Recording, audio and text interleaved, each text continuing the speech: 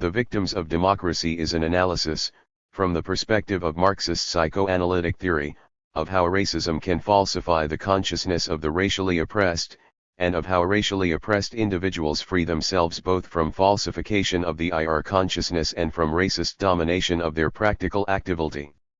In it, three relationships are considered: the life of Malcolm X and the social history of the Black Revolution, class and race, taking into account both racism and the struggle for racial liberation, and history and human nature, as they determine judgments concerning rational and responsible choices of political action. Wolfenstein utilizes a revised version of Freud's group psychology in conjunction with Marxist class analysis in his argument that white racism is a mass hypnotic social formation through which the white working class is identified and identifies itself with the interests of the American ruling class. Black people are trapped within this simultaneously politico-economic and psychological structure of racist oppression. The consequence is black rage. The black person with falsified racial consciousness controls his rage through identification with the oppressor, precluding racial militancy. When racial self-identification replaces identification with the oppressor, however, an emotional basis for militancy is established. Such militancy strengthens the movement toward black liberation and tends to shatter white racist. Preface. When Malcolm X was in prison and after he had been converted to Islam through Elijah Muhammad's ministry, he dedicated himself to documenting Muhammad's teachings in books. The present inquiry is an attempt to document in books the truths contained in the autobiography of Malcolm X and in Malcolm's collected speeches. It is, however, an interpretive and critical documentary. There are various ways in which this book falls short of the mark I set for it. Its most important limit, however, was given in advance of the inquiry itself for, at least in a racist society, no white person can claim an existential appreciation of the black experience. But I am quite convinced that all of us have vital lessons to learn from Malcolm X and the Black Revolutionary Movement. This book is a public record of my attempt to learn these lessons. It is not a substitute for the autobiography of Malcolm X, his speeches, and the other primary materials upon which it relies. I should add a few words about the origins of the inquiry. In the early 1960s I began to use psychoanalytic theory as a way of understanding the relationship between personality and politics. In so doing I adopted a version of Max Weber's methodology and borrowed certai and theoretical notions from Erik H. Erikson and Harold D. Lasswell. Erikson had extended the psychogenetic dimension of Freud's theory into a conception of the human life cycle. In particular, he developed the idea of an adolescent identity crisis, perhaps accompanied by a moratorium, a temporary cessation of socially expected activities, from which the individual emerges with a culturally significant vocation and self-definition.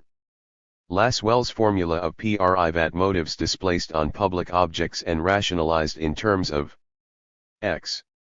The public interest provided an appropriate psychodynamic and political complement to the idea of identity formation.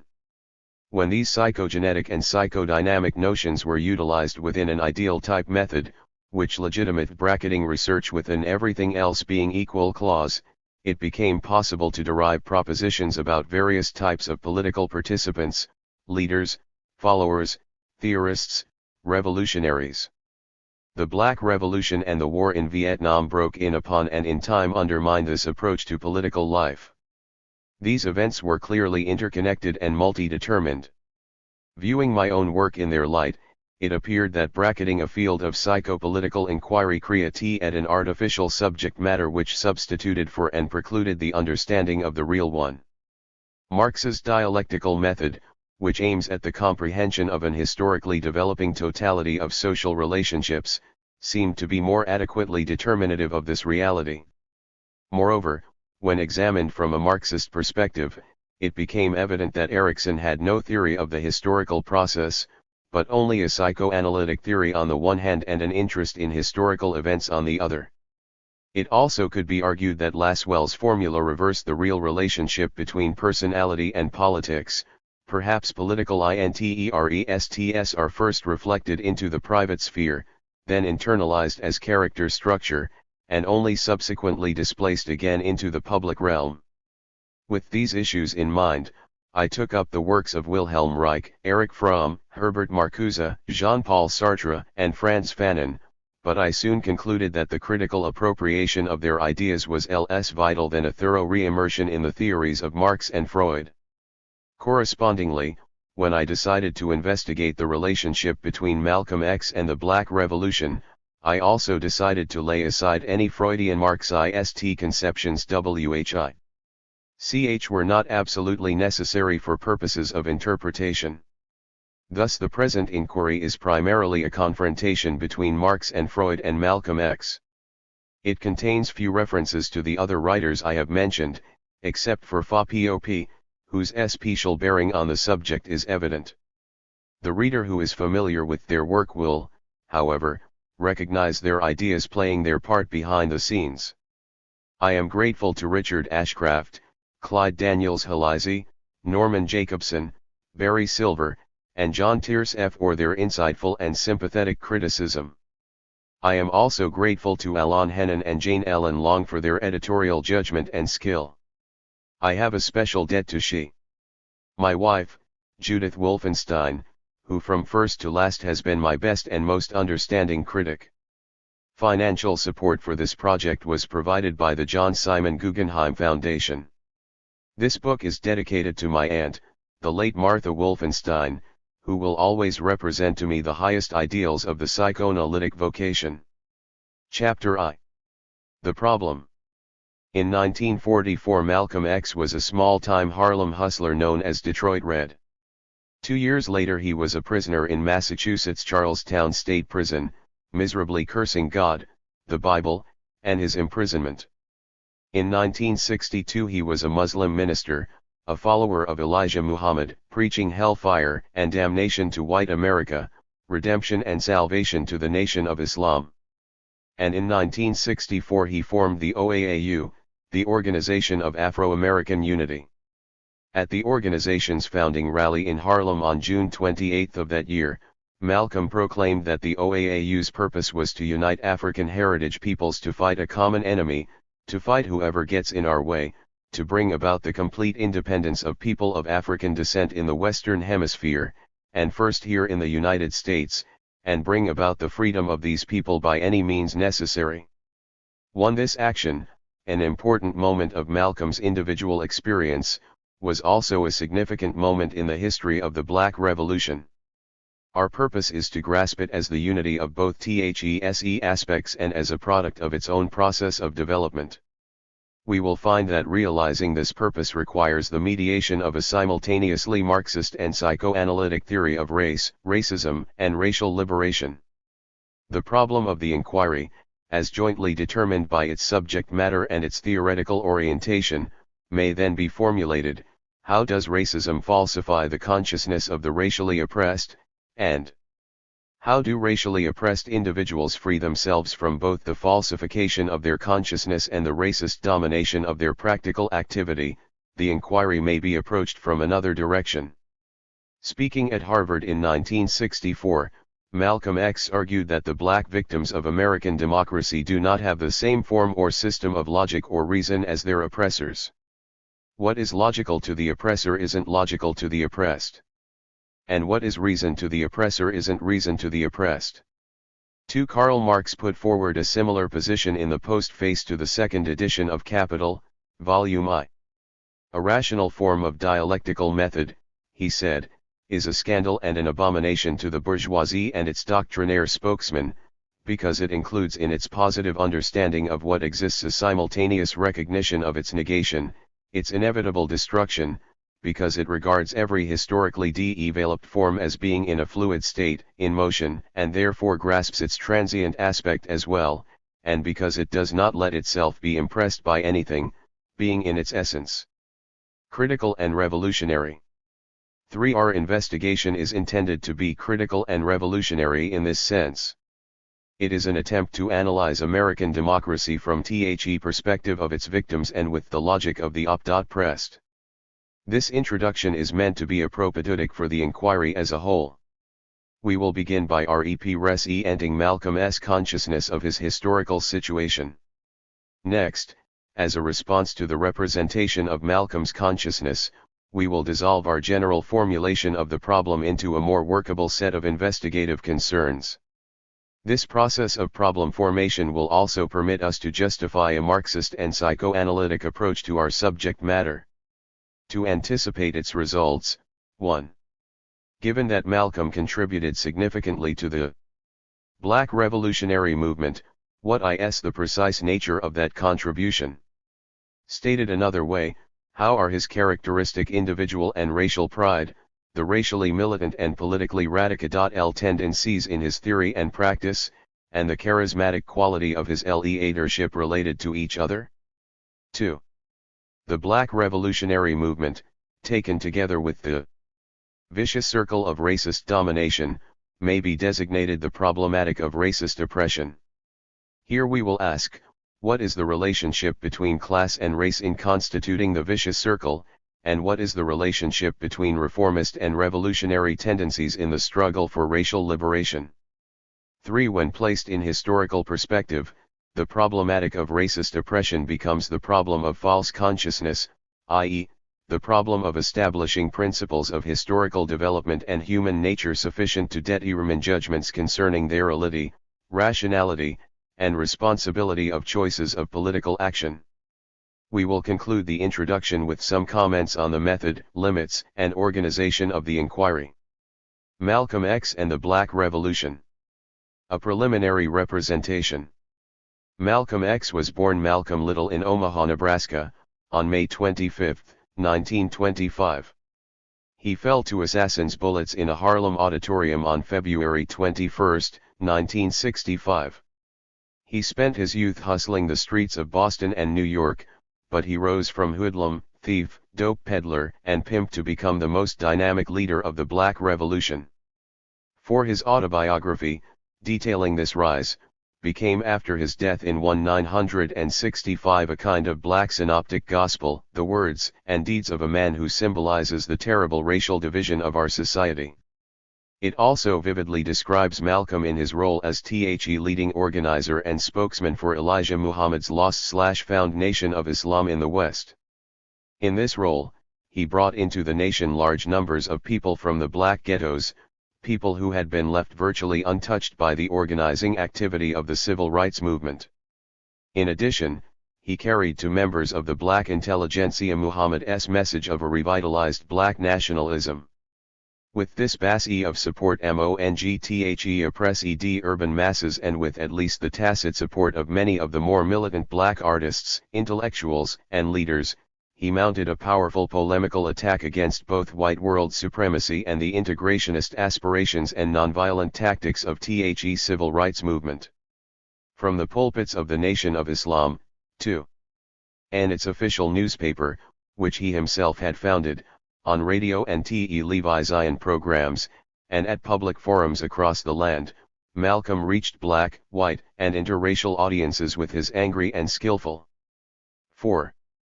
Articulation of Muhammad's message. Finally, during the year of life remaining to him after he left the nation in 1964, Malcolm wove together most of the theoretical and practical strands that would form the matrix of the Black Revolutionary Movement in the coming years: Afro-American unity, political and cultural, Black power, Black pride, and Malcolm's orientation toward political action freedom by any means necessary. If the autobiography of Malcolm X is the synoptic gospel of the Black Revolution, the preserved speeches of his last year are its Pauline epistles. The former inspires by personal example, the latter lead on to collective action. The autobiography draws the reader into a personal world reconstructed by memory and self-reflection. The speeches bring one into the forum of public debate, polemical encounter, and proselytizing activity. Together, the autobiography and the speeches provide us with a conscious experience that is simultaneously deep and broad, reflective and active, personal and political. Where, then, do we begin our representation of Malcolm's consciousness, and how are we to proceed once the beginning has been established?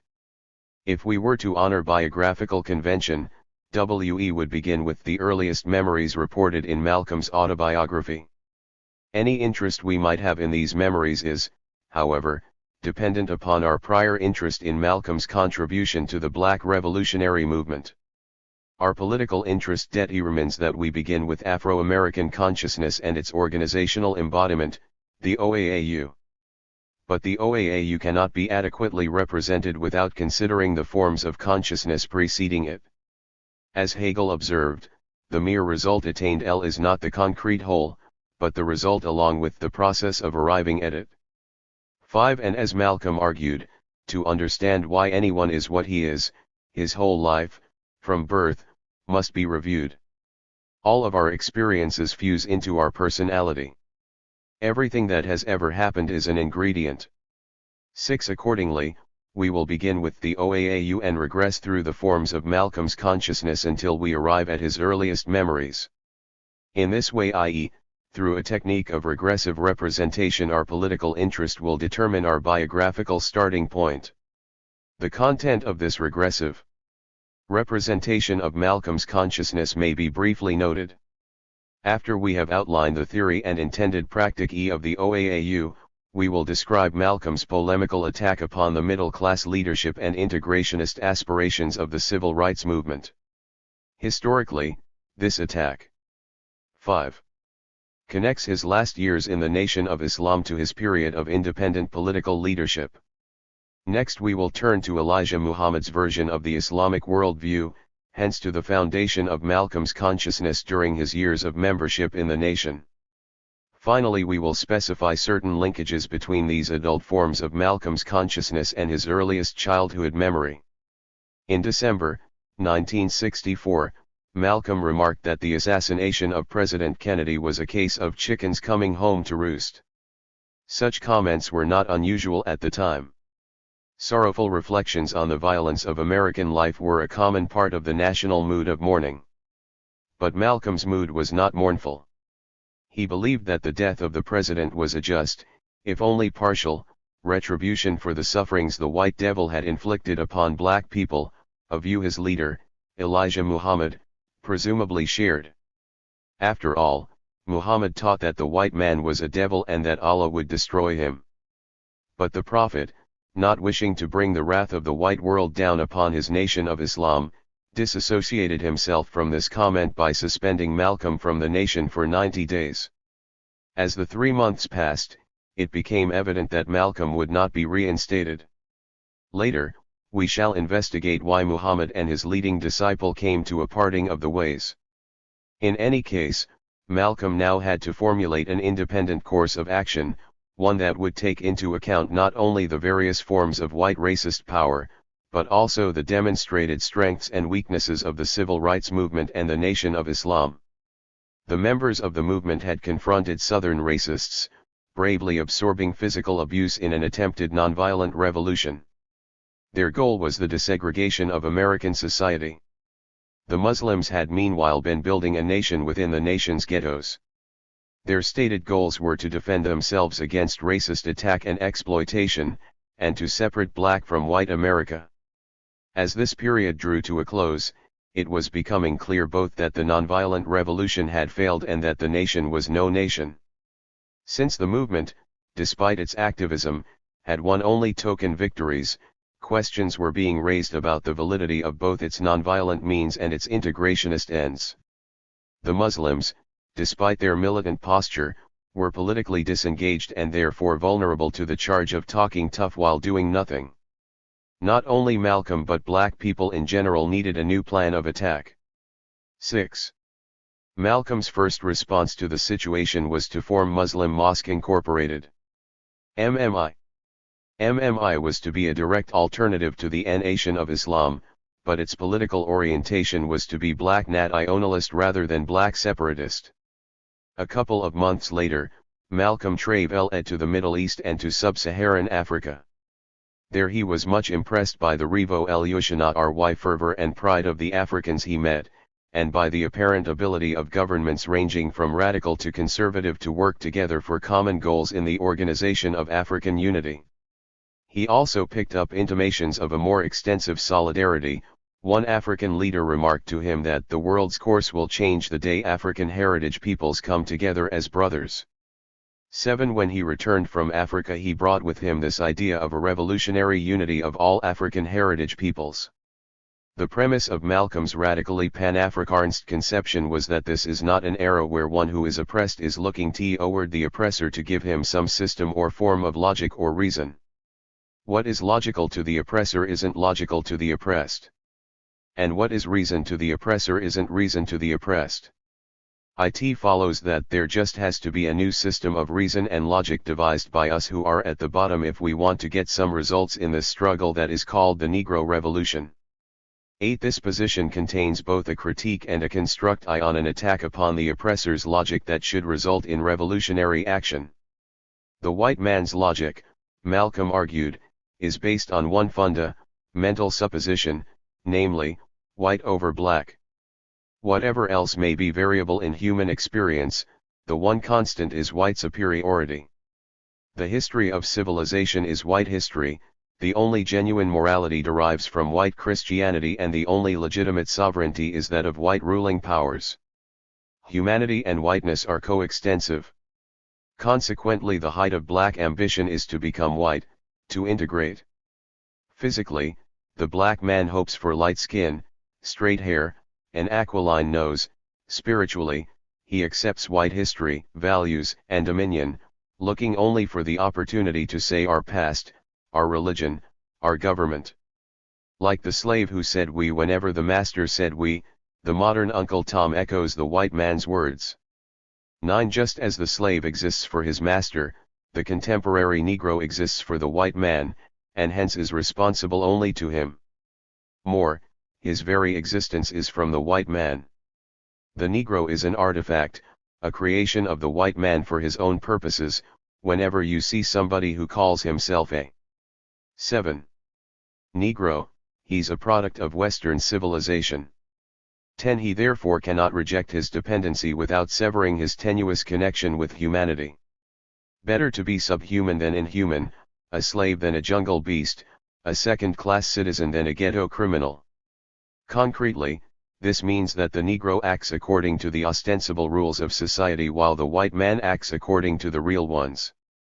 The Negro speaks the language of morality, the white man the language of power. The Negro has the responsibilities of a man and the rights of a beast, the white man has the responsibilities of a beast and the rights of a man. Thus the existing logic entails total negation of black humanity. As long as you call yourself a Negro, nothing is yours. 11. This negation must itself be negated if black self-affirmative action is to be possible. Malcolm's attack upon the white man's logic began with the empirical claim that white has not always dominated black. At an earlier period on the African continent, there was always a higher level of culture and civilization than that which existed in Europe at the same time. 12. This being so, it cannot be claimed that white over black is an eternal law of nature. It is instead an historical variable.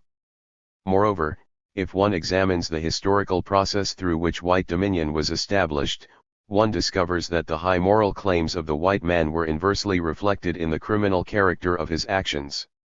The founding fathers from England came from the prisons of England. They were prostitutes, they were murderers and thieves and liars. 1-3 From such people nothing could be expected other than what in fact they did. As soon as they got over here, they created one of the most criminal societies that has ever existed on earth since time began. 14 And the proof of this proposition was close at hand. If you doubt it, when you go home at night, look in the mirror at Yosel Pound, and you'll see the victim of that criminal system that was created by them. 1-5 In short, the collective experience of black people in America was sufficient evidence of white criminality. They therefore owed the man neither love nor respect. They were to reject the hypocritically held values of white society, and to reject the white man's demand that they be respectable and responsible when they holler against what white men are doing to them. 6. Malcolm's Afro-American perspective thus enabled him to reject the moral claims of white America. Because, unlike Elijah Muhammad, he was not willing to wait for Allah to destroy the white world. he also had to demonstrate that black people had the power to overthrow their oppressors. The terms of such a demonstration were set. 8. By those civil rights leaders who had consistently argued that Malcolm was an irresponsible demagogue, who failed to recognize the realities of the American situation. Because black people were in the minority, a black revolution could not succeed. The only hope was to work for liberal reform in a cooperative, nonviolent effort with white allies. But, Malcolm rejoined, moderation would be necessary only if black people were a minority, while in fact they are the great majority of the world's population. As long as the black man in America thinks of himself as a minority, as an underdog, he can't shout but so loud. He never gets irresponsible. He never goes beyond what the power structure thinks is the right voice to shout in. But when you begin to connect yourself on the world stage with the whole of dark mankind, you see that you're the majority and this majority is waking up and rising up and becoming strong. Then when you deal with this man, you won't deal with him like he's your boss or he's better than you or stronger than you. You put him right where he belongs. 17. After centuries of white rule, the dark world is rising. This in turn means that the white world is declining. It's impossible for the dark world to increase in its power and strength without the power and strength of the white world decreasing. This is just the way it is, it's almost mathematics. If there is only so much power, and all of it has been over there, well, the only way this man's going to get some over here is to take it away from those over there. 18. Furthermore, the white man knows that he didn't do right when he had all the power, and if the base of power changes, those into whose hands it falls may know how to really do right. 19. Because there is a finite amount of power in the world, and because the white man has used his power immorally, it follows that he can only escape retribution by trying desperately to preserve what power he still has. This in turn implies the major operative rule of political struggle, the rule obscured by the ideological veil of responsible and nonviolent protest. It's not the nature of power to back up in the face of anything but some more power. 20. When this has been understood, a new game begins, in which the first rule is that anything goes. Black people, recognizing that 9. They are the majority and that time is on their side, will be willing to pay the necessary price for freedom. The price of death, the price to make others respect your human rights is death. You have to be ready to die or you have to be ready to take the lives of others. This is what old Patrick Henry meant when he said liberty or death. If you're not for that, you're not for freedom. It means you don't even want to be a human being. You don't want to pay the price that is necessary. 21. Malcolm's reasoning tends toward the conclusion that the oppressor must expect violent resistance to oppressive actions and that the oppressed must be willing to kill or die for freedom. It does not necessarily follow that the revolutionary process will be violent. If the black man demonstrates his willingness to use any means necessary to win his freedom, the white man may back down. One has to reckon, however, with the more likely alternative. In sum, if the historical premise is bondage and the conclusion is to be freedom, the mediating activity or middle term must be revolutionary action. This in turn entails organization. Malcolm's organization, the OAAU, was to have had a double nature. It was to be an alliance of all the forces working for black liberation in America, and was to coordinate its actions with those of the Organization of African Unity, and it was to be a cohesive political organization, under Malcolm's leadership and oriented toward black community renewal and self-defense. Especially in this latter form, ITT was similar to the Black Power concept that developed after Malcolm's death. As indicated above, its guiding principle was to be freedom by any means necessary, by the ballot or the bullet too. An assassin's bullets took Malcolm's life before he was able to advance the OAAU much beyond the planning stage.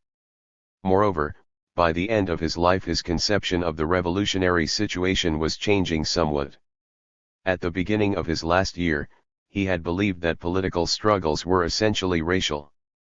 For example, when asked his opinion of the Marxist conception of imperialism, he responded, "It is true that when a nation loses its markets, It's in trouble. And this is one of the basic factors behind ICA's problem. Still, I don't know too much about Karl Marx, but, in Spengler's Hour of Decision, it's about revolution, and his thesis is that the initial stages of the 10th World Revolution would make people be forced to line up along class lines. But then after a while the class lines would run out and it would be a lineup based upon race. Well, I think he wrote this in the early 30s. And it has actually taken place. 23 But when Malcolm was in Ghana in May, the Algerian ambassador asked him to describe his philosophy.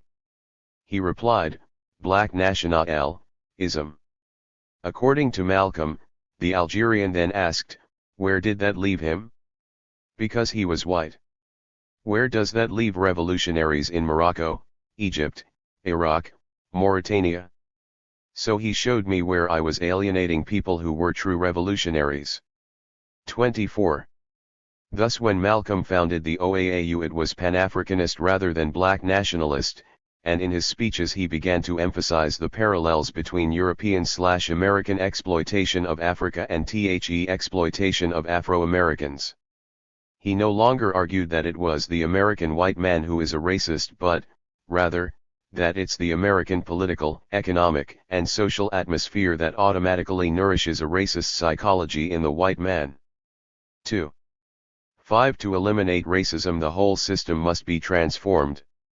A chicken just doesn't have it within its system to produce a duck egg. It can't do it. It can only produce according to what that particular system was constructed to produce. The system in this country cannot produce freedom for an Afro-American. It is impossible for this system, this economic system, this political system, this social system, as it stands, to produce freedom right now for the black man in this country. And if a chicken did produce a duck egg, I'm quite sure you would say it was certainly a revolutionary chicken. 26. If not black nationalism, what, then, was the alternative to the American system? During his travels Malcolm had been struck by the fact that all of the countries that are emerging today from under the shackles of colonialism are turning towards socialism. 27. This, he believed, was no accident. Most of the countries that were colonial powers were capitalist countries, and the last bulwark of capitalism today is America. And you can't have capitalism without racism.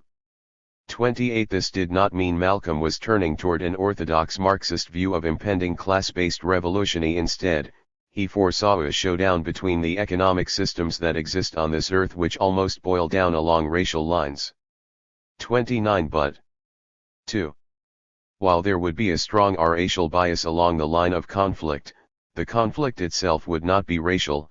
I believe that there will ultimately be a clash between the oppressed and those that do the oppressing.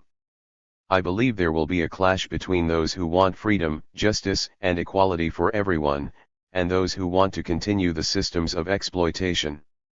I believe there will be that kind of clash, but I don't think that it will be based upon the color of the skin. 30. Not race, but common suffering, was the basis for unity. Like the successful Algerian rebels, other oppressed peoples were coming to realize that oppression made them brothers, exploitation made them brothers, degradation made them brothers, humiliation made them brothers. 3. 1. They were also coming to understand the need to fight a common enemy. And among them, Afro-Americans were learning that they did not have anything to lose but discrimination and segregation. 32. The leaders of the civil rights movement did not think BBCK people had nothing to lose. They believed that there was a world to be won within the American system, that the Negro Revolution was the realization of the American Revolution. Malcolm was severely critical of this view, both before and after he left the Nation of Islam. He argued that the Negro Revolution was in fact counter-revolutionary, that Negro meant nonviolent, and that a nonviolent revolution is a contradiction in terms. The only revolution in which the goal is loving your enemy is the Negro Revolution. It's the only revolution in which the goal is a desegregated lunch counter, a desegregated theater, a desegregated park, and a desegregated public toilet. You can sit down next to white folks on the toilet. That's no our evolution. 33. The harsh realities of black life are not changed by demonstrations, or even by the passage of minimally enforced civil rights legislation.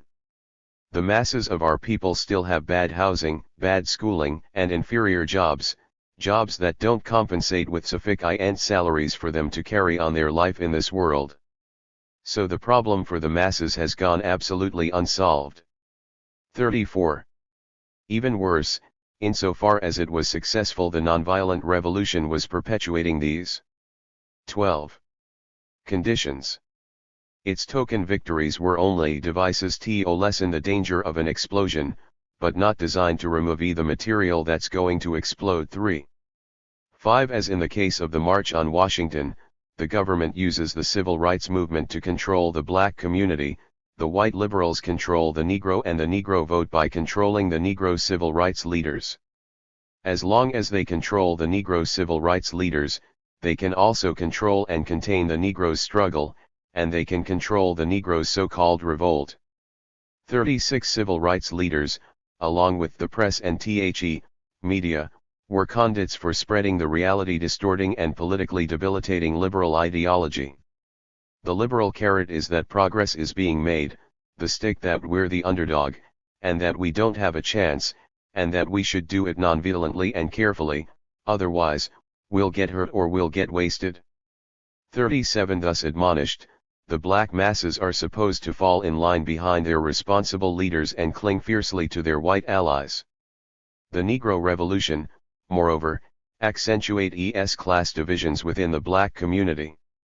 It helps to create a so-called upper-class Negro whose interests appear to be at odds with those of the masses. In fact, Malcolm contended, upper-class Negroes are merely the modern counterpart of that slavery time Uncle Tom, they are 20th century house Negro LESL. 39. Unlike the field Negro, who knew from the welts on his back that the white man was his enemy, the house Negro was totally identified with his master. Whenever the master said we, he said we. That's how you can tell a house Negro 40 in exchange for better food, cast-off clothing, and the privilege of living in his master's attic or cellar. This Uncle Tom gave up any idea of becoming a free man. He sold the slave's birthright, the right to escape or rebel for a mess of pottage. If someone came to that house Negro and said, let's separate, let's run, the house Negro would look at that person like he was crazy and tell him, run where? How would I live, how would I eat if my master didn't feed me? How would I clothe myself if my master wasn't here to give me some clothes? 41. In the same way, the modern Uncle Tom is identified with and dependent upon his white master. He, too, values proximity to the 13. WHITE man, that is, integration above all.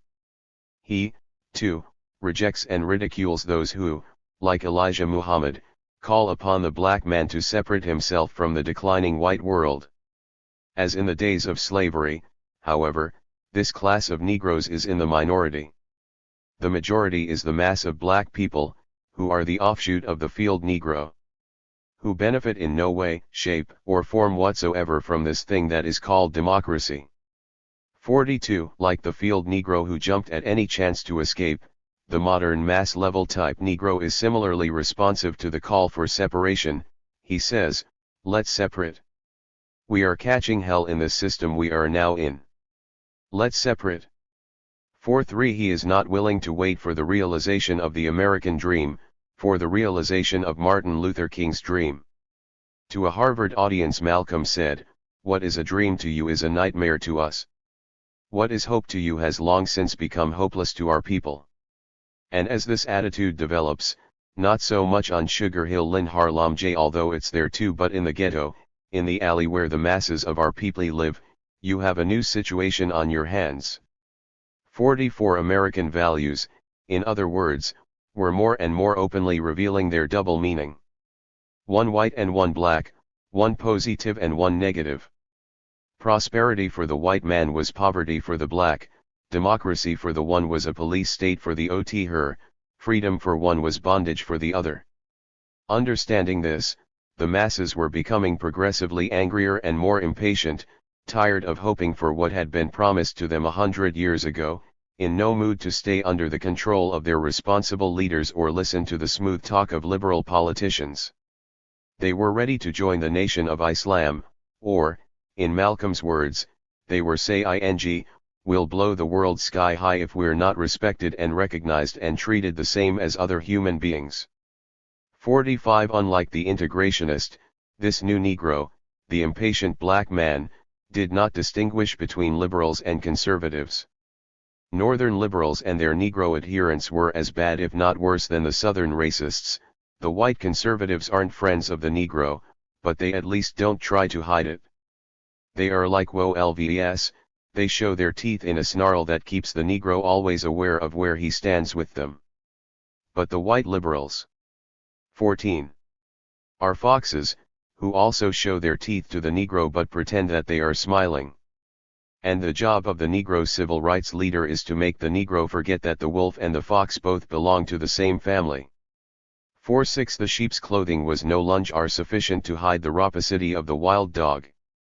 Through the long history of broken promises linking the Emancipation Proclamation to the March on Washington, black people had been learning to penetrate the white man's ideological disguises. They were aided in this effort by the teachings of Elijah Muhammad. As Malcolm put it, the prophet's greatest greatness was that he is the first, the only black leader to identify, who is our enemy. Our enemy is the witty man. 41. And not only were all white men the enemy, but they were also enemies of all black people. Just as the distinction between liberal and conservative was beginning to collapse, so too the divisions within the black community were being overcome. Even black people on Sugar Hill were beginning to realize that any Negro in the community can be stopped in the street. Put your hands up, and they pat you down. Might be a doctor, a lawyer, a preacher or some other kind of Uncle Tom, but despite your professional standing, you'll find that you're the same victim as the man who's in the alley. 4s It made sense for black people to unite on the basis of what we have in common. And what we have foremost in common is that enemy the white man. 49 Here we have reached the vital center of Malcolm's conception of Muhammad's doctrine. The facts of the American experience are comprehensible only from the initial premise that the white man is the black man's enemy. Given this premise, black people can develop a common logic of action, can unite against their enemy. Moreover, the implications of this clarified understanding were vital for white people as well. They had to learn, and we in bitter fact learning, that the black man considered them to be the enemy. The ghetto disturbances of 1963 and 1964 brought about a painful awakening for many white Americans. This fact in itself supported the position, which Malcolm had long maintained, that there never was any communication between the races. You need some proof. Well, then, why was it that when Negroes did start revolting across America, virtually all of America was caught up in surprise or even shock? I would hate to be general of an army as badly informed as the American white man has been about the Negro in this country. 5 degrees For several years Malcolm had been arguing that the white man was blinding himself to the realities of the racial situation. The veil of lies in which he shrouded the black masses also prevented him from understanding their condition. In many communities, especially small communities, white people have created a benevolent image of themselves as having had so much goodwill toward our Negroes. 51. In the larger cities, they had kept black people sealed up in the ghettos, out of sight somewhere, around the corner. 5.2 The mediating factor common to both cases was that the local Negro leader, in order to survive as a leader, kept reassuring the local white man, in effect, everything's all right, everything's right in hand, boss. 53 If, however, he was having trouble keeping things quiet, or needed some form of bounty to distribute to his followers, he asked, boss, some of the people talking about we sure need a better school, boss. And if the local Negroes haven't been causing any trouble, the benevolent white man might nod and give them a school or some jobs. 5.4 This permitted the white man to feel noble about throwing a few crumbs to the black man, instead of feeling guilty about the local community's system of cruelly exploiting Negroes. 55. The determining principle in this design was, of course, white power.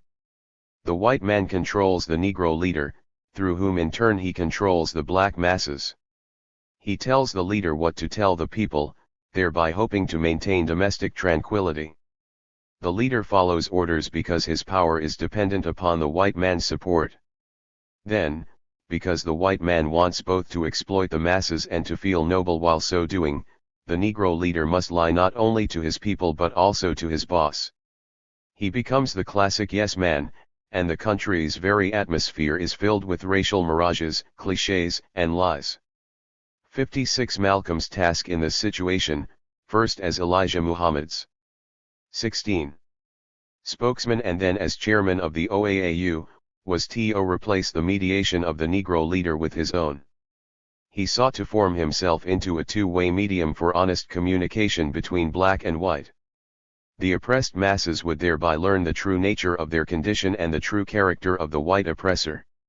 In consequence, their rejection of the existing system, now spontaneous and sporadic, would become increasingly organized and self-conscious. The oppressor would learn that his house was aflame and only emergency measures would put out the fire. I'm only warning you of a powder keg situation. You can take it or leave it. If you take the warning, perhaps you can still save your soul pound.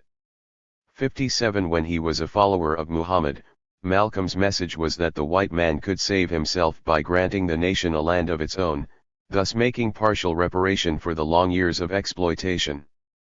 When he was on his own, his message was that the white man had to meet the black people's demands for a genuine transformation of American society. But in neither instance was Malcolm optimistic about the white man taking the warning, yet instead of the white man blaming himself for the anger of the Negro, he has the audacity to blame us. And we warn you how angry the Negro is becoming. You, instead of thanking us for giving you a little warning, try to accuse us of stirring up the Negro. Don't you know that if your house is burning, you shouldn't accuse me of setting the fire? Thank me rather for letting you know what's happening, or what's going to happen, before it's too late. 58. In truth, no one man or small group of men could start the fire. There are, after all, no ghetto rebellions without ghettos. The great sin of the white liberals and Negro leaders was their attempt to ignore the ghettos, to perpetuate the myth that freedom could be found north of the Mason-Dixon line. For Malcolm, America is Mississippi. There's no such thing as the South, it's America. 59. Both as a black Muslim and afterward, Malcolm hammered home this point. The continued existence of the ghettos demonstrated that the North was not the promised land, that there was a national condition virtually as oppressive as slavery itself. Consequently, there could be no hope for black people within the existing American system. Either they would have to follow Elijah Muhammad out of Wit-e America, like the Israelite children following Moses out of Egypt. As Malcolm put it, Moses never taught integra. 17. Moses taught separation G60, or they would have to rebel against their masters. There was no basis for compromise.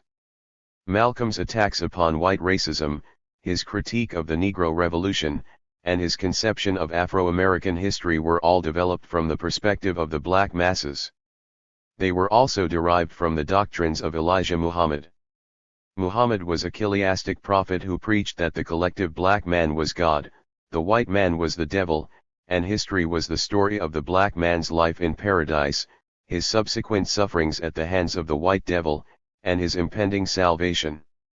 Although ultimately Malcolm abandoned Muhammad's racial theodicy in favor of Islamic orthodoxy and a secular vision of black liberation, for many years it constituted the foundation of his consciousness. Indeed, it provided a framework within which he was able to develop a coherent conception of black history.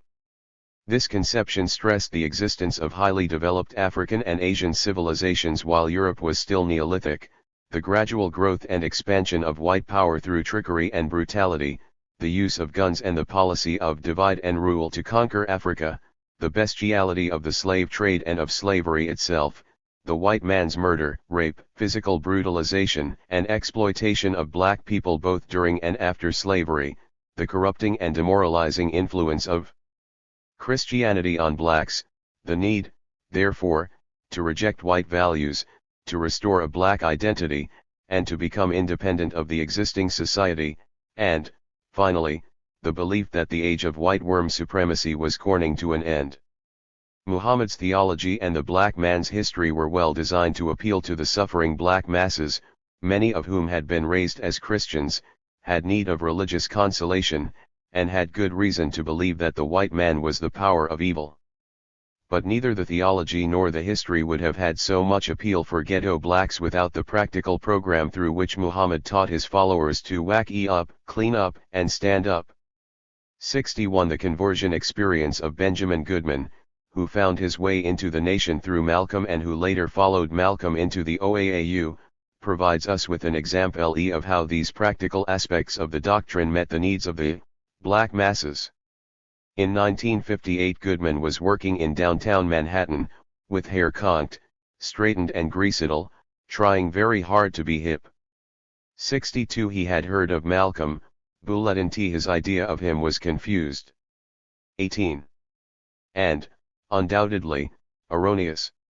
63. Then, in the spring of that year, a Muslim named Hinton Johnson was beaten by police and arrested while witnessing an altercation between an officer and another black man. When he learned of the incident, Malcolm led a group of Muslims down to the local precinct station. As they stood outside, surrounding the building, Malcolm entered and demanded the ministerial right to visit the arrested man. Having gained this end and seen that Johnson was badly injured, Malcolm prevailed upon the police to transfer Johnson to a hospital for treatment. After he received medical attention, Johnson was returned to his cell. At this point, as one report stated, Mr. X left the station house, gave one brief command to his followers, and they disappeared as if in thin air. 64. The next day Malcolm reappeared for the arraignment with his followers, a lawyer, and the necessary bail bond. Johnson was released. Goodman states, "It was this incident that really brought Malcolm X and the Muslims to my attention." 65.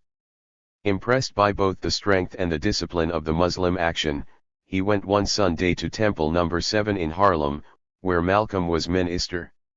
Upon entering, he was searched for concealed weapons and his breath was checked for the smell of alcohol. This, he learned, was standard practice. Having passed the tests, he was permitted to proceed to the meeting room, where he was overwhelmed by a succession of impressions, the uprightness, the sobriety of the brothers walking around, the Arabic greeting Assalamu alaikum, which struck him as strange, and, most of all, Malcolm's teachings about slavery. I was spellbound.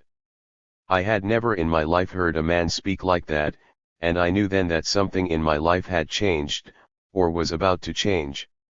I had been like a boat adrift, and I had found my course. 66.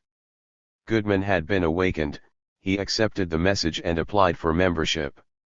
This involved, first, copying a form letter to Muhammad, in which he affirmed that he had attended meetings and believed in the truths he had heard.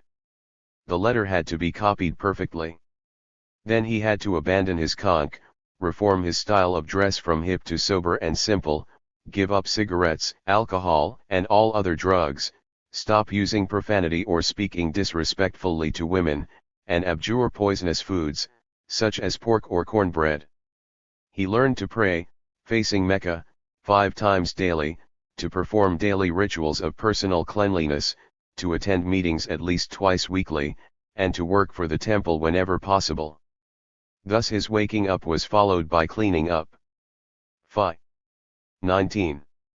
Nally, after 6 months of probation, he was admitted to full membership as Benjamin 2X.67. The X is undoubtedly the most potent symbol of the Muslim life. As Goodman observes of his own first reaction to it, that X really struck me, and I kept repeating it to myself, as though there were something magic about it. 68. It immediately conveyed the idea that its bearer was somehow different, and superior, to people with conventional last names.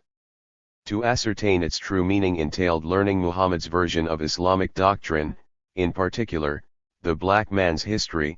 The X is substituted for the slave name given to our forebears by the plantation J.cis, X being the unknown factor, since we did not know what our rightful names were. 6.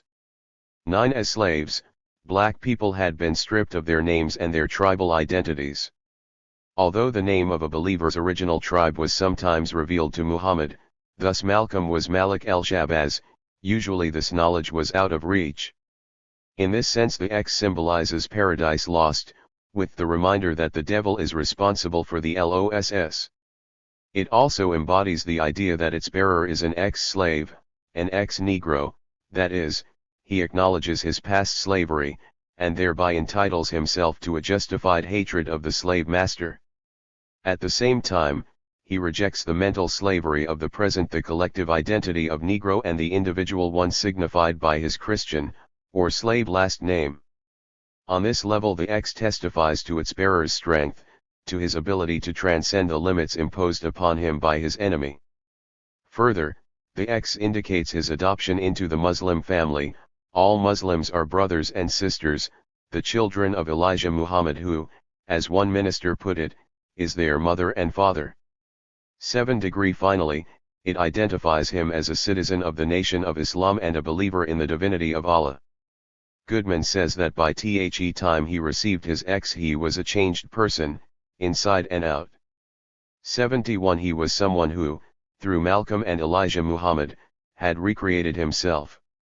Where before he had been the passive object of another's interest, he was now the subject, the active force, in his own life. By negating the weak, individual self-image that negated him, he had affirmed a powerful, collective self-conception. The most intense experience of this collective self, the moment when Muslim believers could feel fully united through their mutual participation in Allah's love and power, was the weekly or twice-weekly meeting.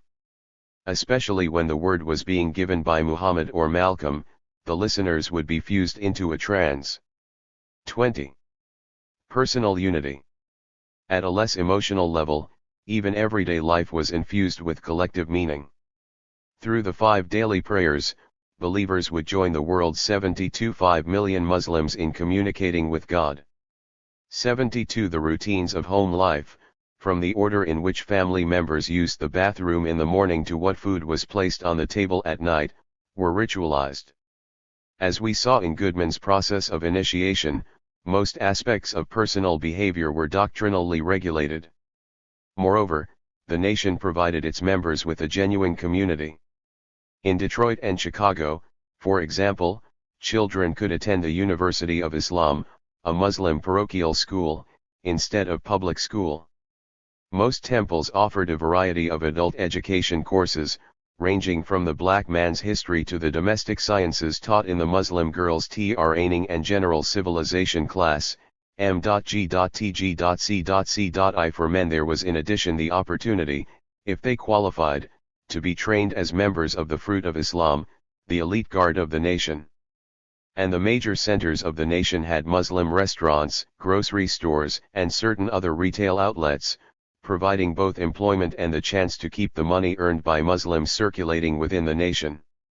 The paramilitary Fruit of Islam and the Muslim economic institutions embodied the third of Muhammad's promises to his followers. After waking up and cleaning up, they would be able to stand up, that is, they would be economically secure and able to defend themselves from attack. Muhammad argued that a major part of the Negro's sickness was that he was a beggar rather than a producer, dependent rather than self-sufficient, hence he forbade his followers to buy on credit a road back into virtual slavery to the white man, and he encouraged them to build business enterprises, either under the aegis of the nation or independently. To aid them in such endeavors he gave them an economic blueprint, consisting of 5 basic principles. First, know thyself. Recognize that you are a member of the Creator's nation, recognize the necessity for unity. This implies, second, the importance of pooling your resources, physically as well as financially. Next, one must not criticize anything that is black-owned or black-operated. Rather, one should spend one's money with one's own kind, to enrich the black man, not the white man. Fourth, because jealousy destroys from within, no black man should be envious of another's success. Finally, observe the operations of the white man. He is successful.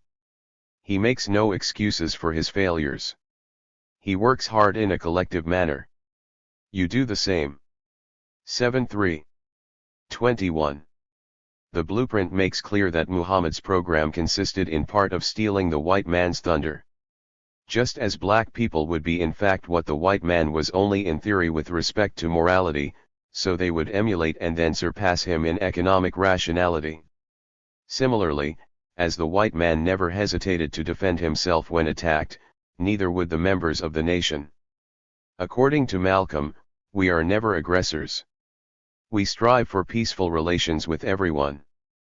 But we teach our people, if anyone attacks you, lay down your life. Never be the aggressor, never look for trouble. But if any man molests you, may Allah bless you. 74. As the last phrase indicates, self-defense was sanctioned by religion. Every Muslim had the right, and the obligation, to do unto others as they did unto him. In practice, this right was vested in the fruit of Islam.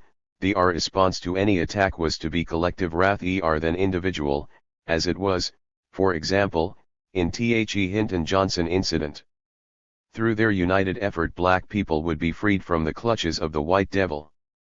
By combining these economic and defensive principles with his program of self-purification and revitalization, the Prophet sought to build a strengthened and independent black community, united nationwide under his leadership.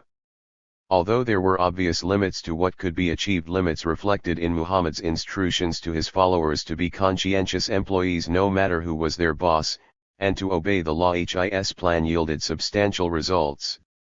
As Malcolm put it, for ghetto blacks whose minds had been whitened out and whose bodies had been thoroughly corrupted by drugs and alcohol, Muhammad's truth was a two-edged sword.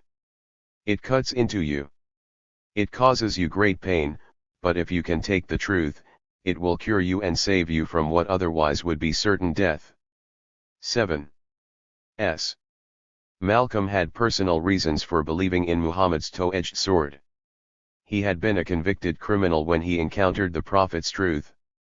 Through his conversion he had been able to transform himself from a nihilistic street hustler into a disciplined, hard-working and morally impeccable Muslim minister. Concerning his own conversion he argued that the white man is the devil is a perfect echo of the black convict's lifelong experience. 76. He also observed that only guilt admitted accepts truth. 22. And that the very enormity of my previous life's guilt created the necessary precondition for enlightenment. By his guilt Malcolm meant his years of living by the hustling code on the streets of Roxbury and Harlem. In saying that his lifelong experience prepared him to believe the white man is a devil, he was looking back past his hustling years to his childhood, to the 8th grade English teacher who told him that, despite his evident intelligence, a lawyer that's no realistic goal for a nigger. 77. Before that, to the state welfare authorities whom he blamed for driving his mother insane and breaking up his family after his father's death, to the white racists who killed his father, and who had previously burned down the family home. This latter event, the Nightmare Night in 1929, was Malcolm's earliest vivid memory. I remember being suddenly snatched awake into a frightening confusion of pistol shots and shouting and smoke and flames. My father had shouted and shot at the white men who had set the fire and were running away. Our home was burning down around us. We were lunging and bumping and tumbling all over each other trying to escape. My mother, with the baby in her arms, made it into the yard before the house crashed in, showering sparks. I remember we were outside in the night in our underwear, crying and yelling our heads off. The white police and firemen came and stood around watching as the house burned down to the ground. 7-8. In sum, when we begin with the OAAU, we end with Malcolm's earliest experience of racist oppression, and see the roots of his commitment to racial liberation in his childhood. Militancy vs. radicalism. The question of Malcolm's historical significance. THEOAAU thus signifies the whole of Malcolm's life history, and, more generally, it points us toward the Black Revolution, especially those moments in its history which followed Malcolm's death.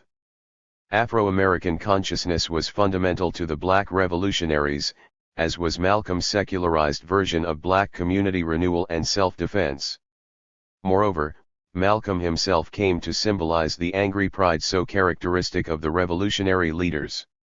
This is not to say that these elements were exclusively Malcolm's contribution to the revolutionary cause. His Afro-American consciousness, for example, has a long prior history. From Martin R. Delaney to W.E.B. Du Bois, there extends a direct line of concern with the question of African origin and possible destiny. The rapid process of decolonization in the post-war period gave this tradition new life. Many Black Americans were inspired by and interested in finding ways of relating to the emerging African nations. Several Black leaders besides Malcolm sought support for the American struggle from these countries. Malcolm, however, was the most persistent and most successful in heightening Black American consciousness of the African cultural heritage, and in linking the national struggle to the international one. He is therefore most closely identified with the contemporary development of Afro-Americanism. The second major theme in Malcolm's work, what came to be called Black Power, has also been part of the tradition of American Black nationalism. 7-9 The particular form it has taken, however, is clearly Malcolmite. James Farmer, for example, admitted shortly before leaving CORE that figures like the late Malcolm X have influenced us perceptibly so. With the younger members of the movement, Malcolm's call for Black community self-determination and self-defense, coupled with an uncompromising challenge to racism in the society at large, reached a most receptive audience. It is Malcolm's language that echoes in the final warning of Stokely Carmichael and Charles Hamilton's Black Power: whatever the consequences, there is a rapidly growing body of Black people determined to take care of business. They will not be stopped in their drive to achieve dignity, to achieve their share of power, indeed, to become their own men and women in this time and in this land by whatever means necessary. 1 The Afro-American and Black Power themes provide us with a general way of describing the ideological content of Malcolm's work, but do not express its full significance. Malcolm also had a personal impact on people that went beyond the program he was articulating. Ossie Davis reports, for example, that after he eulogized Malcolm at his funeral, numerous Black people wrote to him, commending him for the action. Most all of them took special pains to disagree with much or all of what Malcolm said and what he stood for. But with one singing exception, they all, every last, Black, glory-hugging one of them knew that Malcolm, whatever else he was or was not, Malcolm was a man. 8-2 In believing they disagreed with what Malcolm said, many people were probably fusing and confusing his Black Muslim pronouncements with his subsequent position. At least, the relative popularity of Afro-American and Black Power concepts during the late 1960s indicates that more people would agree with the latter than with the former. Yet, despite the differences, which we will be at pains to specify later on, there is an underlying unity between these two phases and, indeed, between them and the younger, pre-Muslim Malcolm portrayed in the autobiography of Malcolm X. Malcolm was a proud and angry man, who over time turned his anger into a slashing critique of American racist practices and of any Negro justification for tolerating them. In paraphrase, be proud you are Black, don't apologize for it, make the white man apologize, in fact, make him compensate you for the oppression to which you have been subjected. More fight to end that oppression, make yourselves into a free people by any means necessary. We now have some sense of Malcolm's significance, an individual/collective history, his life and work as such, along with its immediate consequences for the consciousness and conscious activity of his contemporaries, and a legacy, those aspects of his activity which have been carried beyond the limits of his lifetime. This significance can be summarized as Afro-American unity, Black Power, and Black Pride. The theoretical framework of Black Power is 25. Afro-American unity, One form of the actualization of Afro-American unity is Black power. Together they help to generate Black pride, upon which they are themselves predicated. These three concepts are, in other words, interpenetrating aspects of Malcolm's racial consciousness. But if they suffice to establish that Malcolm's life work was historically significant, they do not provide standards for judging the relative significance or the theoretical meaning of Malcolm's various activities.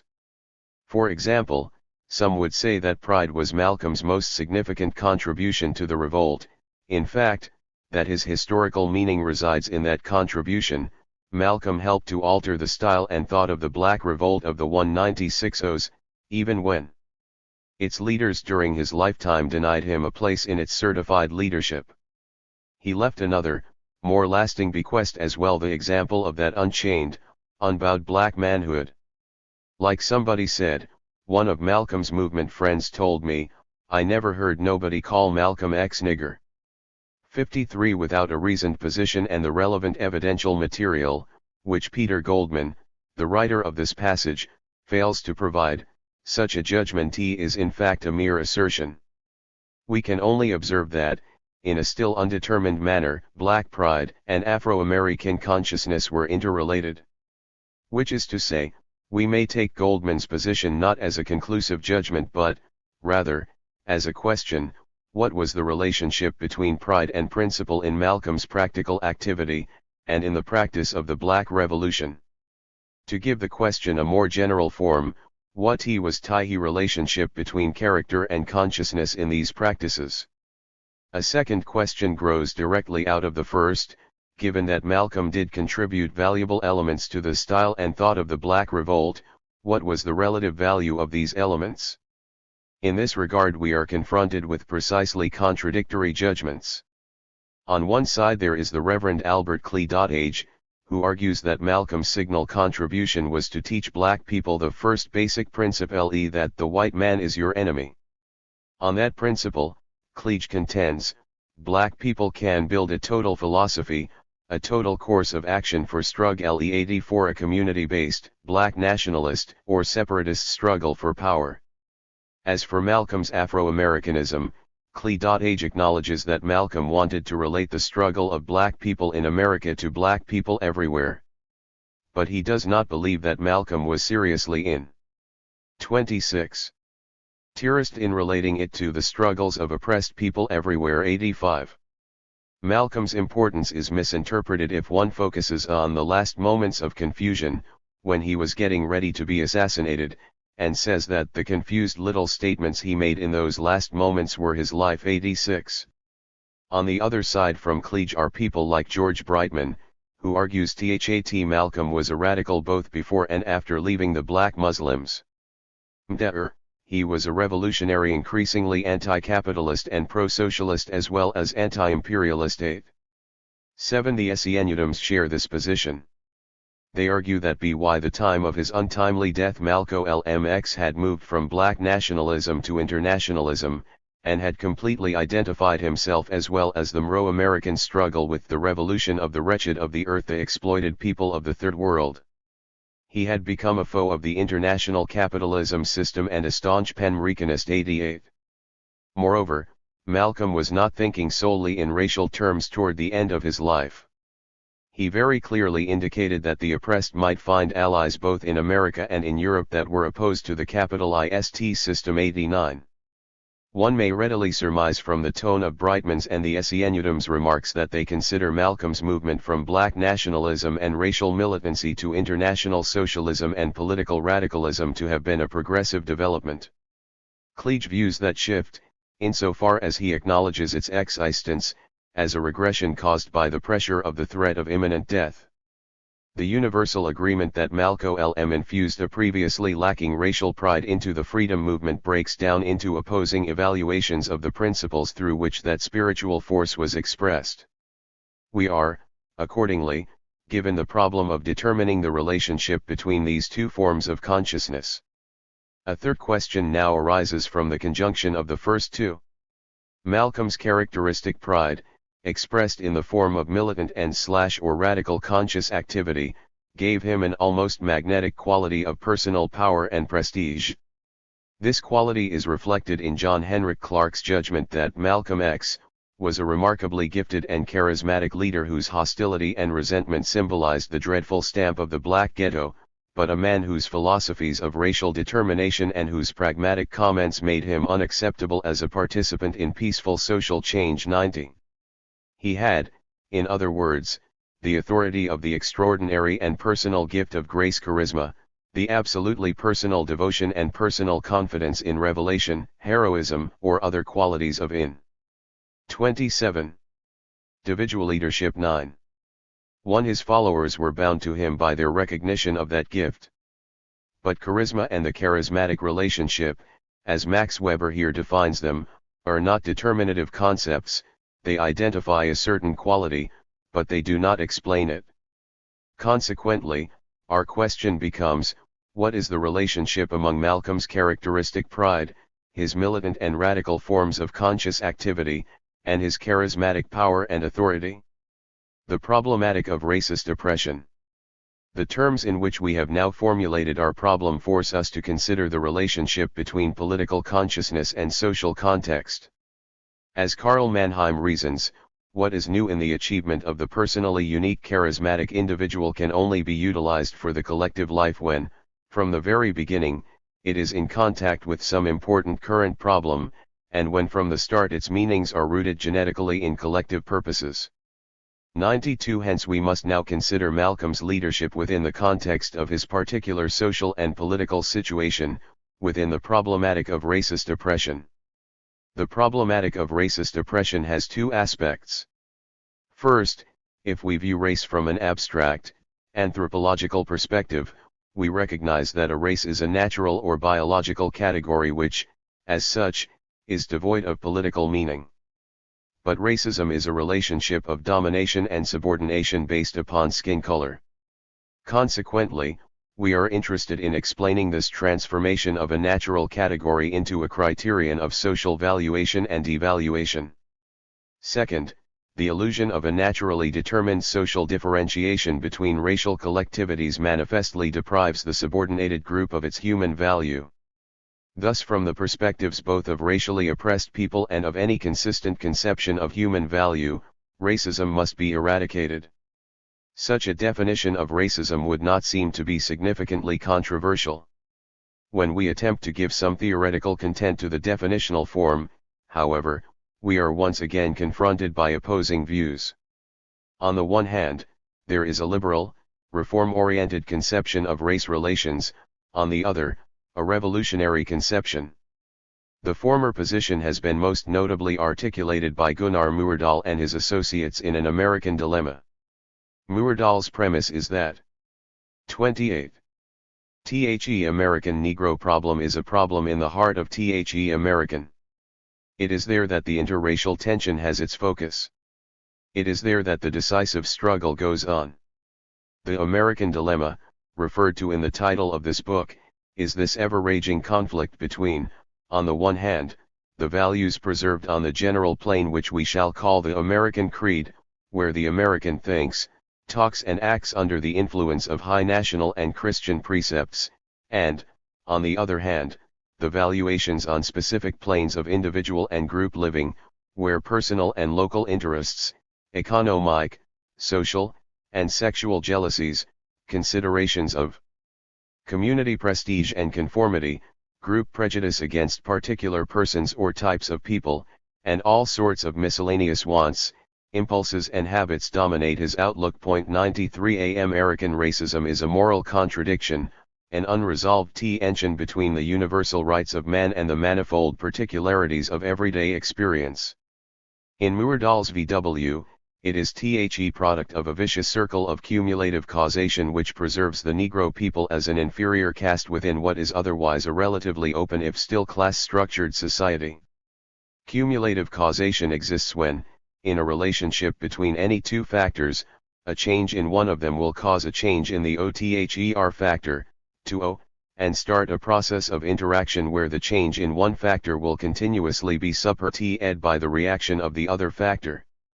The whole system will be moving in the direction of the primary change, but much further. 9. For in the instance of American racism, white prejudice and discrimination keep the Negro low in standards of living, health, education, manners, and morals. This, in turn, gives support to white prejudice.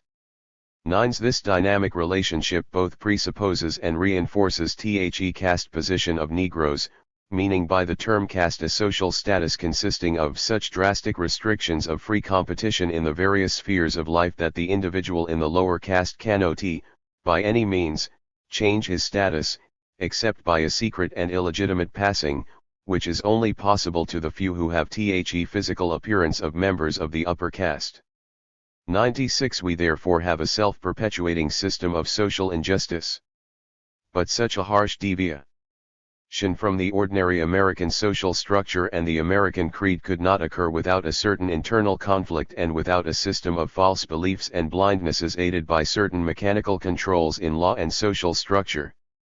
97. The false beliefs or popular theories of race, because of the rationalizing function they serve, are heavily loaded with emotions, especially sexual fears and fantasies, but people also want to be rational and can be expected to respond favorably to educational efforts. 98. Similarly, the mechanical deficiencies in the system may be remedied by intelligent social engineering oriented toward cumulative causation in a liberal direction. In other words, Myrdal is looking toward a genuine New Deal for the Negro people, and therefore ends on this optimistic, if hypothetical, note: if America in actual practice could show the world a progressive trend by which the Negro became finally integrated into modern democracy, all mankind would be given faith again. It would have reason to believe that peace, progress, and order are feasible.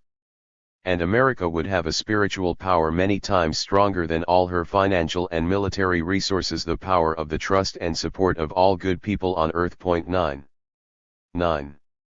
One might say that the civil rights movement during its phase of nonviolent direct action was an attempt to realize Myrdal's vision. Although it had roots in the Black American experience and drew its inspiration from Gandhi's Satyagraha campaigns, its leaders viewed its purpose as the realization of the American dream. The opposing position is argued most forcefully by Oliver C. Cox in Caste, Class, and Race.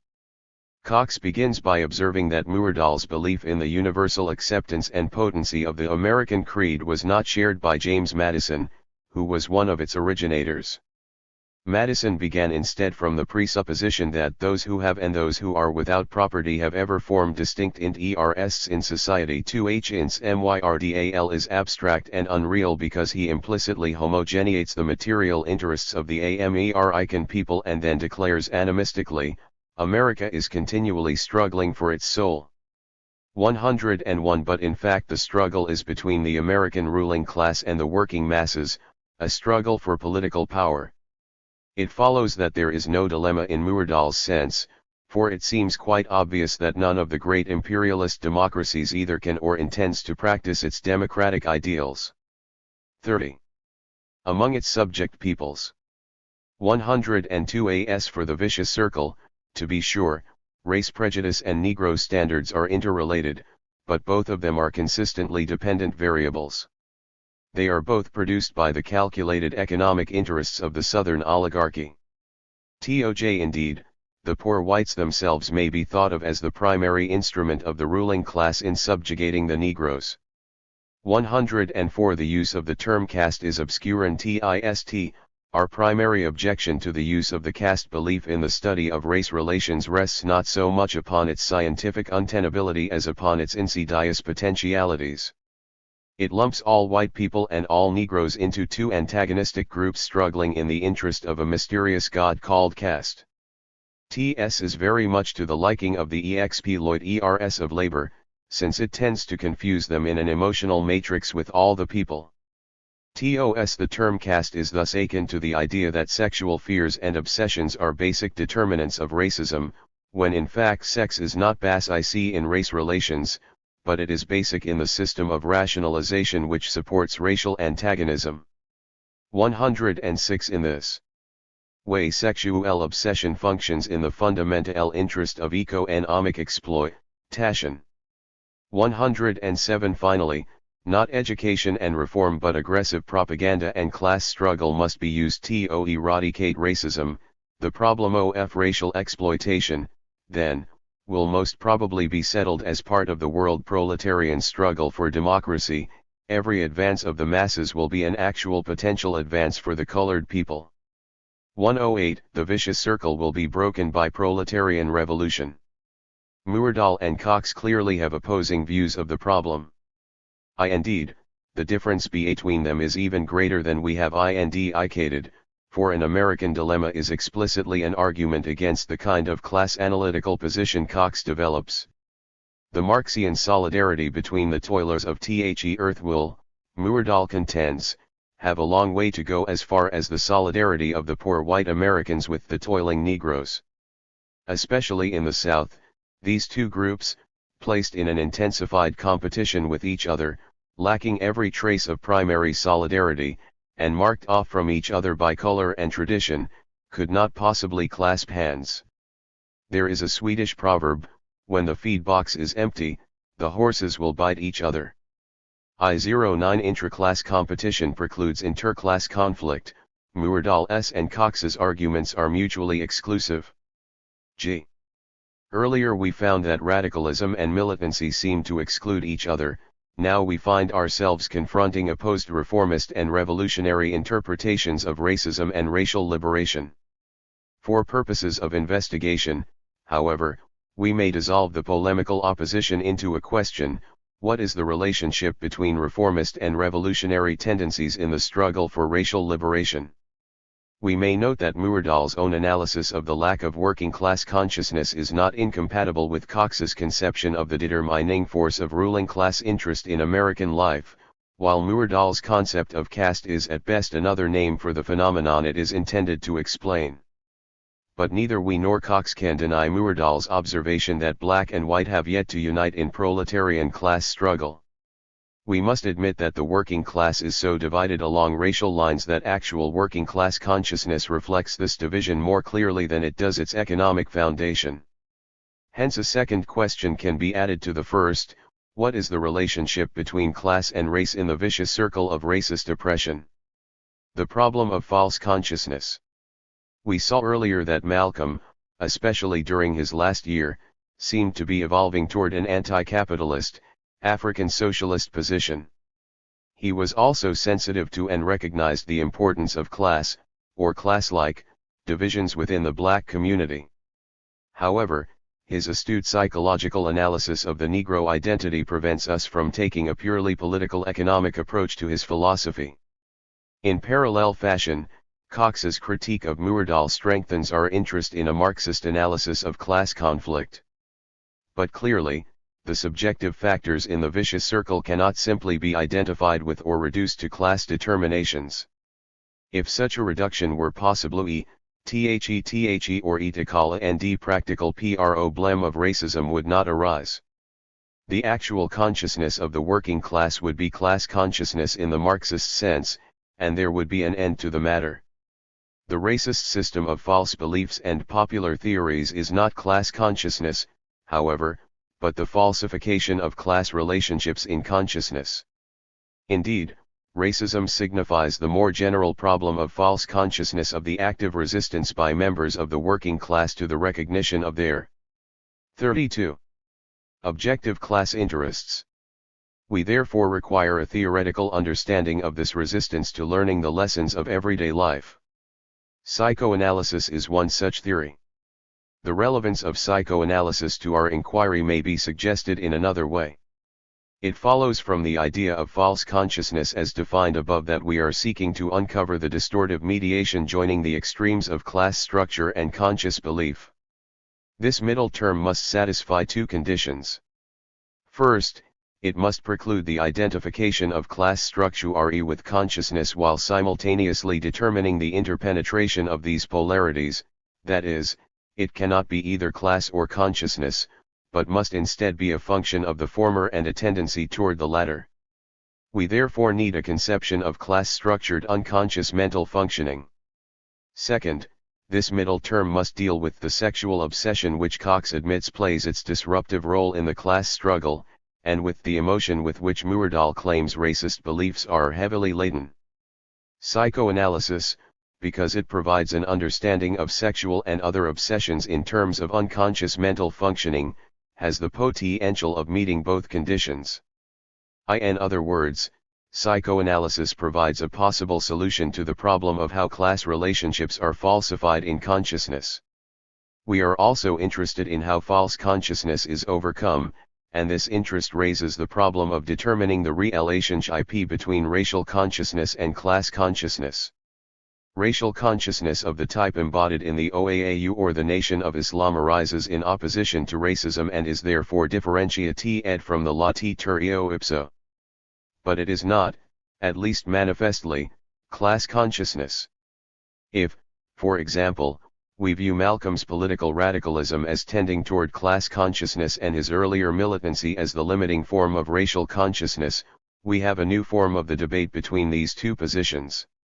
In such a renewed debate, the militant would argue that radicalism leads to interracial alliances which invariably disadvantage black people, while the radical would argue that militancy isolates black people in their blackness, deprives them of all possible allies, and likewise is to their disadvantage. Each would appear to the other to be blind to the realities of the existing situation, hence to be irrational and irresponsible with respect to the interests of black people. At his juncture the debate ends inconclusively, because the relationship between racial and class consciousness has not been determined. 33.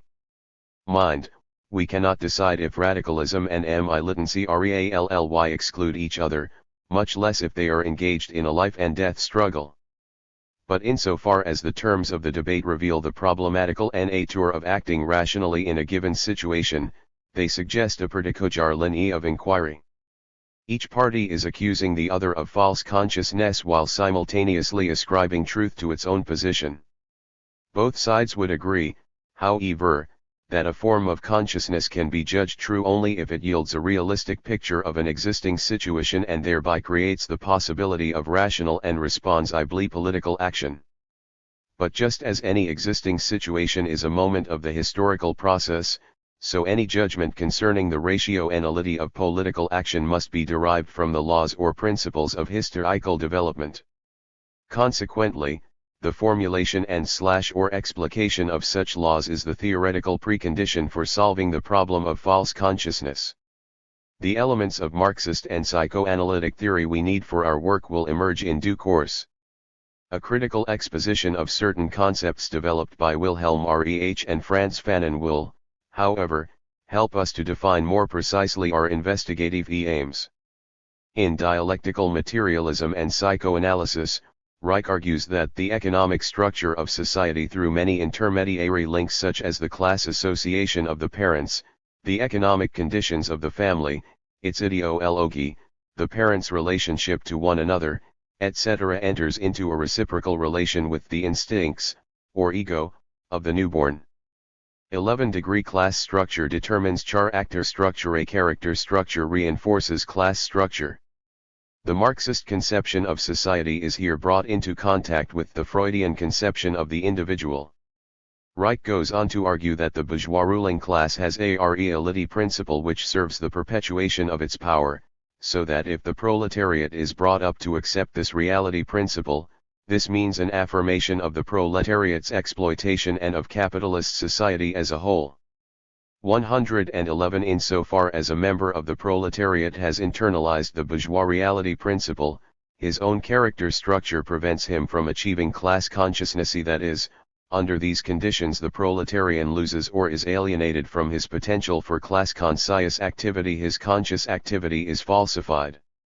As Fanon says concerning racist oppression, the black man wears a white mask. 11.2 He has been taught that to be white is to be human, and he wishes to be human.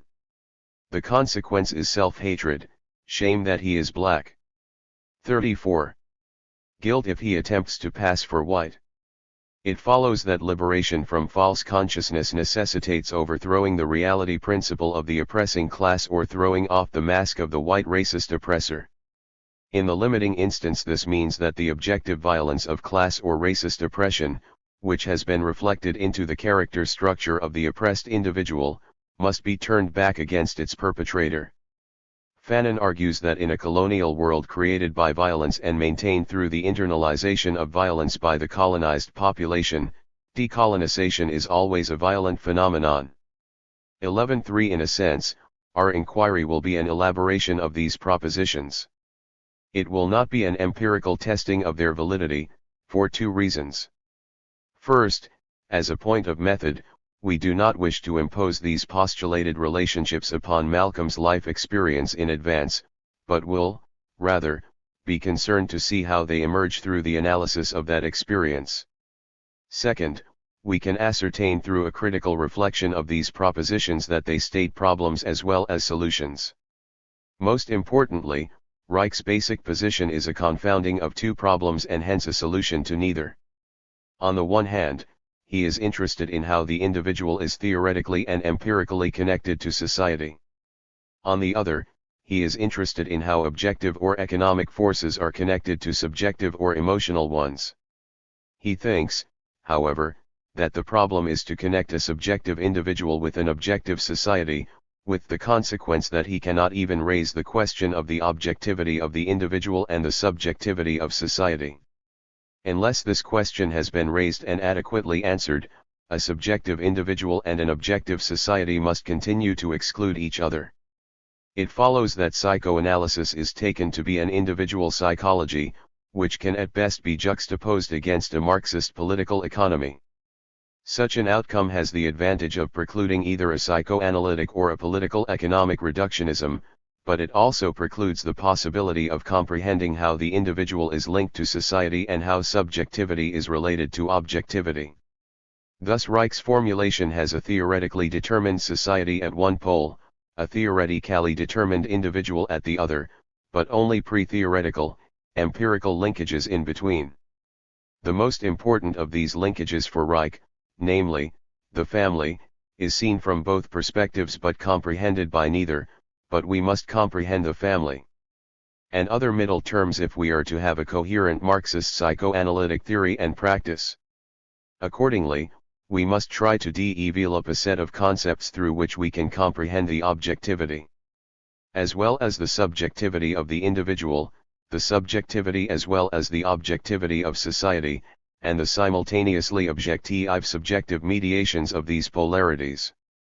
Fanon formulated the problem in terms similar to our own. He believed that only a psychoanalytical interpretation of the black problem can lay bare the anomalies of affect that are responsible for the structure of the complex. 114. But if the black man wants to be white / if there is an inferiority complex / then it is the outcome of a double process, primarily, economic, subsequently, the internalization or better, the epidermalization of this inferiority 11s. Therefore if the black man's alienation is to be ended, there must be a total understanding of the problem, on the objective level as on the subjective level, a solution has to be supplied. 116 Initially, Fanon believed that the massive psycho-existential complex created by the juxtaposition of the white and black races could be destroyed by analysis. 117 Later, he concluded that the solution involved the spontaneous, violent rebellion of the wretched of the earth and the subsequent transformation of this self-conscious impulse toward national liberation into a genuinely national culture through the mediation of organized political activity. From beginning to end, his theorizing was firmly grounded in practice, yet the energy and unifying tendency of that practice was not ultimately reflected in theory. Although he recognized that the falsification of black consciousness and the shattering of false consciousness were objectively and subjectively determined, he did not attempt to establish theoretical principles which would determine the conscious unity of these tendencies as a life process, as dialectically structured activity. Consequently, his brilliant analysis of the complex, highly problematical decolonization process is readily misinterpreted as a disconnected series of assertions and impressions, or even as a panegyric to violence. In our own analysis of the construction and destruction of the vicious circle of racist oppression, we will orient ourselves toward the development of the requisite theoretical principles and, in so doing, we will also be searching for the unifying premises for a Marxist psychoanalysis. That is, we will attempt to establish principles of historical development and human nature sufficient to determine the relationship between objective and subjective forces at the individual, socially universal, and intermediate. 36. Levels of analysis, to determine this relationship as a dialectical process, as conscious life activity, and, by so doing, to determine our judgment of the reality, rationality, and responsibility of Malcolm's theory and practice. Comments on the method, limits, and organization of the INQUIRY. A method is a way of working. If the ing is what we are doing, then our method is how we are doing it. A method is dialectical if, as Marx states, it includes in its positive understanding of what exists a simultaneous recognition of its negation, its inevitable destruction. In other words, a dialectical method grasps its object as becoming, as coming to be and ceasing to be, as coming to be through ceasing to be, and ceasing to be through coming to be. It takes things as process, as internally contradictory or self-oppositional activity through which a potential is actualized. When an object under investigation does not appear to be dialectical in this sense, or WHENTHE laws of its self-transformation are unknown, then the method must also be phenomenological. It must be a critical analysis of appearances, i.e., a breaking down of the object as given in experience and a reduction of the resulting elements or determinations to their most abstract, general form. Once such a critical analysis has been completed, a synthetical reconstruction of the object including its appearances becomes possible. To cite Marx once more, along the first path the full conception, L is evaporated to yield an abstract determination, along the second, the abstract determination leads to a reproduction of the concrete by way of thought. 11's dialectical method thus consists of two phases or modes, an analytical, regressive, or phenomenological mode, and a synthetical, progressive, or logical mode. In actuality, it is impossible to utilize one without also using the other, but we may differentiate them on the basis of their starting points. Phenomenology begins with the object as given in experience, with what Marx terms a chaotic conception of the whole. 11.9 Logical exposition begins with the general principles, laws, or abstractions uncovered in the course of PHE. Nomenological investigation. Together they constitute a circle, in which the beginning is the apparent or imagined concrete, and the ending is the concrete as a rich totality of many determinations and relations. 120 Defined in these terms, the present investigation is phenomenological. We begin with Malcolm's consciousness and conscious activity as a record of his experience. We will attempt to analyze this manifold of activity with the aim of laying bare its underlying meaning and determinants. But within the process of dissolving the chaotic conception of the whole into its abstracted form we will periodically return to the concrete. It is our hope that in the course of this return Malcolm's conscious activity will emerge as a totality of many determinations and relations.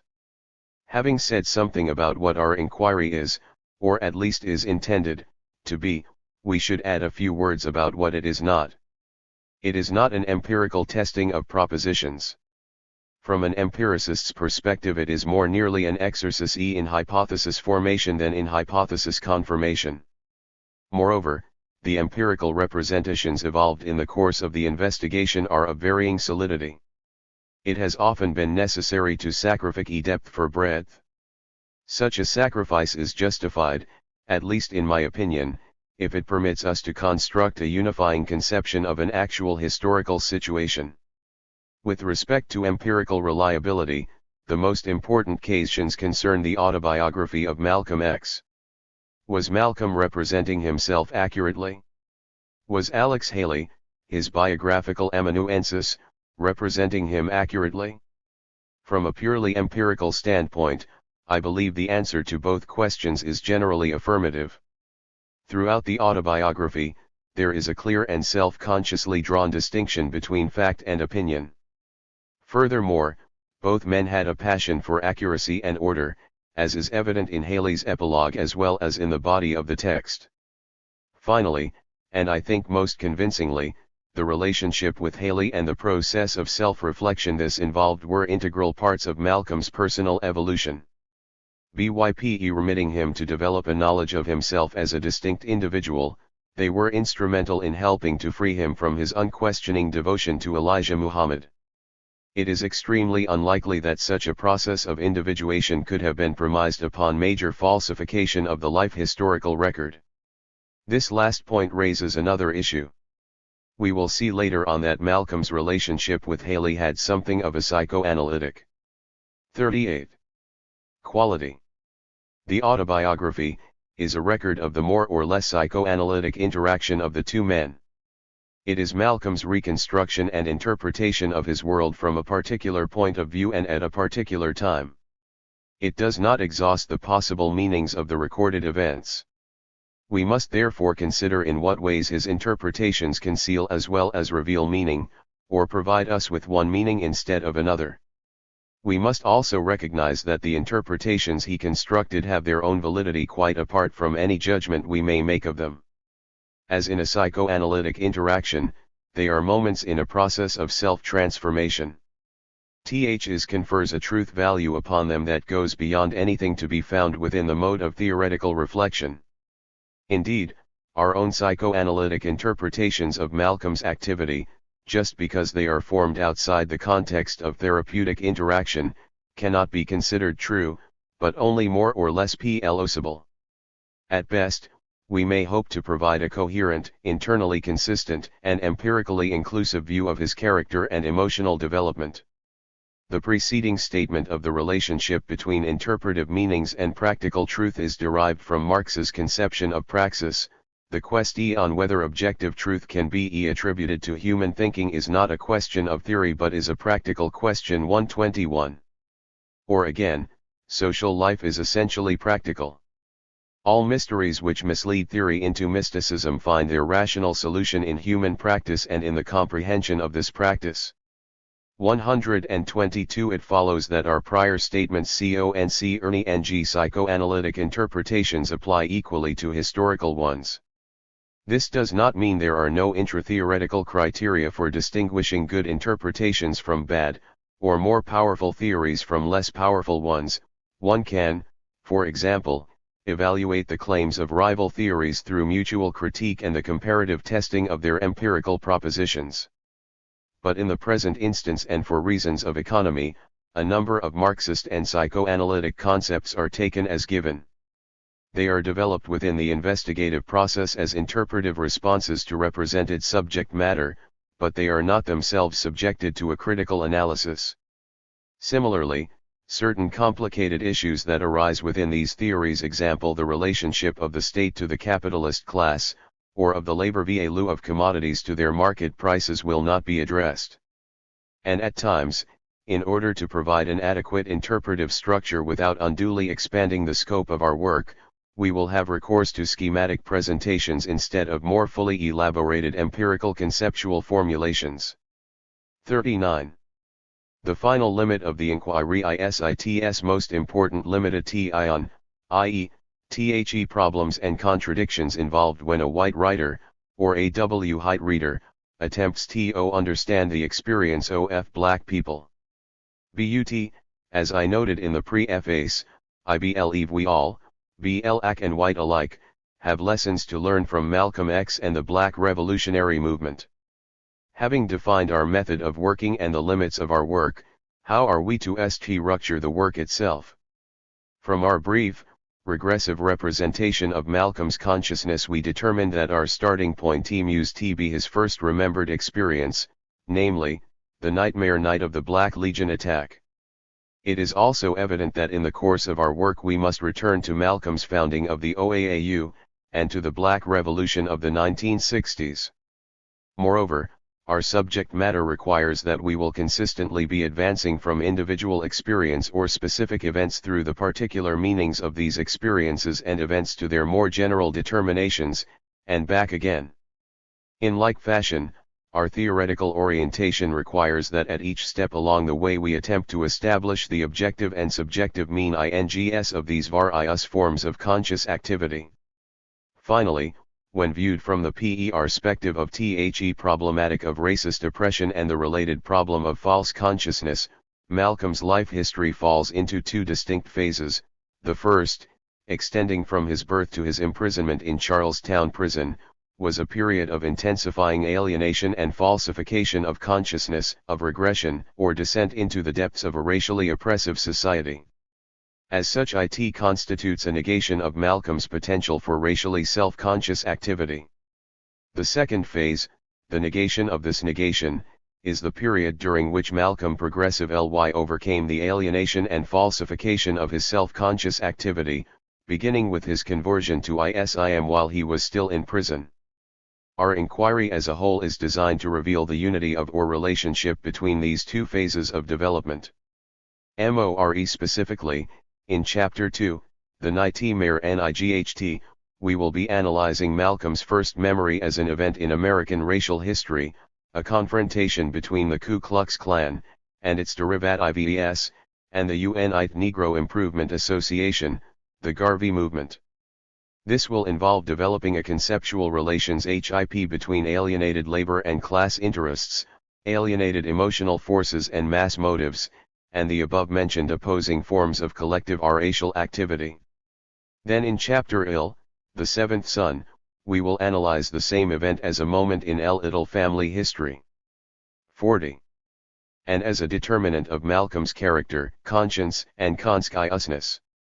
We will find that the more general conditions of social alienation analyzed in Chapter 2 were reflected into the life of the family and into Malcolm's individual identity. In this chapter we will also advance in time to the death of Malcolm's father, when Malcolm was 6 years old. Taken in combination, Chapters 2 and IL will form an interpretation of Malcolm's early childhood, of the initial development of his potential for self-conscious activity within a social and familial situation of falsified conscious activity. In Chapters 4, The Vicious Circle, and V, Never Trust Anybody, we will analyze the further falsification or regressive development of that potential. Chapter 4 will be concerned with the disintegration of Malcolm's natal family, his juvenile delinquency, his attempted reform while living with a white family, and the fateful confrontation with the respected teacher that proved to Malcolm that his reform had been to no avail. We will see that these events were conditioned by the impact upon black people of the American welfare state, as it was developing during the Depression, that this impact was subjectively expressed in the form of a constellation of racial stereotypes, and that Malcolm ultimately rejected the role that had been assigned to him in this stereotypical drama.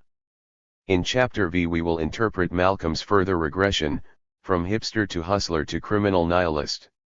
Here the broader framework will be the ghettoized situation of black people, especially as it was influenced by the transformation of the welfare state into a warfare state during World War II. Chapter 6, On Ly Guilt Admitted, will constitute the turning point in our inquiry. Our subject matter will be Malcolm's conversion to Islam, i.e., the racial religious negation of his self-negating criminal nihilist identity. In Chapter 7, We Have a Common Enemy, we will analyze Malcolm's developing racial self-consciousness as it proceeded from the ground of racial religious self-identification and as it was co-enthroned by the integrationist and separatist tendencies in the movement toward racial liberation. In Chapter 8, Think for Yourself, we will come to the painful process of reflective or self-conscious activity through which Malcolm came to recognize the necessity of leaving the Nation of Islam. This will bring us in Chapter 9, Freedom by Any Means Necessary, to Malcolm's founding of the OAAU, to our direct appraisal of the reality, rationality, and responsibility of his chosen mode of political activity, and, very briefly, to the struggle for racial liberation as it developed after Malcolm's death.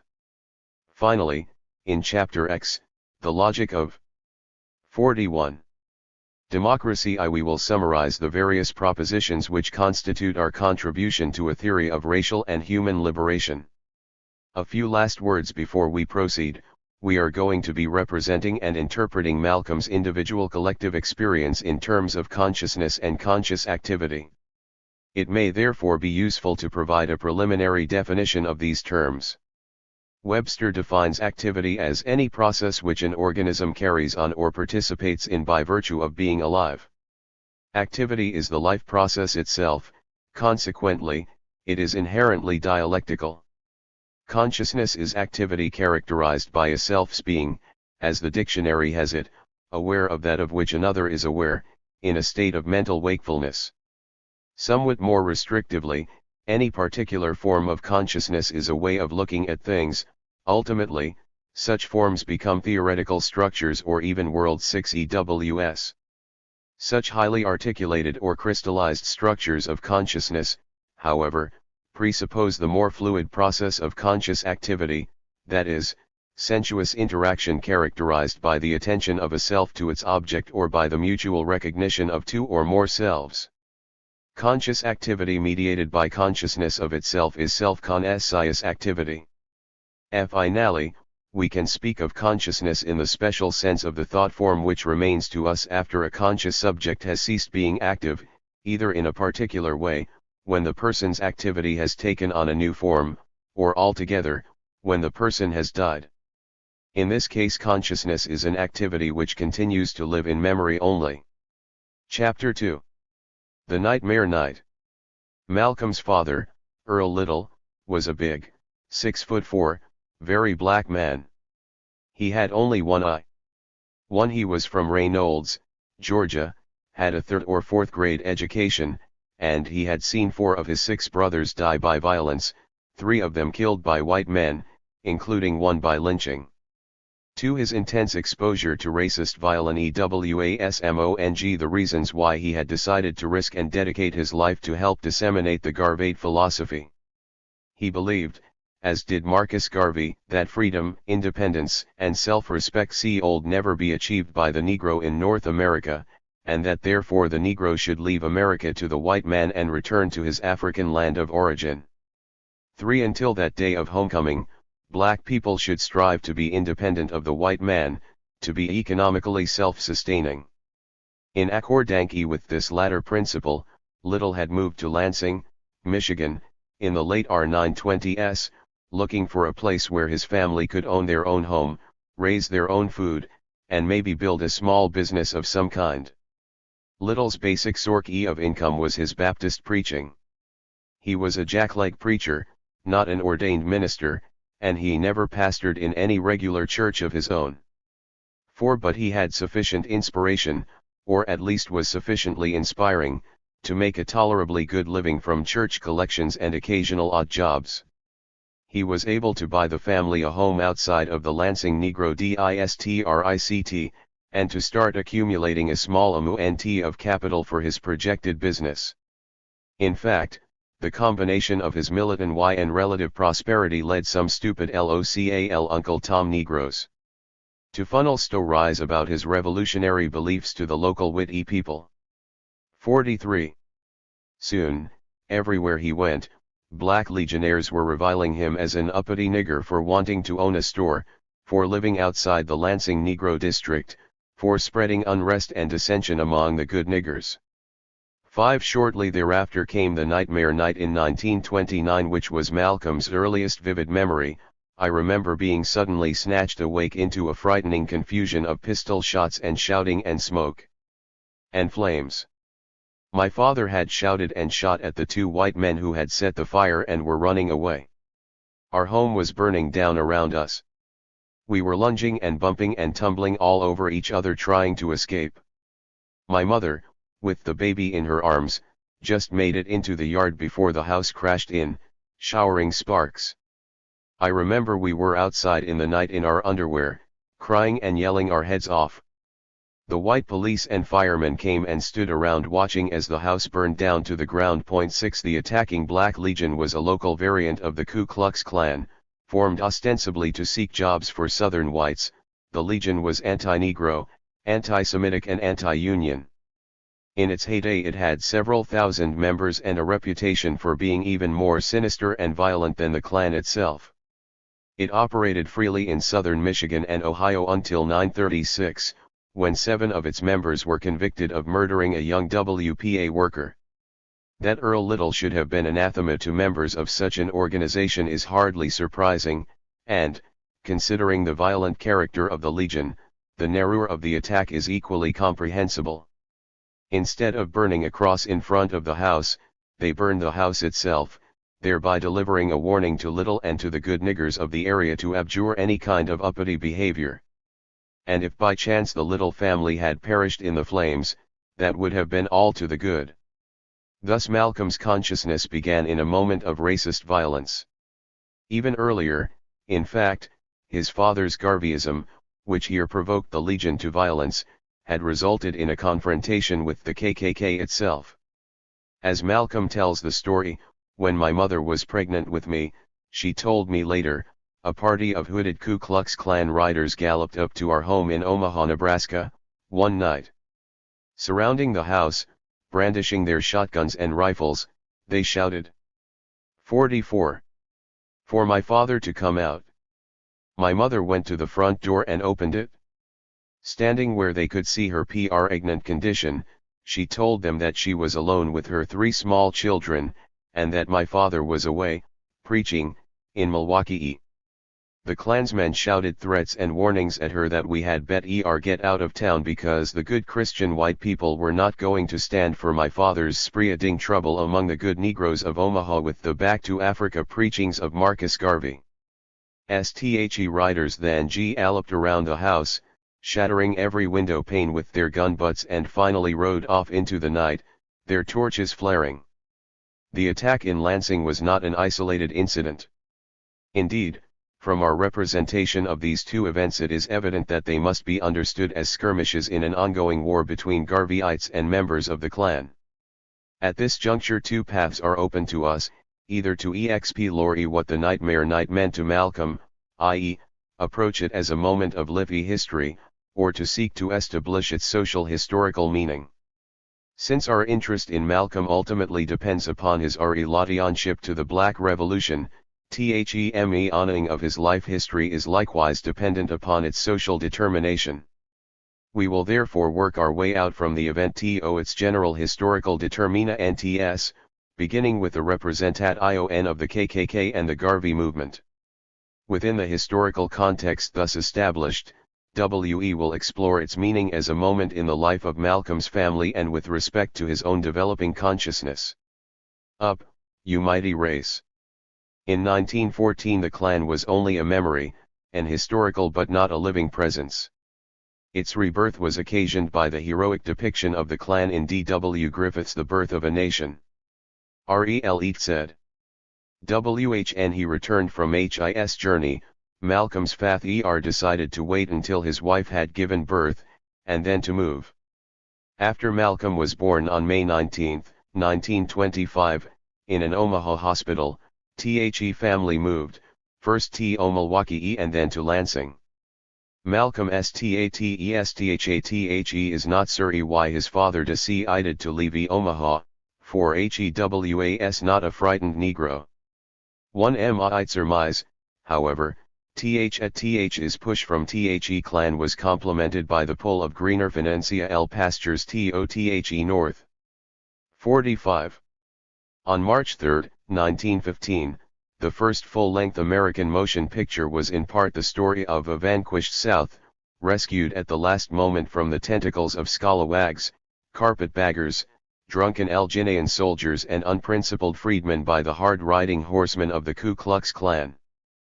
Toward the end of the year, as word of the epic drama preceded the film into the modern South, William J. Colonel Simmons, an Atlanta fraternal organizer, received a charter from the state of Georgia for the Invisible Empire, the Knights of the Ku Klux Klan. Despite the advance publicity provided by Griffith's film, the Klan did not do well during its first 4 years of renewed existence. As late as the spring of 1920, it had fewer than 2,000 members. At that point it was joined by 2 imaginative and avaricious promoters, Edward Young Clark and Elizabeth Tyler, who are reasoned correctly that it could greatly broaden its appeal by exploiting the fears and prejudices of uncritical minds against the Catholic, the Jew, the Negro, the Oriental, and the recent immigrant. 1. Simmons was quickly won over to this more aggressive program. He agreed to pay Clark $2.50 for each new recruit brought into the organization. Using the booster techniques of the modern salesman and the administrative procedures of a large corporation, in 18 months Clark increased the Klan's membership to over 100,000. He also won for the organization the not always kindly attention of the big city newspapers. In the fall of 1921 the New York World published an expose of the Invisible Empire, accusing it of major financial irregularities and of 152 separate outrages, including 4 murders, 41 floggings, and 27 tar and feather parties. 11. This story led to a congressional investigation, but the proceedings were terminated abruptly when Simmons denied all the charges and when Atlanta Representative W.D. Upshaw introduced a bill calling for a similar investigation of the Knights of Columbus and other secret societies. 12. The investigation had failed, and more than failed, the publicity was a boon to recruiting. Many persons outside the East were inclined to look with favor upon the secret order merely because a great New York daily had seen fit to condemn it. Within 4 months of the hearings more than 100 local chapters were chartered, and within 1 year membership burgeoned from 100,000 to almost 1 million. 13. By the end of 1924 there were probably 1.5 million Klansmen. One contemporary observer estimated that there were close to 4 million. 14. The Invisible Empire had become a powerful national organization, as strong in the lower middle. 46. Class and working class neighborhoods of many major cities as it was in the small towns of the South and Midwest, where it had originally found its greatest support. It controlled or exerted major influence upon many local and even several state governments. It was, in fact, strong enough to prevent passage of a motion condemning it at the National Convention of the Democratic Party in 1924. According to its second imperial wizard, Hiram Wesley Evans, the Klan's strength derived from the fact that it spoke for the great mass of Americans of the old pioneer stock, for Nordic Americans. As he stated the same principle doctrinally, the Klan goes back to the American racial instincts, and to the common sense which is their first product, as the basis for its beliefs and methods. 16. There were 3 of these great racial instincts: loyalty to the white race, to the traditions of America, and to the spirit of Protestantism. 17. The most important was Native Americanism, patriotism. Patriotism entailed not only that political power must be wielded by Nordic Americans and that the contaminating effects of foreign or alien culture and belief must be avoided, but also that the pioneer stock had to be maintained in all its purity, for mongrelization weakens and corrupts the race. Second, the world has been so made that each race must fight for its life, must conquer, accept slavery or die. 18. Hence the white race must be supreme, not only in America but in the world. From the combination of these instincts followed the Klan's common sense attitude toward Negroes. The Negro, the Klan considers a special duty and problem of the white American. Unlike Eastern European immigrants, he is among us through no wish of his. We owe it to him and to ourselves to give him full protection and opportunity. But his limitations are evident. We will not permit him to gain sufficient power to control our civilization. Neither will we delude him with promises of social equality which we know can never be realized. The Klan looks forward to the day when the Negro problem will have been solved on some much saner basis than miscegenation, and when every state will enforce laws making any sex relations between a white and a colored person a crime. 9. Finally, the Klan was determined that Rome shall not rule America. The KKK did not always articulate its principles in such a tolerant manner. A popular Klan broadside stated them this way. 47. Every criminal, every gambler, every thug, every libertine, every girl ruiner, every home wrecker, every wife beater, every dope peddler, every moonshiner, every crooked politician, every pagan papist priest, every shyster lawyer, every KFC, every white slaver, every brothel madam, every Roman-controlled newspaper, every black spider is fighting the Klan. Think it over. Which side are you on? 20. With respect to black people, Klan lecturer R.H. Sawyer spoke even more violently. The Negro, in whose blood flows the mad desire for race amalgamation, is more dangerous than a wild beast, and he must and will be controlled. 21. And the first imperial wizard drew the obvious practical conclusion from this position. At meetings of Atlanta's Nathan Redford Forest Klan No. It was Simmons' custom to draw 2 revolvers, place them on the table before him, and shout to his subjects, "Bring on your niggers." 22. In most respects, the Klan's activities resembled those of many other fraternal orders, civic organizations, and political pressure groups. It developed a wholesome feeling of clannishness among its members at its carnivals, clanvocations, initiations, and other ceremonial occasions. It gave flags and financial contributions to churches, supported 100% American candidates for political office, and, in accordance with its representation of the American common man, advocated an extension of the public school system and the exclusion of foreign immigrants. It was for temperance, moral purity, motherhood, and the old-time religion. It was against Darwinism, liberalism, or any other form of corrupt big city modernism. It demonstrated its support for these positions in open meetings and parades, as well as by direct political campaigning and lobbying. But the Klan's willingness to use coercive means to gain its ends was its distinguishing characteristic. The intimidating presence and violent actions of hooded knights bearing weapons and slash or flaming crosses were the organization's most complete expression. Yet even these practices do not divorce it fully from a broader segment of the American population. As John Hope Franklin observes, white citizens, in and out of the Klan, poured out a wrath upon the Negro population shortly after the World War that could hardly be viewed as fit punishment even for a treasonable group of persons. More than 70 Negroes were lynched during the first year of the post-war period. 48. 14 Negroes were burned publicly, 11 of whom were burned alive.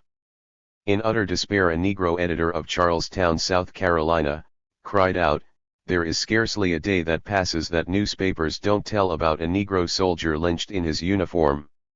Why do they lynch Negroes anyhow?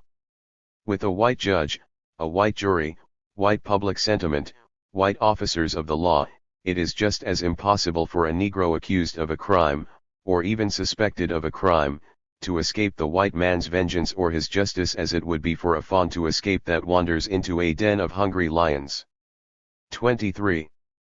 In other words, there was no clear, categorical distinction between the Klan and white America in general, or between Klan power and legal authority. The Klan was typically American. It prospered and grew to power by capitalizing on forces already existent in American society, our readiness to ascribe all good or all evil to Tahoe's religions, races, and economic philosophies with which we agree or disagree, and our tendency to profess the highest ideals while actually exhibiting the basest of prejudices. 24. Viewed from the position we have now defined, the Nightmare Night appears as a product of American white racism mediated through the actions of a Klan-like organization. It was a typical actualization of the Klan mentality, a mentality not limited to those who were members of the KKK. After the Black Legion attack, Earl Little E. was called in and questioned about a permit for the pistol with which he had shot at the white men who set the fuse. 25. The police evidently hoped to disarm the defender and thereby to defend his attackers. Our examination of the KKK has led us back to Earl Little, both as an individual and as a member of the UNIA, Garvey's Universal Negro Improvement Association. Now, if we accept Malcolm's inference, one of the critical forces creating this individual collectivity identity was racist violence. In Earl Little's case, the deaths of his brothers, one by lynching, were among the reasons why he had decided to dedicate and risk his life to spreading the Garvate message. His experience in this regard was not unique, although it may have been unusually intense. The wave of Klan and Klan-like violence noted above provided a major impetus toward the development of the organization, membership in the Garvey movement soared into the hundreds of thousands by the early 1920s, with 49. Much of this growth a consequence of the race wars of 1919. 26. Thus for Little and many others, joining the UNIA was an act of self-definition against white American racism, a declaration of the intention not to be anonymous, passive, and defenseless victims of clan-like violence. Garvey founded the UNIA in his native Jamaica in 1914. Through an earlier association with African nationalists, and after reading Booker T. Washington's Up from Slavery, he conceived the project of uniting all the Negro peoples of the world into one great body to establish a country and government absolutely their own. The UNIA was to be that body. For 3 years the organization attracted relatively little attention, but in 1917, with headquarters now located in Harlem and with a core membership of West Indian immigrants, it began a period of rapid growth. By his own estimate, Garvey had gained 6 million adherents by 1922, and even his enemies conceded him 1 million. In any case, he had the support of a very large percentage of the country's 10.5 million black people. Indeed, other Negro leaders were worried by his success. He was able to reach, as they were not, the newly emerging urban masses, the children of the soil, the descendants of plantation hands, without voice, without leadership, and with little basis for self-pride. 27. And he reached them with a formulation of and solution to the racial problem that was antithetical to the integrationist position being argued by such groups as the NAACP. In Garvey's view, as in Colonel Simmons's, the black and white races were fundamentally incompatible, but it was the black race that was superior, and that was corrupted and weakened by race amalgamation. Garvey in fact distrusted Negroes of mixed blood. Writing about the UNIA in 1923, C.S. Johnson commented, "Essentially this is a movement of pure-blood Negroes. It is their revanche. Mixed bloods mulattoes have received a shade more consideration at the hands of white America. This is partly a question of kinship, partly the caprice of scientific theory, partly physical similarity, partly traditional advantage in wage opportunities." 28. This tendency toward caste distinction was even more pronounced in Jamaica, with the whites superior to the mulattoes, but in association with them, the mulattoes superior to the blacks and aggressively so, the blacks at the bottom smoldering, resentful. 29. Coming from that situation, feeling that resentment, and viewing 50. The United States as similarly structured, Garvey argued that Negro leaders, W.E.B. Du Bois' talented 10th, were at best naive and at worst the white man's accomplices. The white man would never grant equality to the black man. That being the case, if you cannot live alongside the white man in peace, if you cannot get the same chance and opportunity alongside the white man, even though you are his fellow citizen, if he claims that you are not entitled to this chance and opportunity because the country is his by force of numbers, then find a country of your own and rise to the highest position within that country. 30. To Garvey, this seemed the necessary conclusion, given the existing historical premises. His challenge to the Negro leadership was, in essence, which side are you on? As the passage just cited indicates, Garvey was not urging a violent confrontation with the white American majority, nor even a major political one. Basing his position upon the fact of black minority status, he argued that black people could not expect to have a dominant voice in political affairs or to win in an armed struggle. Therefore, the prudent course was to avoid trouble when possible and defend themselves when necessary. This attitude determined the Garvey policy vis-a-vis the Klan, as formulated at the 1924 UNIA Convention. I resolved, that the Fourth International Convention of the Negro Peoples of the World regards the alleged attitude of the Ku Klux Klan to the Negro as fairly representative of the feelings of the majority of the white race toward us, and places on record its conviction that the only solution to this critical situation is that of the UNIA, namely, the securing for ourselves as speedily as possible a government of our own on African soil. 2. Moved, that it shall be the policy of the UNIA to protect against the brutalities and atrocities alleged to be perpetrated upon the members of the Negro race by the Ku Klux Klan or any other organization. 31 Garvey viewed the Klan as we have viewed it, as typically American. Black people could no more challenge it than they could challenge the United States government itself, at least, not from within the United States. An international struggle was required. 1. 51. WHH would ultimately culminate in the liberation of Africa and the creation of a pan-Negro nation. This Africanist orientation did not mean that all American and West Indian Negroes should immediately leave for Africa. We are not preaching any doctrines to ask all Negroes of Harlem and of the United States to leave for Africa. The majority of us may remain here, but we must send our scientists, our mechanics, and our artisans, and let them build railroads, let them build the great education and other institutions necessary, and, when they are constructed, the time will come for the command to be given, come home. 3. The UNIA's purpose was to establish a universal confraternity among the race, to promote the spirit of pride and love, to reclaim the fallen, to administer to and assist the needy, to assist in civilizing the backward tribes of Africa, to assist in the development of independent Negro nations and communities, to establish a central nation for the race, to establish commissaries or agencies in the principal countries and cities of the world for the representation of all Negroes, to promote a conscientious spirit of worship among the native tribes of Africa, to establish universities, colleges, academies, and schools for racial education and culture of the people, to work for better conditions among Negroes everywhere. 33 In the words of the UNIA motto, one God, one aim, one destiny. Garvey and his top aides took extensive speaking tours to spread this message, and they reached an even larger audience through the UNIA's weekly newspaper, The Negro World, which became the world's most widely read black weekly in the early 1920s, with a circulation reaching nearly 200,000. 34 Moreover, Garvey's orientation was practical as well as polemical. He was vitally concerned to transform his vision into reality, actually to construct a self-determining black nation.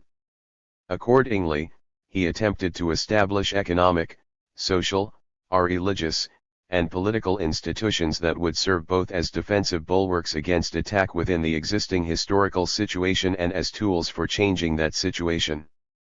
The UNIA's economic activities were coordinated by the Negro Factories Corporation, formed in 1919 and funded by the sale of 52 shares, at $5 each, to UNIA members. The capital thus accumulated was sufficient to permit the ownership and operation of a number of cooperative enterprises, including grocery stores, restaurants, laundries, garment factories, dress shops, a greeting card company, a millinery, a phonograph record company and a publishing house. 35 And, most spectacularly as well as least successfully, the Black Star Steamship Company, designed to link in trade and transportation the ebony-hued sons of Ethiopia in the Western Hemisphere with their brothers across the sea.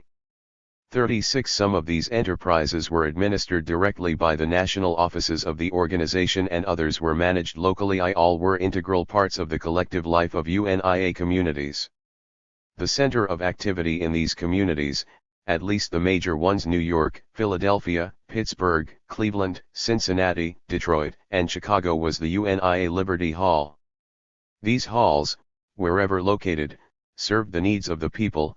Sunday morning worship, afternoon Sunday schools, public meetings at nights, and concerts and dances were held, especially on holidays and Saturday nights.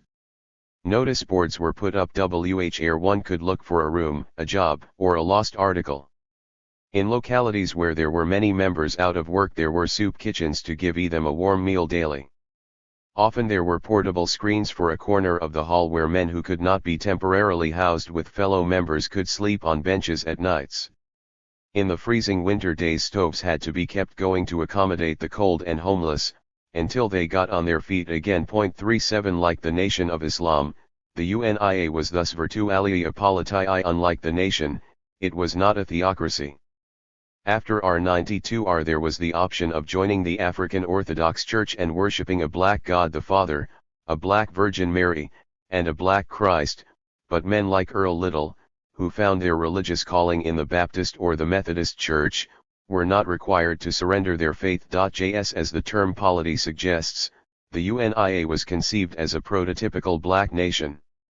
The basis for practical activity was established in 1920 at the First International Convention of the Negro Peoples of the World, which was in essence a constitutional convention for a pan-Negro nation. Attended by over 2,000 delegates representing 25 countries on 4 continents, in a month of intensive work it produced a Declaration of Rights for the 53 Negro people of the world that was both a bill of grievances and a framework for self-government. The Declaration's empirical premise was that nowhere in the world, with few exceptions, are black men accorded equal treatment with white men, that, for example, in the United States our race is denied the right of public trial accorded to other races when accused of a crime, but are lynched and burned by mobs. Consequently and also inherently there must be an independent Negro nation, be it known to all men that whereas, all men are created equal and entitled to the rights of life, liberty, and pursuit of happiness, and because of this we, the duly elected representatives of the Negro peoples of the world, invoking the aid of the just and mighty God do declare all men, women, and children of our blood throughout the world free citizens, and do claim them as free citizens of Africa, the motherland of all Negroes. 39. From this constitutional premise were developed both principles of interracial conduct deemed binding upon existing nations, and the project of national self-determination. Other countries were called upon to accept and acknowledge Negro representatives who shall be sent to the said governments to represent the general welfare of the Negro peoples, and to grant Negroes all the rights accruing to members of other races. As for national self-determination, the central goals were defined as follows: 13. We believe in the freedom of Africa for the Negro people of the world, and by the principle of Europe for the Europeans and Asia for the Asiatics, we also demand Africa for the Africans at home and abroad. 14.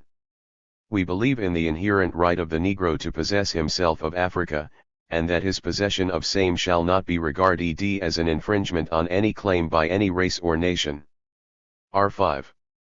We strongly condemn the cupidity of those nations of the world who, by open aggression or secret schemes, have seized the territories and inexhaustible natural wealth of Africa, and we place on record our most solemn determination to reclaim the treasures and possessions of the vast continent of our forefathers. In sum, the Declaration the UNIA was defined as a nation in the process of becoming itself. Claiming from the outset the pre-54 prerogatives of sovereignty, it declared its intention of putting these principles into practice. Viewed from within this organizational conception, the more festive or ritualized moments of the convention, as well as Garvey's more general polemical efforts, become intelligible as means to the end of nationhood just as the KKK rituals were means to the end of maintaining white Anglo-Saxon Protestant supremacy. The most significant events of the UNIA convention were a massive rally at Madison Square Garden and a full-dress parade of UNIA legions that brought Harlem to a standstill. As described by one participant, hundreds of thousands of people took part, and watched the parade from windows, for which many had to pay, and sidewalks. The onlookers could not help but catch the spirit of the occasion, they clapped, waved flags, and cheered themselves hoarse. Here indeed were new Negroes on the march, with a goal to be reached, and a determined look in their eyes to achieve it. 41. On such an occasion, one might well feel the imminent, indeed the imminent, truth of Garvey's powerful exhortation, "Up, you mighty race, you can accomplish what you will."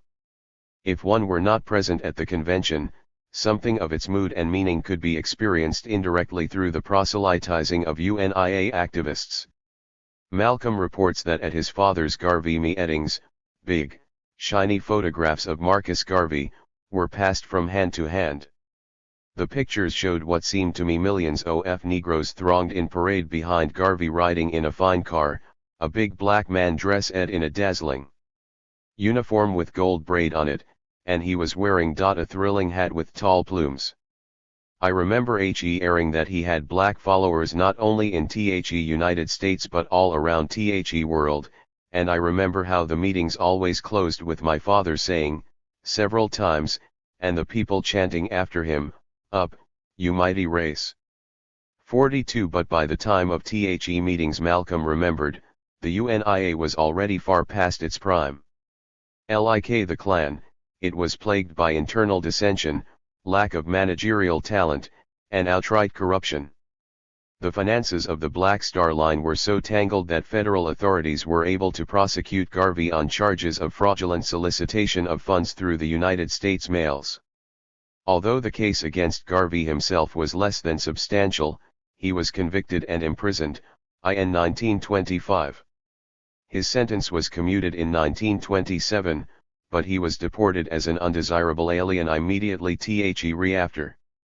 Without his active leadership, the UNIA's decline was accelerated.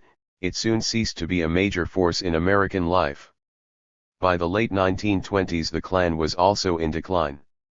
Governmental action against it was never as forceful as that against the UNIA, but the behavior of its leaders who embezzled funds, abused the powers of their offices, and violated with great regularity the invisible empire's proclaimed principles of moral decency brought the organization into general disrepute. The Nightmare Night was accordingly a confrontation between two dying racial movements, one embodied in the stubborn pride and anger of Earl Little, and the other in the increasingly bitter white supremacism of the Black Legion. The protagonists were like two soldiers fighting for their countries on a lonely and distant battlefield, not knowing that both nations had already been defeated by a third class, race, and the Great Migration. We began this phase of our work by forming an image of an event involving certain individuals. We now recognize it as resulting from the conflicting interests of two national racial movements, organizationally embodied in the UNLA and the KKK and mediated through the activity of Earl Little and the Black Legionnaires. But this interpretation through contextualization is not yet complete. We have seen that the Nightmare Night occurred late in the history of the two organizations, and that these organizations 56 were parallel, and in the event we are considering, convergent, movements within the same historical period. The UNIA and the KKK both rose to power in the immediate aftermath of the World War, and both fell from national prominence as the post-war era advanced. It has also been shown that the two groups were manifestations of widespread tendencies in American life, that the KKK was a form of a pervasive white racism, and that the UNIA crystallized the yearnings of millions of black people for racial self-determination. We thus see that we cannot confine our inquiry to the organizations themselves, but must extend it to a more general consideration of the character of the American people during this historical era. The UNIA, we may recall, was a movement of the children of the soil, the descendants of plantation hands, of the blacks at the bottom. But its greatest strength was in urban areas, especially northern urban areas. This juxtaposition signifies the Great Migration northward, which began between 1910 and 1920 and which was in time to transform the racial demography of America. Even during this 10-year period there was a net gain of 330,000 in the Negro population of the North. 43 Moreover, the Great Migration was part of a larger demographic movement. During that decade the percentage of the national population living in urban areas increased from 45.7 to 1.2%, a change reflected in and reflective of changes in the composition of the labor force. In 1910 32.4% of American workers were farmers or farm laborers. In 1920 these occupations accounted for only 25.5% of the labor force. At the same time the number of lower salaried and industrial workers in the labor force rose from 44.5 to 51.2%, 44 The number of wage laborers in general went from 79 to 73.9%, and the number of self-employed entrepreneurs declined from 26.3 to 23.5% of the working population. 45 This pattern of increasing urbanization and proletarianization was certainly not confined to the second decade of the 20th century, it is a long-term and fundamental trend in American history. But viewed from a black perspective, These years were a critical moment in the transition from rural peasant to urban proletarian life. And while a variety of general historical forces and particular events combined in determining this movement, two are of basic importance: the World War and the depressed condition of the Southern cotton economy. In the period prior to the outbreak of hostilities in Europe, the United States had been facing severe economic difficulties. Then, 57. Came the war and, with it, a great wave of prosperity. From a combination of money borrowed and securities sold by the Allied powers, over $5 billion entered the economy between R91-5 and I9-I7. The major part of this added purchasing power was of course used for guns and munitions, but the Allies also bought much more wheat flour, meat, and sugar than they had during the Pre-Edinge period.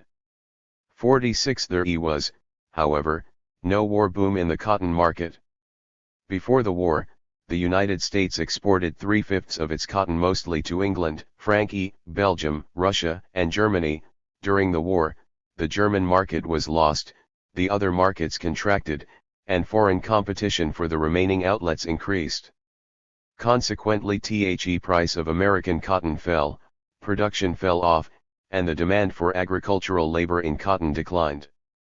Because there had long been a population surplus in the rural South, and hence an abundant supply of labor, especially black labor, relative to demand, wages had always approached the minimum amount necessary to keep a worker alive and functioning. Now the surplus of labor supply over labor demand increased even more, and wages reached a low of 75 cents a day. 47. Moreover, the reduced demand for cotton was sharply felt by the black peasant class, those tenant farmers and sharecroppers who worked the least fertile lands, the farms having the highest costs of production and yielding the lowest margins of profit. Thus the war weakened the already tenuous hold on survival of the black peasant and agricultural worker. There was an additional reason for the unprofitable nature of cotton production during these years. The disasters of war were compounded by natural disaster, a massive boll weevil invasion. Huddie Ledbetter, Lead Belly, told the story simply and graphically. Talk about delates of this song, devilish boll weevils, dey gonna rob you of a home, dey lookin' for a home, dey lookin' for a home. The first time I seed de boll weevil, he was sittin' on de square. The next time I seed him, he was spreadin' everywhere. He was lookin' for a home, he was lookin' for a home. After several verses in which the infestation of a family's farm is described. The bullet of de boll weevil concludes, farmer told a merchant, I didn't make but one bale. Before I let you have that one, I'll suffer and die in jail. Have a home, I'll have a home. 48. When the boll weevil found a home in the cotton fields, the tenant farmer often lost his. Then, too, there were floods in the summer of 1915 and drought in 1916 and 1917. In sum, during the early war years an impetus for emigration from the South came into existence. Like the boll weevil that symbolized their troubles, many black people were looking for a home. At the same time that there was a push away from the land in the South, there was a pull toward the cities of the North. The war generated an enormous demand for manufactured goods, especially military supplies. It drew men out of the labor market and into the armed services, and it brought foreign immigration to a virtual standstill. In combination, these factors produced a labor shortage in the North. Coincident with the surplus in the South, while wages were falling, unemployment was increasing, and farms were being lost in the South, wages were climbing and unemployment was disappearing in the North. As Muirdahl observes, the war widened tremendously the already existing differences in opportunity for a Negro in the two regions. 49. Southerners in general and black people in particular were quick to perceive the growing disparity. By the summer of 1916, emigration from the South had become a black exodus, as the children of the soil so laid aside their hoes and cotton sacks, scraped together the money for train fare, and set out hopefully for the promised land. This economic push-pull of Southern agricultural poverty and non-Hearn industrial prosperity was not the only determinant of the migration. A contemporary investigator reported, better wages, has without doubt been the immediately impelling influence that has taken the Negro into the North in such large numbers. But the treatment accorded the Negro always stood second, when not first, among the reasons given by Negroes for leaving the South. 51. The term treatment refers, of course, to the full range of oppressive social and political practices that accompanied the economic exploitation of black people in the South, to the injustice in the Southern courts, the lack of privileges, disenfranchisement, segregation, and lynching. 52. Perhaps most of all it refers to the degrading, emasculating, and infantilizing practice of treating all black people as children. The weight of these oppressive practices had never been borne gladly, but it was all the more unbearable when black men were being drafted into the armed services, when they were expected to fight like men in order to preserve a system that treated them like boys.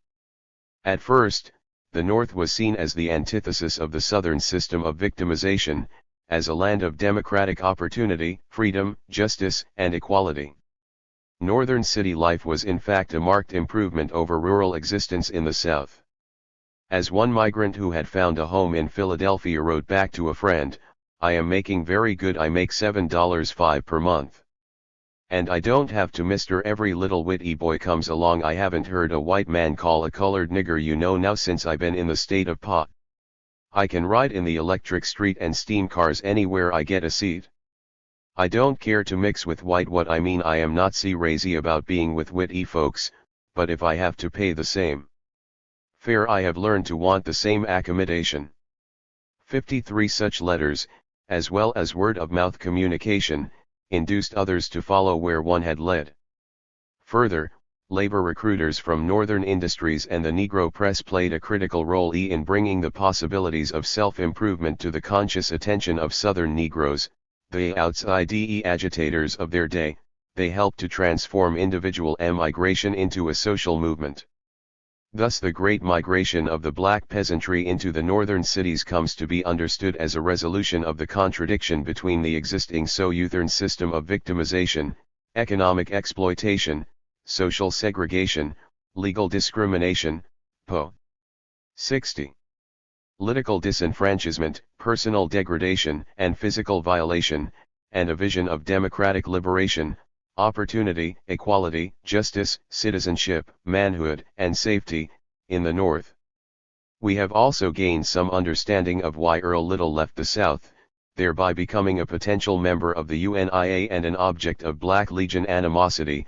It is a good guess that he was part of the wartime migration. His character and background were typical of those who left the South during the war. He was the kind of proud and ambitious man who would find Southern life especially limiting and degrading. He was from a rural area, and had undoubtedly worked in and around agriculture, and he had little formal education, but a wealth of practical knowledge, including an intimate knowledge of Southern treatment. Moreover, Malcolm's narrative, while it does not preclude the possibility of a somewhat earlier regional shift, does place Little in the North by the time the conflict ended. The indeterminacy of the precise time of Little's emigration only forces us to recognize that the migration was not simply a wartime experience. There was substantial inter-regional movement before the war, and intensified movement thereafter. The war period constituted a turning point in the migratory process, but it did not cause the migration, any more than it caused the basic social conditions that underlay it. It seems likely, indeed, that Little's antagonists in the confrontation were, in the more extended sense, also a part of the migration. The treatment of poor whites in the South was little better than that accorded to blacks. Of course, they had one advantage: a South politician preaches to the poor white man, "You got more than the blacks, don't complain, you're better than him, you been born with white skin," they explained. But during the war years that explanation did not adequately compensate the poor white man for his reduced economic opportunities. So when the labor recruiters called, and it was mainly to white workers and tenant farmers that they directed their appeals, many white people answered, carrying north not only their aspirations but also their carefully inculcated prejudices. This population, we may suppose, was particularly vulnerable to the influence of the KKK. More specifically, we remember that the Legion was formed ostensibly to seek jobs for Southern workers. Leaving aside for the moment other implications of this statement, we may infer from it that the Legion's membership was drawn largely from this migra. 61. Tory population of wit Southerners who came north looking for work in the burgeoning automotive industry. The next question is, what happened to these migrants once they reached the north that made membership in organizations like the UNIA and the Klan desirable and even necessary?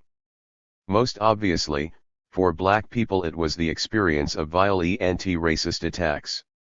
Even during the war, when black men were fighting and dying for democracy in Europe, their brothers and sisters were dying from democracy at home. As Southern blacks, and black people in general, began to work at what had formerly been white jobs and to seek homes in what had formerly been white residential areas, they met with intense resistance. At least 38 Negroes lost their lives at the hands of lynching parties in 1917, while in the following year the number had risen to SS.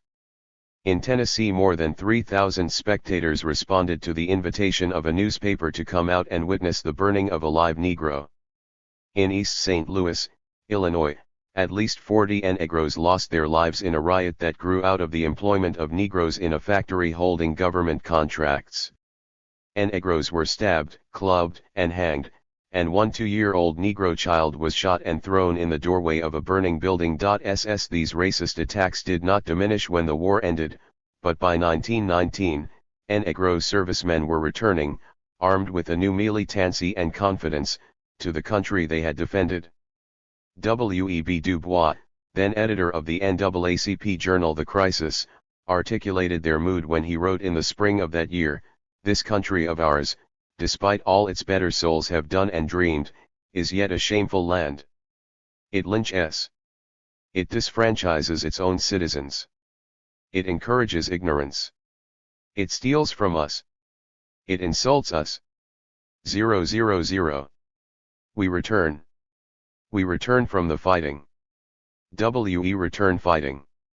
Make way for democracy. We saved it in France, and by the great Jehovah, we will save it in the USA, or know the reason why." 56 A new Negro had been born, on the battlefields of France and in the factories of Chicago, Detroit, New York, St. Louis. When the 62 wave of racist terror rose to flood-tide heights during the Red Summer of 1919, black people fought back. By the end of the year, there had been approximately 25 race riots in the urban areas, and while black deaths greatly outnumbered white, both sides were thoroughly bloodied.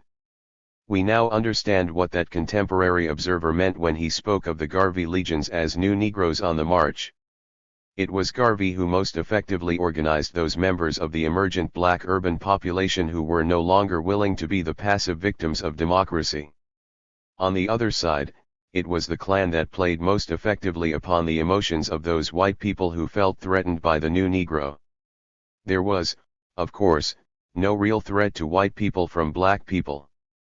But as noted above, in the northern cities there was interracial competition for both jobs and housing. Drake and Caton comment that in Chicago during World War I, the sudden influx of Negroes immediately resolved itself into a struggle for living space. Between 1900 and 1914, the Black Belt and its satellite areas had absorbed over 10,000 Negroes without serious difficulty. Now the saturation point was reached, and although the migrants had jobs, there were literally no houses to accommodate them. The Black Belt had to expand, and this situation aroused exaggerated fears throughout the city. 5-7 in the invaded areas, bombs were sometimes thrown at Negro homes, and the conflict over space often came to a head where Negroes and whites met in public places.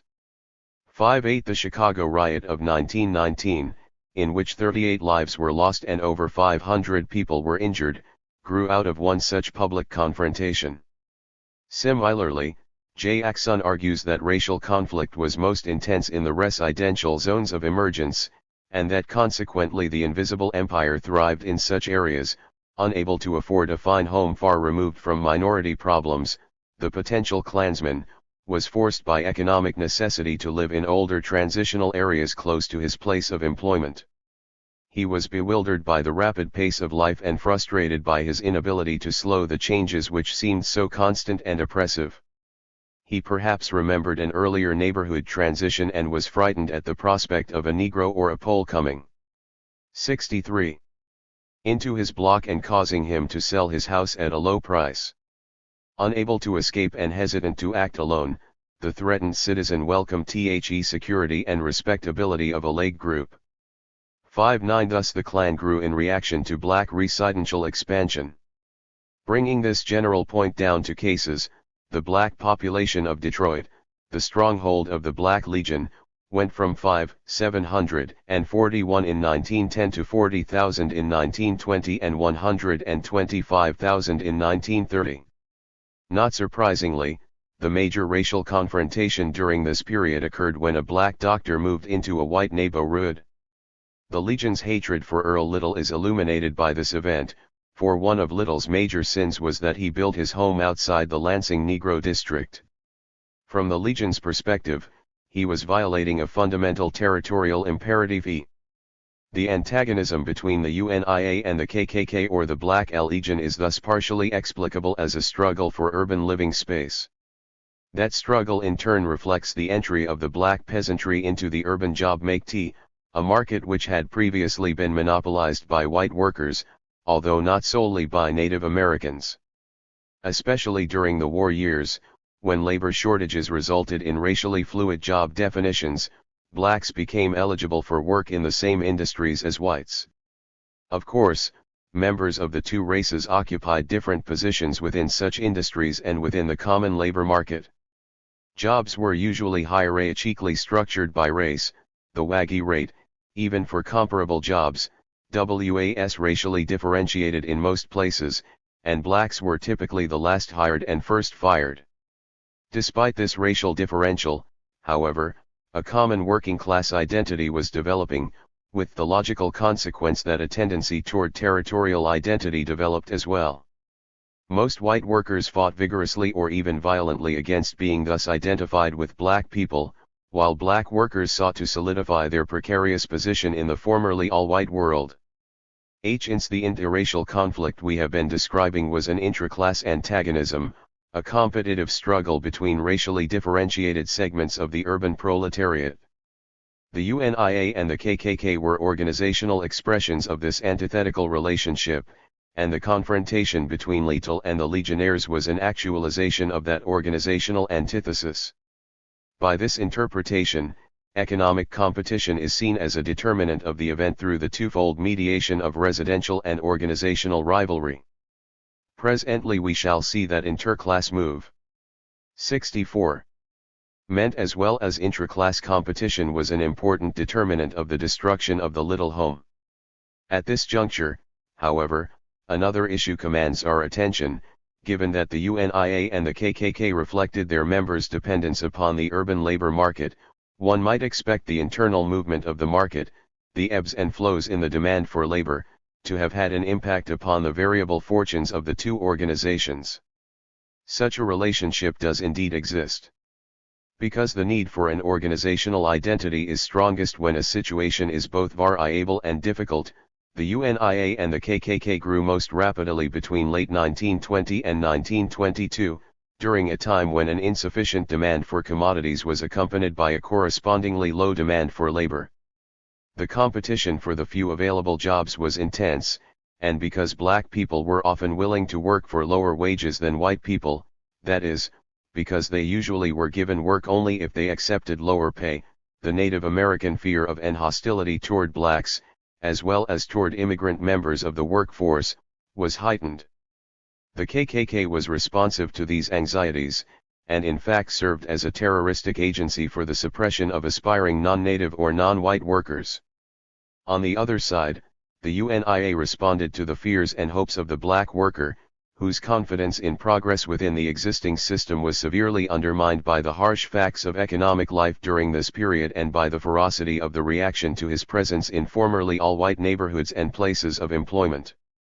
After 1923, when the demand for labor stabilized on a middle ground between the wartime high and the post-war low, and when members of both races had made a preliminary adjustment to the new conditions of urban working-class life, the organizations faded in importance. Consequently, the confrontation between Malcolm's father and the Black Legion was of strictly individual or local significance. At that time there could no longer be national reverberations from such a clash. We have seen that the parallel rise and fall of the UNIA and the KKK is explicable in terms of the supply of and demand for labor in the nation during the I-92 Variations in the labor market produced changes in the way of life of both black and white workers, which in turn generated a particular substantive and temporal configuration of anti-racial hostility and organizational activity.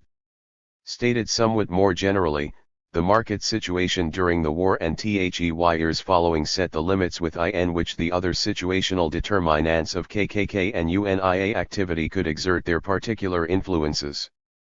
But, further, both organizations were oriented toward the transcendence or transformation of the existing situation.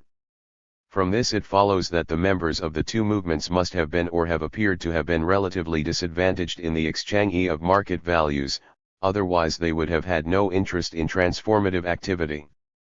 In this way we come to the question of who gained and lost in the exchange between the buyers and sellers of labor power during the 192 Simply stated, while the poor did not grow poorer, the rich grew richer more rapidly than the poor did. 60.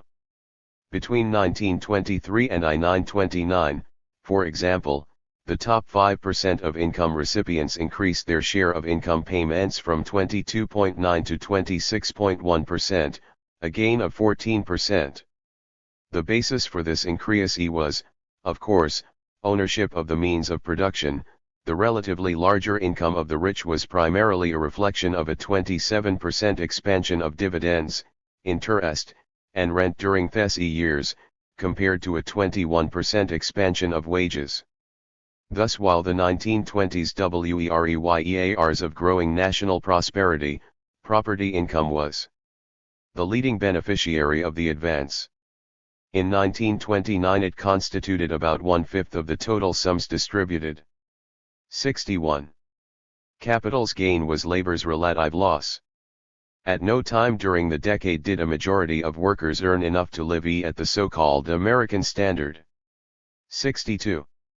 And at certain times, most notably during the post-war depression, when the UNIA and THEKKK experienced their membership booms, the position of the wage laborer declined. In relation to both that of the owner of productive property and his own prior level of well-being, i.e., the standard of I-9I, I-920, in Marx's words, we see, therefore, that even if we remain within the relation of capital and wage labor, the interests of capital and the interests of labor are diametrically opposed.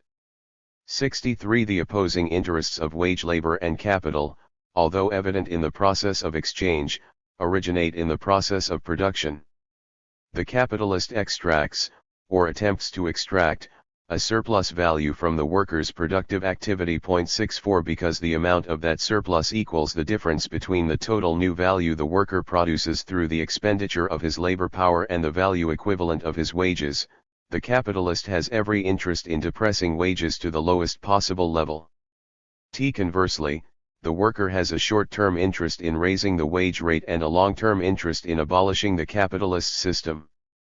There is, of course, another and even more general way of expressing both the relationship between the market, exchange, and the workplace, production, and the relationship between capital and wage labor. Capitalism is a social system based upon alienated labor. When the worker sells his labor power, he is alienating his potential for humanly productive activity, and consequently he is alienated in the productive process as well as from the product of his productive activity. Surplus value measures his alienation from his product, and the extent, and productivity, of his time spent in laboring measures his alienation in the productive process. The concept of alienation thus expresses in a general way what Marx more specifically formulated as the buying and selling of labor power. And because what is alienated from the worker is appropriated by the capitalist, Alienation also expresses the antagonistic class relationship of bourgeoisie and proletariat. Hence, from a Marxist standpoint, the abolition of private property and the end of alienation mutually entail each other. Viewed in this manner, it becomes clear that the determining force in the historical situation of the UNIA and the KKK was the interest of the American bourgeoisie, the property-owning and politically ruling class.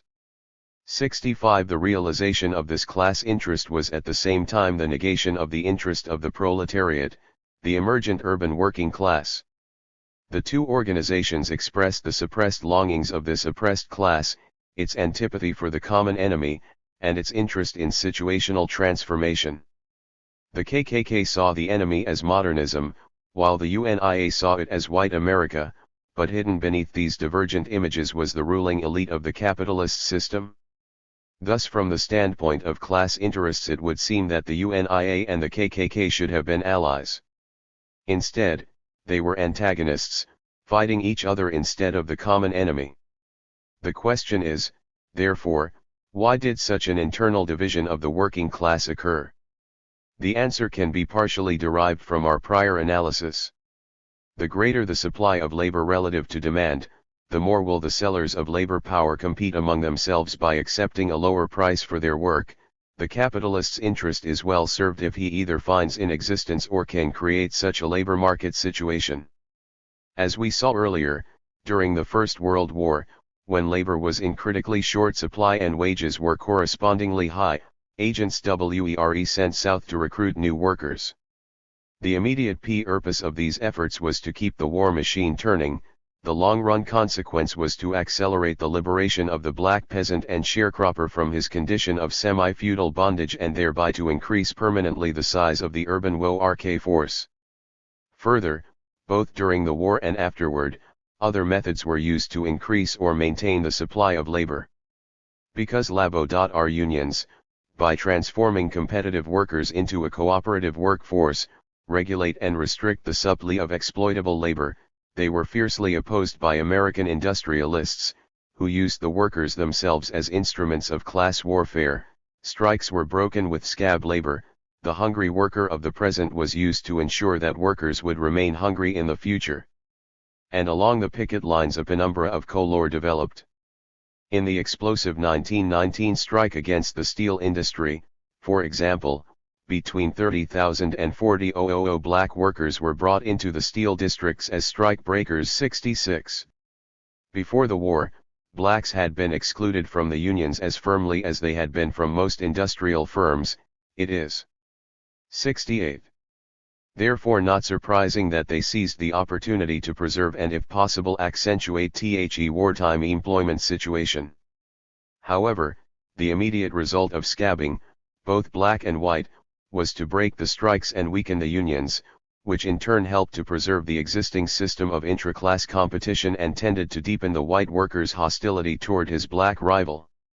Thus, in one sense, the interracial hostility and violence of 1919 is explicable as a deflection from or a byproduct of the interclass conflict of the same year. In addition to increasing or at least preserving the supply of labor through judicious use of monetary incentives and suppressive force, the owner of the means of production may attempt to decrease his demand for labor by raising his level of productivity. If he can produce more product with fewer work hours, i.e., reduce the number of man-hours of labor power materialized in his commodity, he can reduce the WAG component of his costs of production, and indeed the cost of production overall.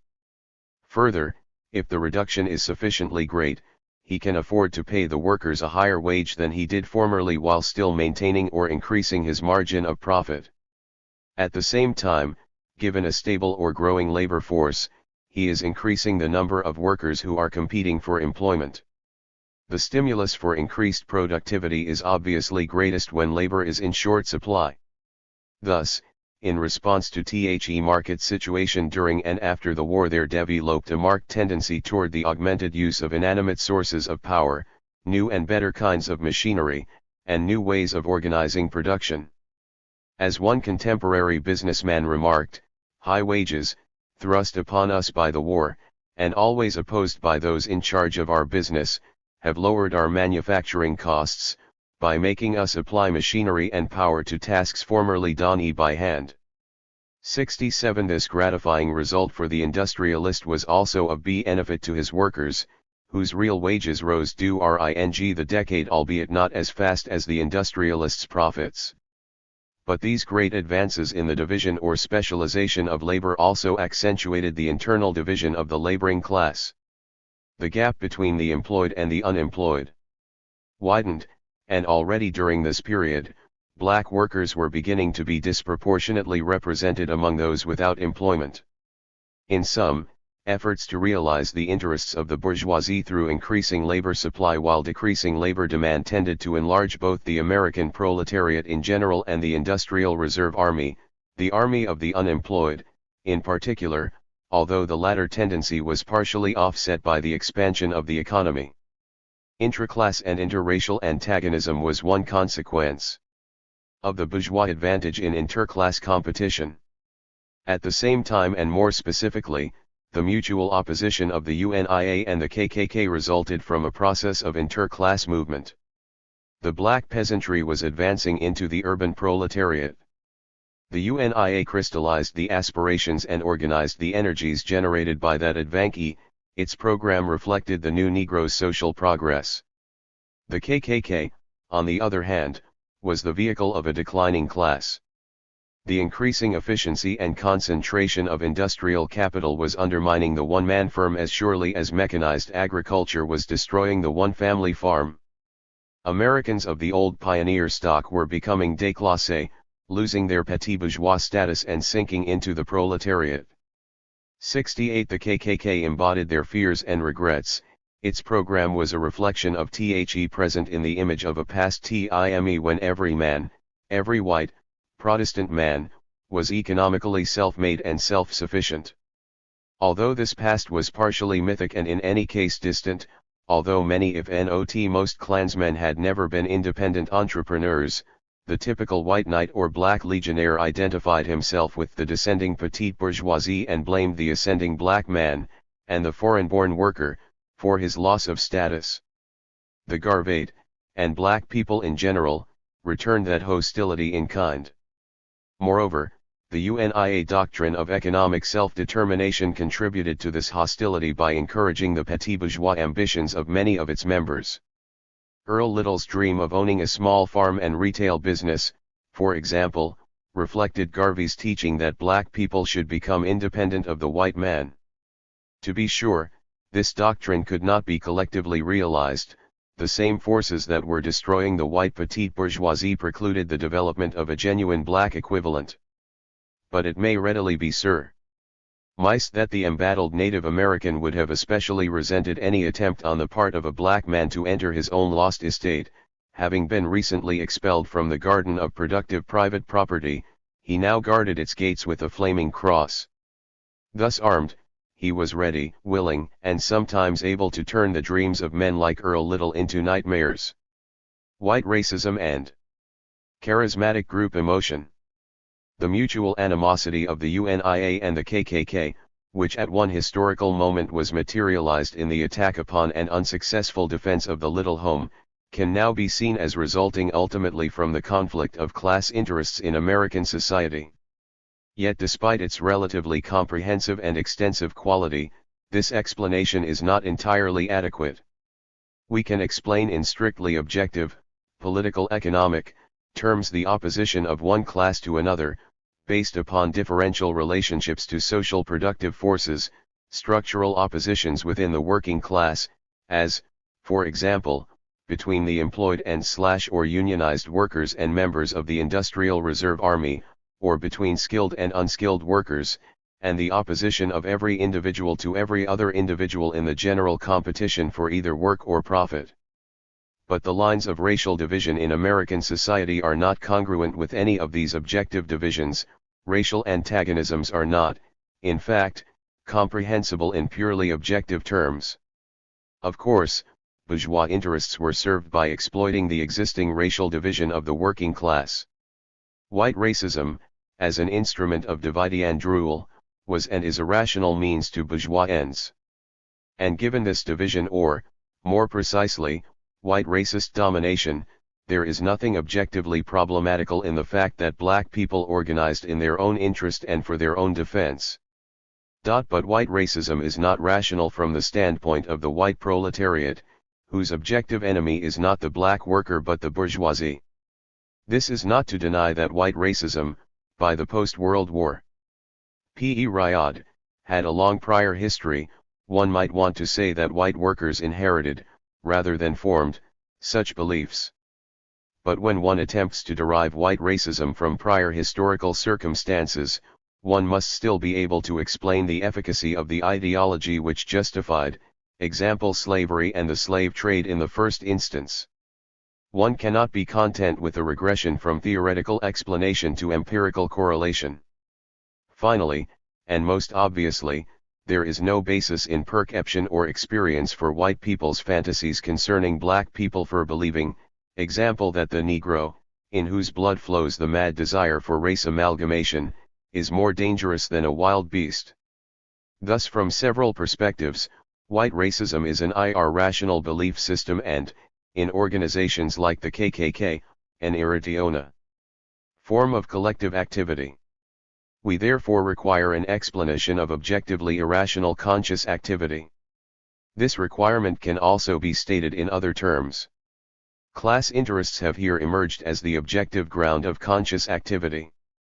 But the relationship between this ground and its actualization would be unproblematical only if the latter could be directly inferred or deduced from the former if, so to speak, the language of conscious activity could be univocally derived from a grammar of interest. For in that case any subjective or motivational mediation of the extremes could be safely ignored. Motives would appear to constitute a purely passive or neutral medium through which the determinative value of an interest would be transferred without loss to practice. Conversely, when the form and content of conscious activity cannot be directly derived from the objective ground, then the process of motivational mediation not only transfers but also transforms the initial value. Our problem therefore becomes to explicate the psychological process through which working class interests were transformed into white racist consciousness. Given that our approach to this matter is to be psychoanalytic and that, at least initially, we are concerned with forms of collective activity like the KKK, we may begin this phase of the inquiry with Freud's two theses that in groups like churches and armies there is an intensification of the affects and an inhibition of the intellect. 69 An individual becoming a member of such a group ceases to think or judge independently, but instead comes to accept, unquestioningly, totally, and passionately, its laws and commandments. Now this is manifestly the phenomenon with which we are concerned, ascribed to organizations like the KKK, which might be described as a kind of church militant. How, then, does Freud explain this conjuncture? The basic hypothesis is that love relationships constitute the essence of the group mind. Members of a group are sexually bound to each other and to their leader or leading idea. 70 Under certain conditions, most importantly, under the influence of a powerful leader, this emotional connection usurps all other relational possibilities.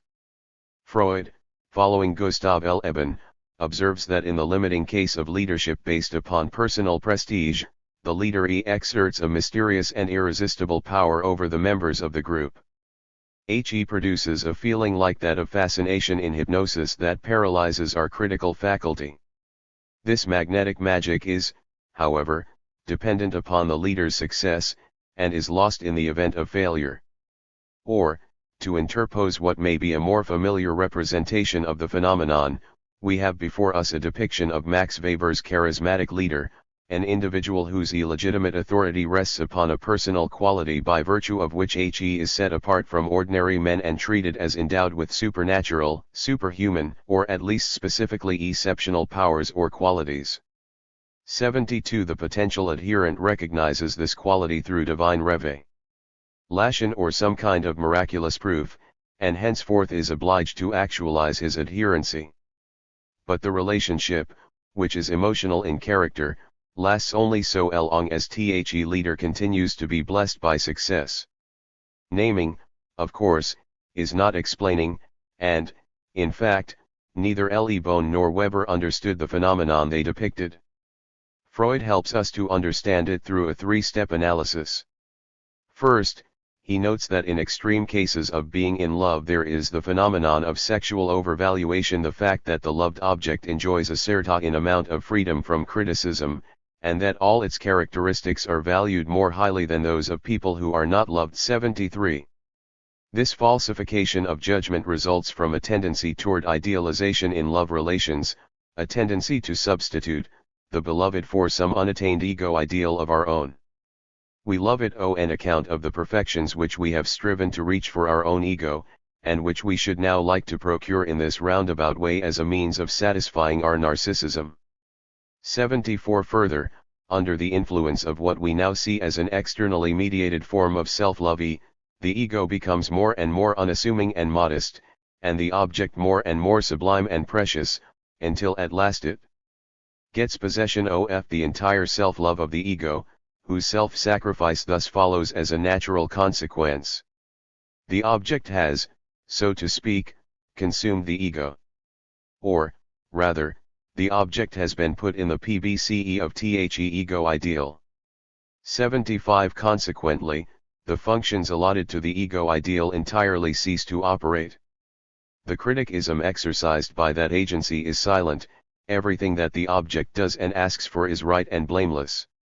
76. Here it must be noted that there is a conceptual uncertainty beclouding Freud's generally lucid analysis. The functions of the ego and the ego ideal, their boundaries as it were, are ill-defined. Much would be revealed through a critical investigation of this definitional difficulty, but for our present purposes it is sufficient to observe that being in love can involve the projection onto another of just the idealized, morally reasoning self, or of the reasoning self altogether. Only in the latter case does the basis exist for Freud's SEC. On analytical step, the movement from being in love to hypnosis, to the introjection of the other, now enriched with its projectively acquired powers. The hypnotic penetration of the self by the other is complete only when the other takes full possession of the conscious self, when it becomes the self's consciousness. When this happens, the self as such is reduced to unconsciousness, it simply responds emotionally to the introjected other. Indeed, at the limit the distinction between self and other, between object love and identification, is annihilated. A sensation of oneness is all that remains. The third step from an analysis of the individual to that of the group is easily taken. As Freud observes, the hypnotic relation is a group formation with two members. 78. Hence it may be posited that the group mentality is premised upon an idealizing love for the leader and is consummated in an hypnotic union with him. Further, the situational requisites of this consummation are readily specified. The hypnotic attraction is most powerful at moments of collective triumph or ritual exaltation. Conversely, it is weakest when the group member is involved in mundane activities or when the leader fails to gain an announced end, thereby damaging the illusion of his omnipotence. Finally, the nature of the attachment of group members to each other can be inferred from this conception. They are bound to each other through their mutual love for and identification with the same object. They love and identify with each other for his name's sake. Thus we arrive at an understanding of the enhanced emotionality/reduced intellectuality characteristic of groups like the KKK, and in the process, of the feeling of solidarity, or collective identity, which membership in such organizations produces. The tendency of group members to accept illusions as realities is also understandable, because the leader of the group is its consciousness. He has the power to define reality. Our analysis is still incomplete, however. We have described the hypnotic effect of charismatic leadership, and to some extent its dynamics. We have yet to uncover its genetic basis.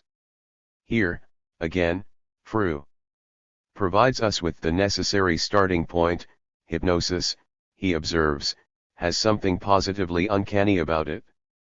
79. It is this quality that distinguishes it from even the more extreme forms of identification and being in love. The question therefore becomes, from what source does the impression of uncanniness derive? Freud's answer is that the sensation of uncanniness comes from the return of something old and familiar that has undergone repression. 80. Forces from the past, although not announcing themselves as such, suffuse and take possession of the present, transforming it into an intense and timeless escape from the mundane world. Not the past recaptured, but the past recapturing, is the essence of the uncanny.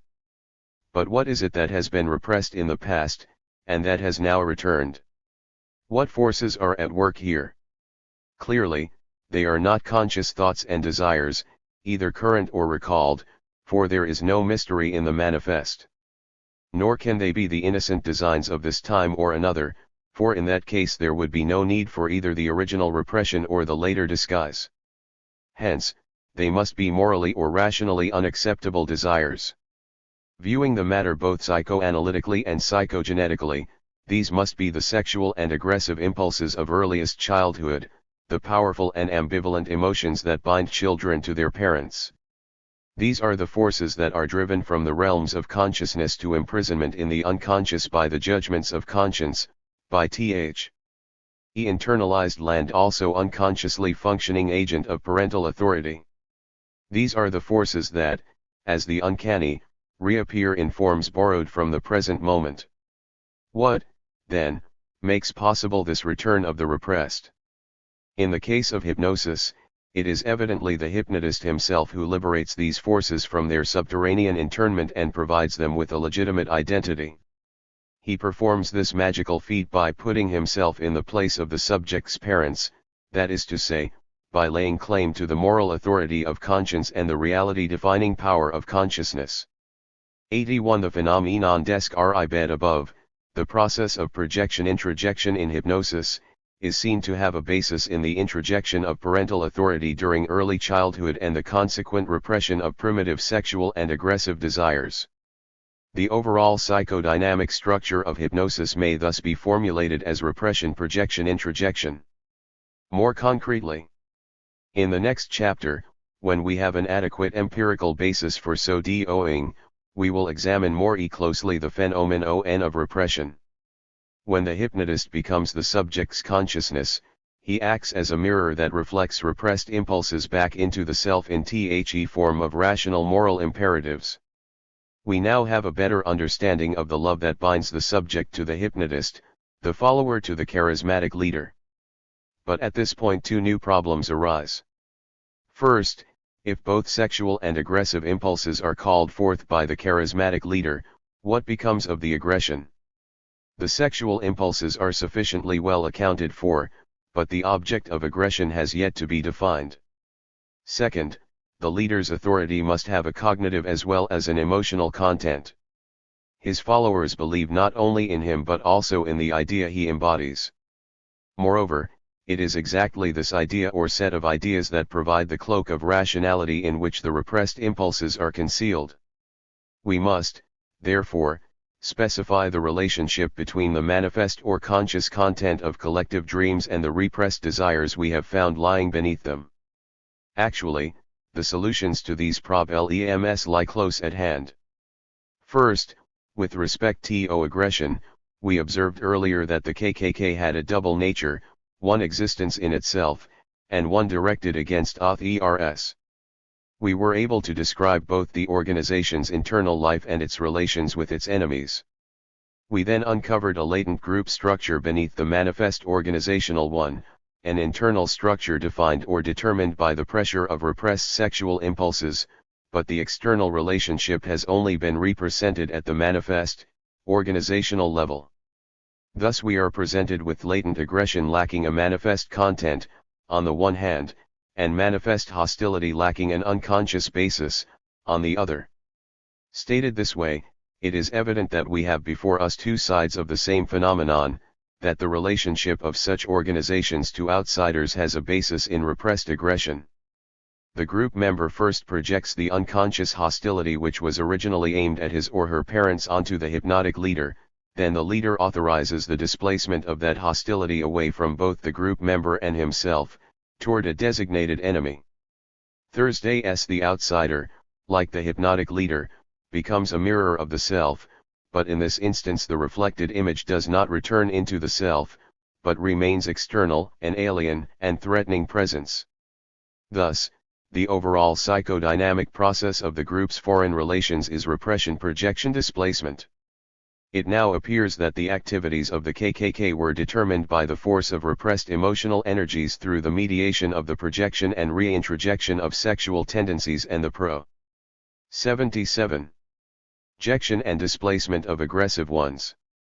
But such a formulation is too simple, for as Myrdal stressed and Cox acknowledged, the alien group, the object of racist belief, is perceived as a sexual as well as an aggressive threat.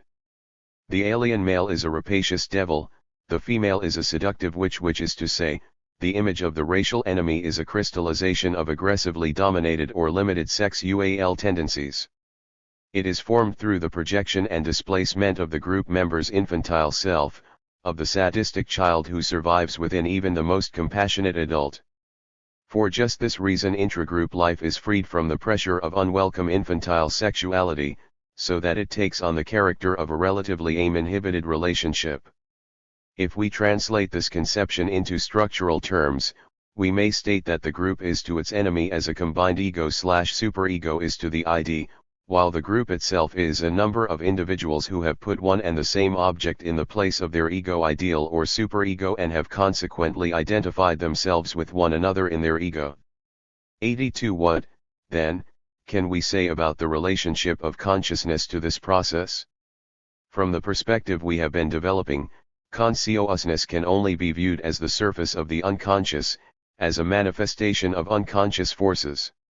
This follows directly from the notion of a group, for the determinative movement of that notion is exclusively from the unconscious to consciousness. Thus, group ideation is to be understood as rationalization, not reason, in the language of dream interpretation, as secondary elaboration, not explanation. Finally, as implied above, the leader's function is to provide a system of such rationalizations, to give a semblance of reasonableness and justification to the release of repressed desires. Freud once noted that neurotic symptoms give the impression of being all-powerful guests from an alien world, immortal beings intruding into the turmoil of mortal life. 83. The emotional group, or, to state the concept in dynamic rather than structural terms, group emotion is a kind of social neurosis. It is also the psychological content of the sociological form which Weber designated as charis RNA, hanky. We may term any collectivity of this type a charismatic group. A charismatic group, then, is an alienated or falsified form of conscious activity, i.e., the rationalized product of repressed sexual aggressive forces mediated through an externally directed, hypnotically inducible and double-valenced emotional process, the intragroup dynamic of projection and introjection, which constitutes a superego/ego structure, and the intergroup dynamic of projection and displacement, which constitutes an ego/ID structure. The clan's white racism may thus be understood as an instance of charismatic group emotion. And, keeping in mind that the clan was only an extreme form of a more general phenomenon, we may hypothesize that institutional racism is routinized charismatic group emotion, and that the diffuse but pervasive racist atmosphere of American life reflects the widespread individual internalization of these same emotional tendencies. Class interests, group motives, and conscious activity. We began our descent into the unconscious because our objective analysis did not permit us to comprehend the white racist falsification of working-class consciousness. Conversely, our subjective analysis does not permit us to understand conscious activity except as the product of unconscious emotional forces. But when we combine these two sides of the analysis, the phenomenon of working-class white racism becomes comprehensible. The clan's white racism is seen as a falsification of proletarian class consciousness developed through the mediation of charismatic group emotion. In this way working class or group motives come to serve ruling class interests. White racism in general and the activity of the KKK in particular were falsifications of working class interests. By contrast, the UNIA expressed the class racial interest of the emerging black proletariat. It can be argued, however, that it did not express this interest in a rational form. C.S. Johnson's contention was that the UNIA was avoiding the realities of American life by escaping into the dream of a return to Africa, for the Back to Africa movement, though visionary and perhaps utterly impossible of accomplishment, afforded a mental relaxation for the long-submerged Negro peasantry. It was a dream, but the new psychology has taught us the 79. Utility, the compensatory value, of dreams. These might be expected to increase in intensity in direct proportion to the impossibility of conscious realization. Assuming, as we now must, the increased desires and aspirations of Negroes and the correspondingly increased racial consciousness among white groups, what other mode of escape is possible? A lake desires, repressed longings, must have an outlet. This was an outlet. 84. In other words, Johnson argues that the UNIA's guiding principles were irrational, given the realities of the American situation, and he offers an explanation of such irrationality in more or less psychoanalytic terms. We are under no obligation to accept this argument, but we cannot adequately evaluate it unless we have some standard by which to judge the situational rationality of conscious activity. What, then, is the basis for the judgment of situationally rational action?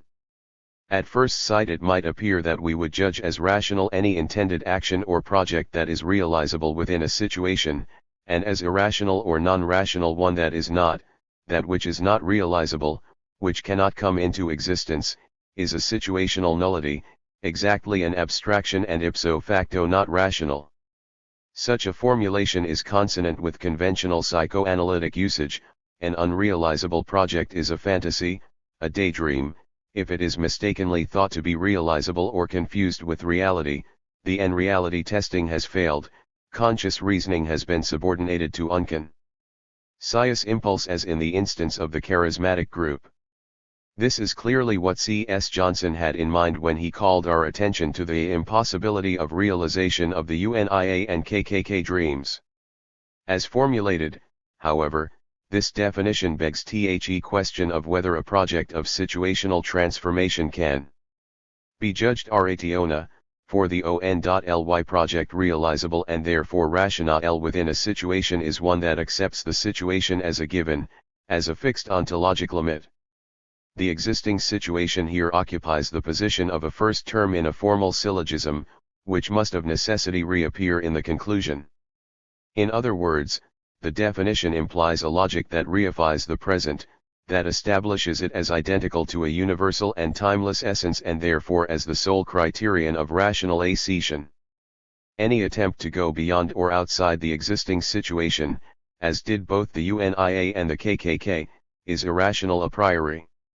Yet the idea that a project must be realizable to be rational has a certain persuasiveness, therefore let us accept it, at least for the moment.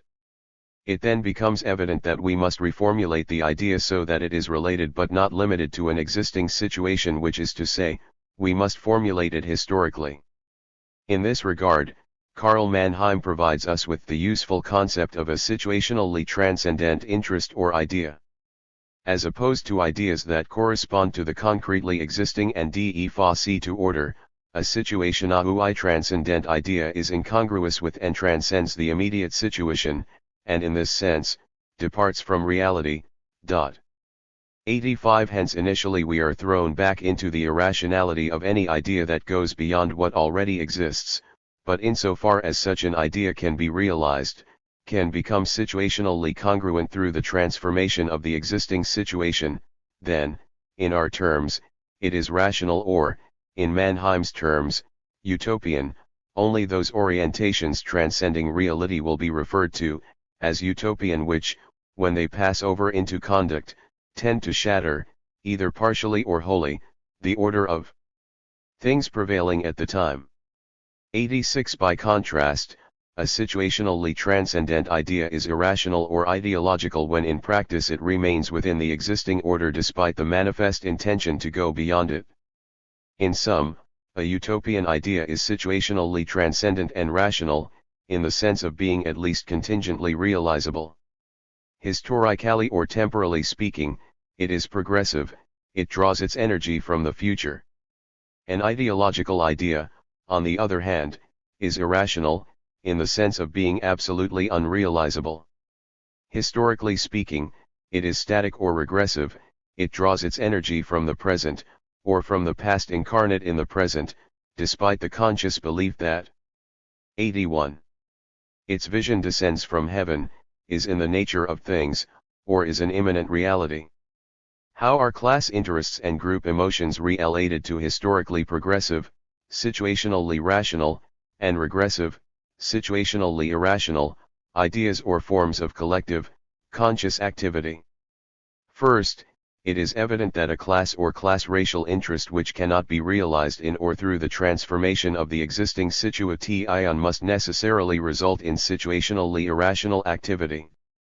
And because political action based upon such interests quite literally makes no sense, these movements must rely upon charismatic group emotion to obscure their relationship to objective reality.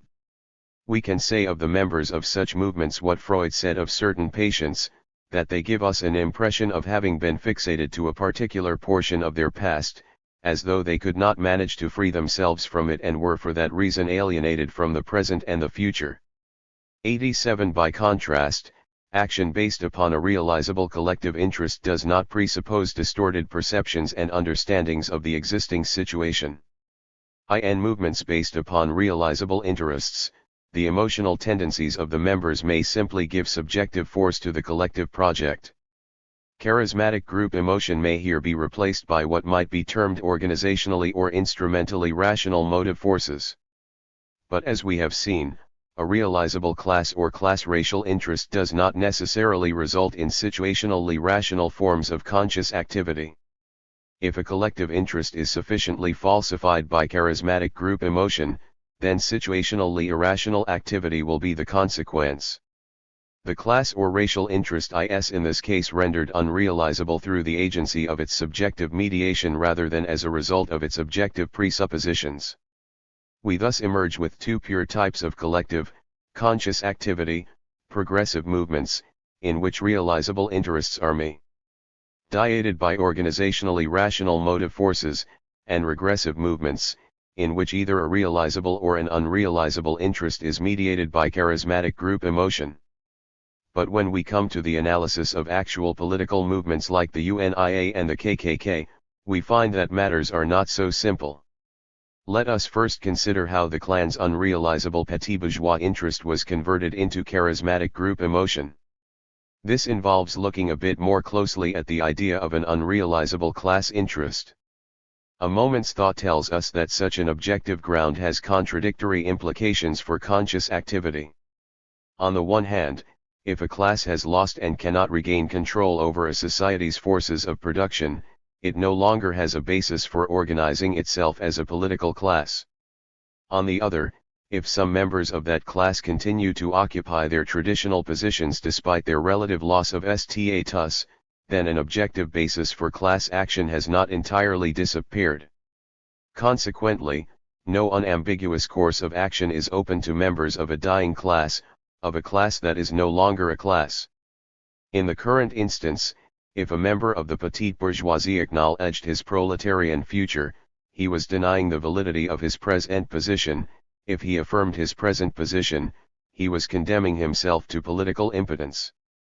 He was painfully suspended between past and future, having no ground for rational action. He fell victim to the irrationality of group emotion.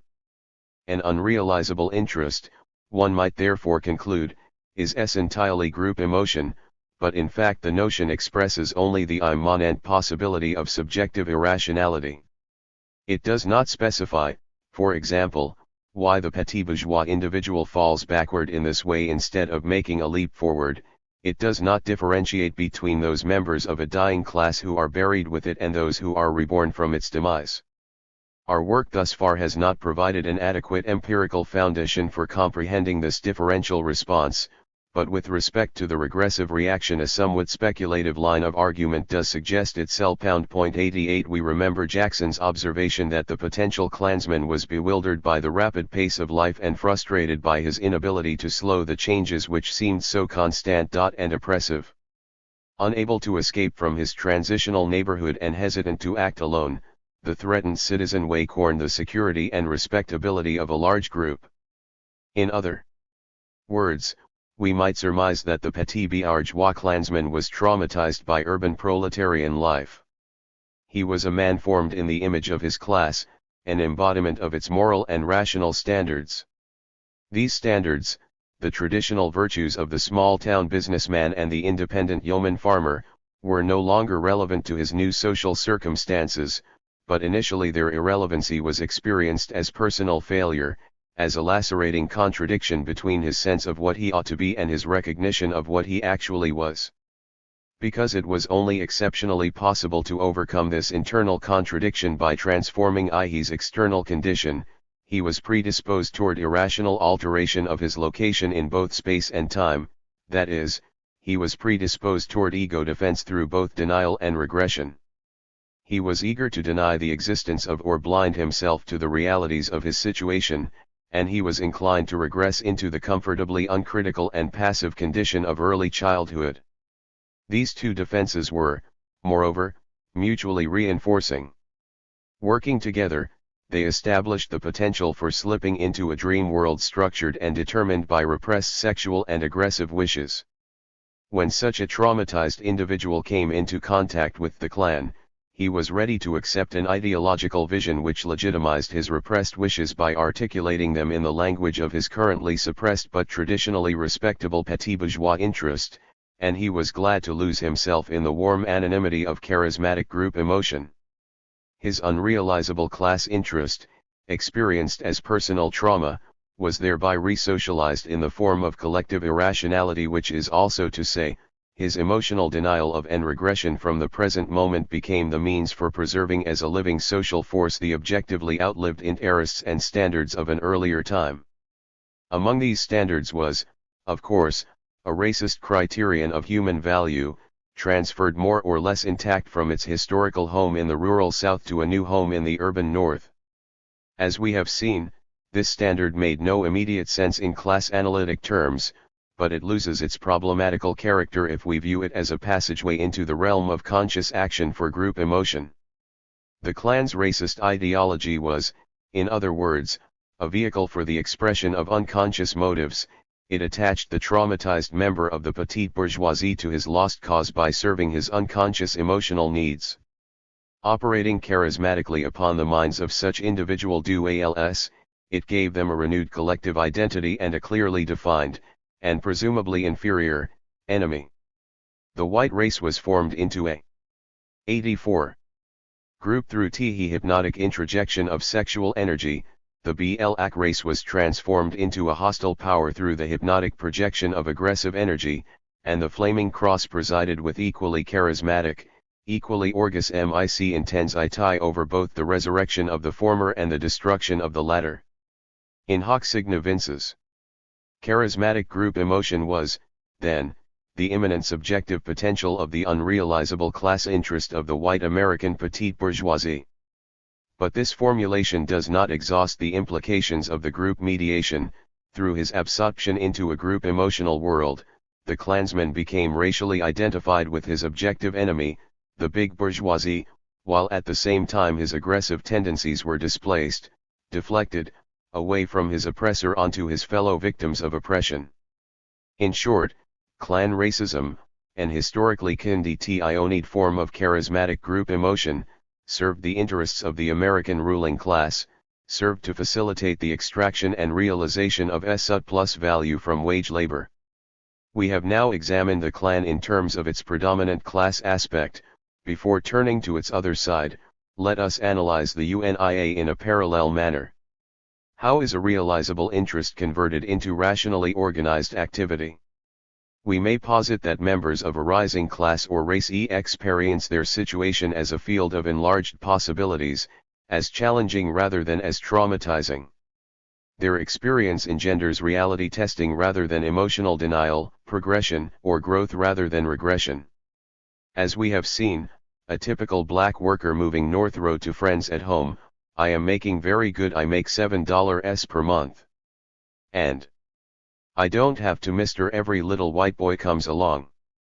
I am not crazy about being with white folks, but if I have to pay the same fare I have learned to want the same accommodation. Unlike the clansman who found it necessary to retreat into a fantasy world constructed from the fragmentary remains of his individual collective past, the Negro was learning from and growing emotionally stronger in response to his greater opportunities. But in the Red Summer of 1919 and during the economic crisis of the early I-92s, he came up hard against white racism in general and clan racism in particular. Further individual progress within the existing situation was precluded. He was therefore forced to organize for self-defense, and for the transcendence of the situation itself.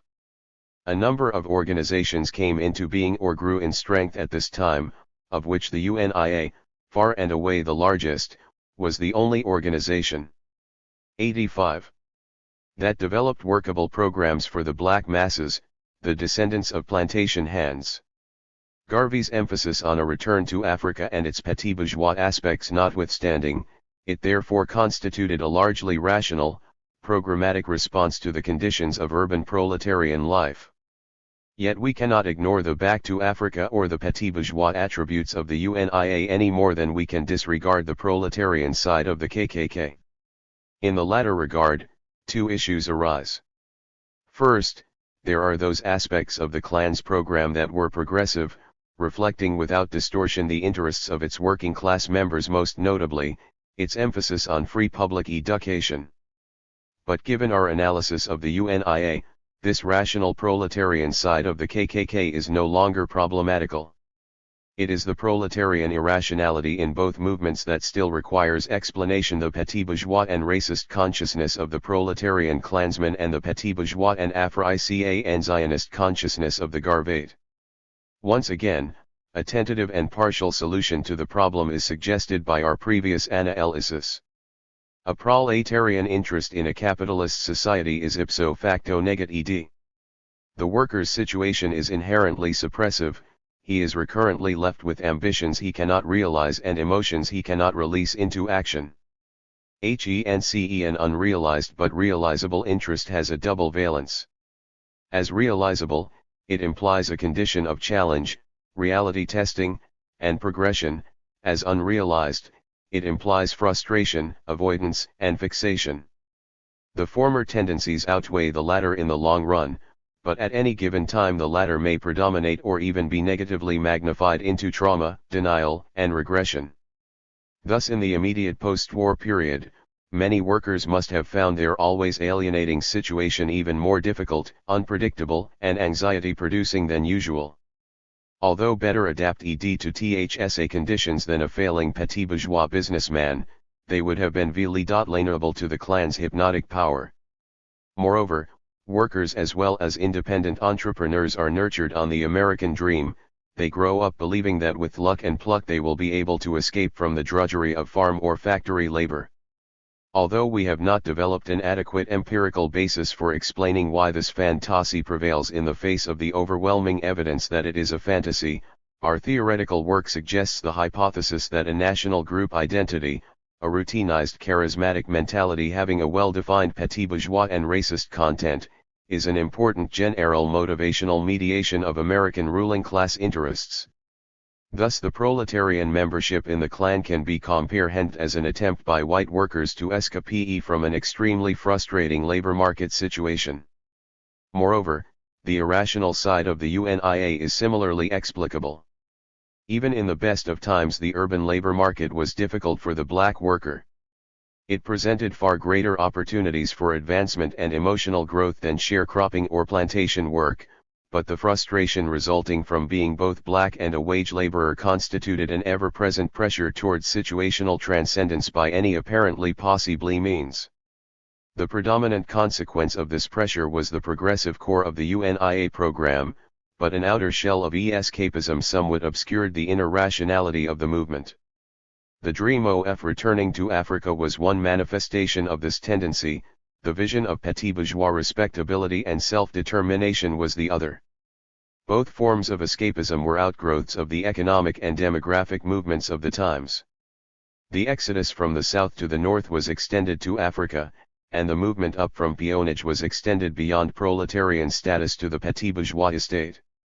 the desire to escape from bourgeois oppression, with all the determinations this formulation now contains, thus emerges.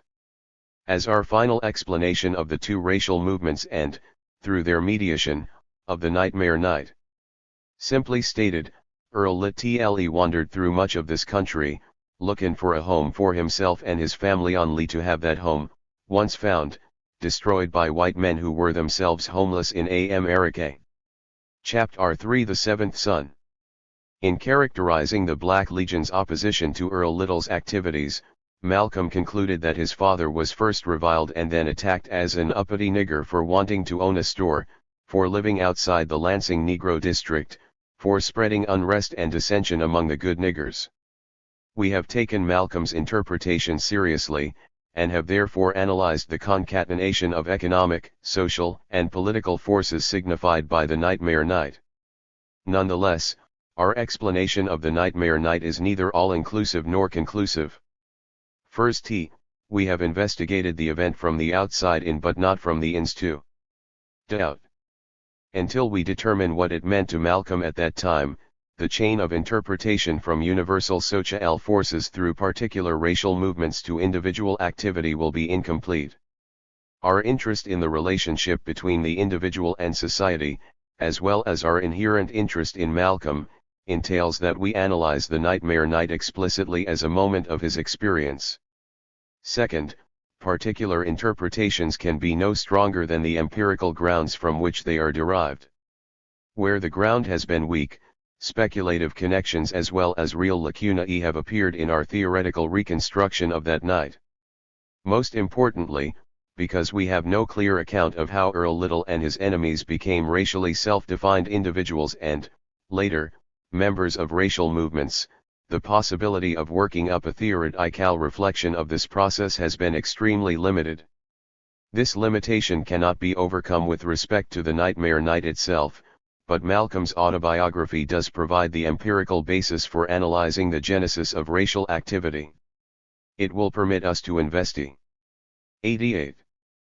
how his character structure developed, how he became an individual with a national racial identity, and how he became a member of a charismatically led movement. In addition, since he achieved a position of racial leadership, in the end it will permit us to analyze political movement from the perspective of the leader as well as the follower. How, then, did Malcolm experience the Nightmare Night? In the first place, he did not experience it as we have hitherto reconstructed it, or as he himself later understood it. A 4-year-old boy does not live his life as a self-conscious participant in and observer of a complex socio-historical process. He lives, less self-consciously, within the microcosm of the family. The family. Let us begin by recalling how Malcolm described the attack. He remembered being suddenly snatched awake into a frightening confusion of pistol shots and shouting and smoke and flames. His father was shooting at the two white men who had set the fire and were running away.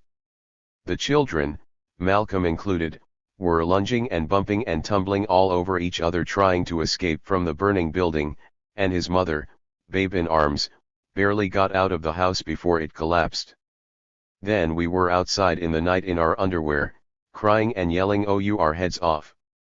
Thus Malcolm's earliest vivid memory, a terrifying and confusing nightmare of noise, flames, and frantic activity. The experience was so intense that it brought to an end the undifferentiated succession of days that had preceded it. Measurable time, the chronological record of Malcolm's consciousness, began that night, which is also to say, Malcolm knows himself, can remember and reflect upon himself, only as the child of this moment of terror. From his own perspective, earlier events in his life are prehistoric, while all later ones will be seen in the light of this primal experience.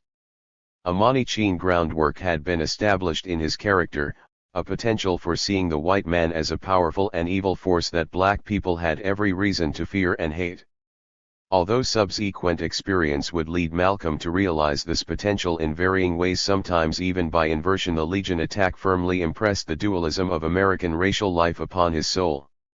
Thus the Legionnaires were the first white devils of Malcolm's 89 conscious life, and the nightmare night was his first submersion in the latent content of the American dream. This much is evident in Malcolm's memory of the experience. But the meaning of the event is not exhausted by such a phenomenological representation, for two reasons. First, on formal grounds every event must be perceived as a moment in a temporal manifold, i.e., as the manifestation of past and future in the form of the present, or as the simultaneous transformation of the past into the future and the future into the past through the mediation of present activity. Second, the emotional content of this transformational process is the continuing pressure of ungratified desires and unavoidable fears, be they conscious or unconscious. The unity of content and form is theoretically determined by finding those analogic relations between successive events that are indicative of motivational continuity. Thus ideally we would have to find in the nightmare night the child Malcolm had previously been and the youth he was about to become, and we would constitute the unity of this process by first explicating the unconscious determinants of his conscious actions and then transforming the resultant relationship between conscious and unconscious forces into a conception of his character. Precisely because the Legion attack is a beginning, however, only certain general connections can be established between it and Malcolm as a pre-existing subject.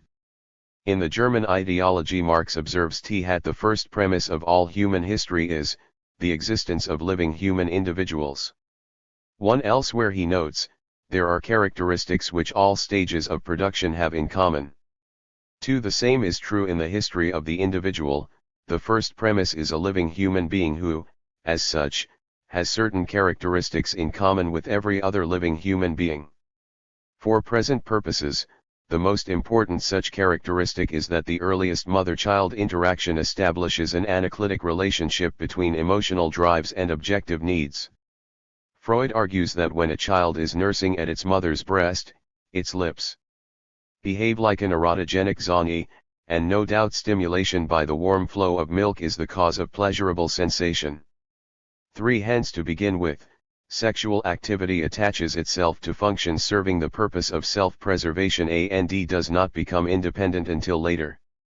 4. Leaving aside the question of whether sexual activity, or sexual aggressive activity, is ever independent of self-preservative functions, it seems better to say that at the very beginning of life, instinctual energy is still in an undifferentiated state. 5. Such an undifferentiated instinctual state 90. May be described as merely sensuous. We may then posit that the infant has sensuous needs which must be satisfied if it is to survive. It also has the power to gain satisfaction, it cries to attract its mother's attention, sucks to take in nourishment and to quiet primitive anxieties resulting from somatic tensions, and generally encourages maternal solicitude by responding with signs of contentment to the experience of being nurtured. But as the nurturing experience indicates, sensuous needs constitute a pressure as well as a power, the very existence of a need entails the experience of frustration, hence a pressure toward activity which will end the unsatisfactory condition. For this reason Freud believed that pressure, the amount of force or the measure of the demand for work which an instinct represents, is any instinct's very essence. 6. If we now use the term energy to denote a need in the double sense of power and pressure, or as a potential for activity, and if we see the term sensuous as above, i.e., to denote the earliest form of human activity, then we may say that human individuals are sensuously energetic. And given that human activity is distinctively self-conscious, verbally structured and self-reflective, we may say that sensuous energy is a potential for self-conscious activity. By so doing, we avoid defining character in a one-sided, emotionally oriented manner. Instead, we see character as originating in the sensuous interactions of energetic human individuals, not in sexual and aggressive drives per se. The latter continue to play a basic role in our theorizing, as they must if theory is to reflect human practice, but they are viewed as arising through differentiation from sensuous energy. This process of development can then be termed analytic. The particular form taken by sexual and aggressive drives is conditioned by the infant's objective needs and by the way these needs are met. Furthermore, a moment's reflection tells us that cell preservative needs are not met simply from the outside, or at the mother's discretion. Rather, the infant works to satisfy its needs, crying, sucking, touching, attending to sights and sounds, manipulating objects, and learning to creep, crawl, stand, and walk are the forerunners of the work process. In the life history of the individual, as in the history of the species, human organs are the first tools, environmentally predetermined materials are the first objects of work, and work consists in constructive and destructive activity through which the one is united with the other. 7. Sensuous energy is developed through the work process just as much as through the development of sexual aggressive drives, which we may term the emotional process. In other words, we may say that sensuous energies 91 are developed as much through objectification, the creation of inter and intra-objective relations, as through subjectification, the creation of inter- and intrasubjective relations. Conscious and self-conscious activity can then be understood as the product of sensuously energetic human interactions mediated through mutually determining subjectification and objectification processes. It might seem that in formulating these abstract conceptions of human species life we have left our interest in Malcolm behind. In one sense, we have. As Marx observes concerning objectification, the so-called general preconditions of all production are nothing more than abstract moments with which no real historical stage of production can be grasped. Any such generalities must be worked up from and back down to historically particularized materials. Since we lack detailed information about Malcolm's first few years, we cannot adequately ground our general conceptions of that period.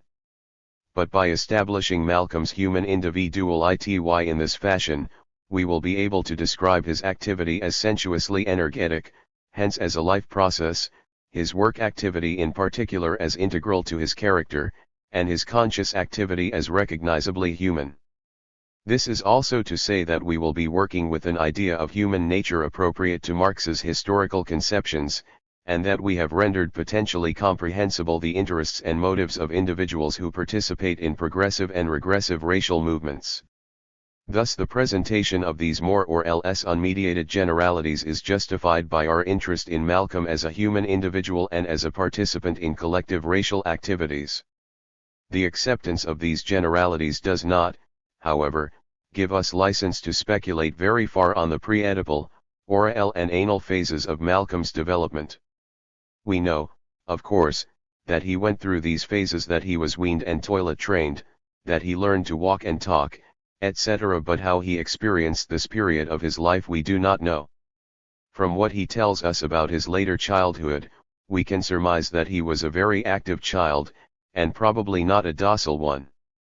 He himself says that he learned very early to cry out and make a fuss until he got what he wanted from his mother. 9 Although in making this comment he was not describing his earliest years literally, it seems likely that the forceful use of the spoken word was generally characteristic of him. In addition, we know from his autobiography that the little family moved twice between the time of Malcolm's birth and the Legion attack. Malcolm was too young to have been affected consciously by the first move, which came shortly after his birth, but he may have experienced some anxiety 92 through his mother, if the move was upsetting to her. Anxious and homeless feelings may also have accompanied the second move. More importantly, however, Malcolm became homeless in another sense during this period. He lost his position as the family's youngest child, first to Reginald and then to Yvonne. His penchant for being noisy in order to attract his mother's attention may have been conditioned by the appearance of these rivals. And with his loss of maternal attention in mind, we can read his description of the children confusedly tumbling over each other during the nightmare night as an indirect complaint that there were too many children, that he was not receiving sufficiently individualized attention. Thus the nightmare night might be viewed as signifying both Malcolm's intensifying experience of the homelessness of black people in white America and the emotional homelessness of a small child who has to compete with his younger siblings for his mother's love. We are on firmer evidential ground when we attempt to establish the relationship between Malcolm's primal experience and his subsequent memories of family life. After that night, he reports, my memories are of friction between my father and mother. They seem to be nearly always at odds. Sometimes my father would beat her. 10 Malcolm deduced that the friction was accentuated by educational disparities. My mother had a pretty good education. But an educated woman, I suppose, can't resist the temptation to correct an uneducated man. Every now and then, when she put those smooth words on him, he would grab her. 11 Moreover, his father's wrath was visited upon the children. My father was also belligerent toward all of the children, except me. The older ones he would beat almost savagely if they broke any of his rules, and he had so many rules it was hard to know them all. 12 And while Malcolm escaped punishment at his father's hands, he received his fair share of whipping from his mother. Now, if we view this description of the internal relations of the little family against the background of Malcolm's first memory, it is hard to avoid the conclusion that the nightmare of Malcolm's childhood was not confined to one night. The violence of the Legion attack is carried over into Earl Little's attack upon the other members of the family, and we can readily surmise that a mood of terrified confusion pervaded the home whenever the parents were at war with each other or the father was being belligerent to one of the children. In this sense the Legion attack was only the nightmare of everyday life in an intensified form. The determinative force in each of these experiences was a grace. 93. Zion, or more precisely, the aggressive form of emotional energy. But their nightmarish quality, their common content, is analogical, not identical. The Black Legion of the Nightmare Night is to Earl Little and his family as the Earl Little of everyday life is to his wife and children. This analogy implies not only that Little as well as his enemies had an aggressive relationship to the family, but also that he was the connecting link between the Legion and the family. We are made to realize that it was Little's uppity behavior that brought the Legion's wrath down upon the family. This was, of course, the inevitable consequence of his struggle for self-determination in a racist society. Non-et helis, his choice cast him in a double role. He both exposed his family to racist assault and attempted to defend them from their assailants.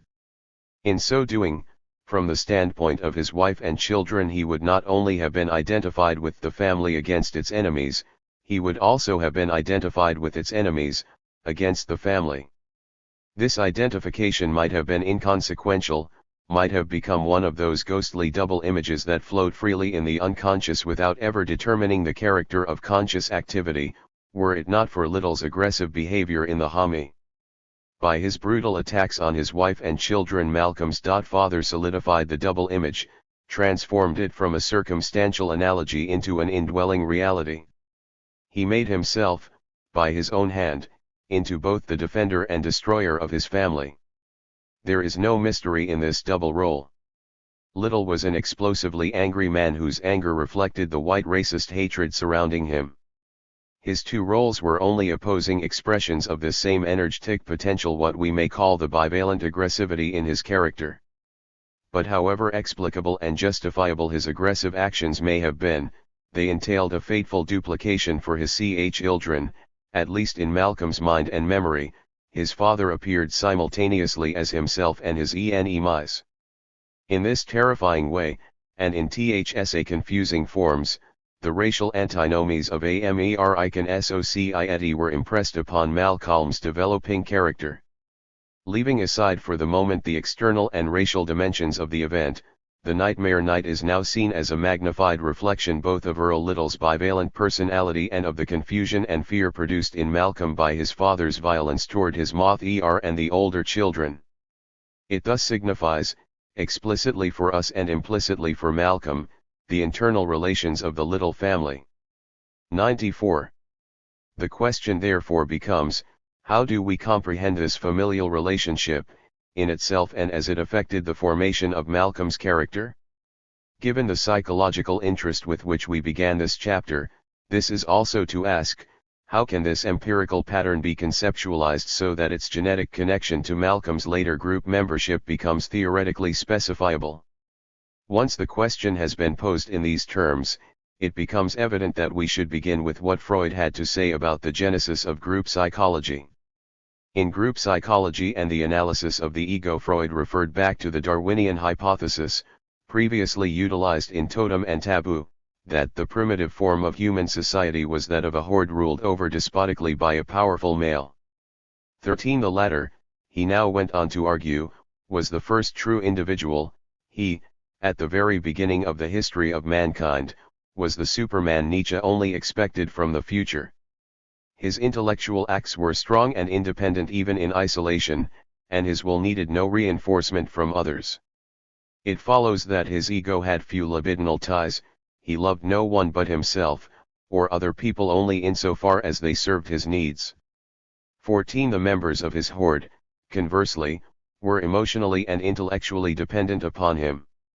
They loved him submissively, feared him absolutely, obeyed him unquestioningly, and were bound to each other by their common bondage to their leader.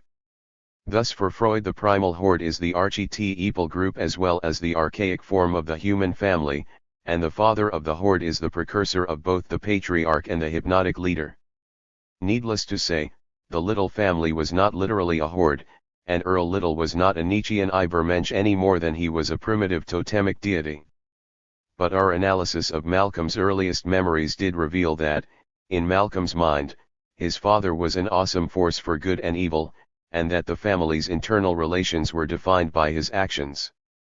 Thus if we use Freud's anthropological just so story to conceptualize Malcolm's view of his father and his family, it forms a first theoretical mediation between Malcolm's childhood experiences and his adult activities, as the primal father is to the hypnotic leader, so Earl Little is to Elijah Muhammad, and as the horde is to the group, so the Little family is to the nation of Islam. The prophet was heir to the father's awesome power. The nation re-embodied the collective identity generated by that power. Malcolm's membership in the nation was, therefore, a return at a higher level of individual development to the family of his childhood. Thus far we have only described the authority structure of the horde, the form of its internal relations. We have yet to consider its content, i.e., the advantage the father gains through the exercise of his power, and the son's reaction to that advantage. According to Freud, the primal father was a violent and jealous male who kept all the females of the horde to himself. He used his brute strength and the hypnotic power of his total self-confidence to maintain a sexual monopoly, thereby forcing his sons into abstinence and consequently into the emotional ties with him and with one another that could arise out of those of their impulsions that were inhibited in their sexual aim. He forced them, so to speak, into group psychology. The aim-inhibited sexual bondings we discovered in the charismatic group appear here in their primitive form, as the sexual interrelationships of a patriarchal family, specifically, of Earl Little's family. To be sure, in this real-life situation there was only one adult female in the horde, but that is only to say that the modem nuclear family is not in fact a horde, and that it is only from a son's infantile perspective that the father's power and sexual privileges vis-a-vis the mother take on the aura of a horde relationship. If Malcolm's family is understandable in these terms, and if we have accounted preliminarily for its sexual content, we must next search out the aggressive impulsions we would expect to be present in the precursor of an adult group formation. Here, for the first time, the analogy between the family and the hypnotic group, or between the Littles and such racial organizations as the UNIA or the Nation of Islam, breaks down. While it is true that the Little family group was more or less united against its external enemies, it was not thereby freed from internal rivalries and hostilities. In part this was because Earl Little directly attacked his wife and children, but the idea of a horde suggests another level of emotional meaning. The male children of the horde loved their father, or at least were fascinated by his power, but their own feelings also mirrored his violent and jealous emotions. They lived with a constant suppressed anger, envied him his sexual prerogatives, and waited for the day when they would be strong enough, or he would be weak enough, to make possible a successful patricidal rebellion. Meanwhile their passions were most inflamed when they witnessed the so-called primal scene, when they saw their father having sexual intercourse with one of his wives or daughters. 16 On these occasions their latent sexual urges and hatred for their father fused into a consuming, highly erotized jealous rage. We shall see presently that the patricidal climax of this original family tragedy has relevance for Malcolm's life history. At present, however, our concern is the son's jealousy of the father's relationship to the mother.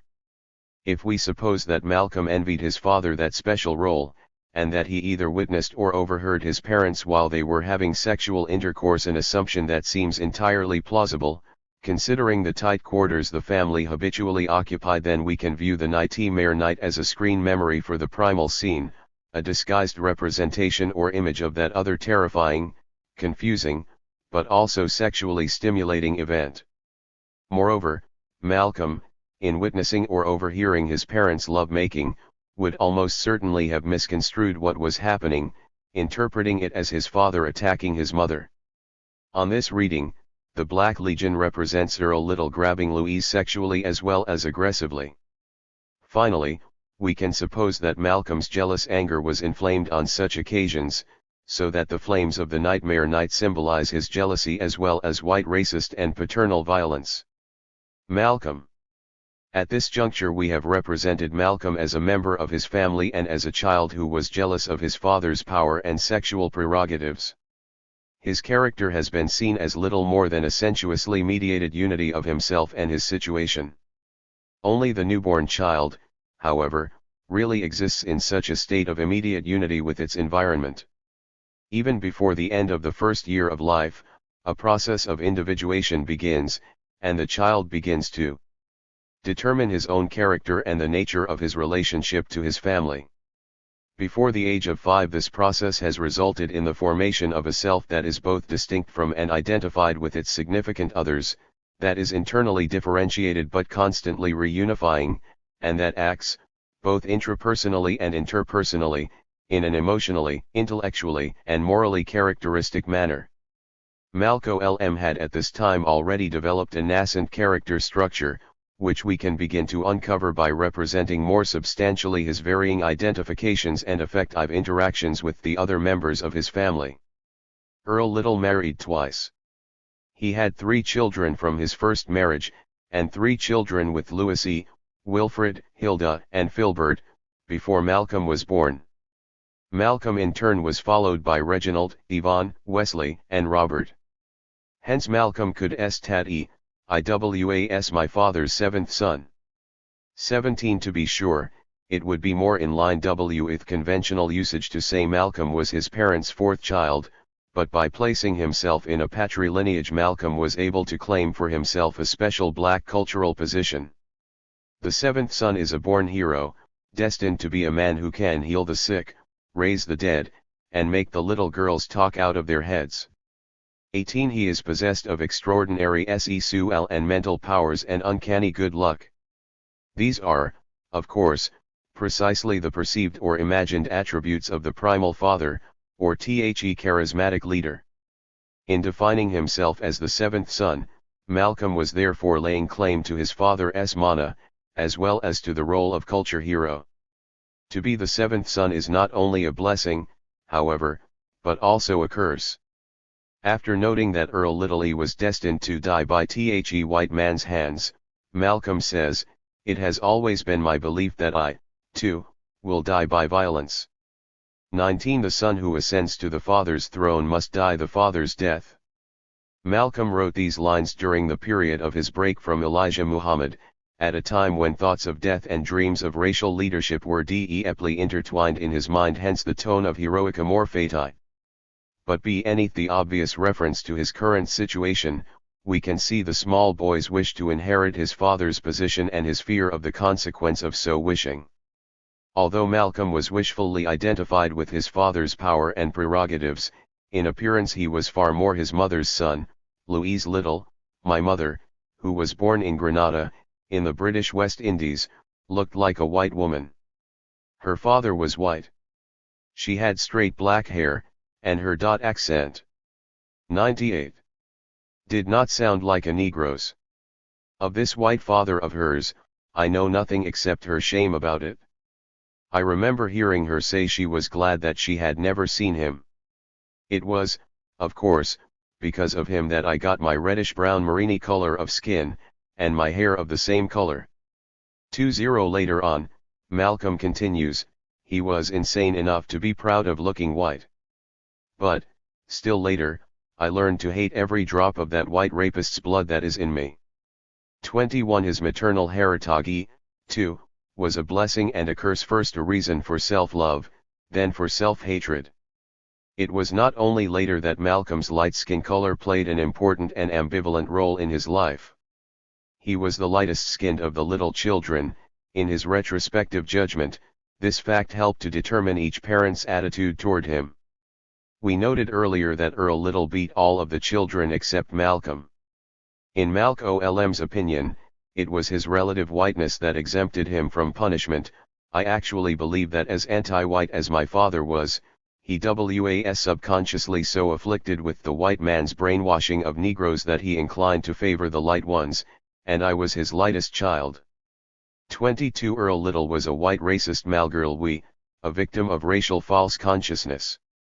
As we previously asserted, he was partially identified, in fact and in his son's mind, with his enemies. But Malcolm's accusation has an additional meaning. While on the one hand he is claiming to be his father's favorite child, on the other he is denying the authenticity of that status. If my father loved me, he is saying, he did so for the wrong reasons. Moreover, this skepticism concerning the genuineness of his father's love has a mirrored implication, namely, that Malcolm doubted the sincerity of his own love for his father. On this reading, the statement is an indirect confession of filial ambivalence. In Malcolm's relationship with his mother we find the racial emotional equation precisely reversed. Thinking about it now, I feel definitely that just as my father favored me for being lighter than the other children, my mother gave me more hell for the same reason. 2-3 In other words, the play of racial forces within the family, the one mutual attraction of epidermal opposites, determined that Malcolm could be loved by his father only insofar as he was not loved by his mother. Furthermore, if we were correct in inferring that Malcolm's retrospective recognition of the racial basis of paternal affection was not only empirically accurate but also a sign of his earlier doubts concerning his father's love for him and his love for his fa. 99. Then by the same reasoning the present statement indicates that Malcolm believed, or wished to believe, that he and his mother did love each other, despite the manifest hostility of the relationship. Thus far in this phase of the analysis we have considered Malcolm's perceptions of his parents' interactions with each other and with him, and the ambivalent relationship to each parent that resulted reflexively from this familial situation. Malcolm's developing character was obviously not just a mechanical effect of external causes, however, his objective situation provided him with the raw materials for subjective or self-formative activity. He was his father in essence, his mother in appearance, and he was become himself in actuality. In the previous section we found not only that Earl Little's power was impressed upon his son, producing a state of confused fear and admiration, but also that Malcolm desired to possess his father's power, that he wished to recreate it in an for himself.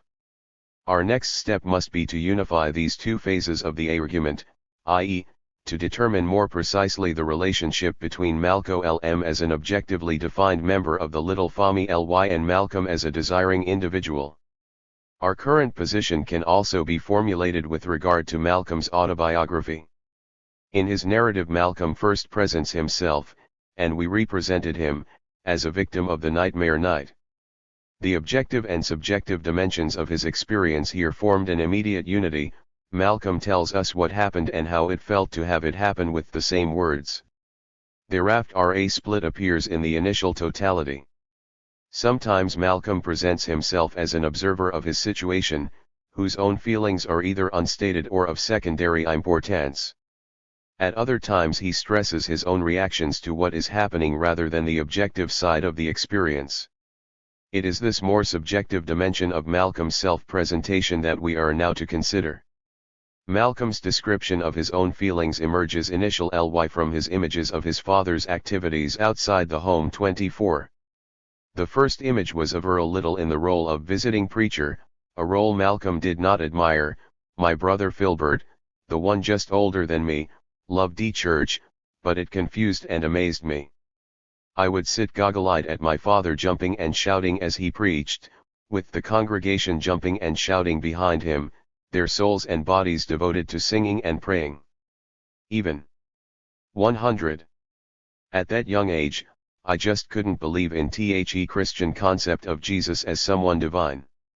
And no religious person, until I was a man in my 20s and then in prison, could tell me anything. I had very little respect for most people who represented religion.zs. Malcolm was confused and terrified during the Black Legion attack. He was confused and amazed by his father's preaching. He stumbled and tumbled out of the burning house. He also struggled to remain outside the religious frenzy that engulfed his father, his family, and the congregation. The Baptist Sunday service thus takes its place in the analogic series of the everyday life of the Little family and the Nightmare Night, the Horde family and the Primal Scene, a series which signifies the experiential realm imminently determined by Earl Little's sexual aggressive power.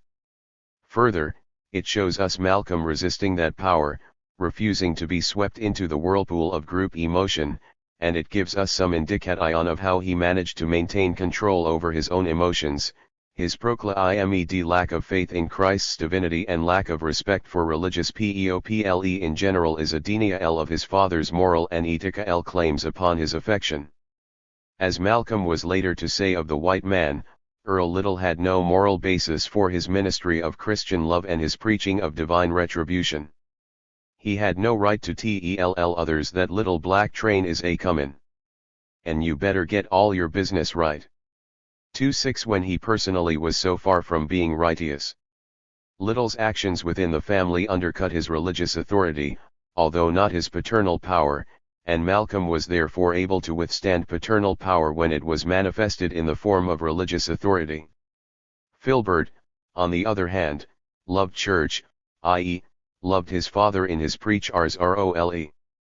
It follows from this fact that Little's paternal brutality is not a sufficient explanation for Malcolm's rejection of his authority.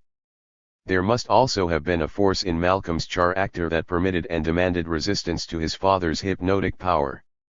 Given our prior analysis, this force must have been his jealousy of his father, the seventh son's desire to possess the father's magical powers, and to possess his mother. In short, Malcolm's infantile sexual passions entailed his hatred for the father who brutalized, and appeared to brutalize, his mother. It was therefore imperative that he not fall under his enemy's power. This imperative necessitated rejection of his father's moral claims.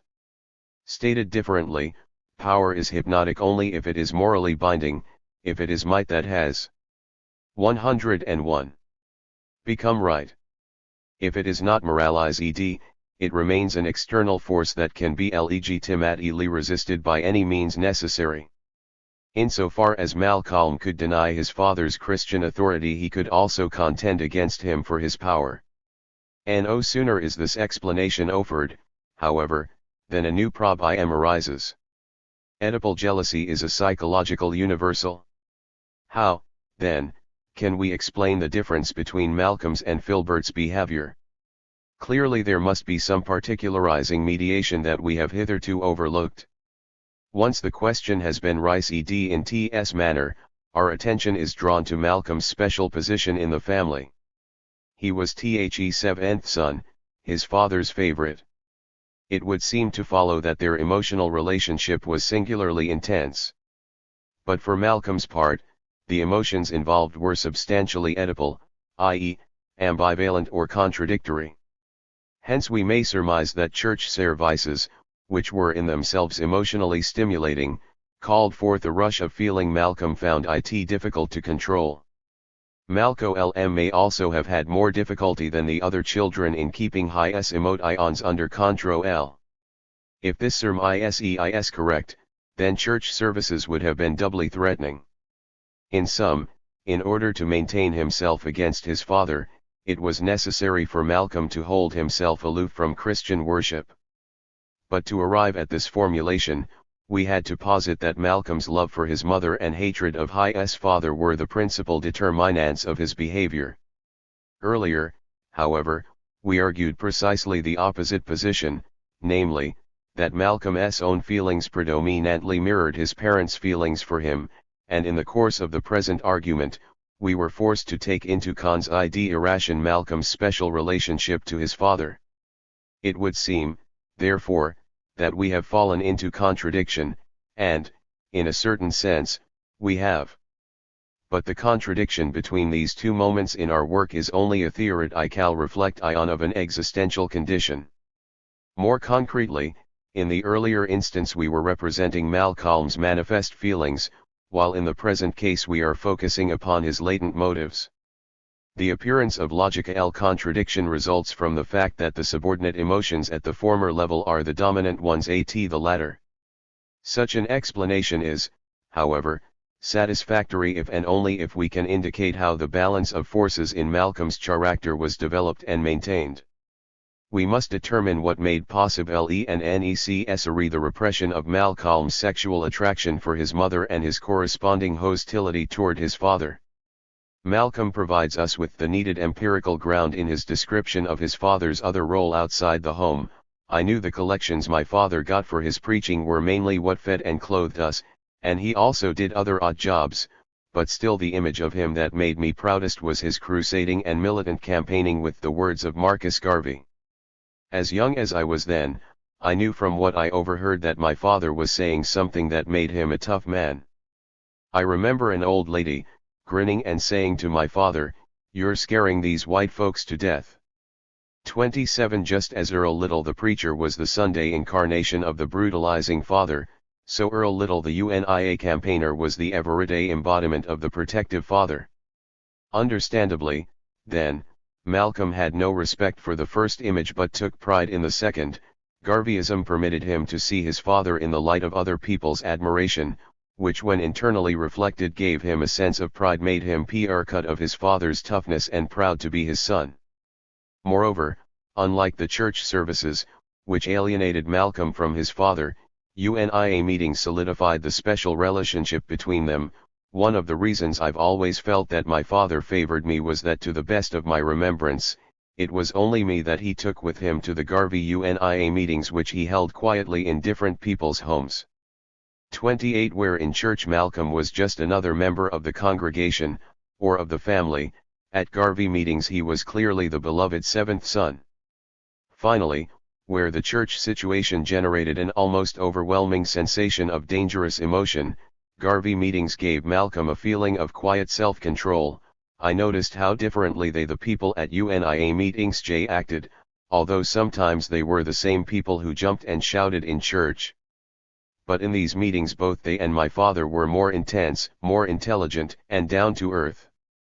It made me feel the same way.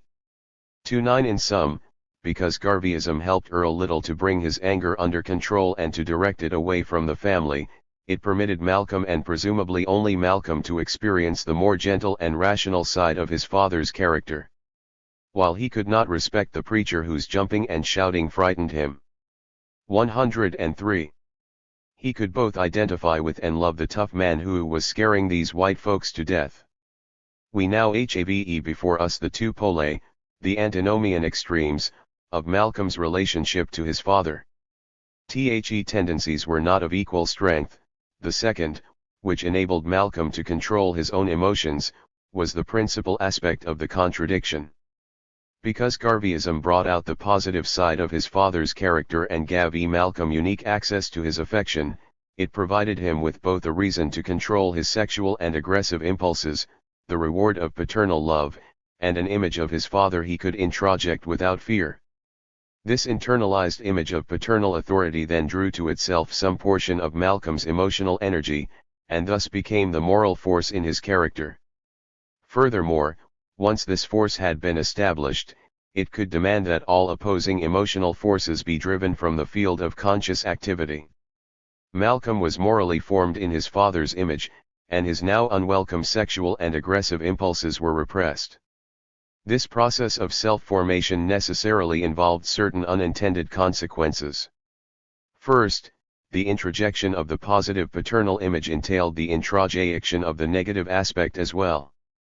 Try as he would to keep the two sides separated, they were after all but opposing aspects of the same paternal power. The preacher consequently gained entrance to Malcolm's soul, and his conscience became a two-edged sword, an instrument of brutal self-hatred as well as of powerful self-love, of guilt as well as pride. And second, Malcolm's Oedipal ambitions were repressed but not destroyed. Imprisoned in the unconscious regions of his mind, they would constantly be seeking the opportunity to make good their escape.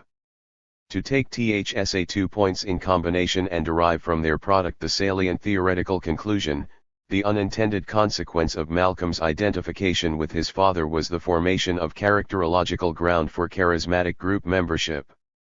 We now have a better picture of how the racial divisions of American society became forces in Malcolm's character, forces that would eventually be turned against that society. We must not, however, make the mistake of thinking that Malcolm was predestined to racial militancy, that the father's Garvate crusade necessarily entailed either the son's Muslim ministry or his Afro-American activity. This could have been the case only if Malcolm understood that his father's power was a verbal expression of Garveyism, that the strength of the movement gave authority to the words of the individual, if he thought of himself as heir to that social power, or if 104. Over time and under his father's tutelage he came to understand the situation in these terms. But at that time Malcolm aspired only to his father's personal power and to his love. Garveyism was but the outward form of this emotional content. As Malcolm himself observes, he did not then connect his hers words with their political meaning. I have never understood why, after hearing as much as I did of Garveyism, I somehow never thought of the black people in Africa. My image of Africa, at that time, was of naked savages, cannibals, monkeys and tigers, and steaming jungles. 3. Finally, even if Earl Little was thinking of Malcolm as his political heir, there was to be no opportunity for such a direct laying on of hands. If in some sense his father's Garveyism was his rightful heritage, it was nonetheless one he would have to earn for himself. Malcolm would have to learn to control rather than be controlled by his conscience's two-edged sword. We must now determine the emotional content of Malcolm's relationship to his mother, which thus far has appeared before us only as the physical resemblance between Louise and her son, and as the inverted form of Malcolm's relationship to his father. The physical similarity was, of course, emotionally significant. As we have already seen, Louise was ashamed of her mixed blood, and she generalized her racial self-hatred into a negative predisposition toward her light-skinned son. She even tried to make him darker. Malcolm remembered that she would tell me to get out of the house and let the sun shine on you so you can get some color. 31. In this way as well American Samoa through physical punishment, the mother's shame was reflected into her son. Malcolm learned, or perhaps merely sensed, that he should have been someone or something other than who and what he was. But rather than trying to be that other person to be, for example, like his older bro Wilfred, who was not only dark but also nice and quiet, Malcolm reacted to this existential injustice with childish defiance. I've said that my mother was the one who whipped me, at least she did whenever she wasn't ashamed to let the neighbors think she was killing me. For if she even acted as though she was about to raise her hand to me, I would open my mouth and let the world know about it. If anybody was passing by out on the road, she would either change her mind or just give me a few licks. 32. Thus Malcolm was able to assert his autonomy, express his anger, and save himself from punishment by using his mother's fragile self-esteem against her. But by so doing, he was also confirming the alienated quality of their relationship. Malcolm's protestations helped him to avoid punishment only to the same extent that they prevented him from earning his mother's love. They did, however, bring him a tangible substitute for her affection. My older brothers and sisters had started to school when, sometimes, they would come in and ask for a buttered biscuit or something, and my mother, impatiently, would tell them no. but I would cry out and make a fuss until I got what I wanted. I remember well how my mother asked me why I couldn't be a nice boy like Wilfred, but I would think to myself that Wilfred, for being so nice and quiet, often stayed hungry. So early in life, I had learned that if you want something, you had better make some noise. 33 Having lost the contest for his mother's love to his brothers and sister, Malcolm fought all the harder for the original substance of that love. He tried to restore the nurturing relationship that initially unifies mother and child. But being fed is not, in itself, being loved. Malcolm may have satisfied his craving for buttered biscuits, but he remained emotionally hungry. As we have seen elsewhere, regressive solutions are in truth unsolved problems. The almost tongue-in-cheek tone of political self-consciousness in Malcolm's descriptions of his protest demonstrations does not prevent us from seeing that they were spontaneous outbursts, not calculated tactical choices. Looking back upon his childhood, Malcolm derived a certain wry pleasure from uncovering the primitive forms of his later characteristic activities, but taken in themselves, these memories are the record of a vicious emotional circle, a self-fulfilling prophecy of maternal dissatisfaction, filial resentment, and protest, and therefore the confirmation of the a priori maternal judgment, a prior judgment that had been brought forth covertly from a racially determined ground. They testify, in brief, to the mutual hostility of mother and son. At the same time, they necessarily bespeak 106. Malcolm's unrequited love for his mother, his half-acknowledged longing for her attention and affection. This wishful side of Malcolm's relationship to his mother is more directly expressed in another of his early memories. The family at this time was living outside Lansing proper, and therefore had the space for an extensive garden. One day Malcolm decided he wanted a garden plot of his own. One thing in particular that I remember made me feel grateful toward my mother was that one day I went and asked her for my own garden, and she did let me have my own little plot. I loved it and took care of it well. I loved especially to grow peas.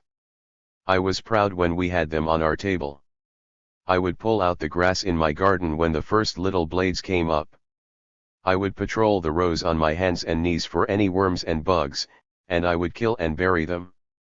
And sometimes when I had everything straight and clean for my things to grow, I would lie down on my back between the two rows, and I would gaze up in the blue sky at the clouds moving and think all kinds of things. 34 Viewed in one way, Malcolm's gardening was an occasion for regaining, through daydreaming and fantasy, at least the semblance of lost infantile bliss.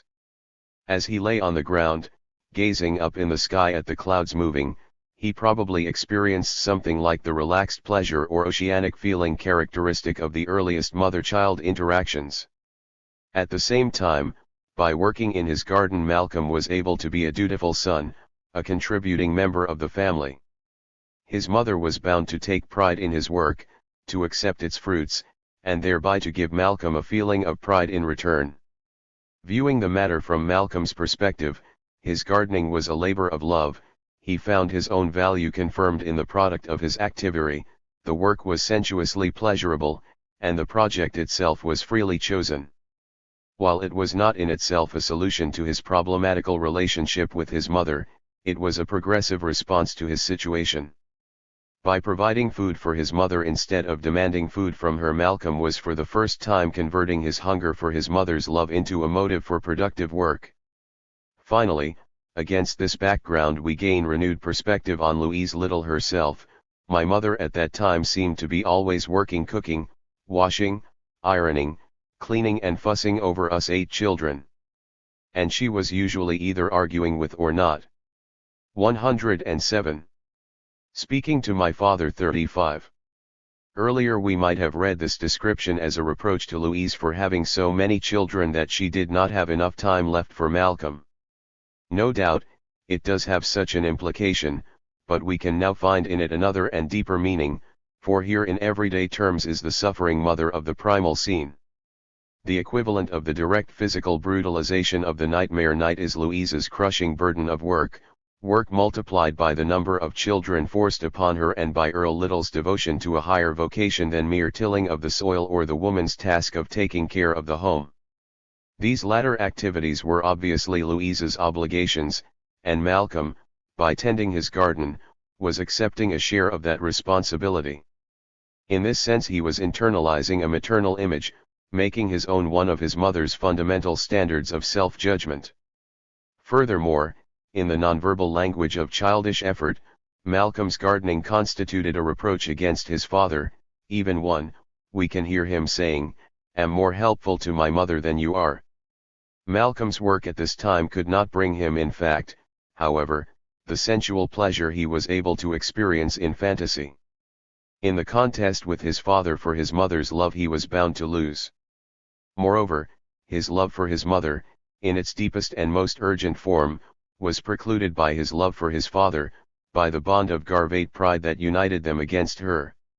And even more importantly, his jealous love for his mother brought with it the danger of terrible punishment, the torments of Christian guilt, or, what is at root the same thing, the fear of castration. Consequently Malcolm repressed these dangerous impulses, but in the process the field of his conscious activity and his capacity for productive effort were markedly narrowed.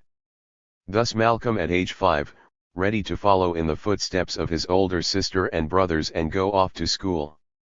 Because the family lived outside Lansing, it was an all-white school, but the children attended it without any problem. In those days white people in the North would usually adopt just a few Negroes, they didn't see them as any threat. The white kids didn't make any great thing about us either. They called us nigger and darky and rasta so much that we thought those were our natural names. But they didn't think of it as an insult, it was just the way they thought about us. 36. 108. The racial line cutting through American society was blurred in the interaction of the children. Racial slurs lost their derogatory connotations and became simply natural names, devoid for the moment of social value. But the innocence of this nominal racism was more apparent than real. It would not take long for the children to learn, it would not be difficult for their teachers to teach them, that white skin was the outward manifestation of a noble soul, black skin the phenomenal sign of a base one. And most black children would learn the lesson just as thoroughly as their white counterparts. Garveyism was intended to be a transvaluation of these racial values, a liberation of black souls from white moral chains. Its unintended consequence was a new form of racial moral anxiety, sufficiently strong to destroy the logic of white supremacy, to crack the reified structure of racial valuations handed down from slavery. It was not strong enough to rebuild that structure on self-determined black grounds. Hence a Garvate child like Malcolm might know that skin color was the a priori standard of moral judgment, the sole criterion of good and bad, but he or she could not know with sufficient certainty which color fell into each category. This ambiguity might seem to devalue the evaluative structure itself. One might conclude that skin color was no proper standard for the judgment of souls. But such a devaluation would presuppose the transformation of the social conditions, the class divisions, of which these racial categories are a skewed reflection. Because Garveyism could not accomplish that, the standard of skin color survived in a particularly confusing and anxiety-producing form.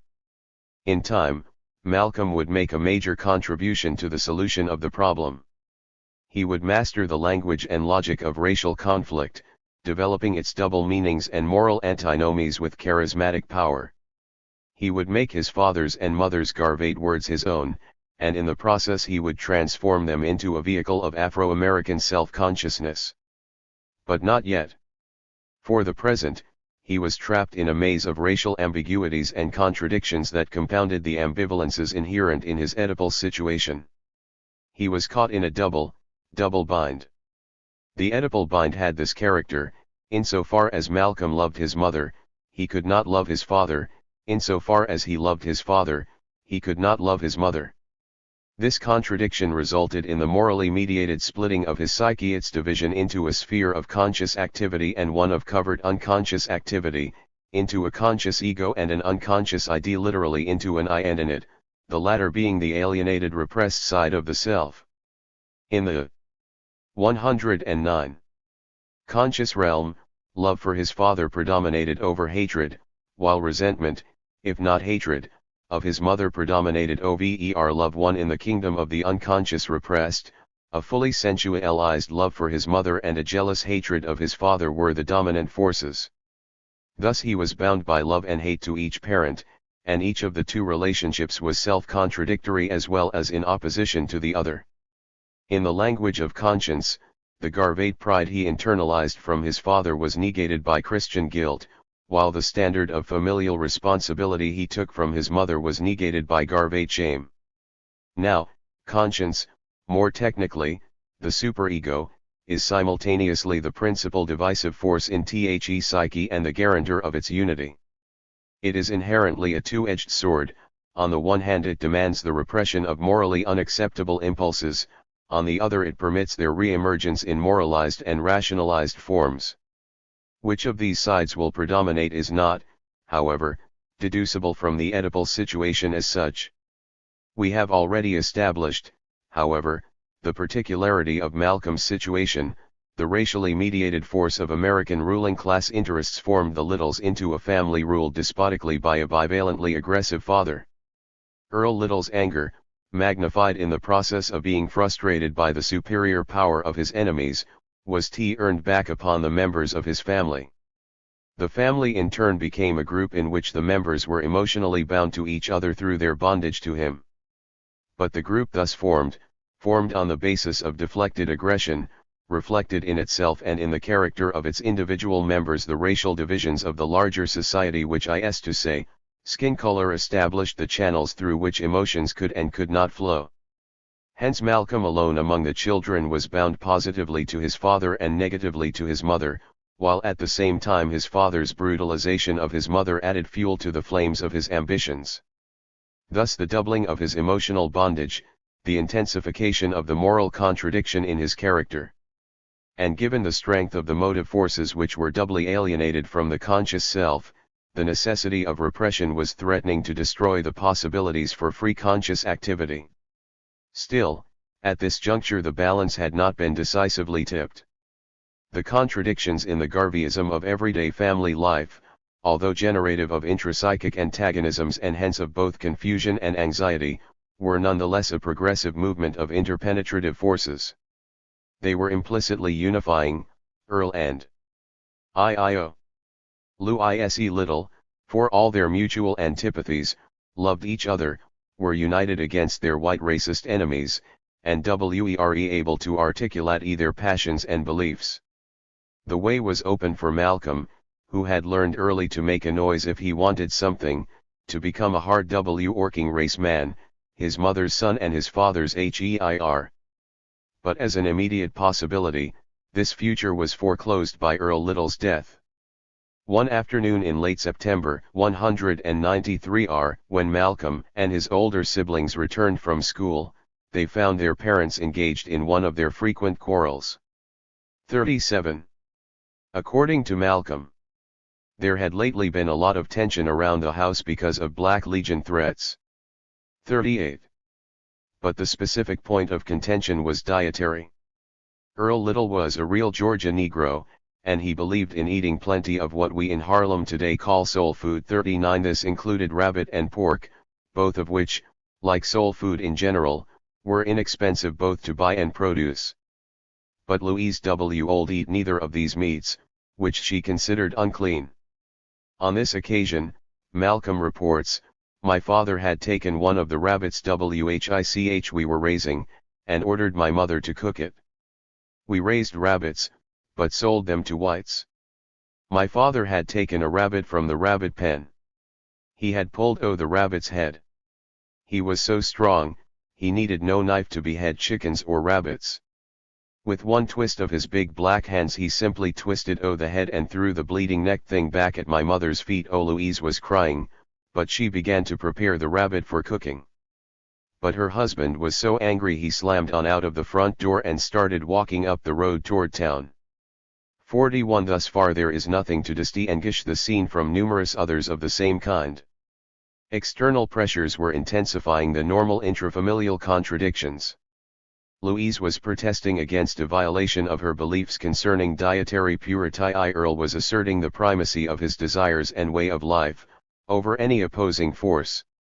Might made right, power became law, the man won the contest by strength of arm and strength of character, making it plain in the pro. 3. Says what fate awaited anyone, especially any one of his sons who dared to challenge his position. Then, consumed by the fire of his own anger, and perhaps a bit ashamed of once again having lost his temper, he withdrew from the family battlefield, leaving behind him his beaten wife and their frightened children. It was an archetypal moment of little family life, a daytime version of a primal scene. His day was destined, however, to bring the death of the primal father and, in turn, the eventual dissolution of his family. It was then that my mother had this vision. She had always been a strange woman in this sense, and had always had a strong intuition of things about to happen. And most of her children are the same way, I think. When something is about to happen, I can feel something, sense something. 42. We shall return momentarily to Malcolm's self-identification with his mother's prophetic powers. But manifestly, only manifestly, the statement is a reflection upon rather than a moment of the event, and must therefore await subsequent interpretation. What happened next was that Elvis ran screaming out onto the porch. Early. Early. She screamed his name. She clutched her apron in one hand, and ran down across the yard and into the road. My father turned around. He saw her. For some reason, considering how angry he had been when he left, he waved at her. But he kept on going. 43. Earl Little waved goodbye, meaning, perhaps, I'm too angry to stick around, I've got to go off to town, I'll be back when I've calmed down. But Louise had had a vision of her husband's doom, possibly a genuine premonition, in any case a wish unconsciously converted into an apprehension. All the rest of the afternoon, she was not herself, crying and nervous and upset. When Earl Little was not home by the children's bedtime, she hugged and clutched them, and the children felt strange, not knowing what to do, because she had never acted like that. 44. Then. I remember waking up to the sound of my mother's screaming again. When I scrambled out, I saw the police in the living room. They were trying to calm her down. She had snatched on her clothes to go with them. And all of us Tutu Dren who were staring knew without anyone having to say it that something terrible had happened to our her. 45. Another awakening into a nightmare night, this one far more fateful and fatal than the first. Earl Little was dead. He had been found on a streetcar track, his body cut almost in two, his skull crashed in on one side. He lived 2.5 hours in that condition. Negroes then were stronger than they are now. 46. Even dying, Earl Little was a tough man. Officially, Little's death was an accident. But Negroes in Lansing have always whispered that he was at act, and then laid across some tracks for a streetcar to run over him, that the WHITE Black Legion had finally gotten him. 47. Although the truth of the matter cannot be established with certainty, the previous attacks upon Little and the strong probability that the police were tolerant of if not complicitous with Black Legion activity suggests that community opinion was correct. We will therefore assume that direct, murderous assault had succeeded where arson had failed. As a public event, Little's death places no new demands upon us. It was simply the last act of this particular racial tragedy. Likewise, Malcolm's belief that his father had been murdered is not especially problematical. It may be regarded as a cognitive reflection, in time a memory, of a probable historical event. As a moment in his emotional life, however, it is not self-explanatory, in the first instance because it is not apparent why he should have chosen in this context for identifying himself with his mother. But if we are correct in treating prophecies as unconscious or preconscious wishes, as the transformation of, in this case half-acknowledged hostilities into foreseen evil happenings, then we may take Malcolm's reflection as an inadvertent admission that he wished for his father's death, in which case it follows that Little's doom, as an event occurring in Malcolm's unconscious, was an Oedipal patricide. As such, it returns us to Freud, and to the final moment in the mythic drama of the primal horde. And as the years go by, the father weakens with age, until at last there comes a time when the youngest son who has been sheltered by his mother from the old man's rage leads the band of brothers in revolt. The father is slain and his genitals are eaten by his sons, who seek thereby to incorporate and share his power.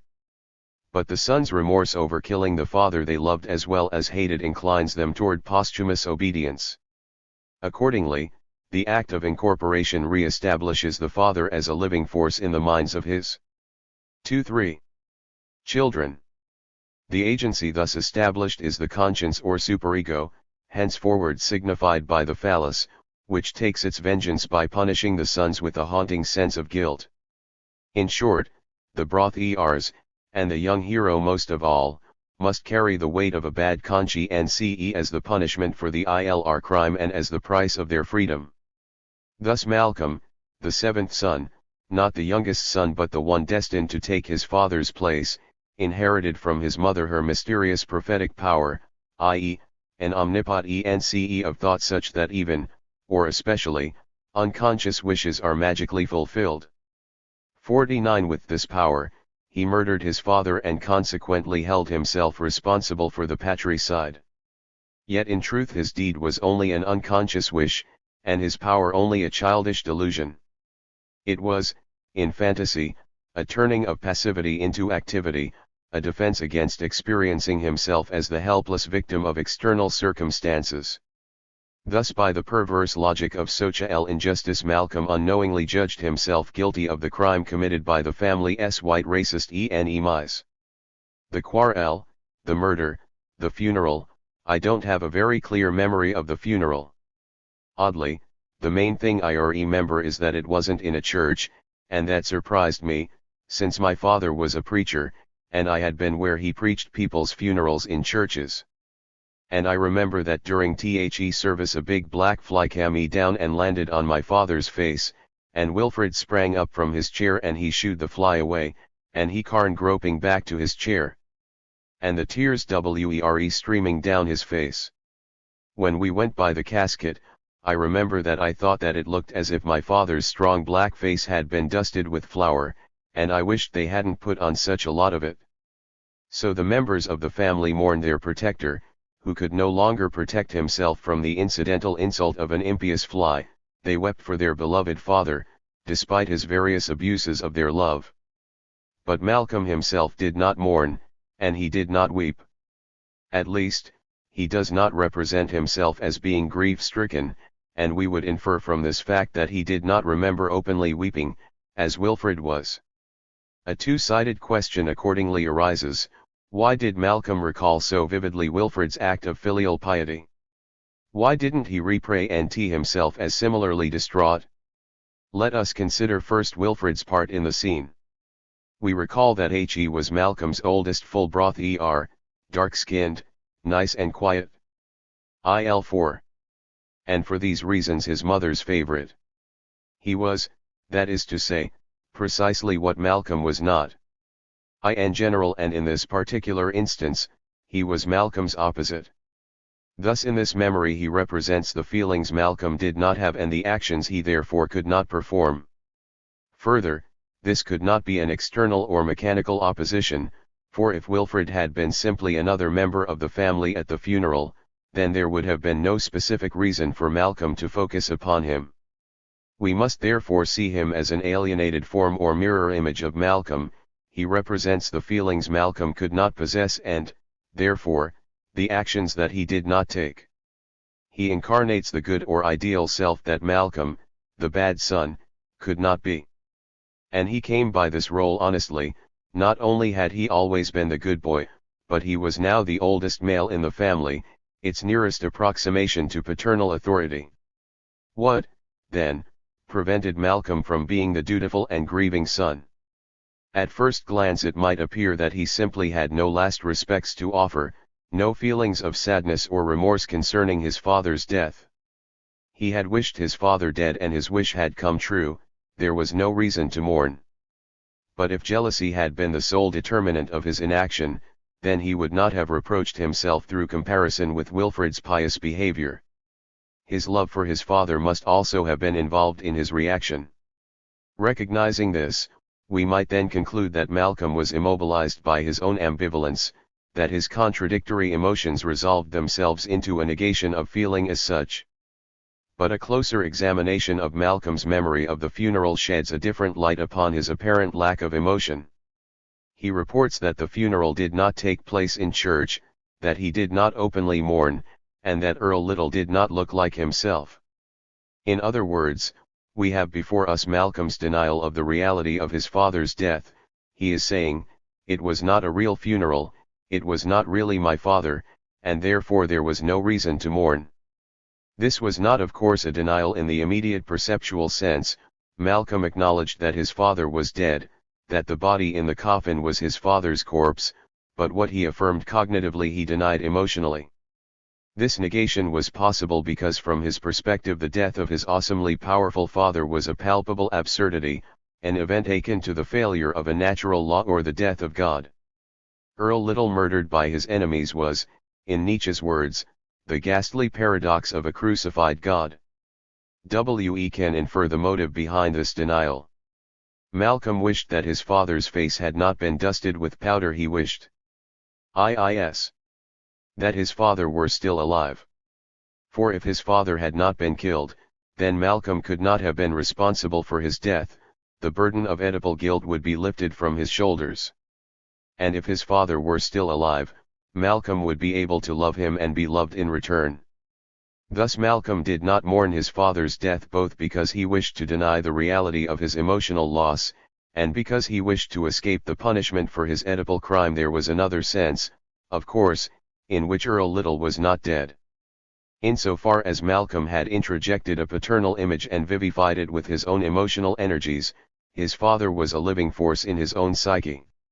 Wilfred may have been a partial replacement for this force in an external sense, a mirror in which Malcolm saw certain aspects of his ideal self reflected, but Malcolm's character was not formed in his brother's image. He was his father's, and his mother's son. At the funeral, it was the paternal side of his character that predominated. Like the Garveyite Earl Little, Malcolm was tough, and he kept himself under control. Moreover, now that his father was lost to him physically, there was all the more reason to preserve him spiritually. The paternal force in Malcolm's character was strengthened by his father's death. But because this intensified identification took place in the context of a successful Oedipal rebellion, not the Garveyite but, rather, the punitive Christian image was primarily strengthened. The relation S-hip that had previously existed between these two forces, a contradictory but self-unifying process in which the Garveyite tendency was predominant, was inverted. Consequently, the negative or divisive tendency of conscience became the principal moment, with the further result that Malcolm lost the power of moral self-unification. The Garveyite tendency became merely an attribute of his conscious and preconscious self, upon which his Christian conscience declared open war. Henceforward, at least until he found and was found by Elijah Muhammad, Malcolm was to be morally divided against himself. Thus it was that Earl Little's death entailed his son's self-alienation. Earl Little was dead. No amount of denial or identification could alter that fact. The family, Malcolm included, had to live on without him. At first this task was eased economically by payments from.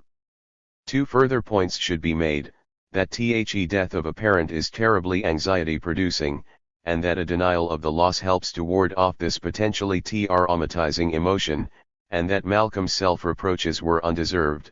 Mourning properly so-called is not possible for a young child. On these and other points, see Martha Wolfenstein, How is Mourning Possible? In the Psychoanalytic Study of the Child XXI, 1966, pages 93 ILJ. 26.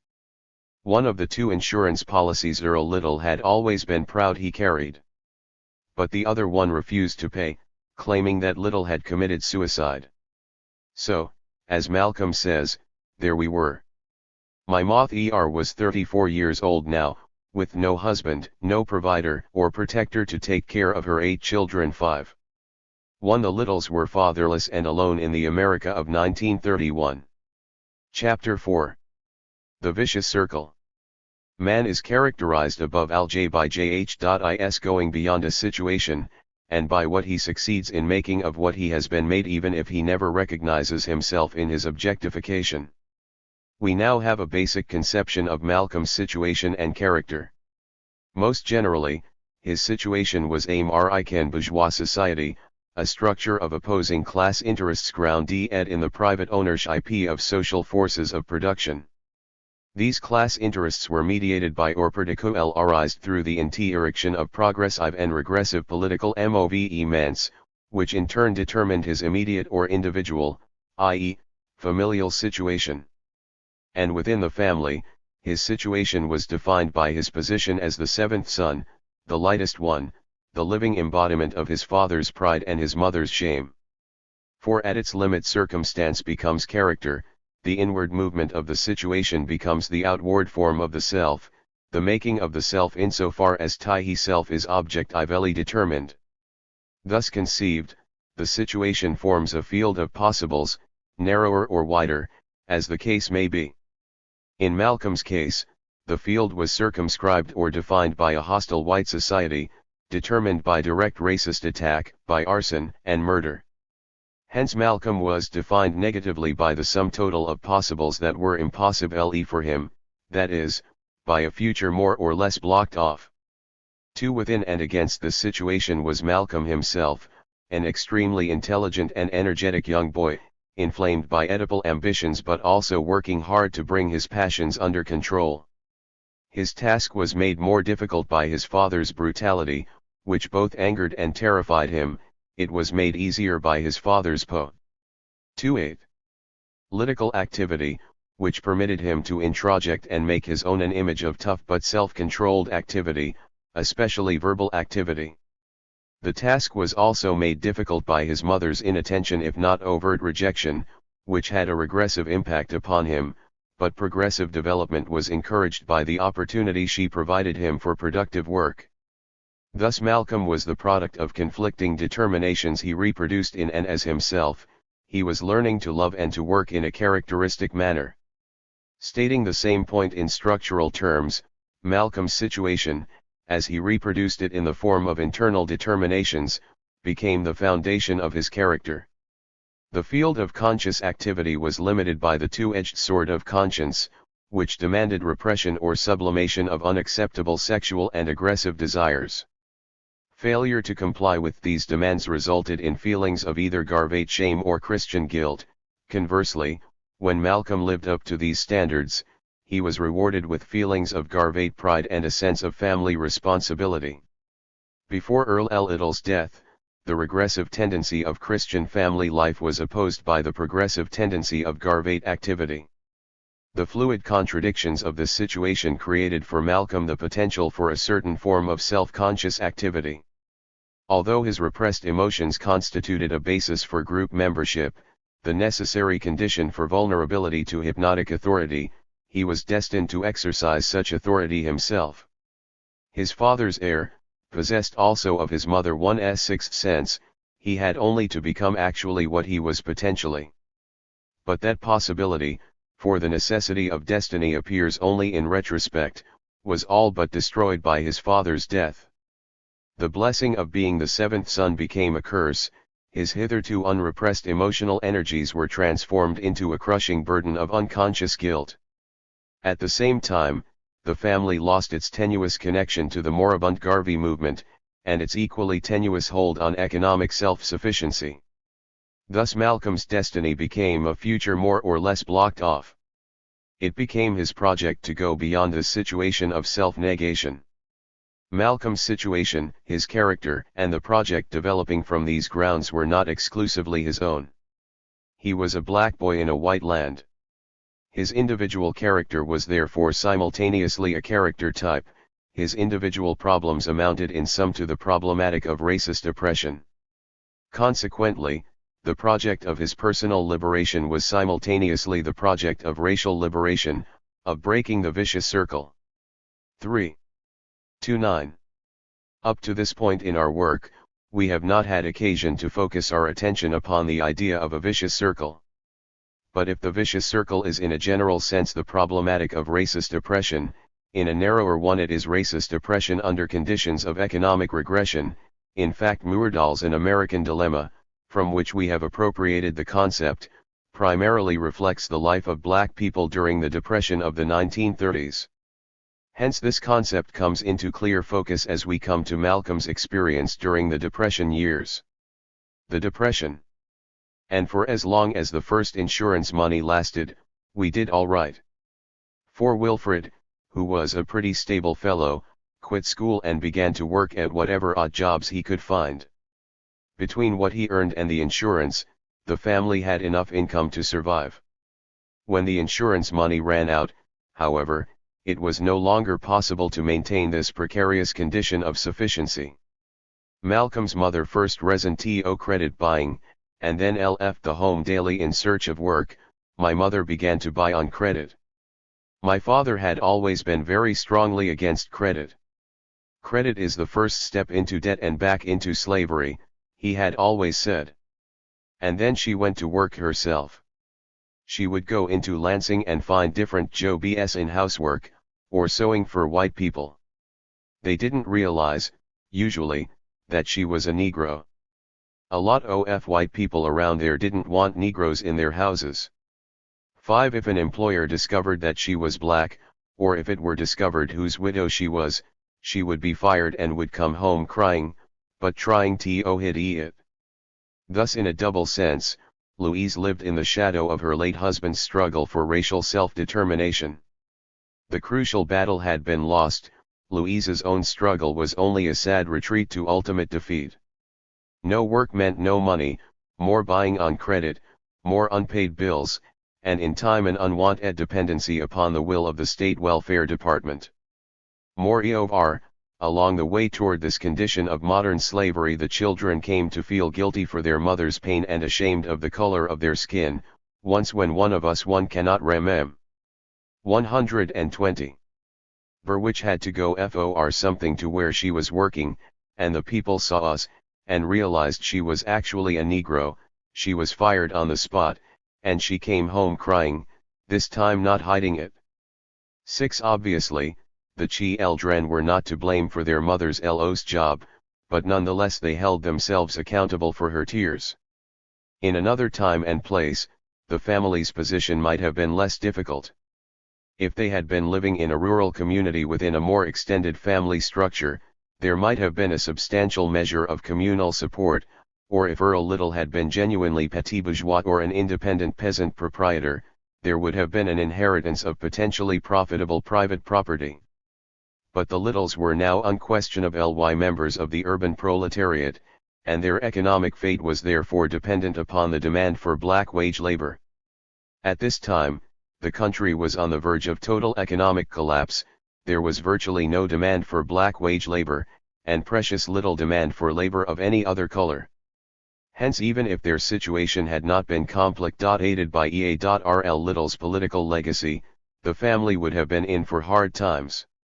Conversely, had it not been for the condition of the economy, the Littles would probably have found it somewhat less difficult to survive. The Depression set the narrow limits within which the family fortunes could vary. Political rhetoric to the contrary notwithstanding, the Depression was not some vast spiritus mundi, an irrational fear that suddenly and inexplicably descended upon the nation. Yet so it seemed to the American people, and so it might seem to us. For we have observed that during the 1920s America's material capacity for producing surplus value was remarkably augmented. The production of surplus value is not ipso facto its realization, however. A given capacity for supplying commodities does not entail a proportionate level of demand. 7. During World War I, for example, there was an enormous demand for American agricultural products. Prices were high and profit margins were substantial. New and often marginal lands were brought under cultivation, farm labor was intensified, and supply was pushed up to the level of demand. After the war this same volume of farm commodities was no longer in demand, and prices declined rapidly. It was now more difficult to realize the plus value embodied in wheat, corn, and other staples. Now, if in such circumstances supply could be brought back into line with demand at a price ensuring a socially average rate of profit, and if this could be done without major economic dislocation, then 121. Sectional imbalances of this kind would constitute no real problem for either bourgeois economic practice or its corresponding theory. But in fact the restoration of market equilibrium is rarely painless. In the present case, although it would have been rational for agricultural entrepreneurs in general to reduce supply, no individual farmer could afford to curtail production. He had to increase production, hoping to realize thereby an acceptable amount of profit, albeit at a lower rate of return.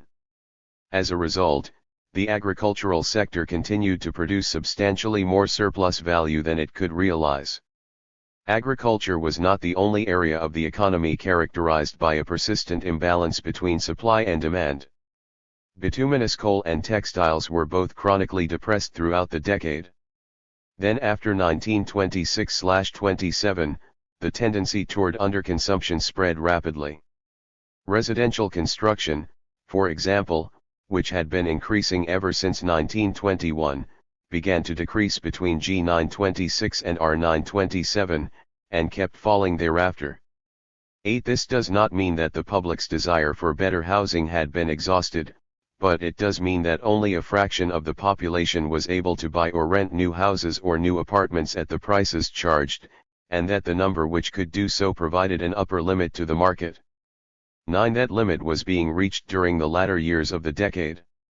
Similarly, and even more fatefully, the automobile market was also approaching its limit, a limit that could no longer be expanded even through the expansion of credit. During the years of prosperity, the market for cars and other forms of durable consumers' goods had been considerably widened by the growth of installment credit. Many more people bought these goods than would have done so if they had had to save the total price in cash before making the purchases. Installment buying could not, however, obviate the eventual retardation of expansion.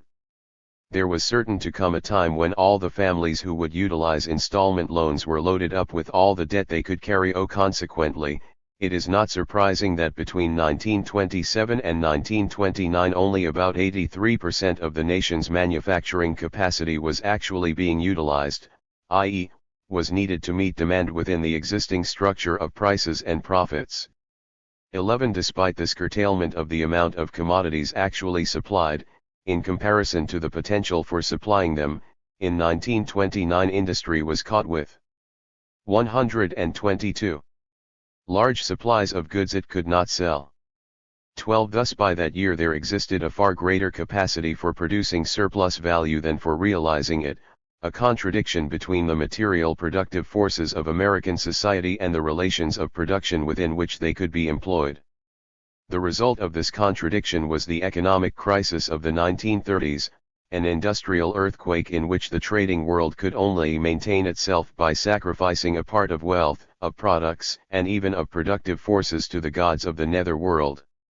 13. We have already seen that workers are alienated in the process as well as from the product of capitalist production. Capital accumulation is precisely the alienation of labor. But, as Marx observes, capital does not only live on labor. A lord, at once aristocratic and barbarous, it drags with it into the grave the corpses of its slaves, whole hecatombs of workers who perish in the crises. 14. Thus we must now explore the impact of the depression upon the American working class in general and the black proletariat in particular. A depression is a qualitative reduction in a society's level of economic well-being. It can be measured by a variety of standards, but the fundamental criterion is the degree of non-utilization of economically productive energies. These energies exist in two forms: congealed labor power, forces of production in the strict sense of the term, and living labor power, the available work energy of the proletariat.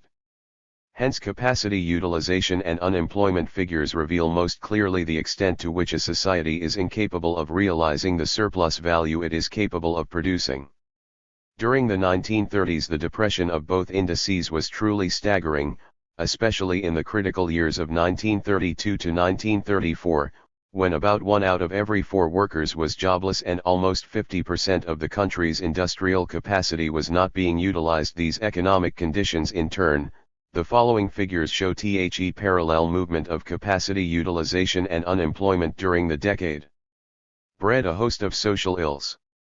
Family savings were quickly exhausted, credit was used up, possessions were repossessed, and mortgages were foreclosed. Children and adults alike went to bed hungry, and were deprived of proper medical care and other social services. Many were forced to beg or steal in order to survive. Children were forced to leave school to look for work.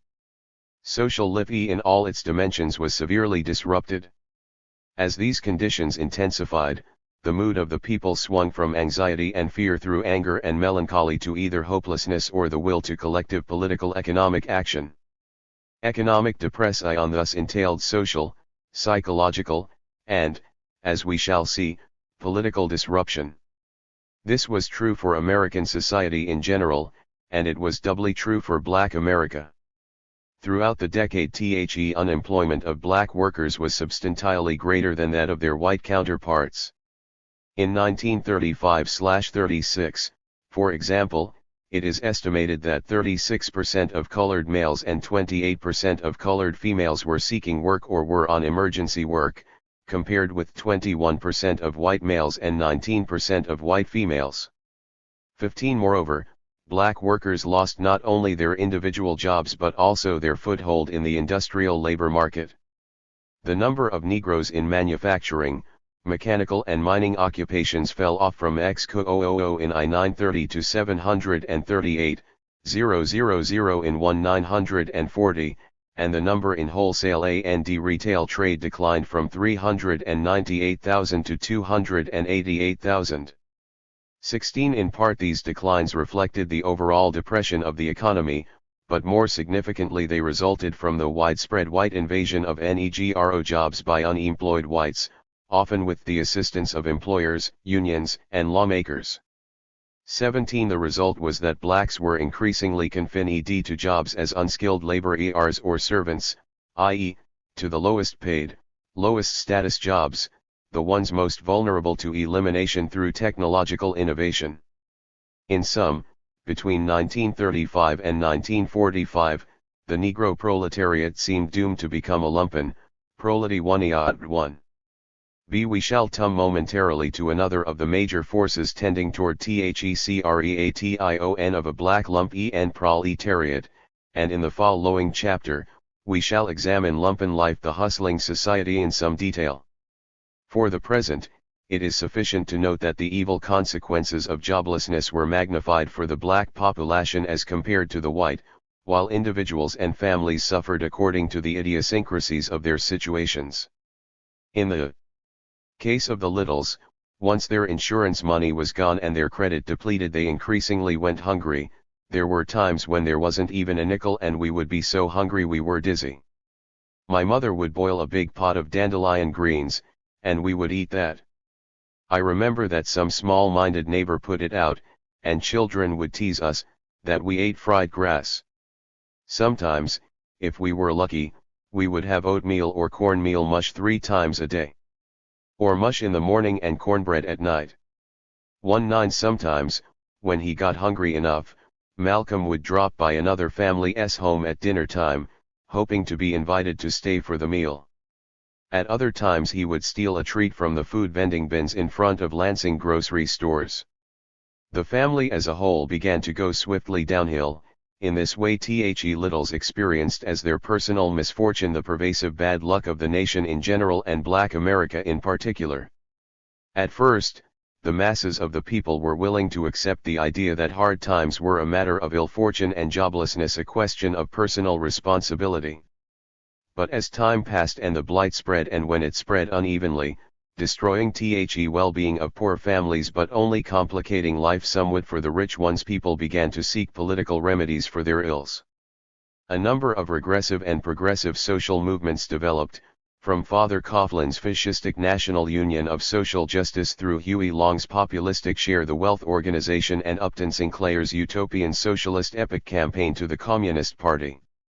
The latter, working closely with the Union movement, was a clearly proletarian, class-conscious, and historically rational response to the existing situation. Most of the other movements of the period reflected, to a greater or lesser degree, the traumatic impact of the Depression upon the petite bourgeoisie, as well as upon those with petit bourgeois memories and aspirations. But even the most regressive of the major organizations had gone beyond the simple anti-modernism and racism of the Klan. All of them recognized that the transformation of the existing situation entailed political economic action. At least to this extent, the Depression had made it evident that the anatomy of civil society has to be sought in political economy / that the mode of production of material life conditions the general process of social, political, and intellectual life. 125. The economic facts of life were of course as evident to black people as they were to white people. There were even moments when a unified black and white revolution seemed to be a possibility, when members of both races worked together to fight racism on all fronts and to overturn the capitalist system. 21 Only a small percentage of the black population were able to participate in these activities, however, with the consequence that most black people were forced into an entirely individual or at best familial struggle for survival. It is thus not surprising that some of them retreated from the frustration of fragmented proletarian existence into the comforting warmth of Father Divine's heaven or similar religious pseudo-communities. Nor is it surprising that when Elijah Muhammad attempted to revive the defunct Moorish temple movement in the form of a Nation of Islam, he worked hard to provide his organization with a sound economic program. He knew there could be no heaven on earth for people with empty stomachs, and that there would be hungry black people until the time when they were no longer forced to take the crumbs from the white man's table. But dependency on the man was the order of the day. Although the lessons of political economy were being learned, they were rarely being learned in their totality. Quite apart from the inherent complexities of the subject matter, this was because the situation of economic depression has contradictory implications for the development of class consciousness. Insofar as it is economically regressive and hence psychologically traumatizing, it creates the necessary conditions for such regressive movements as fascism, but insofar as it is radically regressive, insofar as it lays bare the root structure of capitalism, it generates the possibility of overcoming that traumatization through progressive action. Thus periods of economic crisis are also periods of political disruption and fluidity, periods defined by the play of contradictory forces. It does not follow, however, that one or the other of these forces must necessarily triumph. At least under certain circumstances, there exists the possibility of temporarily refeeing the situation. A compromise can be worked out between the radical demands of the working class and the conservative desires of the ruling class. Instead of proclaiming that social classes owe nothing to each other, that at its root, hog or die, and that the government therefore has no major economic responsibilities, the state announces that henceforth the losers will be permitted, even enabled, to survive, despite their manifest incapacity.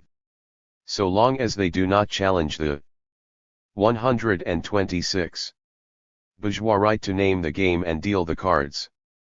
Thus in 1932, in the name of a New Deal for the forgotten man, the American welfare state was born. The Great Morning, presaged a century before in Hegel's philosophy of right, developed experimentally in Bismarckian Germany, and apparently liberalized by Keynes, had finally arrived. The welfare programs undertaken by the Roosevelt administration were quite modest, especially when measured against the size of the human and economic problems they were supposed to solve.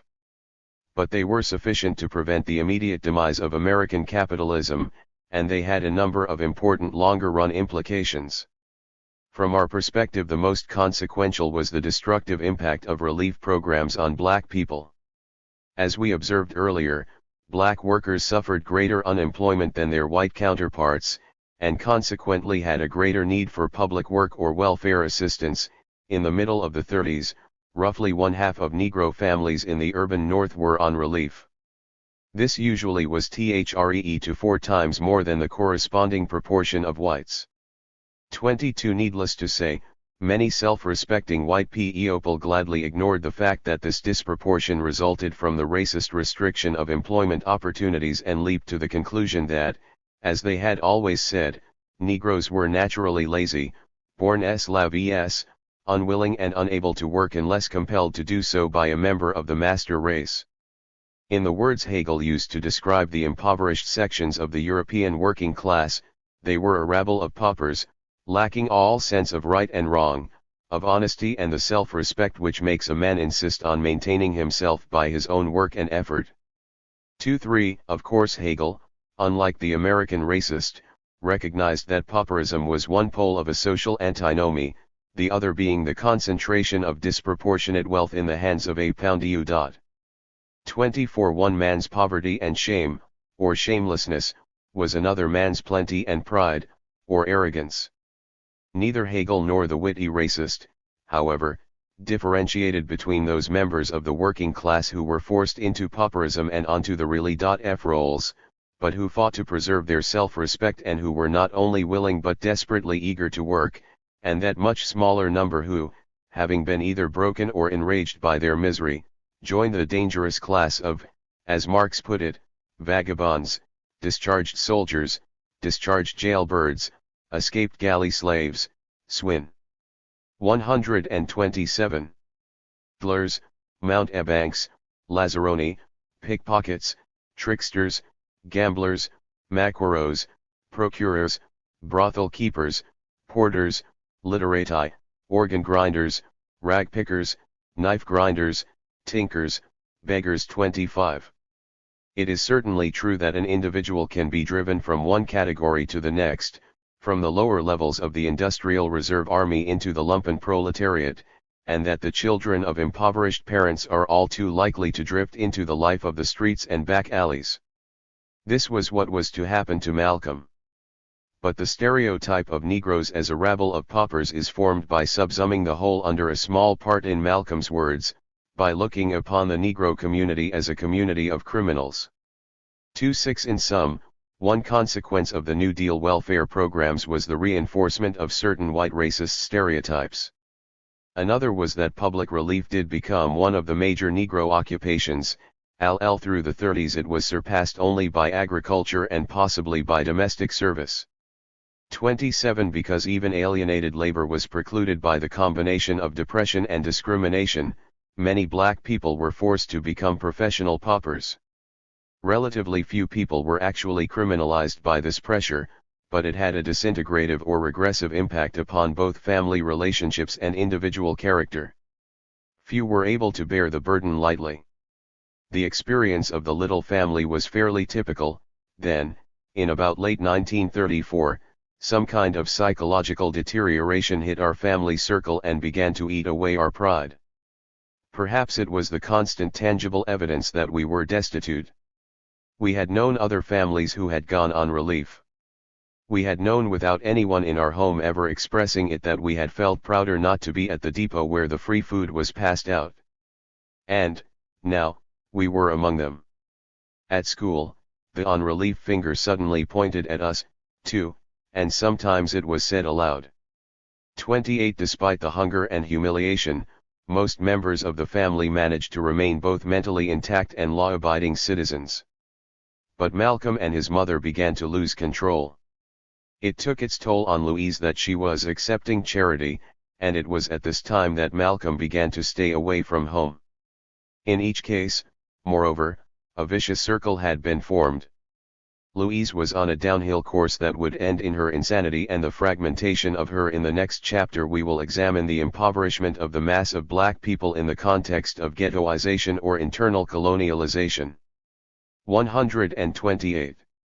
Family, and Malcolm reports that the more I began to stay away from home and visit people and steal from stores, the more aggressive I became in my inclinations. I never wanted to wait for anything. 29 Thus the Great Depression, through the mediation of the welfare system, destroyed the little family and further undermined Malcolm's character. As bad as I was. We have now developed an interpretation of the little family's situation during the 1930s. Next we must investigate how Malcolm internalized these external determinants. The objective ground or limit of Malcolm's experience was established by the activities of the state welfare people, who became after Earl Little's death the paternal force in the Little family. Little had been the principal mediator between the family and the larger society. He provided for its economic needs and, for better or worse, he kept it in contact with the currents of racial movement in American life. After his death, the family lost all contact with the racial situation outside of Lansing, and neither Louise nor Wilfred was able to maintain the family as a viable economic unit. The welfare people became the family's major provider, and ipso facto its controlling power. The Littles were subjected to welfare paternalism in the most literal sense of the word. Earl Little was sometimes brutal to his wife and children, subjecting them to a dehumanizing form of paternal power, but he never depersonalized them, never objectified them. The welfare people, however, seemed determined to turn persons into things, subjects into objects. They would come to the house, no doubt in accordance with standard bureaucratic procedures, and ask Louise 1,000 questions.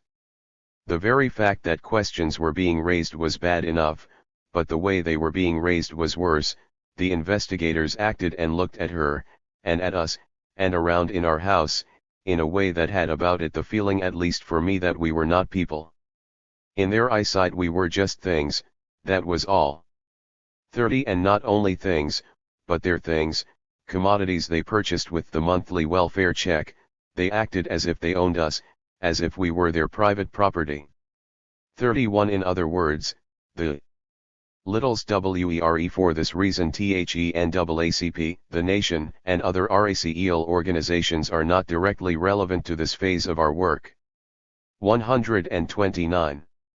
The victims of a peculiar form of capitalist appropriation, they had become animate objects owned by the state, virtual slaves of the welfare system.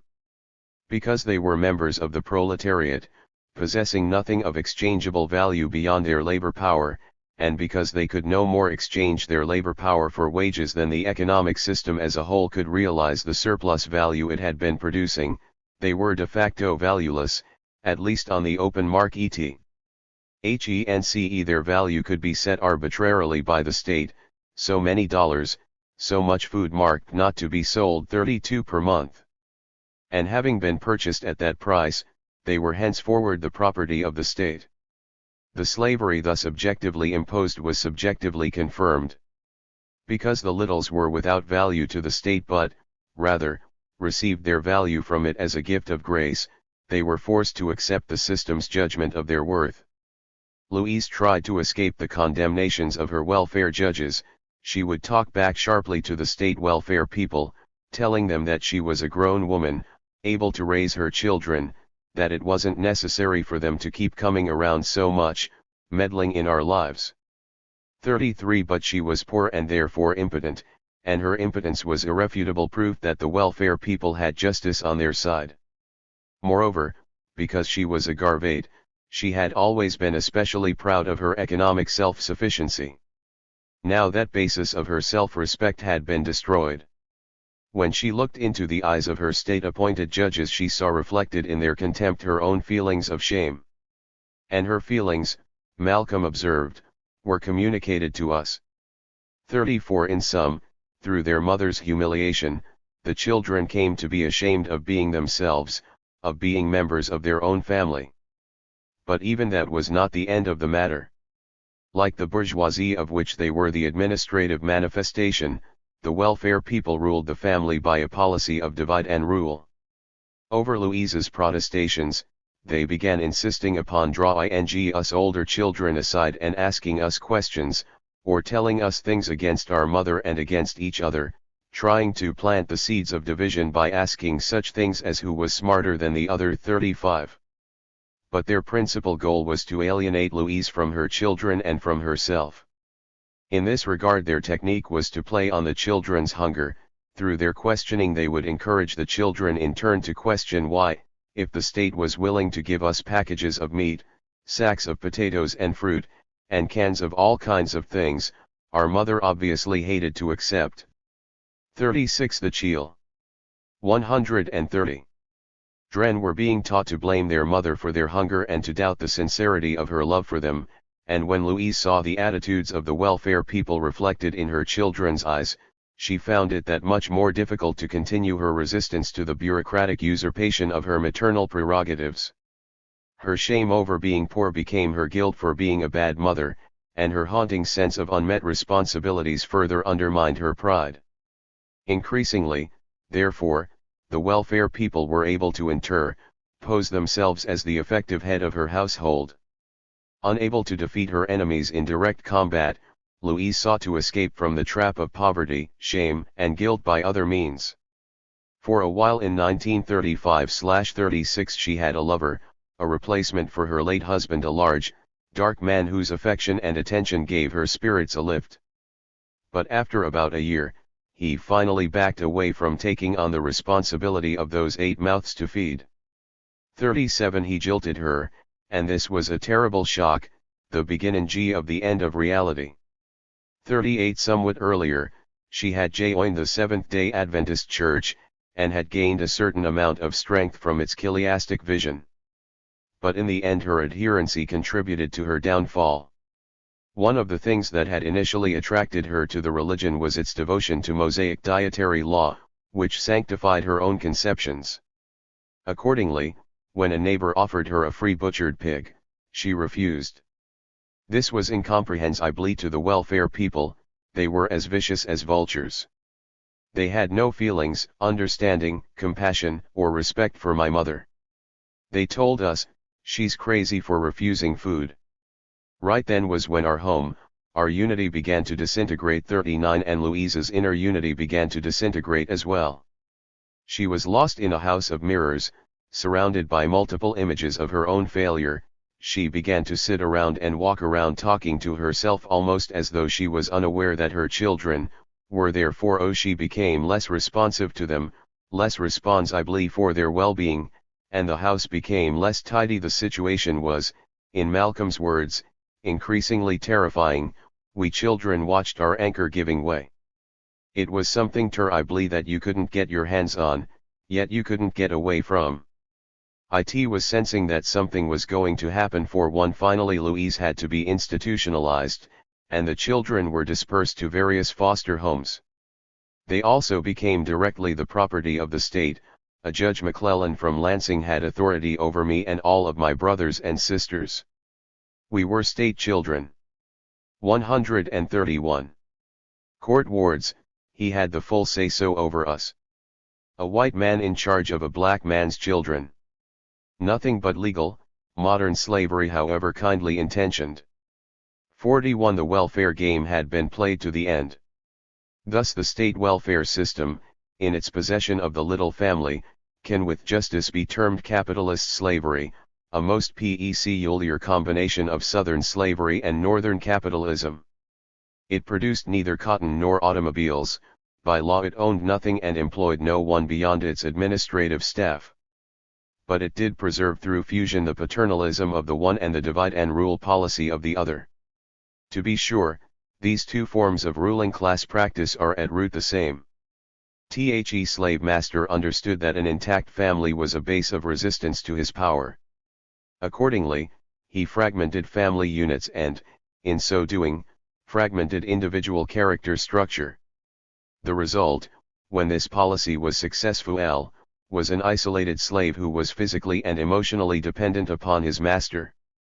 In parallel fashion the capitalist, using the mechanism of the market instead of the sting of the lash, divided the working class against itself, transformed collective identities into self-negating stereotypes, broke down the unity of even the nuclear family, and alienated the individual from his own sensuous energies.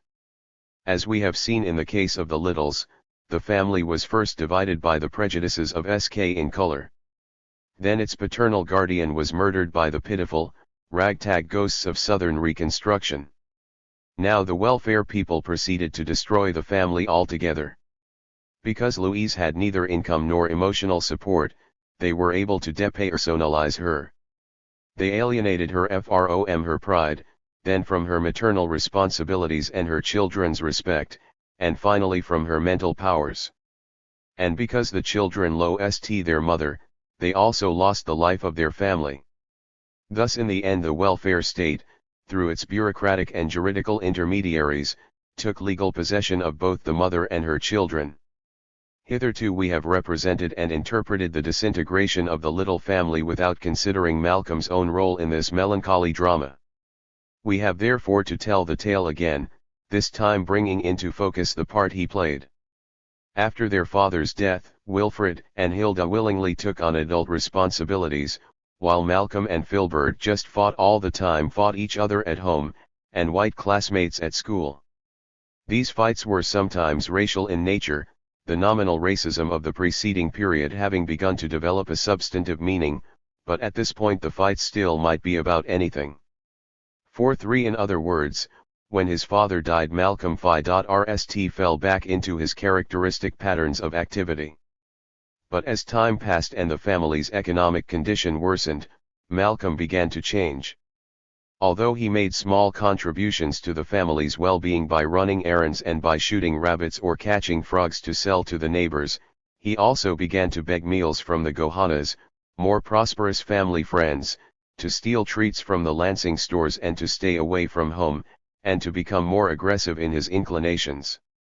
He persisted in this behavior despite the fact that the welfare people used it as proof that he wasn't being taken care of by his mother, and even threatened to place him in a foster home if he didn't settle down.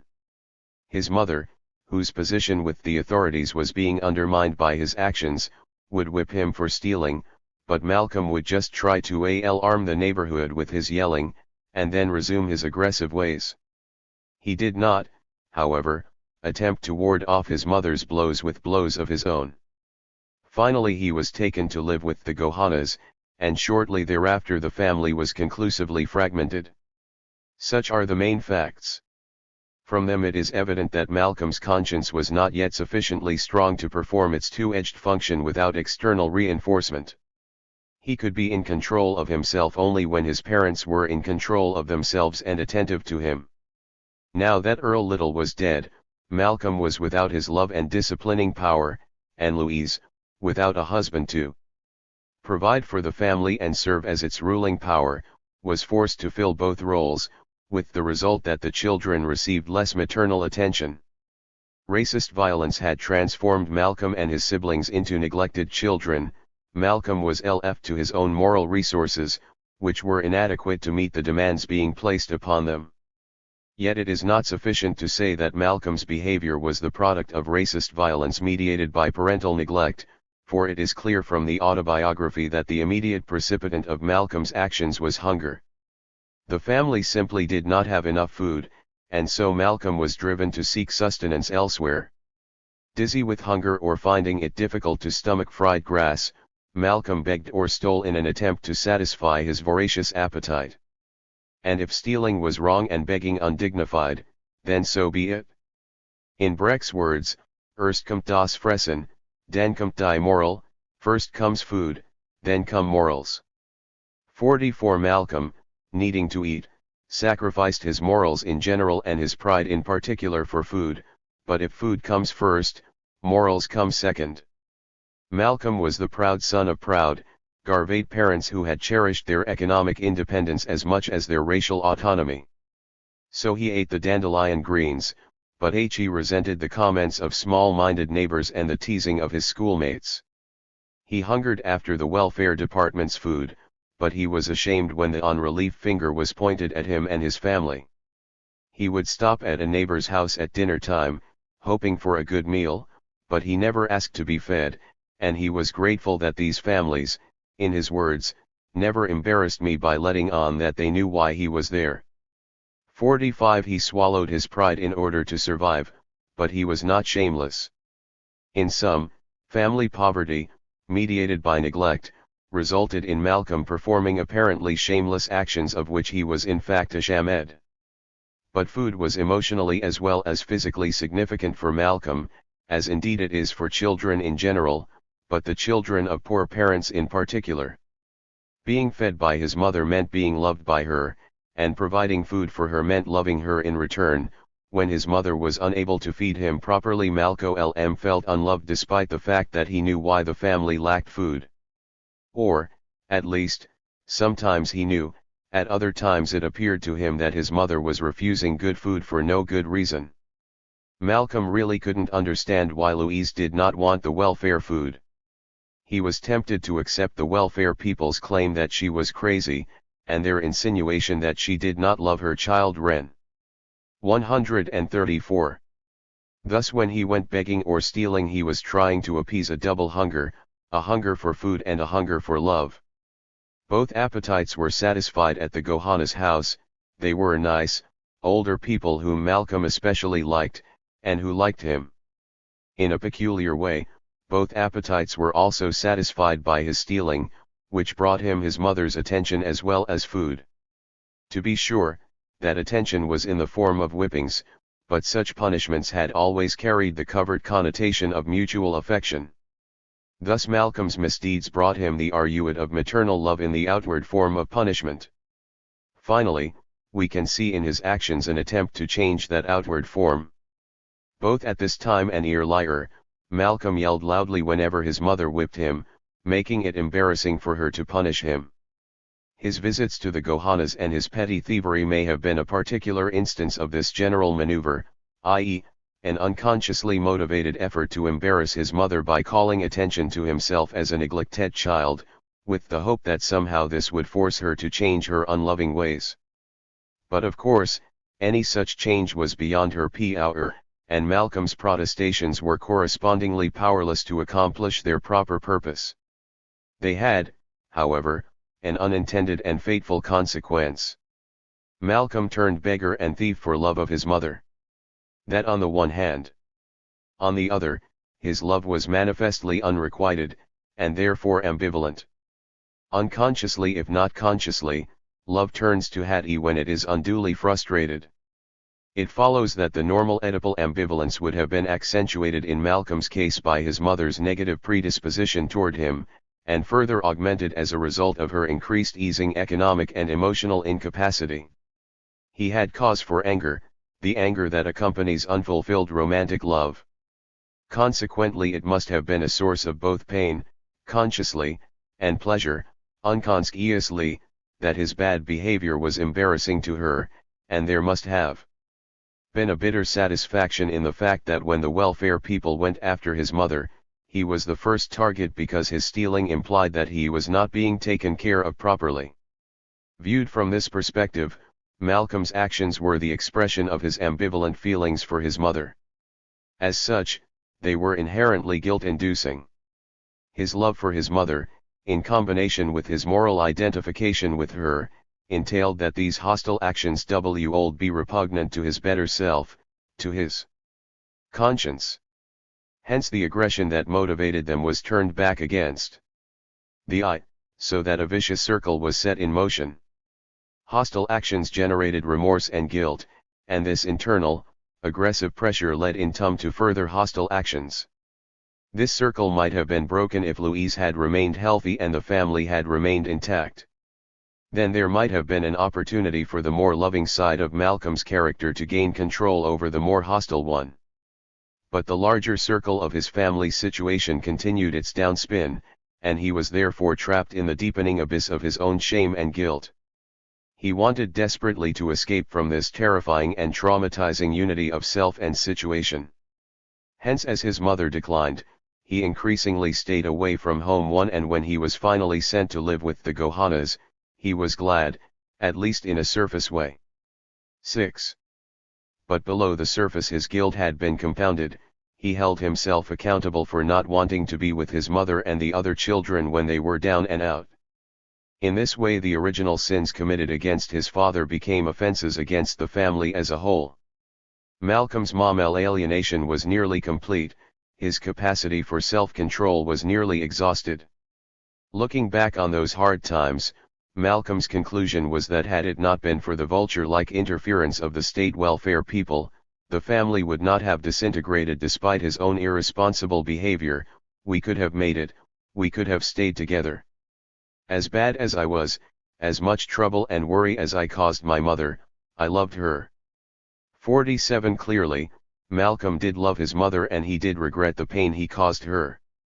The melancholy feeling evoked in the reader by his telling of her tale is sufficient proof of that. And he is correct in placing the blame for the family's disintegration upon the shoulders of the welfare people, at least if they are seen as the mediating agents of larger political economic forces.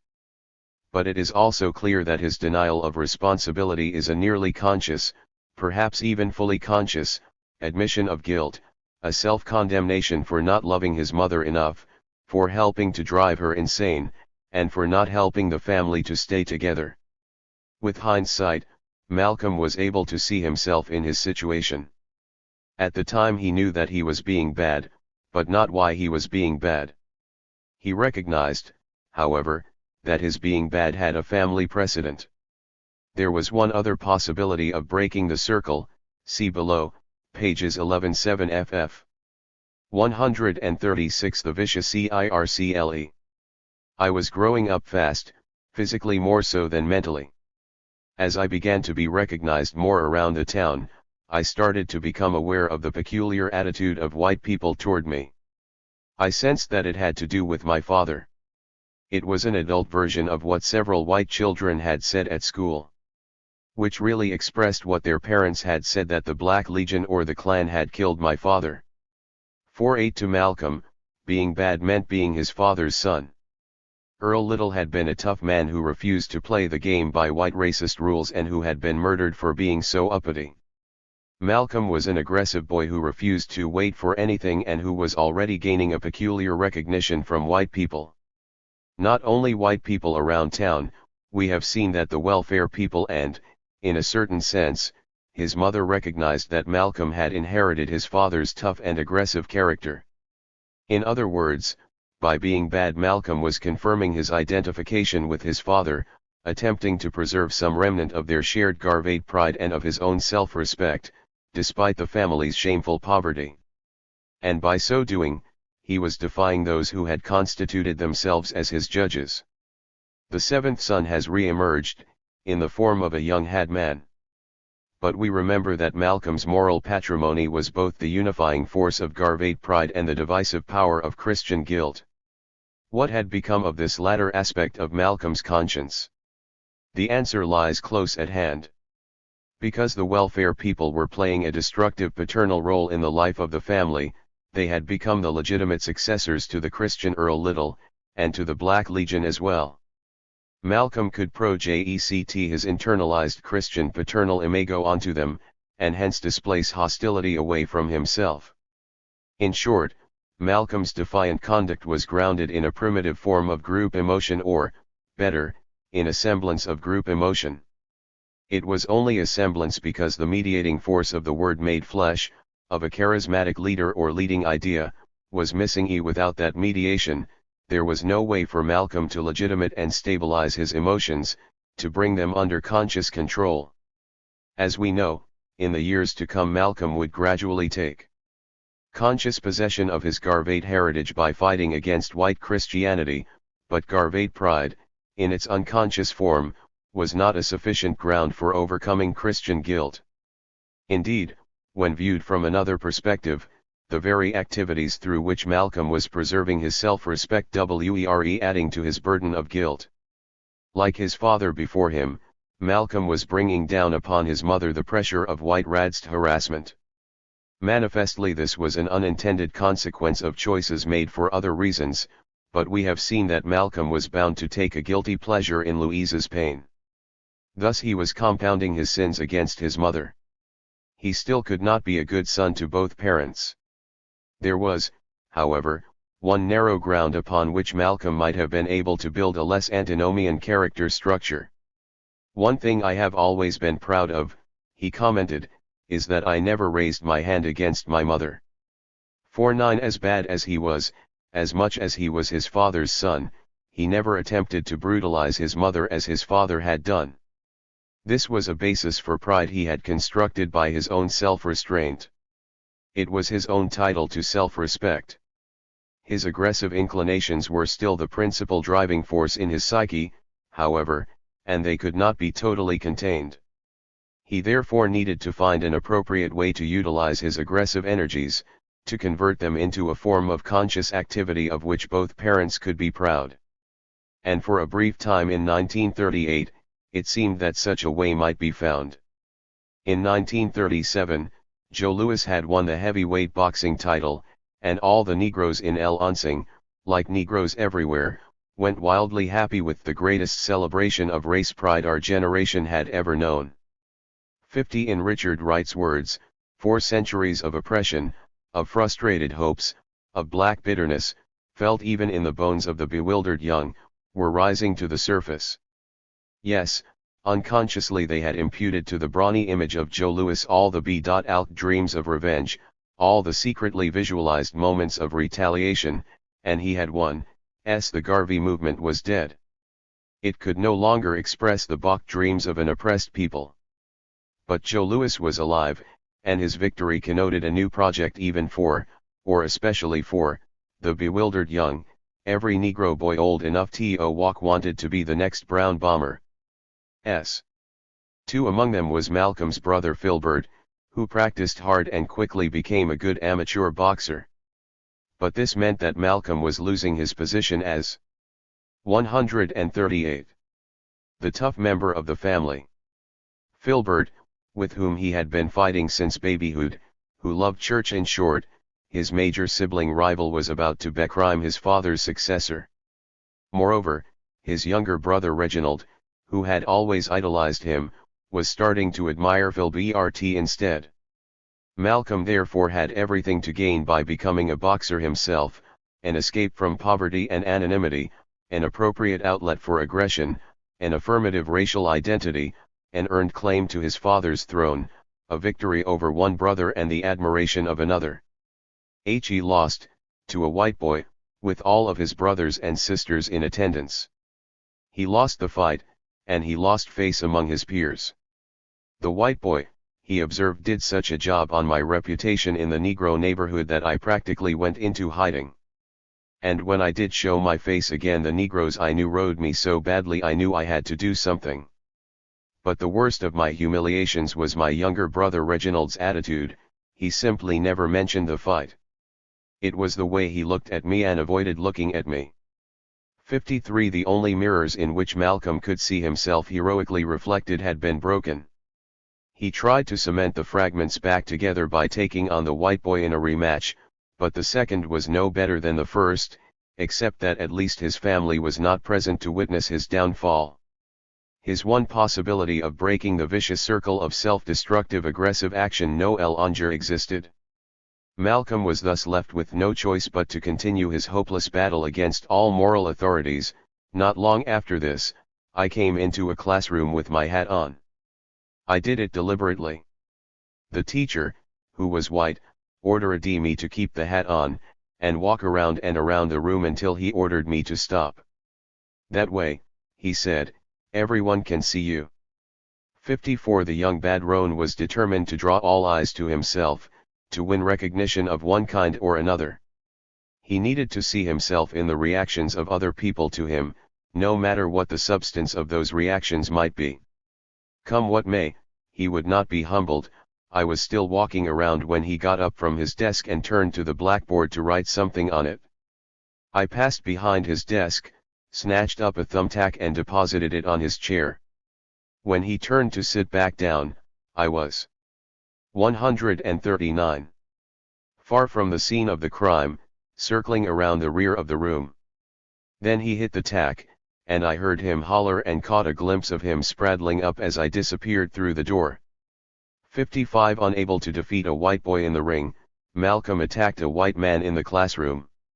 Defiance, punishment, again defiance. But the white authorities were the stronger party, both morally and rationally. They not only expelled him from school, they took him to court, judged him guilty of crimes against society, and condemned him to imprisonment in a reform school. Malcolm, who had been violating their commandments solely on the basis of a blind determination not to submit, could not withstand their onslaught. He was, after all, only a 13-year-old boy, with an increasingly unrealizable desire to make someone proud of him, so that he could be proud of himself. When, therefore, the white state man who was taking him away told him that the word reform meant to change and become better / and that reform schools were places where boys could have the time to see their mistakes and start a new life and become somebody everyone could be proud of / Malcolm took him at his word. 56 In his old life as an individual, a member of the little family, and a Negro, he had been a failure. He had been abandoned by the gods of his childhood and, left to his own resources, he had become a hero to no one. Perhaps he would do better to serve the gods of the power which had defeated him. Straining to integrate. Malcolm never reached reform school. Instead, he spent a little over 2 years being reformed and reforming himself at a detention home in the nearby town of Mason. The home was run by a couple named Swirlin who, the white state man had told him, were very good people. Malcolm agreed, they were good people. Mrs. Swirlin was bigger than her husband, I remember, a big, buxom, laughing woman, and Mr. Swirlin was thin, with black hair, and a black mustache and a reedy face, quiet and polite, even to me. 57 Malcolm liked them both from the first, and they liked him, too. He also liked the fact that he had his own room in the dormitory, the first in my life, that all the boys and girls being detained except the most troublesome ones ate meals with the Swirlins, and that 140. The rest of the staff treated him well. Soon he began voluntarily to help out around the main house, which led to more kindly attention from the Swirlins and the privilege of being allowed to spend part of the weekend with his brothers and sisters, away from the home. Then in the fall of 1939, instead of being sent on to the reform school, he was enrolled in the 7th grade of the local junior high school, where he quickly rose to the top of his class academically. The Swirlins also helped him find a job, so that he could earn some regular spending money. Finally, in the 2nd semester of the 7th grade he was elected class president, which surprised him but which also gave him a real feeling of pride. And not only him. Malcolm, we're just so proud of you. Mrs. Swirlin exclaimed when she heard about my election. Even the state man, Maynard Allen, who still dropped by to see me once in a while, had a word of praise. He said he never saw anybody prove better exactly what reform meant. 58 The young bad man had become a very good, citizen. Now, this rapid transition from the vicious circle of character deformation to the upward spiral of character reformation requires some explanation. From our prior analysis, it would not have appeared that Malcolm had the internal basis for reformation. The contradictions of the welfare state, the processes of decomposition that characterized proletarian life, especially black proletarian life, and that had taken the life of his family had been reflected into his psyche. He had been deformed in the image of a disintegrating society. The Christian side of his conscience, i.e., conscience in the narrow sense of a standard of right and wrong, had been reprojected onto civil authorities, his self-respect had been undermined and, along with it, his capacity for self-control, and he was consequently under the control of his own unconscious motives, most importantly, repressed aggressive impulses that were re-emerging in a barely sublimated form. He seemed to have become a nascent lumpen proletarian. How, then, was he able to respond so positively to his new situation? An initial answer to this question is suggested by Malcolm's reaction to his court hearing. When he was expelled from school, he states, "I guess I must have had some vague idea that if I didn't have to go to school, I'd be allowed to stay on with the Gohanas and wander around town, or maybe get a job if I wanted one. For pocket money. But I got rocked on my heels when a state man whom I hadn't seen before came and got me at the Gohanas and took me down to court." 59 Malcolm had not expected serious punishment. Although he had been bad for several years, he had never gotten any punishment worse than a whipping from his mother. And in former times, he had been the only child to escape the real punishment that his father administered. He had been the 7th son, the lucky one. Now his luck had run out. First he lost a prize fight to a white boy, Then the white authorities took him into custody. It must have seemed that his protective power, his father's mana, had somehow disappeared, or that his mana was less powerful than that of his enemies. Either way, white over black had been inductively established in his own experience and in every moment of his experience, as an ontological principle. Furthermore, because his very existence now was dependent upon the white man's power, his essential being increasingly became a reflection of that determining force. He was straining to integrate, which entailed denying that he was his father's son, a member of the little family, and a Negro. Accordingly, neither he nor his siblings talked much about their mother, and they never mentioned their father. Although he maintained contact with his brothers and sisters, he soon had just about forgotten about being a little in any family sense. 60. Most of all, he tried to forget about the color of his skin. I didn't really have much feeling about being a Negro, he acknowledges, because I was trying so hard, in every way I could, to be white. 61. He would not have been able to make this effort had it not been for the Swerlins. By judicial action they had become the parental authorities in his life. The question was, what kind of parents would they be? If they had been punitive or rejecting parent substitutes, they would have inherited the legacy of the Black Legion, the Christian Earl Little, Louise Little as the punishing mother, the welfare people, school authorities. The vicious circle of MLCOLM self-destructive action would have been immediately re-established. But they were good people, and their goodness was manifested not only in the physical form of ample food and comfortable lodgings but also in the form of affectionate attention, of emotional nourishment. The standard of right and wrong which they embodied and enforced was therefore positively grounded, so that for the first time in his life Malcolm was subject to rules and regulations that were not primarily brutal power or vulture-like persecution in legal dress. The 142. Split image of Earl Little had been superseded, along with its reflection in Malcolm's proud defiance of civil authority. Moreover, in their attitude and actions the Swerlins overcame the antinomian relationship that had existed between Malcolm and each of his parents. Whereas before he had been trapped in a double bind epidermally determined bind of being able to please one parent only insofar as he displeased the other, and the bind of Oedipal ambivalence, now he received the same judgment from each parental figure for any given action, while the Oedipal tension was considerably reduced by the fact that the Swerlins were not literally his parents. Further, the Oedipal problem was attenuated, although not solved, because Mrs. Swerlin was in herself a combined version of Louise and Earl Little. She was big, strong, the dominant force in detention home life and a very important woman about the town of Mason. She was white, light-skinned, and a woman, and she genuinely liked Malcolm. 62. The love-starved boy who wanted to be good but needed to be proud had found someone whose affectionate praise when he was good made him feel proud. He was therefore able to displace his affections from his parents to Mrs. Swerlin in particular and the Swerlins, his school teachers, and other authorities in general, to accept their judgments as an accurate reflection of his own value, and, finally, to gain a sense of self-respect from living up to their standards of good behavior, that is, from repressing his more aggressive tendencies. Malcolm had been reformed, had reformed himself into somebody everyone would be proud of. Yet there were certain strains and contradictions in his new identity.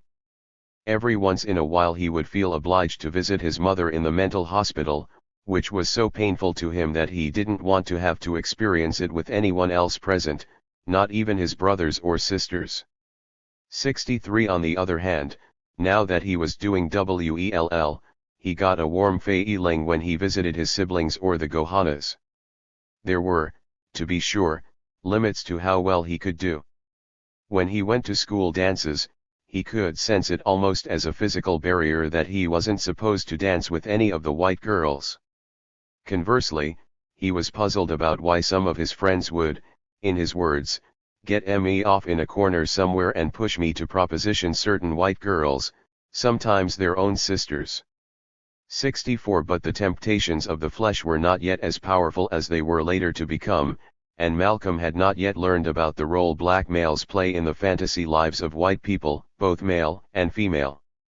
Then there were the nigger jokes told in class by some of his teachers, and the coon-dotting from 143 audiences when he played basketball.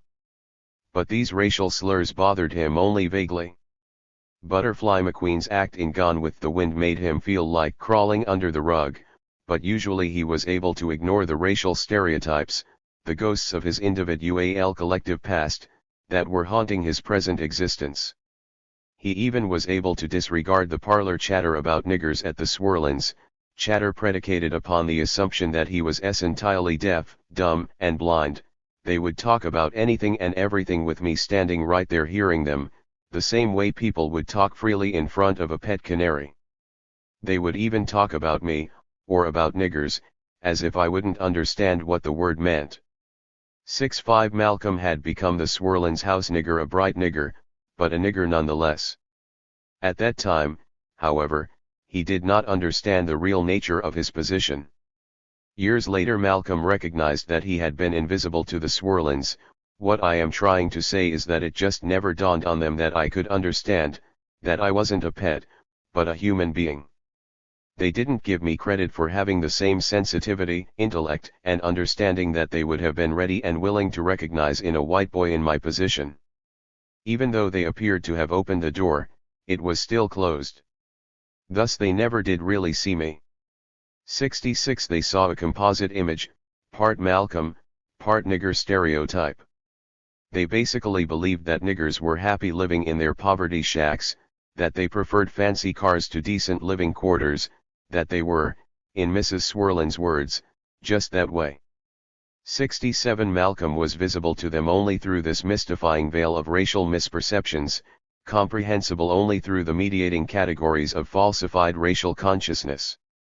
The first principle or underlying falsification of this pseudo-logic we uncovered earlier, in Klansman Sawyer's statement that the Negro, in whose blood flows the mad desire for race amalgamation, is more dangerous than a wild beast and he must and will be controlled. The archetypal white racist stereotype is the black beast, a species linking ape to man or, better, dividing ape from man. The male of the species lusts. I-44. Rapaciously after virginal white women, the female is wantonly and violently sensual. In other words, the immanent force in this illusion is very primitive, predominantly aggressive but also sexual, in a word, sadistic, energy, the repressed, then projected and displaced sensual energy that determines the group's external relations. Of course, the Swirlins and their immediate predecessors, the welfare people, did not see Malcolm and his family, or Negroes in general, as bestial savages. Rather, they fused this infantile and irrational content with more rational elements, producing compromise formations resembling dream images or neurotic symptoms. Hence the welfare people, whom we may term malevolent paternalists, and who will reappear in the next chapter in the form of police authorities, perceived Louise and her family as shameless, irresponsibly, and irrational, as bad and or crazy, children. And the Swirlins, who were benevolent paternalists, saw Negroes as happy and simple children, incapable of handling money wisely or power ethically, but good enough people within their natural limits. For all their good intentions, they could not help seeing Malcolm through these mediations. Or perhaps, because they liked him so much, they purely bypassed the stereotypes by thinking of him as entirely white, white beneath the skin. This is the process of denial that makes possible the exception to stereotypical categories, the exception that proves the rule. Be that as it may, the contradiction in their relationship to Malcolm was not yet explosive. He was still a boy chronologically, and benevolent paternalism was therefore hardly distinguishable for them or for him from genuine parental solicitude. Yet Malcolm was not in fact deaf and blind to the racism that surrounded him. The question therefore arises, why didn't he see himself in these nigger images? Why didn't he hear his name in the racist epithets? In the first place, these insults did not essentially fit. Malcolm was a smart, hard-working, and well-behaved young man, a good boy, very much in control of himself. He could think of himself as an exception. Further, his own experience inclined him to accept the double equation of white is good and black is bad. This was not because the Negroes of his acquaintance were bad people, they obviously were no worse than their white equivalents. But he had been bad, and as we have seen, his bad conduct had been premised upon a familial racial identity. In order to overcome his shame and guilt, as well as the judicial judgment which was, its external confirmation, it was therefore first necessary for him to repress the aggressive impulses that were the internal source of his trouble, and 145. Then to deny his past and heritage. He had to put his former life behind him. In his situation this meant that he had to become a white boy. Because the Swarlins were good people and, more particularly, good to him, this necessity became a possibility. He was able to introject the parental image he had previously projected onto white authority, to reform his conscience in, especially Mrs. Swarlin's image. His conscience, thus reinforced, was then strong enough to demand the suppression and repression of the bad black boy, and his consciousness, having been emptied of its authentic content, could at last be whitened out. He had become, to paraphrase Fanon, a black boy wearing a white mask, a stereotypical American Negro. In sum, the Swarlin's benevolent paternalism produced as its other, its external reflection or negative form, Malcolm's Negro identity. Stating the point more generally, we may say that the Negro identity like any other externally imposed and therefore stereotypical limited identity is a character form of group emotion, determined through the mediation of identification with the oppressor. 68 Conscience and consciousness are both whitened out, and blackness becomes firmly attached to unacceptable, predominantly aggressive, infantile emotional impulses. Black people and white people alike come to have a character structure in which the I, including the moral I, is white, and the IT is black. Within this relationship, black people can think of themselves as fully human only by denying their true racial identity, while white people secure their humanity only at the price of black dehumanization. Thus the concept of the emotional group here emerges in the form of a dominating-dominated intergroup relationship. In this relationship the repressed sadistic tendencies of the dominating group become the self-hatred, the masochistic tendency, of the dominated group. Conversely, the alienated self-esteem of the dominated group becomes the narcissism of the dominating one. And through the work of secondary elaboration or rationalization, the members of both groups are held firmly in the grip of stereotypical false consciousness.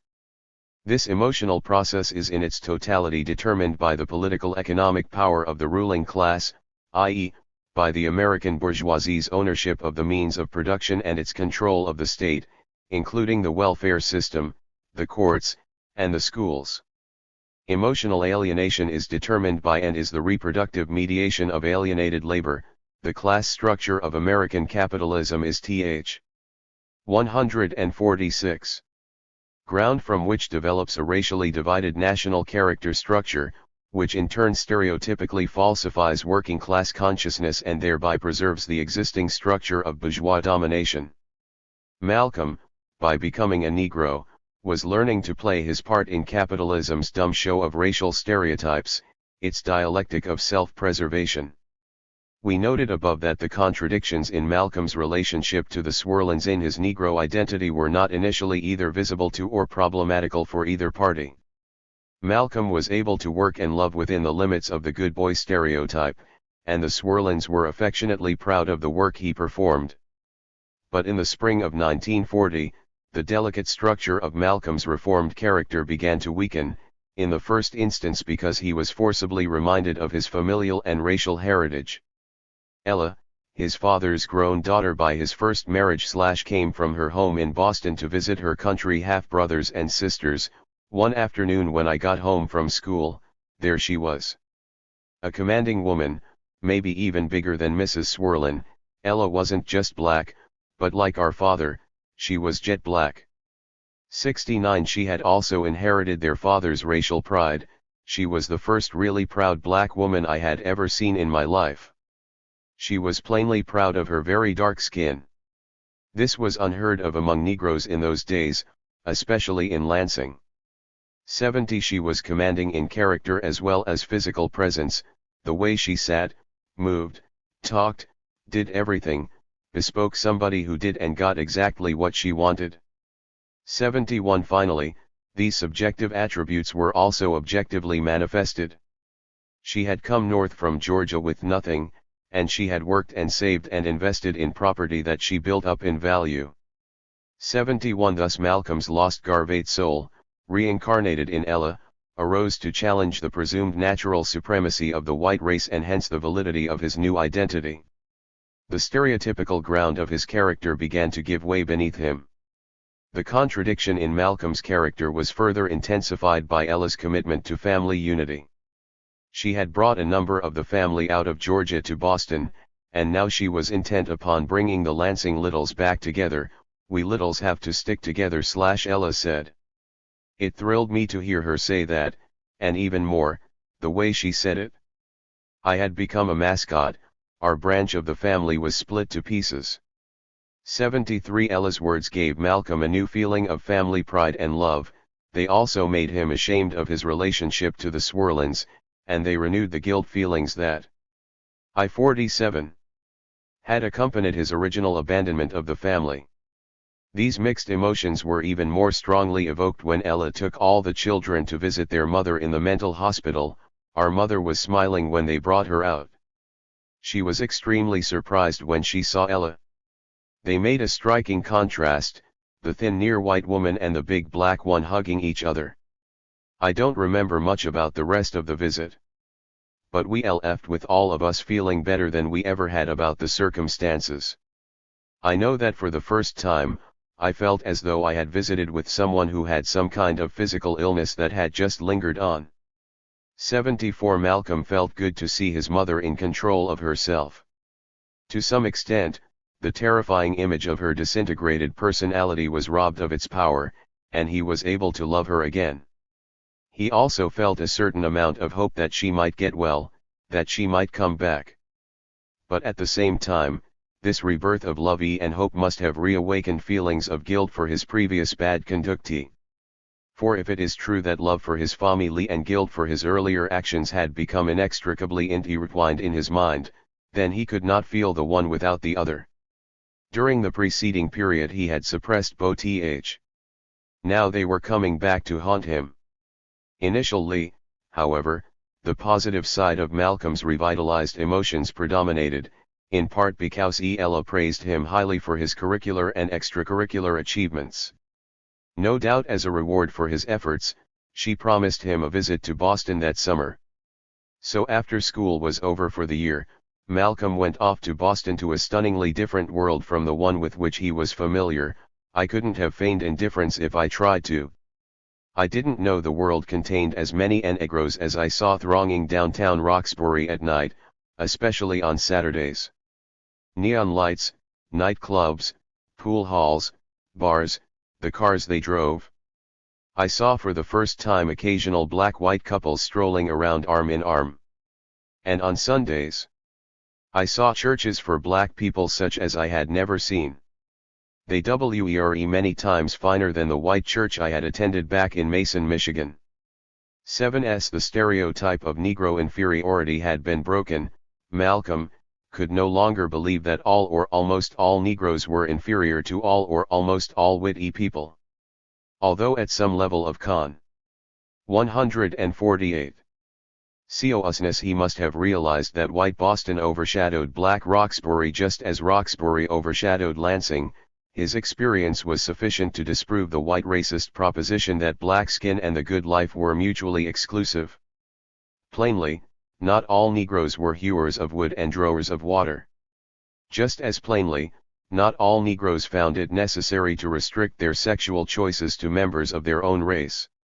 In short, there appeared to be a degree of freedom to work and to love in Roxbury that Malcolm had previously believed was precluded for black people.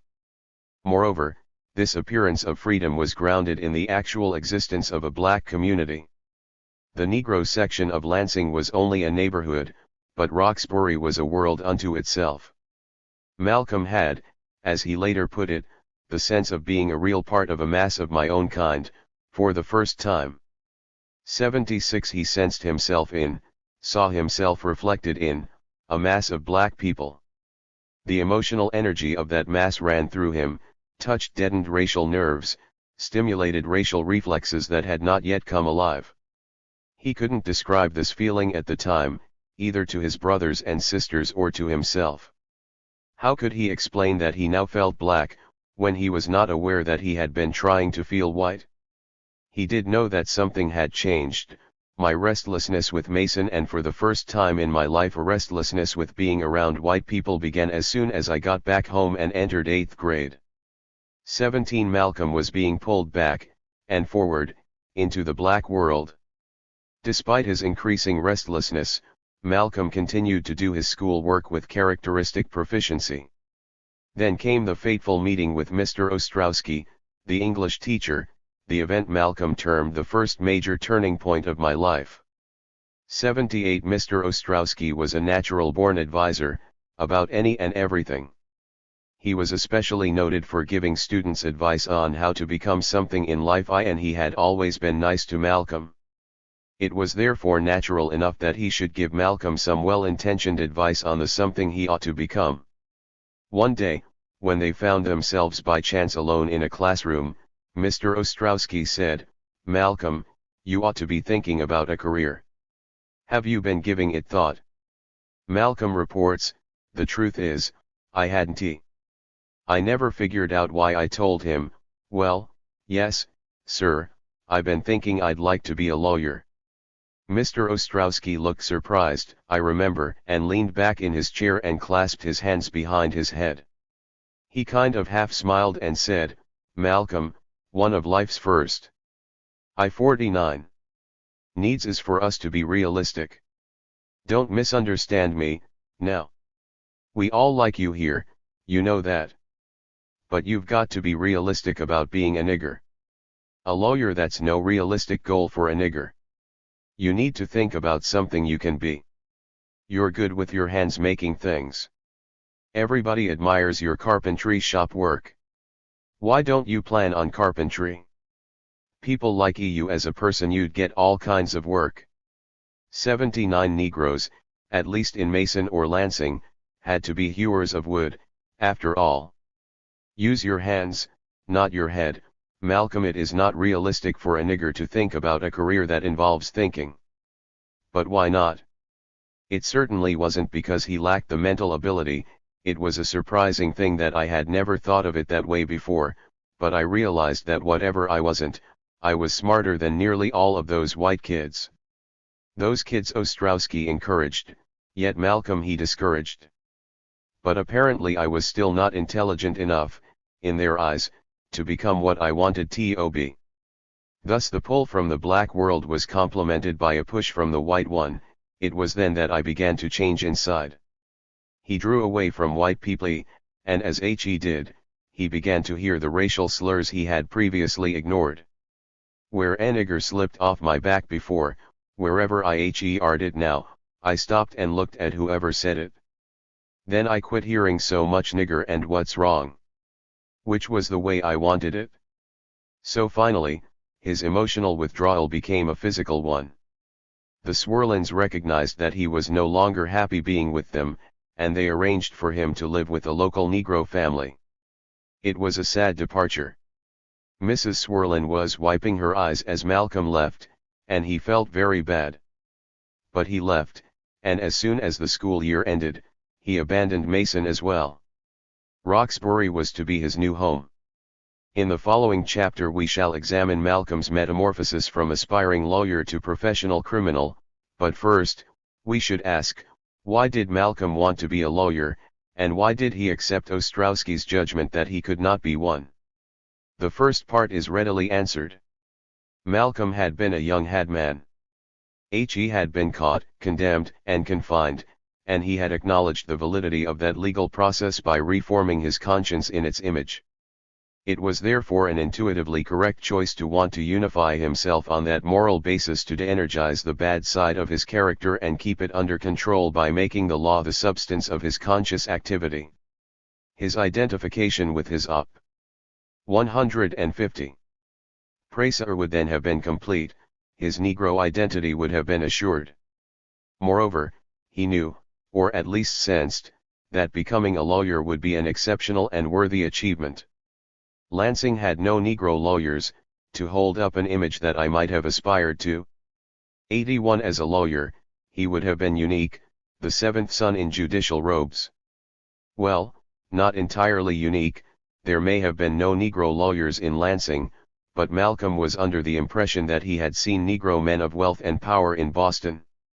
This was, however, only a general image of Negro prestige. By particularizing it to his individual situation in the form of a projected legal career, he was making it singularly and properly his own.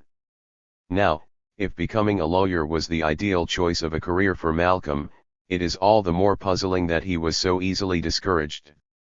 Of course, it is true that his choice was not entirely conscious. He had not been thinking about a career, he had responded impulsively to Ostrowski's question.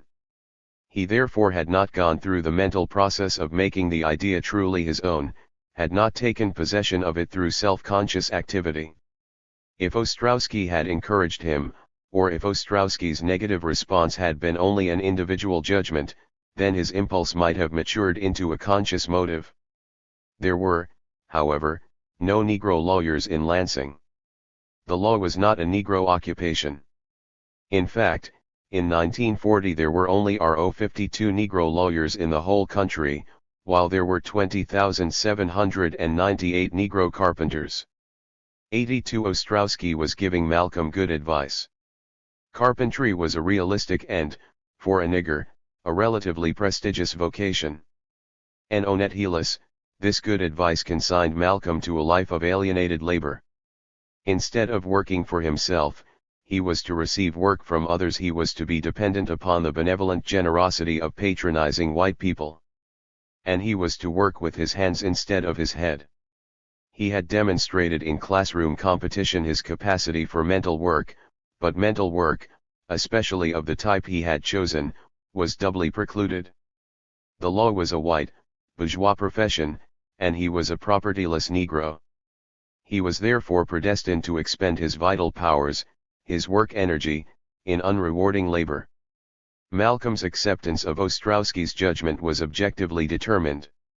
However, he did choose to accept the judgment. He had seen Boston, seen black people who were apparently lawyers, not carpenters, and who were more impressive than Ostrowski himself. Yet he did not directly defy his teacher's authority, persist in his ambitions, and become one of the 1,000-odd Negro lawyers who 151 were the exception to the general rule. Hence the question still remains, why didn't Malcolm become one of this happy few? Once again, the answer is implicit in the material we have already represented. Malcolm's experience during the preceding months had shaken the rigid foundations of his character structure. He had been forced to remember and to feel again the painful moments of his past.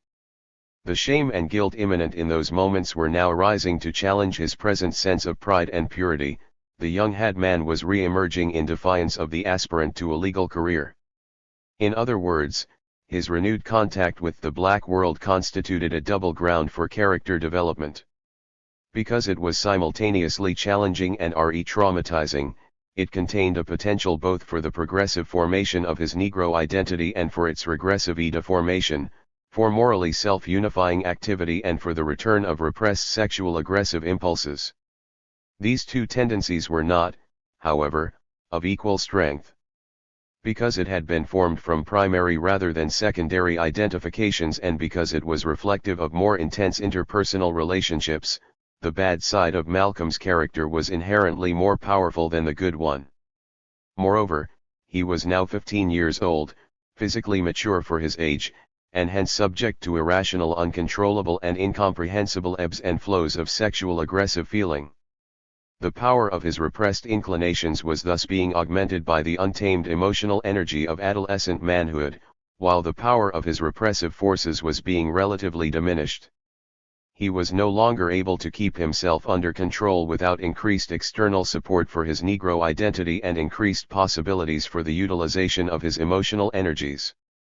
He had therefore appealed to Ostrowski, whom he liked and who encouraged young people to become a success in life, to reaffirm the value of high-S reformation. But instead of the anticipated praise and encouragement, he had received only amused condescension. Instead of a renewed sense of pride, he was subjected to fresh feelings of shame and anger. Success in life for a nigger meant being a carpenter, being a good boy until his dying day. He had been fooled, deceived, tricked. He had been led to believe that whiteness was an attribute of soul, that skin color did not matter. Now it was clear that only skin color mattered, that therefore his soul was irremediably black. His white mask had been stripped away. But at the same time, his teacher's appearance of paternal benevolence had disappeared. 152. The pantomime of Negro identity had come to an end.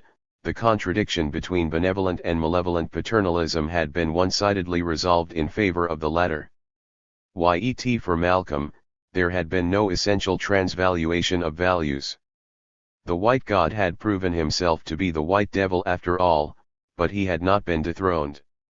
That is, Malcolm's conscience had been thoroughly whitened out. He had no racially self-determined moral ground, and hence no basis for an affirmative racial identity. Because he was still morally identified with his oppressor, he was not free either to love himself or to hate his enemy. Consequently, his anger when a white man called him nigger was accompanied by a familiar if indefinable sense of unconscious guilt, which in turn became a compelling need for aggressive action. The vicious circle of moralized self-hatred and subsequent self-destructive activity had been re-established. This was the truth, the ultimate meaning, of paternalist reformation. In sum, Malcolm's Negro identity was not really a ground for the further development of his sensuous energies. It alienated him from the free use of both his emotional energy and his work energy, hence it provided no real possibility for morally self-unifying conscious activity. Premised upon a paternalist political economy and mediated through identification with the oppressor, it entailed fixation in a posture of childlike submission to the white man's authority. It was a reified character structure, the negation of Malcolm's potential for progressive self-determination. Since at this juncture Malcolm had no basis in conscience or consciousness for negating that negation, his character underwent a regressive de-development. He fell back into the vicious circle of bad conduct from which he had apparently escaped. But the young man who now was leaving Mason for Boston was not the trusting boy who had entered the town 2 years earlier. He had learned in the meantime that what was possible for white people was not possible for him, and he had chosen not to act as if he lacked this knowledge, not to play his assigned part in the paternalist pantomime. In this sense his decision to go to Boston was the negation of a negation, his regression into the vicious circle of uncontrolled aggressive action was simultaneously a progression beyond it. As we shall see in what follows, how the regressive tendencies in his character were initially predominant. Chapter V. Never trust anybody. When Malcolm decided to move from Mason to Boston, he had no intention of becoming a criminal. His plan, and Ella's, was that he would get a respectable job, work hard, accumulate as much money as he could and, if possible, become a member of so-called black society. He would become a success in life like Ella despite Mr. Ostrowski. But despite his intentions, he was destined to become a hustler, for he had already been mesmerized by the feeling of being a real part of a mass of his own people. As he notes of his first days in R.O. Sperry, the world of grocery stores, walk-up flats, cheap restaurants, pool rooms, bars, storefront churches, and pawn shops seemed to hold a natural joy for me. He was uncomfortable when he was among the more prosperous Negroes living on the hill that overlooked the Roxbury Toe End section. Not only was the town part of Roxbury much more exciting, but I felt more relaxed among Negroes who were being their natural selves and not putting on airs. 3. Malcolm only felt at home in the ghetto streets.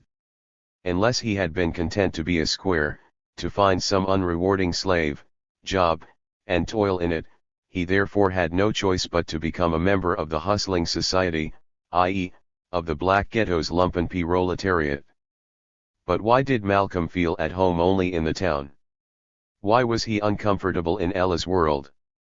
In the first place, he was a field Negro by heritage and life experience. The Littles had been agricultural workers in the South, and, after his father's death, his branch of the family had become part of the welfare system's ravelry of paupers. To be sure, there had been those years of garvate prosperity, but Earl Little's death and its consequences had almost 154. Destroyed Malcolm's garvate self-image. All that remained were stubborn pride, a certain toughness of character, and a burgeoning feeling of manhood. The political, economic, and racial aspects of the doctrine were no longer lit. They had ever been part of his consciousness. Moreover, Ella, like her father and like Malcolm himself, was a dominating person, a woman whose every instinct was to run everything and everybody she had anything to do with. For and everybody, Malcolm notes with wry humor, included him. It is hardly surprising that, having just escaped from one kind of paternalism, he would resist being trapped by another. Furthermore, Malcolm was not only seeking to avoid paternalism in this embodied form, he was also attempting to leave behind the whitened-out conscience that judged him to be bad on the basis of his skin color. He was looking for a place where he would not see himself reflected in the mirror of white Christian morality. Finally, he was still haunted by the guilt of his familial sins, the patricidal guilt of the seventh son, the remorse for having been his mother's bad boy. In sum, in his struggle to free himself from his moral identification with his oppressor, Malcolm became a criminal from a sense of guilt. Our task in the present chapter is to represent and interpret the period of Malcolm's alienated conscious activity to unfold the regressive development of his character, within and as a reflection of his historical situation. First, we will consider his ascension to hip manhood, his relations with women, and his evolution from hipster to hustler. In the process we will uncover one dimension of ghetto life, its street corner standards of masculine self-respect and recognition, its epidermal fetishism in sexual relations, and the hustling code which rationalizes and universalizes its everyday activities. 6. Next, we will examine the hustling society from the perspective of its historical situation, its internal structure, and its functional relationship to the larger society. Finally, we will come to Malcolm's life in the hustling society, his descent into criminal nihilism, and his eventual imprisonment. The black man. Malcolm may have been unconsciously, even preconsciously, inclined toward hustling as a way of life when he arrived in Boston, but he lacked the consciousness needed to realize this in 155. Clination. He needed to be schooled i.e., he needed someone to teach him the customs and morals of the ghetto. He soon found the necessary mentors. While meandering through the town, Malcolm had had a brief, friendly encounter with a young man called Shorty, who racked balls in one of the local pool halls. So one day he slipped into the pool room as inconspicuously as he could. He was painfully aware of his countrified appearance and did not want to attract attention, and asked Shorty how to go about getting a job like Hill's. When in the ensuing conversation it turned out that both young men were from the Lansing area, that Malcolm was therefore Shorty's homeboy, Shorty decided to take Malcolm under his wing, find him a slave, and school him to the happenings. A job materialized almost immediately. Freddie, the shoeshine boy at the Roseland Ballroom, had hit the big number in the local racket and was quitting. Malcolm, Shorty's homeboy, was welcome to take over Freddie's stand. Already enamored of big band music, Malcolm grabbed the opportunity to earn money while being involved in the nightlife of the town. The first evening on the job, under Freddie's tutelage, Malcolm received his initial lessons in hustling. He learned to Uncle Tom the shoeshine customers in order to get a larger tip, to make the shine rag pop because, although it was just a jive noise, cats tip better, they figure you're knocking yourself out, to sell customers shoelaces whether they asked for them or not, and to shame men in the washroom into buying a towel. 7. The definition of hustling is already evident. To hustle is to make an unearned profit by giving a product or service the semblance, the outward form, of a value it does not substantively possess. In addition, Freddie explained that income could be earned from selling prophylactics and once he could dig who's a cop liquor and reefers, marijuana, as well. Malcolm soon discovered that this additional income was the true material basis of the hustle, that Freddie had done less shoe shining and towel hustling than selling liquor and reefers, and putting white Johns in touch with Negro whores. Thursday's Malcolm was schooled to the universal principle that, as Freddie formulated it at the end of the first night, everything in the world is a hustle. 8. Malcolm quickly absorbed not only Freddie's teachings but also the general rules of town life. The countrified Malcolm Little transformed himself into the hip young cat called Red, who made all the frantic and groovy scenes around Roxbury. He learned to talk, walk, and dress hip, zoot suit, narrow belt, feathered hat, long key chain, to drink liquor, to smoke cigarettes and marijuana, to shoot craps, play cards, bet on the numbers, and buy on credit, and to dance the indie hop in the approved uninhibited style. The country boy was rapidly becoming a particular type of city man. The last vestige of Malcolm's former identity to disappear was his bushy, hick-style haircut. When at last his hair had grown long enough to be straightened or conked, Shorty sent him off to buy the necessary ingredients for a do-it-yourself version. Malcolm grinned proudly when the local druggist asked him, "Going to lay on that first conk?" Then Shorty mixed a batch of congoline, which consists principally of lye, thoroughly vaselined Malcolm's scalp, and told Malcolm, "It's going to burn when I comb it. The congoline in it burns bad. But the longer you can stand it, the straighter the hair." Burn it did, Malcolm reports. The congoline just felt warm when Shorty started combing it in. But then my head caught on fire. I gritted my teeth and tried to pull the sides of the kitchen table together. The comb felt as if it was raking my skin off. My eyes watered, my nose was running. I couldn't stand it any longer. I bolted to the wash basin. 9. Gradually the pain stopped as Shorty washed out the lye and gently combed out Malcolm's straightened hair. Then came the reward.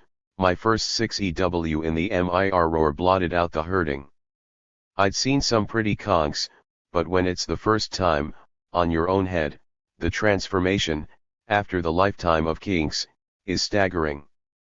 The mirror reflected Shorty behind me. We both were grinning and sweating. And on top of my head was this thick, smooth sheen of shining red hair, real red, as straight as any white man's.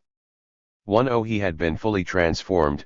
He had become a member of the hip world, if not yet of the hustling society. It no longer mattered what was in his mind, so long as there was whiskey aglow in his stomach, marijuana to make his head light, and congoline to make his hair white. 11. He had learned to act his part in what he would. 157. Later call the slapstick comedy of the Negro who has completely lost his sense of identity, who has lost touch with himself. 12. But wait. The boy who was ashamed to see himself mirrored in Ostrowski's half-smile is standing lost in admiration of my hair now looking white, reflected in the mirror of Shorty's room. 13. But how is this slapstick comedy different from the stereotypical dumb show?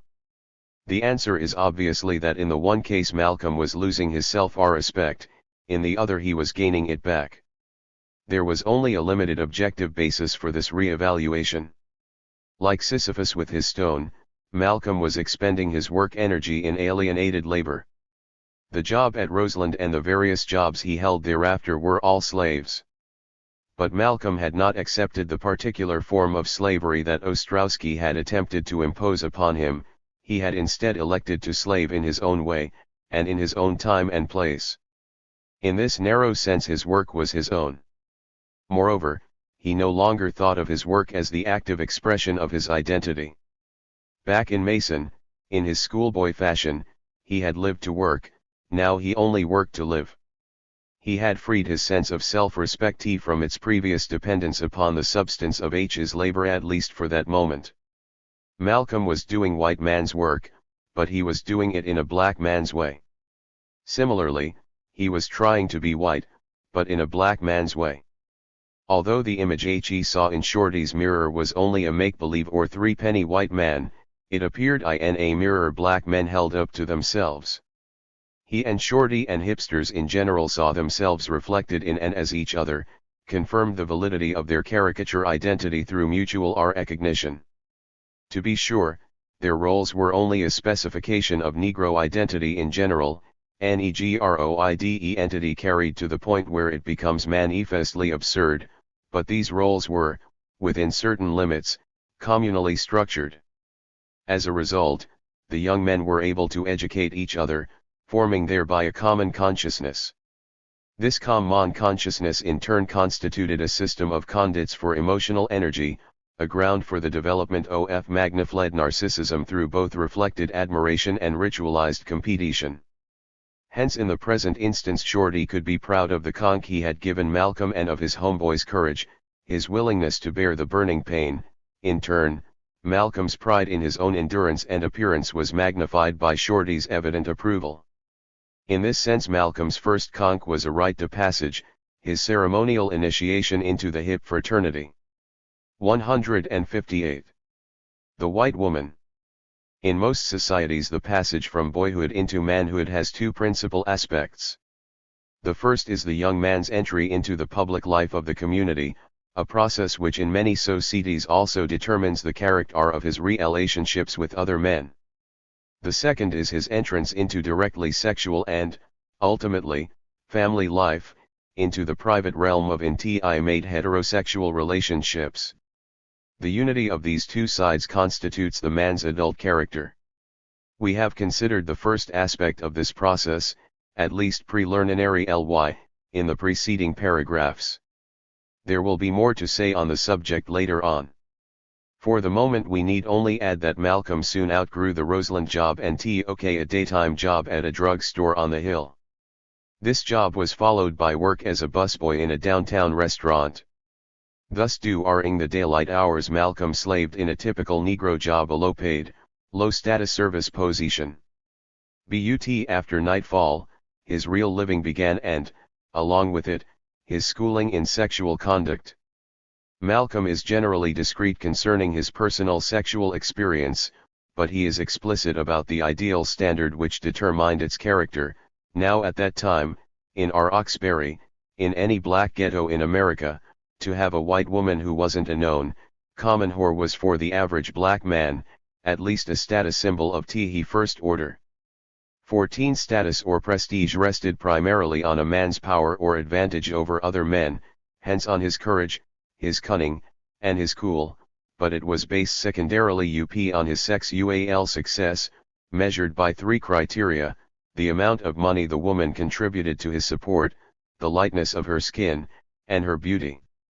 Beauty is of course less quantifiable than money or skin tone, more a matter of subjective preferences, or utilities, one is tempted to say, but the first two are readily measurable. They could therefore serve as a reliable rating scale of sexual achievement, the highest point on which was for a man to be fully supported by a beautiful, white woman. This was most obviously the case in the relationships of pimps and prostitutes, but in somewhat more subtle ways all heterosexual relations were reflections of the competitive structure of male relationships. Which is to say, male-female relationships were structured as a political economy of sexual possession, in which women were used as commodities or even money. 159. And in which a man's socio-economic status depended upon the value of his assets. Two men who had wo men of equal value were themselves equal to each other. It follows that a black man with a white woman was the equal of a white man. His almost unavoidable inferiority in the work economy could be overcome in the sexual one. Overcome, and more than overcome, since by white racist law the white woman was the exclusive possession of the white man, Any black man with a white woman was a successful lawbreaker, a victorious sexual rebel, and therefore more of a man than the man he had defeated. Thus Malcolm attained not only real status among his peers but also a measure of revenge against those who had decreed that he could not be a success in Liffey when he became involved with the beautiful and relatively affluent white woman he calls Sophia. The affair began at a Rose land dance. Although Malcolm usually came to these dances unaccompanied, on this particular occasion he was escorting a decidedly nice girl he had met on the hill. The two of them had just finished dancing in the show Timmy part of the evening when Malcolm found himself binged by a white woman. It was not uncommon to see white women at Negro dances, looking for a little freelance lusting among the plentiful availability of enthusiastic Negro men, but this woman was almost too fine to be leave. She and Malcolm started dancing, and his date for the evening was just about forgotten. He had the courtesy to take her home, but he ended the night making love to Sophia in her car. In later years Malcolm was to be ashamed of his conduct that night. The young black woman he jilted for the older white one became a prostitute and a narcotics addict, and he blamed himself for her unhappy fate.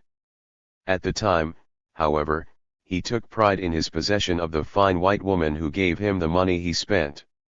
Yet the prestige and pride he gained from the relationship were not its essential qualities, and his choice between the two women was not in fact an act of will. Malcolm was irresistibly attracted to Sophia that first night, and for SEVRAL THE reaft and SHE was just as strongly drawn to him. Moreover, it is CLE.AR that the almost magnetic intensity of their mutual attraction was not idiosyncratic to them. Shorty, for example, had told Malcolm on first meeting that, in his own words, "I ain't going to lie, I dig them $2 white chicks." T6 And at the Roseland dances a lot of black girls nearly got run over by some of those Negro males scrambling to get at those white women. You would have thought God had lowered 160 some of his angels. 17 And Malcolm was later to meet a number of white women who would get almost mesmerized by Negroes. 18 We have therefore to determine the essential nature of his double bonding and the quality that differentiates it from other sexual interactions. The distinguishing attribute of such relationships is plainly that skin color takes on sexual properties that do not naturally inhere in it. Each person is initially stimulated by the other's skin color, rather than by erotic actions or primary sexual characteristics. Thus Sophia came to Roseland looking for a Negro, and Malcolm was drawn to her despite the fact that she didn't dance well, at least not by Negro standards. 19 To be sure, Malcolm had attracted her attention by his dancing, and she had gained his by giving him the eye. It is also true that skin color is a sensual property, and therefore a natural object for at least some sexual energy. But it would not normally constitute the ground of the relationship. There occurs, in other words, an inversion of values in which a secondary attribute becomes a primary one through the displacement onto it of emotional energy it does not inherently deserve. This we may call epidermal fetishism, the exaggerated love or even worship of skin color. The next question is, why does skin color become a fetish? The answer will come easily if we ask a prior question, i.e., why is there what Marx terms of fetishism of commodities in which the products of human labor appear as independent beings endowed with life, and entering into relation both with one another and the human race? 20 According to Marx, this is because in a commodity-producing economy there really are material relations between persons and social relations between things. 21 Human beings objectify themselves in commodities, and these objectifications then come to dominate the subjects who created them. There is, in other words, a subjectification of the object, which is reflected back into the living individual as an objectification of the subject. This inversion of subject and object is initiated in the exchange process, in the buying and selling of labor power, which abstracts the subjectivity from the subject by transforming his work energies into exchange values. It is consummated in the production process, which demonstrates conclusively that the worker's activity is simply another factor of production. Thus it is that the characters who appear on the economic stage are but personifications of the economic relations that exist between them. 22 While economic relations take on every appearance of being a life process.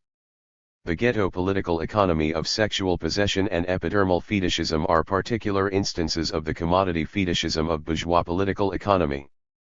But commodity fetishism and the fetishism of skin color have intrasubjective as well as intersubjective foundations. To make what is in fact a very long story short, we shall posit that the sensuous energies of individuals who produce and exchange commodities are reified, so that their character structures are formed in the image of the commodity. 23 They experience themselves as thing-like, and measure their own value in monetary terms. They possess, so to speak, a monaized superego, which commands them to repress or alienate from themselves their self-productive and self-fulfilling energies. This division of the self is then completed when they project their repressed energies onto, especially, the money form of the commodity. Money thus becomes, as Marx remarked, both the visible divinity and the common whore, the common pimp of peoples and nations. 24 It follows from this general depiction that epidermal fetishism is a group emotional mediation of the commodity character of bourgeois social relations. This does not mean that it cannot occur in non-bourgeois societies. After all, both racism and fetishism antedate capitalism. But in bourgeois society, both forms of distorted consciousness are objectified and monaized. Consequently, for the type of black man with whom we are here concerned, the white woman becomes a divine prostitute. For this white woman, the black man becomes a demonic master, and both parties in the relationship accept skin color as a measure of value. Each person values the other for a quality he himself does not possess. Each is seeking to appropriate that missing quality through sexual activity. The white woman wishes to become black, to overcome her inhibitions, to release the sexual forces in her character. She is entranced by the stereotypical image of the black stud, tantalized by the fact that black men are taboo. By violating the taboo, by living out the fantasy born of the taboo itself, she turns herself into the bad fallen, erotically liberated woman she has always wanted to be. Conversely, the black man wishes to be recognized as a man instead of as a beast or a boy. He therefore wants to be white. In Fanon's words, 162. Out of the blackest part of my soul, across the zebra's striping of my mind, surges this desire to be suddenly white. I wish to be acknowledged not as black but as white. Now and this is a form of recognition that Hegel had not envisaged. Who but a white woman can do this for me? By loving me she proves that I am worthy of white love. I am loved like a white man. I am a white man. 2s Thus the black man is reflected back into himself as white when he is loved by a white woman, just as the white woman returns to herself as black through being loved by a black man. But in fact, the double reflection is an optical illusion. The mutual recognition is a case of mistaken identity. The black man is penetrating a woman who is essentially black, the white woman is being penetrated by a man who is essentially white. The would-be white man is bonded to a would-be black woman. Each experiences in the other only the self he or she is not but wishes to become a. Their love-making is thus a semblance, the physical interpenetration of mutually exclusive selves, an escape from rather than a transcendence of their individual identities. Epidermal fetishism is an alienated form of being in love and, as such, is emotionally reifying. Skin color presides over the relationship like some archaic deity, forcing each person involved into a posture of reverence, but not of genuine respect, for the other. In other words, skin color is idealized, withdrawn from the realm of criticism and rational evaluation and endowed with semi-magical power, with a directly sexual prestige. Consequently, each person is bound, quite against his or her will, to worship the other. Of course, this is not a true relationship between two individuals, but, rather, a doubled auto-hypnotic mirroring. Each person is fascinated by his or her own emotional energy as it is reflected back into the self through the other qua epidermal fetish. Now if it is true that Malcolm's relationship to Sophia possessed this hypnotic or fetishistic quality, it follows that Malcolm was mesmerized by his repressed emotions, that he was being held captive by his infantile past. Insofar as the relationship was fetishistic, its dynamic was a return of the repressed and its aim was possession of his mother. Malcolm's sexual desire for the nurturing and almost white woman who loved and chastised him had been repressed. In an aim-inhibited form in the form of affection, warmth, and the desire to please, it re-emerged in his relationship to Mrs. Swerlin, who was a genuinely white and nurturing second mother to him. Now it returned to its directly sexual form in his love for Sophia, who was also white, who helped to support him, and who made him feel like a man. To a certain extent, this was a progressive emotional development, an advance from a repressed sexual attraction for his mother through an aim-inhibited love for a secondary maternal figure to a love at once sexual and aim-inhibited for Sophia. But the limiting principle in each of these relationships, and in the movement overall, was skin color, and under the aegis of this epidermal totem the movement was precisely the reverse. Malcolm's love for Sophia was reduced to his initially uncontrollable Oedipal passion.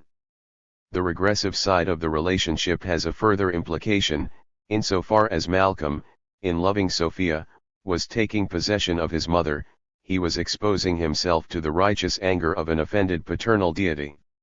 His affair with Sophia was a guilty one, forbidden by his white Christian conscience by the introjected primal father and all subsequent paternal authorities, internal and external. Stated another way, the epidermal fetish was to be worshipped but not possessed, God's angels were to be held inviolate. Thus his involvement with a white woman was simultaneously a violation of the incest taboo and of the superimposed sexual taboos of white racism. It follows that he could not love Sophia openly or with a clear conscience. The relationship therefore had to be hidden away in the eternal night of the hip world, in a nether region illuminated only by an amoral light. In sum, because Malcolm's affair with Sophia was premised upon epidermal fetishism, it was destined to intensify his moral alienation, to bind him with chains of guilt to the idols he had presumably overthrown. It was also, however, a part of his sexual education. The peculiar aspects of this relationship in particular and interracial sexual unions in general led Malcolm to work in his own mind the black man and white woman psychology. 26 He had a friend in New York, Sammy the Pimp, who by vocation and reputation was an expert on women. Malcolm questioned him closely on the nature of interracial sexual relations, and he also pursued the matter with several prostitutes of his acquaintance. Thus the anomalous or problematical aspect of his first love affair presented him with the IXA. 164. Zion for absorbing and reformulating the sexual wisdom of the hip community.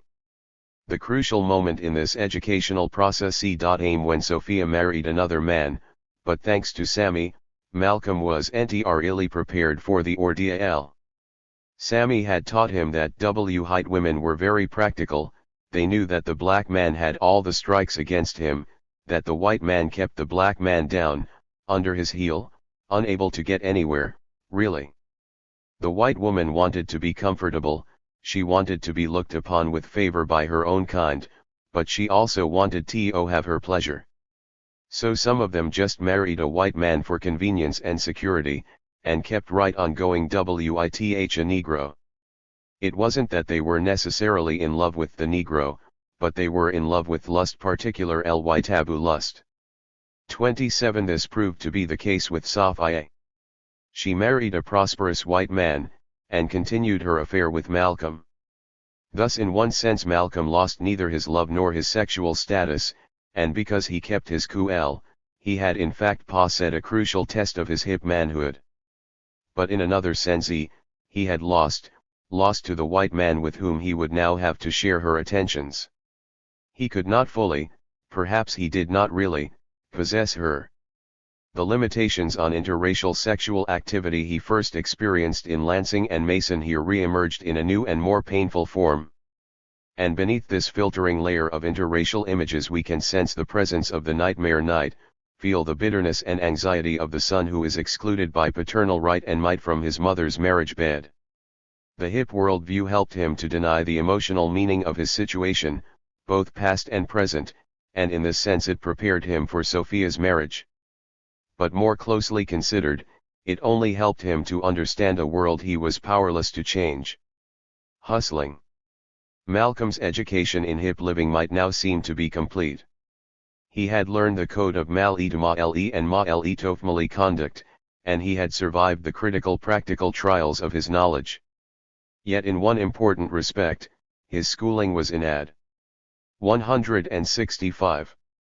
Equate and his self-transformation was only half finished, although he had been taught that everything in the world is a hustle. The only hustle he actually knew, the only game he could run, was jiving the buyers of legitimate services. The shoeshine concession had pushed this hustle to its limit, but thereafter Malcolm had returned to that world of Negroes who are both servants and psychologists, aware that white people are so obsessed with their own importance that they will pay liberally, even dearly, for the impression of being catered to and entertained. 28 Vocationally he was thus still a square, a slave to the white master. We have therefore to analyze the process through which the hip young cat who only really lived when he was not laboring became the hustler who lived without laboring at all. This process began with Malcolm's passage from Roxbury to Harlem. Malcolm had wanted to visit Harlem for a long time. He remembered his father's pictures of Garvey and his legions parading through the city. He had often seen pictures of a triumphant Joe Louis waving to crowds from the balcony of the Teresa Hotel, and the musicians and hustlers he admired all talked enthusiastically about the Big Apple. In other words, those moments in his life that were heaviest with intimations of black manhood all gravitated around the image of Harlem. An unexpected opportunity to see Harlem arose after the outbreak of World War II. Like the First World War, the Second World War strained the manpower capacities of the nation. Major industries were therefore forced to hire Negro workers, and, of course, there were ample opportunities for young Negro men to join the armed services whether or not they so desired. Consequently, it was less difficult for Negro members of the Industrial Reserve Army to find employment in the traditionally more stable Negro positions. Through a friend of Ella's and despite being underage, Malcolm was able to get a job selling sandwiches on the Boston-New York run of the New York, New Haven, and Hartford Railroad. As he describes it, his first night in Harlem mesmerized him, narcotized him. Most of all, he was awed by what he saw at the night spot called Small's Paradise. No Negro place of business had ever impressed me so much. Around the big, luxurious-looking circular bar were 30 or 40 Negroes, mostly men, drinking and talking. I was hit, first, by their conservative clothes and manners. Wherever I'd seen as many as 10 Boston Negroes, drinking tea here had been a big noise. But with all these Harley Mitts drinking and talking, there was just a low murmur of sound. And, every Negro I'd ever known had made a point of flashing whatever money he had. But these Harlem Negroes quietly laid a bill on the bar. Their manners seemed natural, they were not putting on any airs. Within the first 5 minutes in Smalls, I had left Boston and Roxbury forever. 2-9 later on, Malcolm was to discover that these were not typical Harley Mitts, that these were the cream of the older, more mature numbers operators, pimps, second-story men, and the like. Be that as it may, it is not difficult to understand why he was so impressed. These were evidently men with real status, but unlike the members of the Roxbury Hill community, they were not pretentious. They were town dwellers and obviously very hip, but unlike the young hipsters Malcolm had known, they were truly cool, mature, in control. They were, in short, a resolution of the hill/town opposition and, as such, living proof that a hustler could be a success in life. Again, beneath the interpersonal structure of Malcolm's present we can feel the force of his past. Just as the man in his various forms was the heir to the Christian Earl Little, so these older, more mature hustlers were the heirs apparent to the Garvate. They were both themselves and the reincarnation of the self-possessed and powerful father who loved his seventh son. Taking these two evils in their characteristic unity, we may say that Malcolm was hypnotized by an idealized image of his own desire to become a man of power and prestige. Small's Paradise was thus the high point of Malcolm's first visit to New York, and it remained his favorite haunt for the next several years. But during that first evening and in the days and nights to come, he explored Harlem from top to bottom, combed not only the bright light areas, but Harlem's residential areas from best to worst, from Sugar Hill down to the slum blocks of old rat trap apartment houses, just crawling with everything you could mention that was illegal and immoral. 3-0 As he had initially been in Roxbury, Malcolm was fascinated by the life of the ghetto. He was soon at home amid its daytime squalor and 167. Its nighttime opulence, in its back alleys and on its avenues. The contradiction between these two sides of Harlem did not, however, present themselves to him as a problem. It simply seemed to be the natural order of things. Hence he paid little attention to the daily worker canvassers who tried to sell him their explanation of the situation. He was not interested in a political education, and he had no notion of trying to change the world. He was, however, very much subject to the power of black music, which by its very existence and its extraordinary beauty constitutes the aesthetic transcendence of white racist oppression. But black music, despite its sensual beauty and its indwelling truth, its soulful quality provided only a temporary escape from the antinomies of Malcolm's situation. There was only one path that remained open for him: he needed truly to master the art of hustling. Malcolm's opportunity to master hustling as a way of life arose in this manner. After a few months of selling sandwiches on the New Haven line, he was fired for bad behavior. He had sold a lot of sandwiches, but he had also insulted a number of passengers. He then got a job on another line, but in short order a conflict with the assistant conductor on his run ended that employment. He was about to look for another job when one of the bartenders at Small's told him there was a waiter's position open. He got the job, and because he was a courteous, bright, and thoroughly likable young man, soon not only the bartenders but even some of the customers began to school him. One man, a member of the 40 Thieves gang, noticing that Malcolm dressed too flamboyantly, supplied him with a Tollinel suit cut in the more conservative manner of a real hustler. In a paternal way, he was helping to straighten Red out. 31. Other hustlers stressed the importance of knowing the law people in the area and of having the right kinds of contacts, both legal and extra-legal, for various situations. Occasionally someone, in a rare burst of confidence, or a little beyond his usual number of drinks, might describe inside things about the particular form of hustling he pursued as a way of life. 3. Thus Malcolm was schooled, by experts in such hustles as the numbers, pimping, con games of many kinds, peddling dope, and thievery of all sorts, including armed robbery. 33. Most importantly, he was learning the hustling society's first rule: that you never trusted anyone outside your own close-mouthed circle, and that you selected with time and care before you made intimates even among these. 34. Yet he was also impressed by the spontaneous generosity and understated sense of fellowship that often characterized relations in these circles, and when he came to know a number of prostitutes who lived in his apartment building, he was equally impressed by the code of ethics and sisterliness governing their conduct among themselves.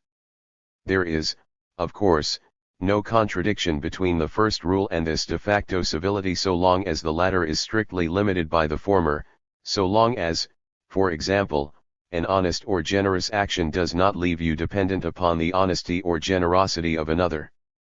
But one day in early 1943 Malcolm acted from a sympathetic impulse and ignored the rule. He gave the number of one of his friends among the prostitutes to a Negro soldier sitting, in studied melancholy, at one of his tables.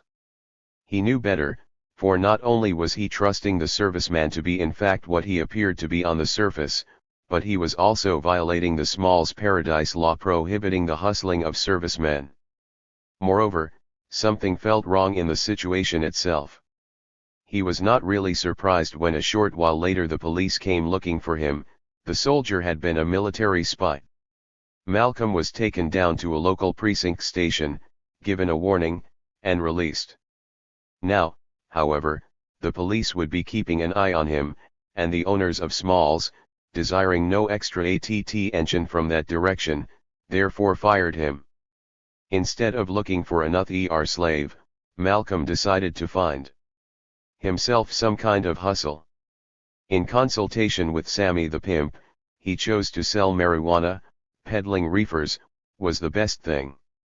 It was a relatively uninvolved lone wolf type of operation, and one in which I could make money immediately. For anyone with even a little brains, no experience was needed, especially if one had any knack at all with people. 35 Fun. Peddling required little in the way of capital. Malcolm had appropriate contacts for getting a supply of the commodity, and because he was on good terms with a large number of musicians and other hustlers, he had a good market available to him. So he borrowed some money from Sammy, bought a small amount of marijuana, and went looking for customers. By the end of the day he was able to repay the loan and have enough profit to be in business. Then, he repons, over the next few weeks, I kept turning over my profit, increasing my supply, and I sold reefers like a wild man. I scarcely slept. A roll of money was in my pocket. I felt, for the first time in my life, that great feeling of free. 3-6 The bonds of slavery had been broken and, at the same time, his apprenticeship had come to an end. Suddenly, now, I was the peer of the other young hustlers I had admired. 3-7 Malcolm had become a hustler, become the kind of man he had been preparing himself to be. But why did his schooling end in this half-voluntary manner? Given his admiration for hustlers, his desire to be one, and the completion of his schooling, he should have chosen to liberate himself from servitude and thus enter the society of free men. This would have been the logical conclusion to a phase of progressively developing self-consciousness. Instead, he had to be expelled from paradise. The answer suggests itself readily enough if we remember that up to this time Malcolm had been a fairly law-abiding citizen. Moreover, although he had been attracted to hustling from the outset, he had never consciously planned to become a hustler.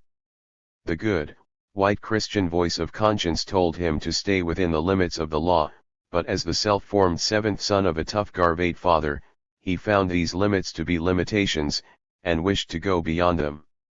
Thus Malcolm was once again caught in the dilemma of the morally divided self, torn by antithetical compulsions to obey and disobey the heirs to parental authority, the benevolent owners of Smalls, and the malevolent agents of the American legal system.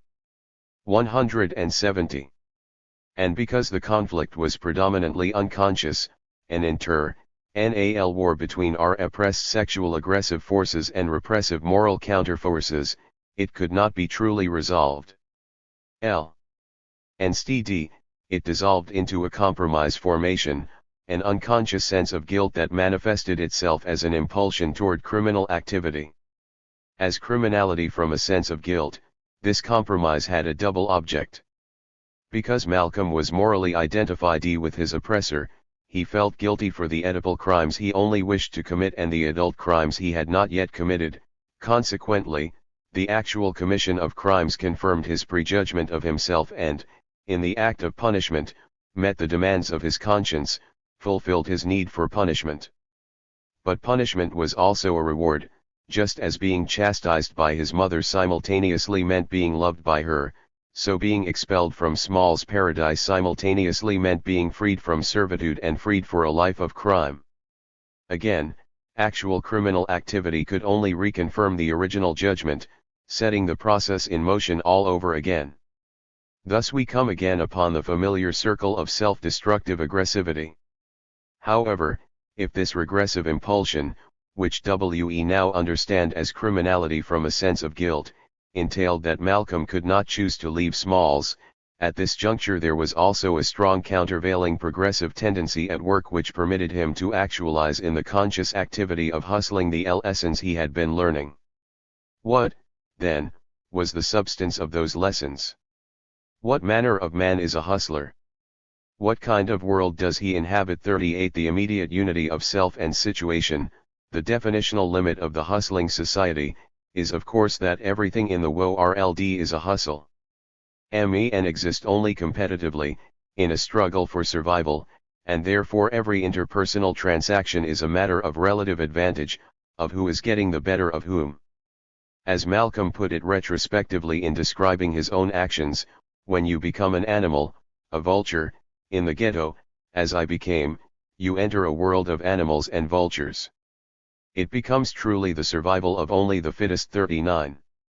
Thus the ultimate edge in hustling is the willingness and ability to use violent means to gain your ends, to kill or be killed. At the periphery, the hustler becomes a warrior. Short of this extremity, advantage is sec or ed by you twitting another person. You aerial ways hustling, being hustled, or both hustling but being out-hustled.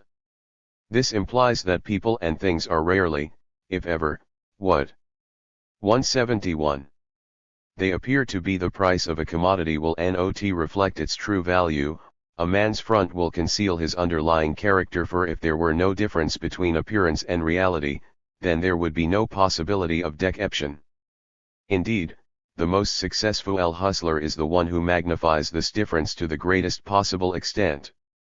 Hustling thus emerges as the pursuit of competitive advantage in a kill or be killed world. This latter quality is accentuated by the fact that the true hustler is an outlaw, a criminal.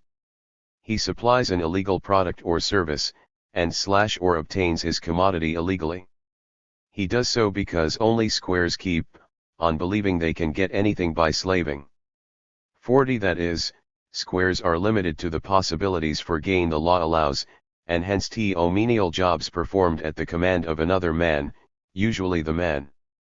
The hustler by contrast knows that the end freedom in the form of a big bankroll and real status justifies any means. He therefore lives outside the law, where profit and status increase proportionately with deception and risk. By breaking the bonds of conventional moral/legal constraint, he frees himself from the slavery of ordinary ghetto life. The hustler's freedom is purchased at a price.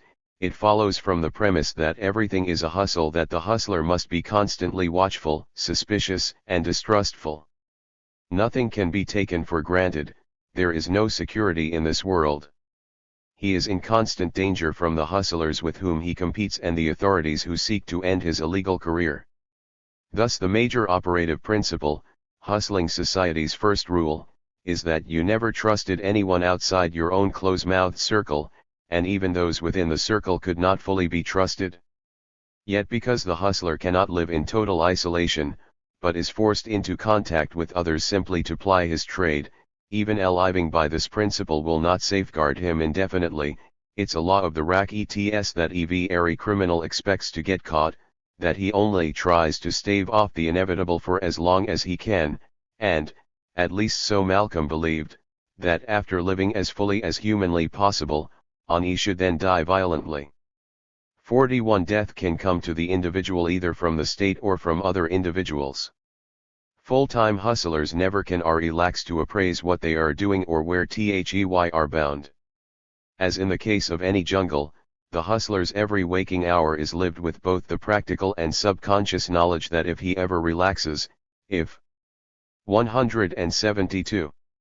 He ever slows down, the other hungry, restless foxes, ferrets, wolves, and vultures out there with him won't hesitate to make him their prey. 42. In sum, if ever there was a society approaching Hobbes' state of nature as a state of war, in which every man is enemy to every man, in which there is continual fear, and danger of violent death, and the life of man, solitary, poor, nasty, brutish, and short, 43. The hustling society is that society. At this juncture we have derived from Malcolm's representation and retrospective interpretation of the hustler and his world an image of the daring criminal, a Mac the Knife, or Stigoli, against a background of social anarchy. To take the two citos in their concrete unity, the situation reflected into the individual produces a man who is internally restrained by nothing. He has no religion, no concept of morality, no fear, nothing. and he is forever frustrated, restless and anxious for some action. Whatever he undertakes, he commits himself to it fully, absolutely. 44 For these reasons he is actually the most dangerous black man in America, most dangerous to the white power structure. He is a lumpen proletarian, a bad man who is not bound by white bourgeois moral standards. Yet the hustler does not in fact live entirely beyond good and evil. He lives by what Malcolm himself calls the hustling code, in which good is bad and bad is good, for to be good by official standards is to be a square, to be subservient to the man and thus to be less than a man. Conversely, one lexicon of Afro-American slang defines a bad nigger as a black person who refuses to be meek or who rejects the social terms of poverty or oppression the culture designs for him. 45 The socially conditioned contradiction of rectitude and law versus self-respect, which was early reflected into Malcolm's character, here re-emerges as the moral consciousness of the hustler's conception of the world which has formed him and against which he must form himself. Thus the apparent distinction between the hustling society and society in general begins to dissolve, the moral antinomy reveals an underlying unity of class-racial opposites. Whatever its ultimate relationship to the larger society, the hustling society is defined against the more general system. Hence its members have a common interest, reflected internally in the precept that no hustler shall ever betray another hustler to any legal authority. This in turn produces the maxim that the hustler must be loyal to his few friends and, finally, that he must be loyal to himself, that, ultimately, he must guide his conduct by self-interest. But this is to say that self-interest will in the end take precedence over the interests of the group, and the interests of the group over the interests of society. Loyalty, the ethical ground of the hustling code, its affirmation of social solidarity, is a moral principle that cannot in practice be universalized, that cannot constitute an internally consistent code of ethical conduct. It follows the operative moral ethical principle of the hustling code, namely, honor or face, will reflect this limiting contradiction. For a hustler in our sidewalk jungle world, face and honor were important. No hustler could have it known that he'd been hyped, meaning outsmarted or made a fool of. And worse, a hustler could never afford to have it demonstrated that he could be bluffed, that he could be frightened by a threat, that he lacked nerve. 46 Honor is the moral incarnation of prestige, and the interpersonal dimension of what is intrapersonally a feeling of pride, a sense of self-respect, hence its critical position in THE code. But if on the one hand a hustler should not attempt to hype and thereby dishonor a friend, if in this sense his loyalty should be his honor, on the other he can never be absolutely sure that anyone is his friend. In fact, given the hustling society's hierarchical status structure, any other individual must necessarily be ranked above or below him. Because true friendship can only develop from a ground of equality, it is here precluded a priori. In sum, we can say that the contradiction between morality and ethics in the code reflects the antagonism between the individual and every other individual in the hustling society. Yet that society, like the code, is not without a certain internal order. First, as we have seen, there are well understood requirements for admission and semi-regularized procedures for training new or prospective members. The membership, in turn, is organized into a kind of economy, with a functionally monopolistic sector overshadowing a more competitive one. The former is what Malcolm terms the numbers industry, the latter the more individualistic enterprises of pimping and prostitution, the game, banditry of various sorts, and narcotics distribution at the local level. The economy in its turn. 174. Is the basis for a particular way of life, an informal but functionally efficient communication system, the wire, a degree of political organization, and an ideology, i.e., the hustling code. Although the hustling society is a definite social entity, it is not an autonomous one. It is, indeed, parasitic. It absorbs surplus value produced in the capitalist economy proper rather than itself producing surplus value. In Malcolm's view, however, the parasite is welcomed by its host, in the country's entire social, political and economic structure, the criminal, the law and the politicians are actually inseparable partners. 47 Thursdays we return to the existential premise of the hustling code and to our earlier surmise that the war of all against all is not confined to the ghetto sidewalk jungle. State of war. Although the idea that everything is a hustle can be formulated in the abstract, one can only hustle in an actually existing historical situation. Indeed, Malcolm's schooling included lessons in the history of Harlem. Sometimes I'd have long talks absorbing everything with the real old-timers, who had been around Harlem since Negroes first came there. That, in fact, was one of my biggest surprises, that Harlem hadn't always been a community of Negroes.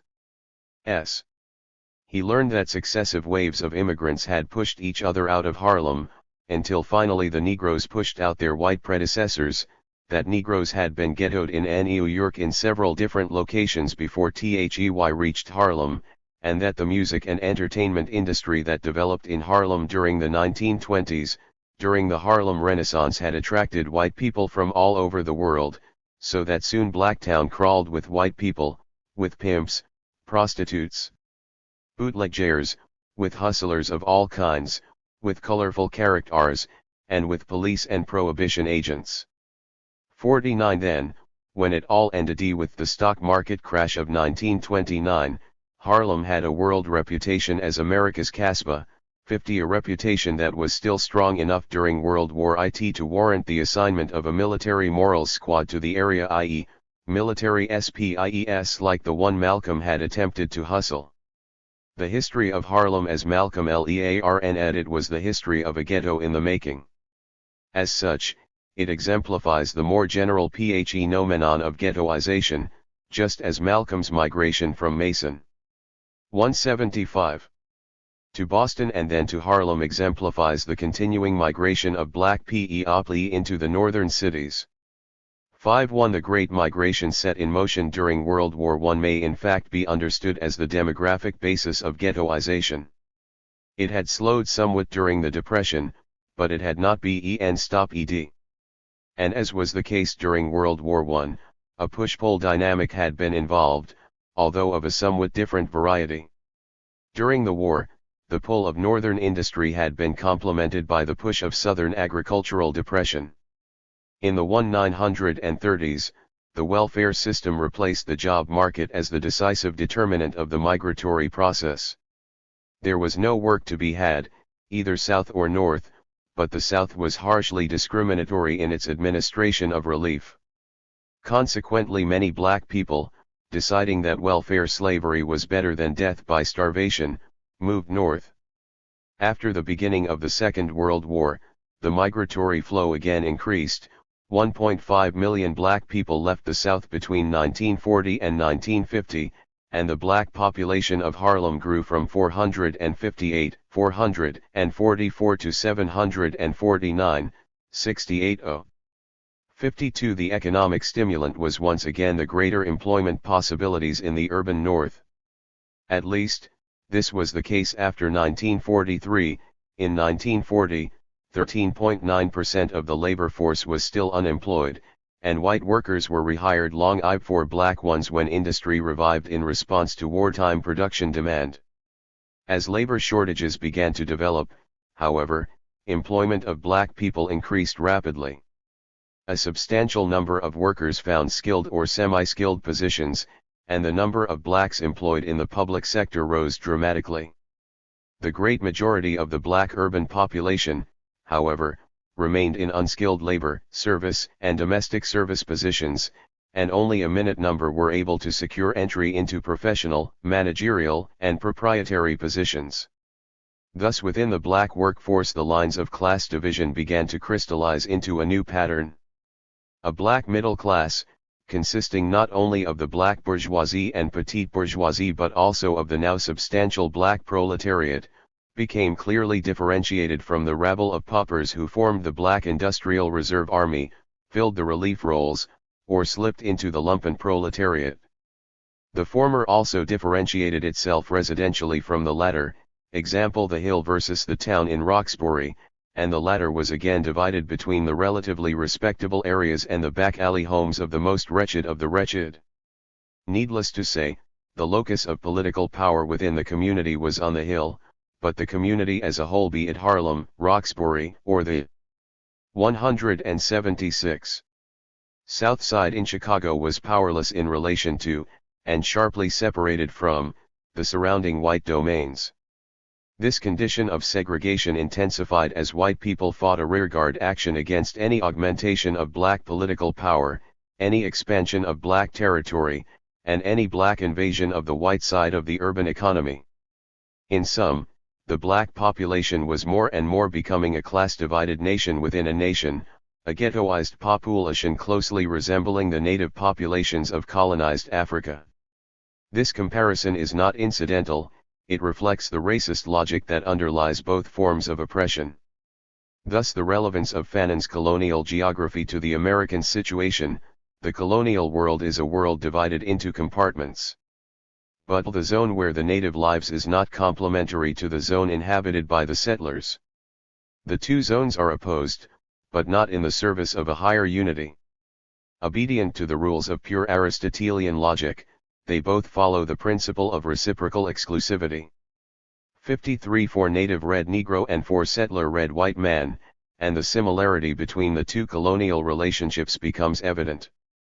Furthermore, in each instance the two zones are simultaneously separated from and joined to each other through the instrumentalities of white bourgeois power. In America, the welfare system and the legal system, the police, the courts, and the prisons, force the ghettoized population into a posture of resentful submission to white authority.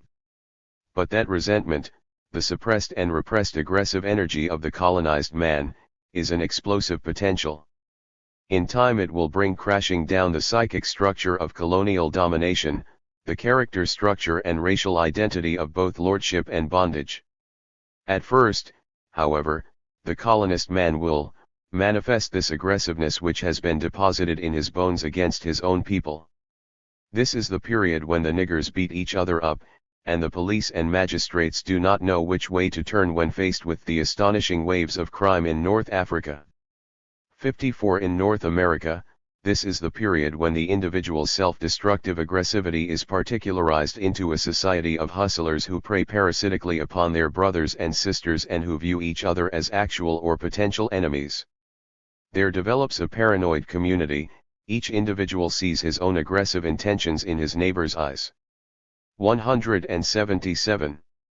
And consequently finds it necessary to live by the hustling society's first rule. Homo homini lupus.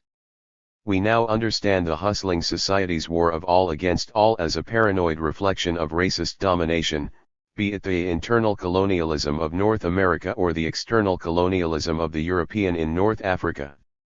5. But this war is also, is indeed primarily, the opposition of oppressor and oppressed. The dominating-dominated group relationship, which earlier appeared in the form of a dumb show of complementary racial stereotypes, here emerges as intergroup paranoia, a relationship of mutual suspicion magnified by the reflective movement of projected aggressive energy. In this way the toleration of Locke's civil society becomes at its limit the hostility of Hobbes's state of nature, the commodity character of the bourgeois or proletarian individual dissolves into the paranoia of the hustler. In so saying we are not trying to collapse the relationship between these psychosocial forms into an identity.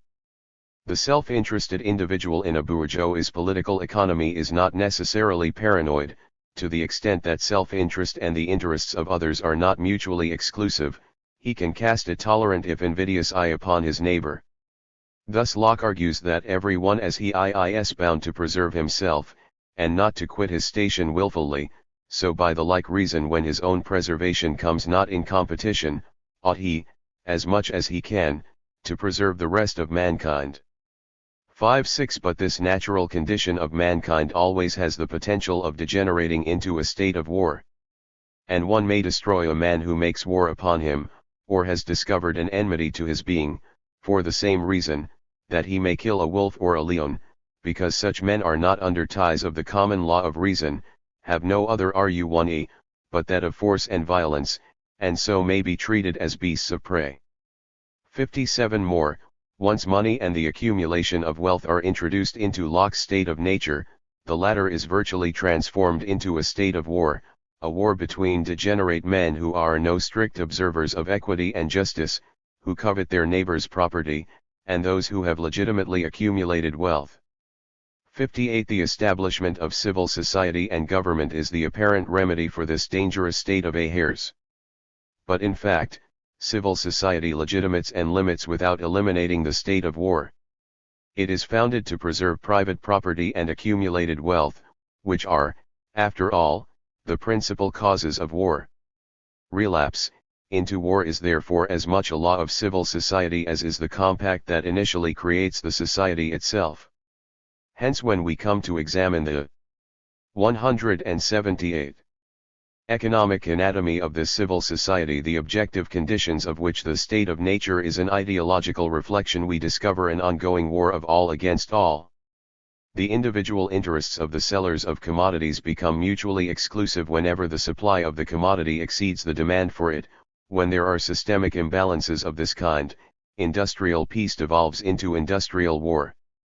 In like fashion, the industrial reserve army signifies the intra-class warfare which is always latent in the proletarian condition, while the lumpen proletariat makes manifest in its everyday life the mutual exclusivity of interests that underlie bourgeois civility. Thus in the hustling society the narcissistic, obsessive-compulsive, or hysterical trends which typically develop within the commodity character structure of the bourgeois individual are replaced by paranoid suspicion and hostility.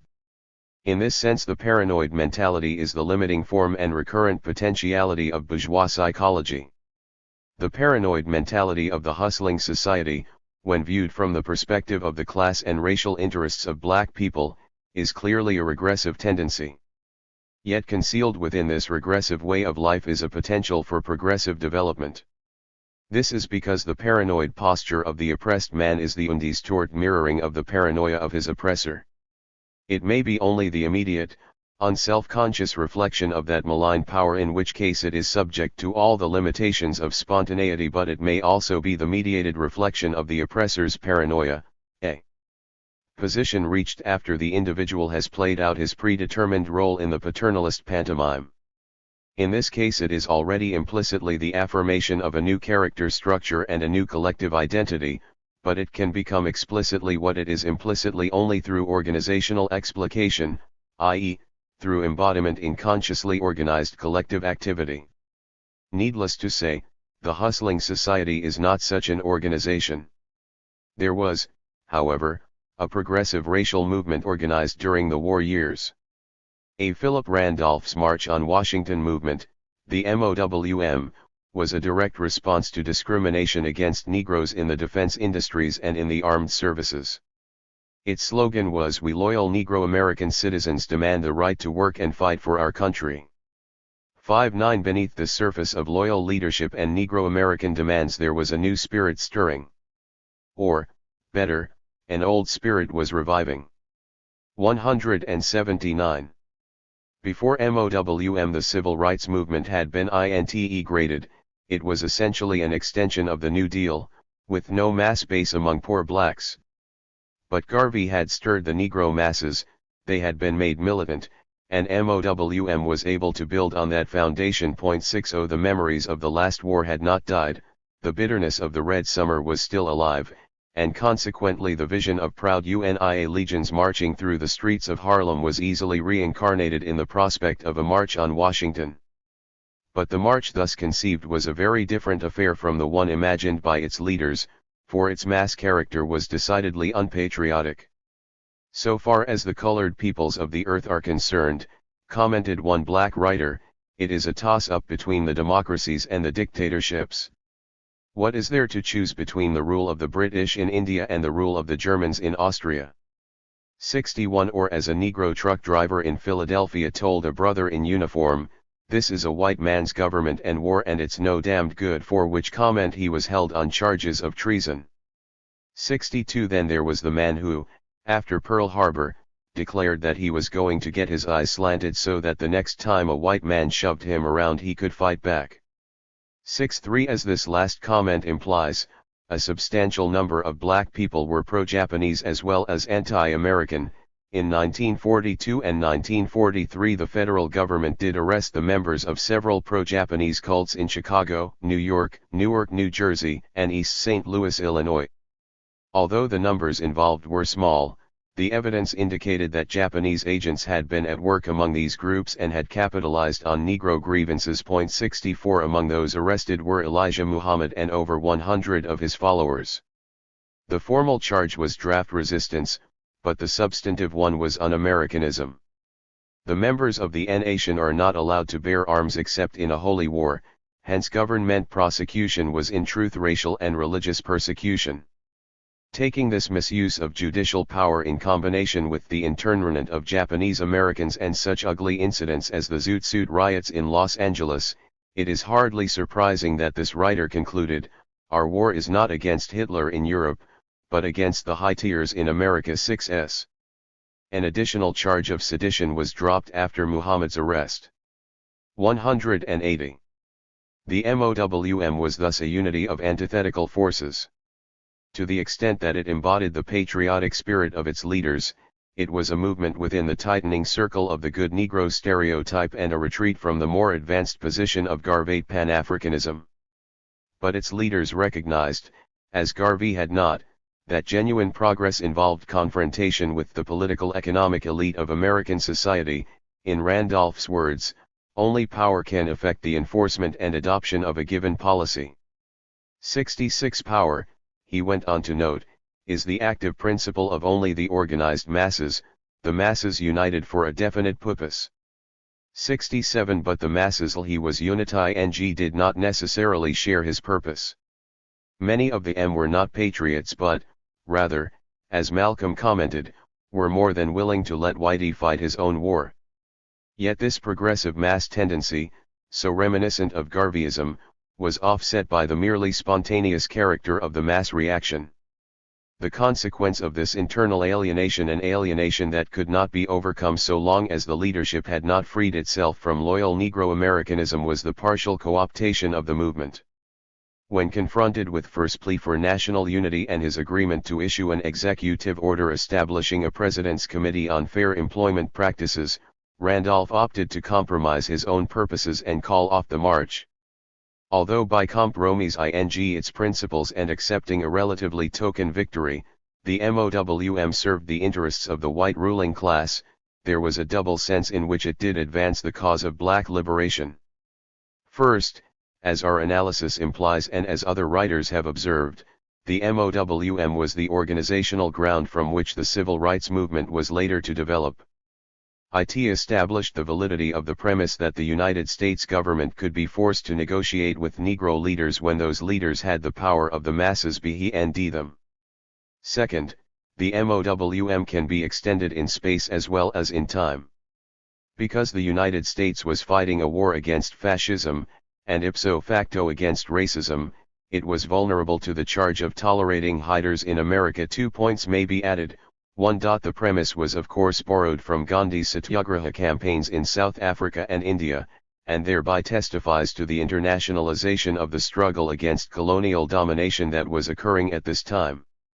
It also suggests the fragility of the MOWM, for there is no easy way to combine Gandhism and Garveyism in a coherent praxis. 2. The MOWM was the contradicted unity of the two forces that would subsequently split and organize themselves against each other as Tihi Civil Rights and Black Nationalist Police of Tihi movement before reunifying in and as the Black Revolution, while fighting them abroad. Hence a decent respect to the opinions of mankind necessitated granting at least some recognition to the rights of Negro citizens. And because the government needed Negro manpower for the military, industrial effort even more than it required Negro loyalty for the propagandistic one, it was forced to honor some of its democratic promises. Thus while the MOWM itself accomplished relatively little, the more general movement of which it was a part did wrest a certain amount of political economic power from the white man's hands. We have seen that the ghettoization of Black people between the wars and during World War II intensified the development of both regressive, self-destructive forces, crystallized in the hustling society, and relatively progressive, self-productive forces, mobilized in the MOWM. Together they contributed to the stabilization of the existing capitalist system, but from a ruling class perspective, that stabilization was purchased at a price. It had required the co-optation of a substantial percentage of the black population, i.e., the partial recognition of the rights of a black middle class which was at that time in the process of formation. The question then arises, how did the American system develop the capacity for improving the condition of one sector of the black working class without simultaneously undermining the relative advantage of the white ruling class? Evidently, co-optation in this sense requires a rapid rate of economic development, for the so-called real standard of living of some part of the working class can be improved without simultaneously lowering the real or relative standard of the ownership class if and only if the nation's wealth is growing. And this obviously requires the accumulation and reproduction of the aggregate social capital on an extended scale, i.e., an increasing capacity to produce and realize surplus value. When we last considered the state of the nation, however, it was not clear that such growth was possible. During the Depression, the capacity to produce and the capacity to realize surplus value had become antithetical moments of the economic process. The welfare state, an attempt to overcome that contradiction, only managed to refeed it. Yet by 1943 there was virtually full employment, even for black people, and productive capacity was being expanded at an almost alarming rate. What had happened? The answer is all too obvious. What the welfare state had been powerless to achieve, the warfare state accomplished with ease. Because military production provides employment and, therefore, increased demand for consumer goods, without at the same time. 182. Throwing more consumer goods into the marketplace, it helps to offset the predominant tendency of capitalist production toward overproduction. Because it requires massive amounts of heavy industrial equipment, plant facilities, etc., it also creates a strong demand for capital goods. And in both aspects it provides additional outlets for capital investment. Prosperity returned on the wings of war, and black workers were among the beneficiaries. Then, when the hot war came to an end, the Cold War began. The United States became the principal defender of the free world against communism, with armed forces stationed around the globe and a policy of supplying armaments to any nation willing to help contain the enemy. Military spending therefore continued to play its vital role in the economy. Moreover, World War II absorbed so much value that by the time the fighting ended there was a large, pent-up demand for consumer goods. As Barron and Sweezy argue, during the war, consumers paid off debts and accumulated vast amounts of liquid savings. When they were again free to spend and borrow, they could and did turn their need for automobiles and houses in the suburbs into effective demand. And once the wave got fairly started, it built up its own momentum. We have here a classic case of quantity turning into quality. 68 Thus World War II, like World War I, provided a ground for subsequent economic growth and, by the same token, the possibility of coopting a substantial sector of the working class. Now it might appear from the preceding argument that history in the sense of change through class struggle had come to an end. Through the calculated use of military spending, the United States had become a middle-class nation, in which class conflict is as unthinkable as in a classless society. But at best, the interest which unifies the warfare state is the common enemy. Hitlerism was the total negation of human interest, and hence there was a genuine human interest in negating that negation. But it was overwhelmingly the proletariat who paid the price of war, and this in a double sense. First, the labor alienated from the worker in the process of military-industrial production was appropriated by the capitalist. In this respect the war effort was just business as usual. Second, the worker's labor power, when materialized into guns and bombs, returned to him in the form of death, and his death was the revitalization of his capitalist oppressor. Thus wartime production 183 was not just the alienation of labor, but was the ultimate perversion of the labor process. Finally, although the category of middle-income Americans relative to lower and higher-income recipients was enlarged during the war, the class structure of the society was not transformed. Ownership of the means of production, hence political economic power and, consequently, a grossly disproportionate share of the national income remained in the hands of the bourgeoisie, so that the members of the proletariat were forced to compete against each other for the remainder. In this competition, black people continued to be at a severe disadvantage.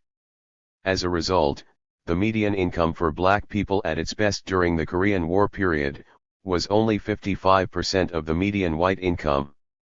This represented a substantial improvement over the 37% of 1939, but it certainly does not represent a racially unbiased distribution of income.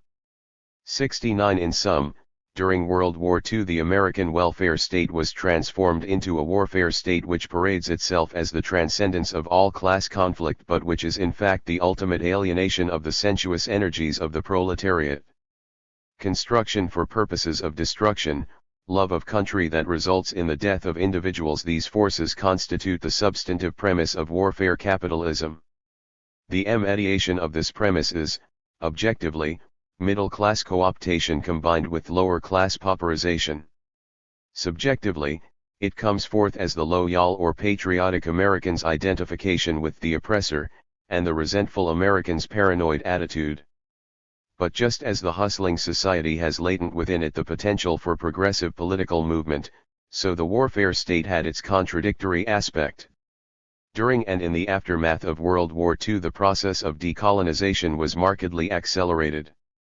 Decolonization, especially in Africa, in time came home to the American situation. It became increasingly possible for black people to think and act in terms of an international anti-imperialist struggle. The emancipatory potential of World War II was neither its immediate reality nor its intended result. But war and the warfare state have the unintended consequence of tending to destroy what they were meant to preserve by creating the very political possibilities they were meant to preclude. In sum, when we begin with Malcolm's point of entry into the hustling society, we come first to the paranoid mentality engendered by the ghettoization process and then to the warfare state which conditioned that process at this particular time. If we state 184. The relationship both more generally and in its logical, rather than phenomenological, order, we can posit that the state of war always latent in bourgeois life, when mediated through ghettoization, produces the paranoid mentality of the hustling society. At the same time, this regressive movement has progressive implications. The hustler's paranoid consciousness is a potential for spontaneous rebellion. Ghettoization tends to produce its opposite. Example: the MOWM and open warfare weakens, at least temporarily, the international structure of the capitalist system. The hustling society. Having specified the historical situation of the hustling society, our next step is to analyze its internal structure and its functional relationship to the larger society. Only thus can we test the validity of Malcolm's argument that in the country's entire social, political and economic structure, the criminal, the law and the politicians are actually inseparable partners. There are, in fact, two obvious reasons for being skeptical of this contention. First, Malcolm was never more than a street hustler and a small-time bourgeois. He may have had an exaggerated conception of the magnitude of the criminal power structure. Second, a man who called America one of the most criminal societies that has ever existed on earth since time began may be suspected of hyperbole. We shall therefore have to determine whether the hustling society is in fact an integral part or merely an incidental byproduct of the larger system. The most visible part of the criminal world is of course the threepenny opera of street life, the sidewalk jungle of beggars, pickpockets, petty thieves, drug peddlers, prostitutes, streetwalkers, panders, Johnwalkers, and numbers runners. The inhabitants of this realm are the lumpen proletariat in the strict sense of the term. These people do work, in their own way, and they are the ones most subject to police power and judicial punishment.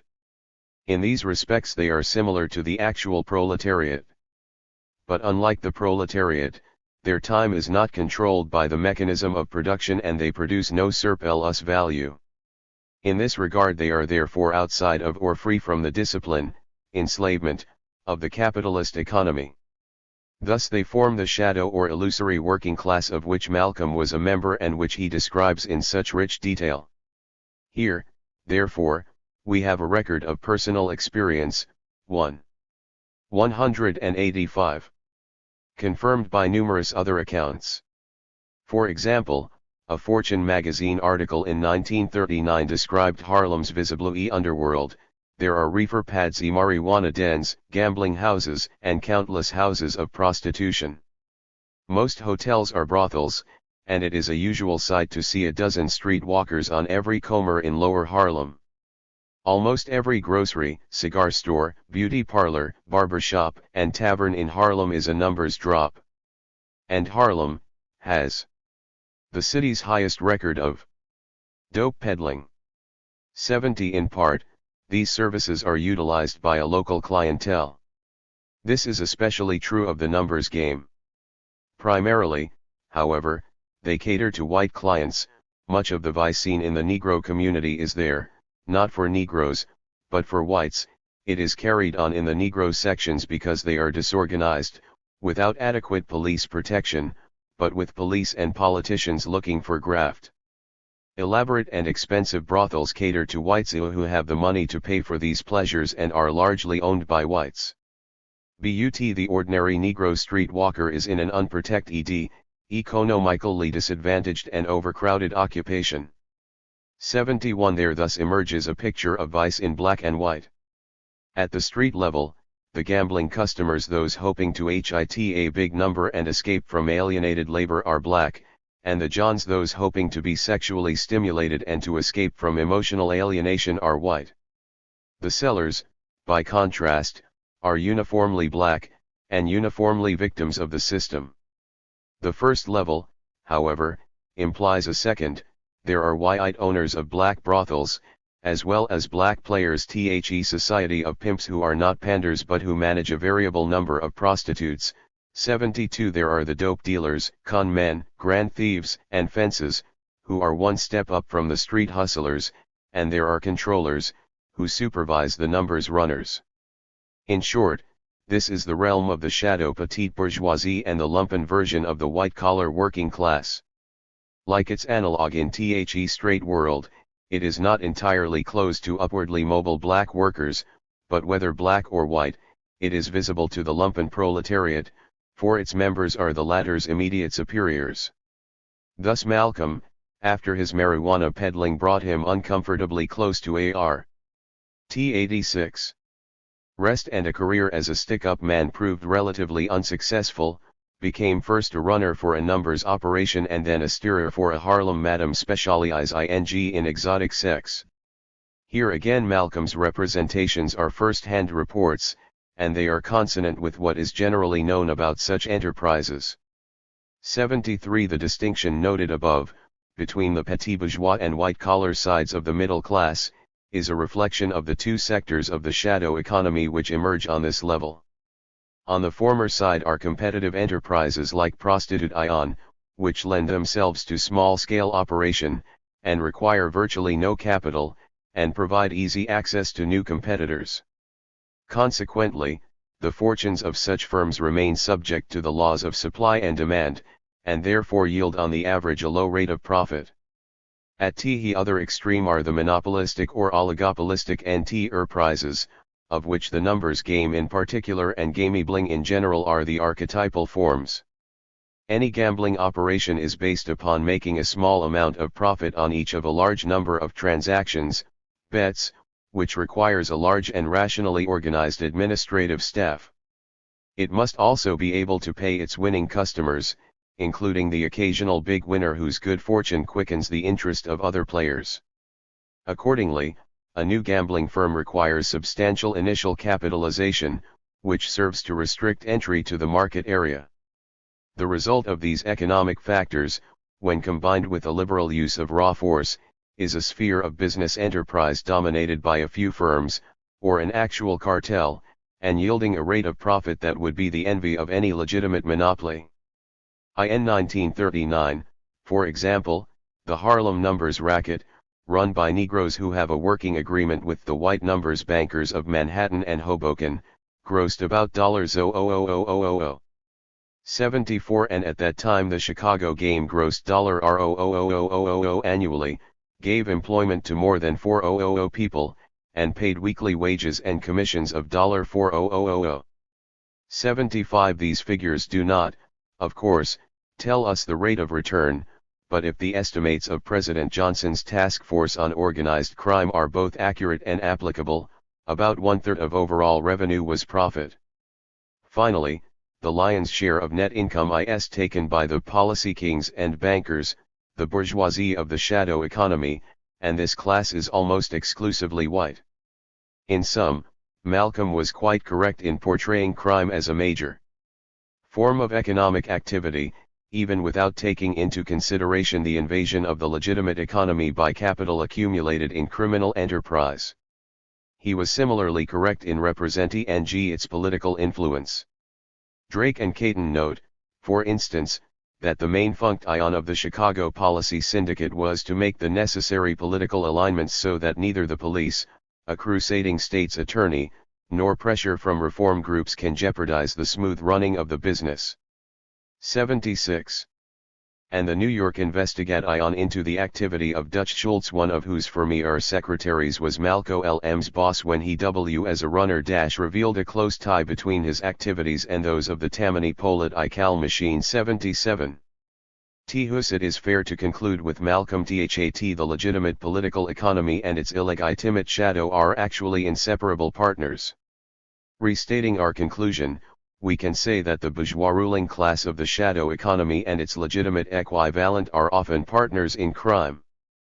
But the legitimate bourgeois has criminal credentials in its own right. Indeed, Edwin Sutherland argued that what he termed white-collar criminals are by far the most dangerous to society of any type of criminals from the point of view of effects on private property and social institutions. 78. THEIR crimes include most big fraud, restraint of trade, misrepresentation in advertising and in the sale of securities, infringement of patents, trademarks and copyright, industrial espionage, illegal labor practices, violations of war regulations, violation of trust, secret rebates and kickbacks, commercial and political bribery, etc., etc. 79. The plain and varnished facts thus seem to show that the United States is a very criminal society, led in its criminality by its upper socio-economic classes. So it can be argued that the typical modern business enterprise is criminal in an even more fundamental sense. We observed earlier that the shadow economy was divided into monopolistic and competitive sectors, and that enterprises in the former category were not strictly bound by the laws of the marketplace. The same structure, with the same functional consequence, exists in the legitimate economy. Indeed, the practices of the shadow economy are determined by and reflective of the practices of its substantial equivalent. We are confronted, in other words, not with competitive capitalism but with monopoly capitalism, not with a system structured by the interaction of an indefinite number of small firms but by a system dominated by a small number of powerful enterprises. The laws of political economy hold, however, only in the competitive case. Insofar as a firm lacks competition, it is not forced to lower prices when supply exceeds demand, although ultimately, to be sure, it must sell some given quantity of its product in order to realize an acceptable profit. It can routinely sell the commodities it produces above their costs of production. But the first law of bourgeois political economy is that every commodity must be sold at its cost of production, i.e., at its value.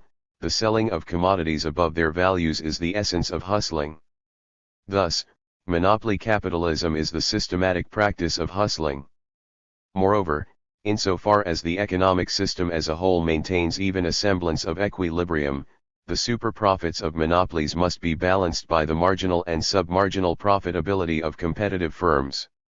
In this regard, Therefore, the large enterprises have a parasitic relationship to their disadvantaged rivals. Finally, because even monopolistic firms are under constant pressure to enter and or create new markets, they tend to invade the competitive sector of the economy, where capital can still be profitably invested in the rationalization of production. As Marx said in Capital, one capitalist always kills many, thus we may fairly term monopoly capitalism the criminal form of bourgeois political economy.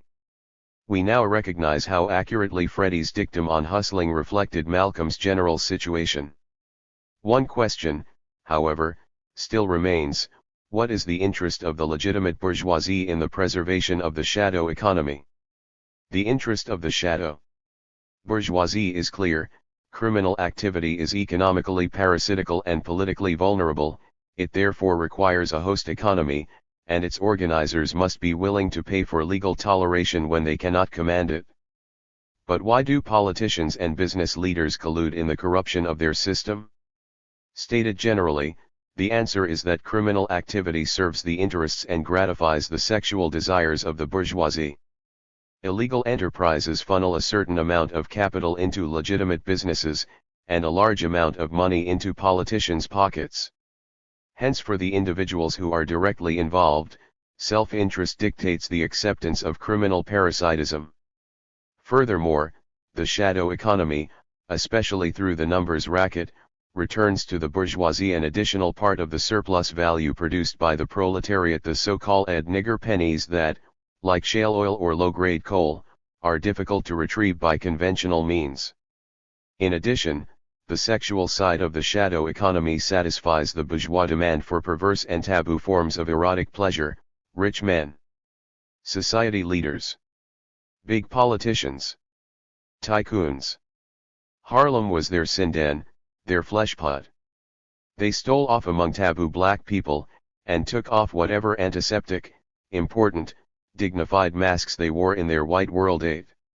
White masks, black skins, in this case the skins of prostitutes and studs who provided the desired excitement, and whose emotional energies were directly appropriated by their customers. In sum, the hustling society is a vehicle for the bourgeois appropriation of sensuous energy, from which it follows that the apparent parasitism of the shadow economy is in fact a symbiotic relationship between the substantive economy and its shadow. That symbiosis is limited, however, to the legitimate bourgeoisie and its interpenetrated illegal equivalent. There is no common interest uniting the ruling classes with their economically and sexually exploited masses. But the two proletariats, the substantive one and its lumpen equivalent, do have a common interest against their bourgeois exploiters, against the parasites who suck out their life's blood, who alienate them from their sensuous energies. The street hustlers and the squares have a common enemy. Yet if the masses experience the same oppression, they experience it in opposing ways. They are products of the same objective situation, but they are antithetical developments of that situational potential. While both classes are proletarian insofar as they own no means of production and must therefore sell their labor power, and sometimes their emotional energy, to the bourgeoisie, only the 190. Substantive proletariat produces surplus value. Consequently, the lumpen proletariat, like its bourgeois and shadow bourgeois masters, is parasitical. Directly or indirectly, it feeds upon the vital substance of the genuine working class. Thus it is and is not proletarian, it is simultaneously exploited and exploiter. This existential contradiction is essentially reflected in the hustler's way of life, his cheap elegance, his machismo, and his street corner prestige, and it collapses back into itself in the form of a falsified self-consciousness, i.e., as an internally contradicted code of conduct and an illusory sense of freedom. Because the hustler believes he is free, or is soon to be freed, through the magical intervention of Lady Luck, he does not struggle to become free. His false consciousness of freedom helps to perpetuate his slavery. Against his will, he serves the interests of his bourgeois master. Thus the lumpen proletariat, the body and soul if not the mind of the hustling society, is an instrument of bourgeois domination, an unreliable instrument, as we shall later see, for at least some of its members have grasped the principle that everything is a hustle, and hence are restrained by nothing. But because the hustler is not yet able to see beyond the limits of his situation, because he has been carefully taught to see his situation as universal in time and space instead of as particular to certain historical circumstances, he draws an incorrect inference from his correct premise and becomes involved in a nihilistic, self-destructive war of all against all. Moreover, by so doing the black hustler in particular gives additional comfort to his enemy. Through the invalid generalization of the hustler image, black people are seen as a race of criminals, pimps, prostitutes, gamblers, dope fiends, murderers, and thieves. By logical inversion, the whole is subsumed into a part, and the part thus magnified becomes the stereotypical bad nigger. In the process the criminalizing impact of white bourgeois economic interests and emotional needs disappears, so that the illusion is created that black people are just naturally that way. Thus the hustling society creates the possibility for the group emotional transformation of the white population's repressed emotional energy into one form of its racist false consciousness. Finally, the members of the black proletariat, in their attempt to escape from this stereotypical house of mirrors, are forced to blind themselves to their racial identity. To be black is to be bad, to be a criminal, hence to be good, the black person must be white. If he cannot be white in physical fact, then he must be doubly white in attitude and action. He must, in Malcolm's words, love the master. 191. More than the master loves himself, and he must deny his kinship with his criminalized brothers and sisters. He will then fluid and it easy to believe that the victim is the criminal, and the criminal is the victim. So believing, he will be the good Negro the master is glad to have working in the house. But good or bad, house or field, when push comes to shove they can use any kind of brutal methods to suppress blacks because they're criminals anyway. 5.2. The Dream World. We now understand why Malcolm considered the United States to be a criminal society. Not only is the hustling society a logically determined and essential side of American capitalism, not only is the continued existence of this shadowy realm contingent upon the criminalization of black people who have been kept oppressed and deprived and ignorant, and unable to get decent jobs, 83 but those people who have been driven to criminal activity are used to criminalize the image of all black people. And that, to use Malcolm's terms, is tricky logic, a con game, a hustle. Needless to say, Malcolm did not see either himself or his situation in this light during his own hustling period. He was mesmerized by the Harlem underworld, and he viewed himself as an heroic outlaw, an image that was reinforced not only by the code but also by the movies. It was about this time, mid-1943, that I discovered the movies. Sometimes I made as many as 5 in one day, both downtown and in Harlem. I loved the tough guys, the action, Humphrey Bogart in Casablanca, and I loved all of that dancing and carrying on in such films as Stormy Weather and Cabin in the Sky 8. For watching Bogart in action, Malcolm would project himself into the hero's role. When the action came to an end, he would introject the composite character thus formed. In this way Bogart became a white image of the black hero, and Malcolm in turn became a black incarnation of the white one. The movie experience was a form of hypnosis, the theater was a looking-glass world populated by fictionalized and highly erotized images of his past, the screen was a magic mirror in which he saw himself reflected larger than life. By suspending 192. All disbelief in these shades and shadows, Malcolm emerged from the theater into the Harlem twilight as a cool, tough, and sensual young hustler who had risen above the antinomies of das, race, and morality. Malcolm's transcendence of his situation was of course more fiction than fact. In reality he was falling below it, sinking into a nightmarish state of unconscious subjectivity. His successful and self-conscious practice of hustling, which we glanced at during our passage through the hustling society, lasted only about 2 years. At the end of that time he was already beginning to lose control, During the winter of 1944/45, I began to be sick. I had colds all the time. It got to be a steady irritation, always sniffling and wiping my nose, all day, all night. I stayed so high I was in a dream world. Now, sometimes, I smoked opium with some white friends, actors who jived downtown. I didn't smoke the usual wooden match-sized sticks of marijuana. I was so far gone by now that I smoked it almost by the ounce. Malcolm was narcotizing himself into a dream world in order to escape from the insecurity and uncertainty of the real one. He was not unique in so doing. Alcoholism and narcotics addiction are familiar ghetto diseases. Like gambling or the sexual game, they help one to forget the misery and shame of ghetto existence. But unlike these other escape mechanisms, they invade the mind physically. Numbing both consciousness and conscience, blurring the sharp edges of the objective world, they transport the user into a hazy realm of movies come to life. It is for this reason that alcohol and narcotics are the most valuable commodities in the shadow economy, and that the haute bourgeoisie of the hustling society maintains an oligopolistic control over their production and/or importation. The risks of distribution it leaves to the petite bourgeoisie and the proletarians of the realm. Thus Malcolm was the victim of narcotization, just as he was of criminalization. There was a bourgeois interest realized in his jaws of consciousness.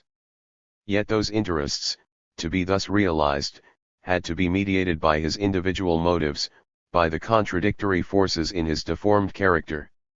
Malcolm was trying to escape from an internal as well as an external danger. The realistic anxiety of living in an objective state of war was magnified by the moral anxiety aroused by his unconscious sense of guilt. He was a haunted as well as a hunted man. Got to keep movin', blues fallin' down like hail. Blues fallin' down like hail. Got to keep movin', blues fallin' down like hail. And the day keeps mindin' me, hellhound on my trail, hellhound on my trail. S6 Like Robert Johnson, the writer of this song, Malcolm was bedeviled. He was being followed by the ghostly images of his past life, his half-forgotten crimes. He drank, smoked reefers, and sniffed cocaine in a desperate effort to lay those ghosts to rest. We may say, if a bit too simply, that Malcolm was trying to destroy his consciousness of the present and the conscience of his past. As he notes, the increasing amounts of narcotics required to accomplish this literal self-negation took an increasing toll on his physical and mental health, but he managed to struggle on until the day the ghosts materialized in the form of West Indian Archie. Archie was the numbers runner with whom Malcolm placed his bets. He was a tough character, a survivor of the halcyon days when Dutch Schultz ran the rackets in Haarlem. He had the kind of photographic memory that put him among the elite of numbers runners. He never wrote down your number, even in the case of combination players, he would just nod. This made him the ideal runner because cops could never catch him with any betting slips. 87 On this occasion Malcolm had come in at the number for $300. At least, so he thought. But Archie, after first paying Malcolm and then checking the number, concluded, or said he concluded, that Malcolm was hyping him. He came after him with a gun, and gave him 1 day to pay back the money. It was a classic hustler code impasse. Malcolm responded to it by first trying to figure out who was right and who was wrong, but with the muddled thinking characteristic of the addict, he was unable to form a clear picture of the facts. In any case, the facts no longer mattered. Once the situation had been created, neither party could withdraw without loss of face. Malcolm's manhood was at stake, in a double sense. In the hustling society, status and manhood were essentially identical. If he let Archie face him down, he would be effectively emasculated. In addition, by his authoritative action Archie had placed himself in the lineage of Malcolm's paternal enemies, the castrative fathers against whom the seventh son had no choice but to rebel. Malcolm therefore had to stick to his position and not repay the money. But this placed him in imminent danger, because if Archie didn't back down, and he wasn't likely to, then one of them would take the dead on arrival ride to the morgue, and the other would be sent to prison for manslaughter or the electric chair for murder.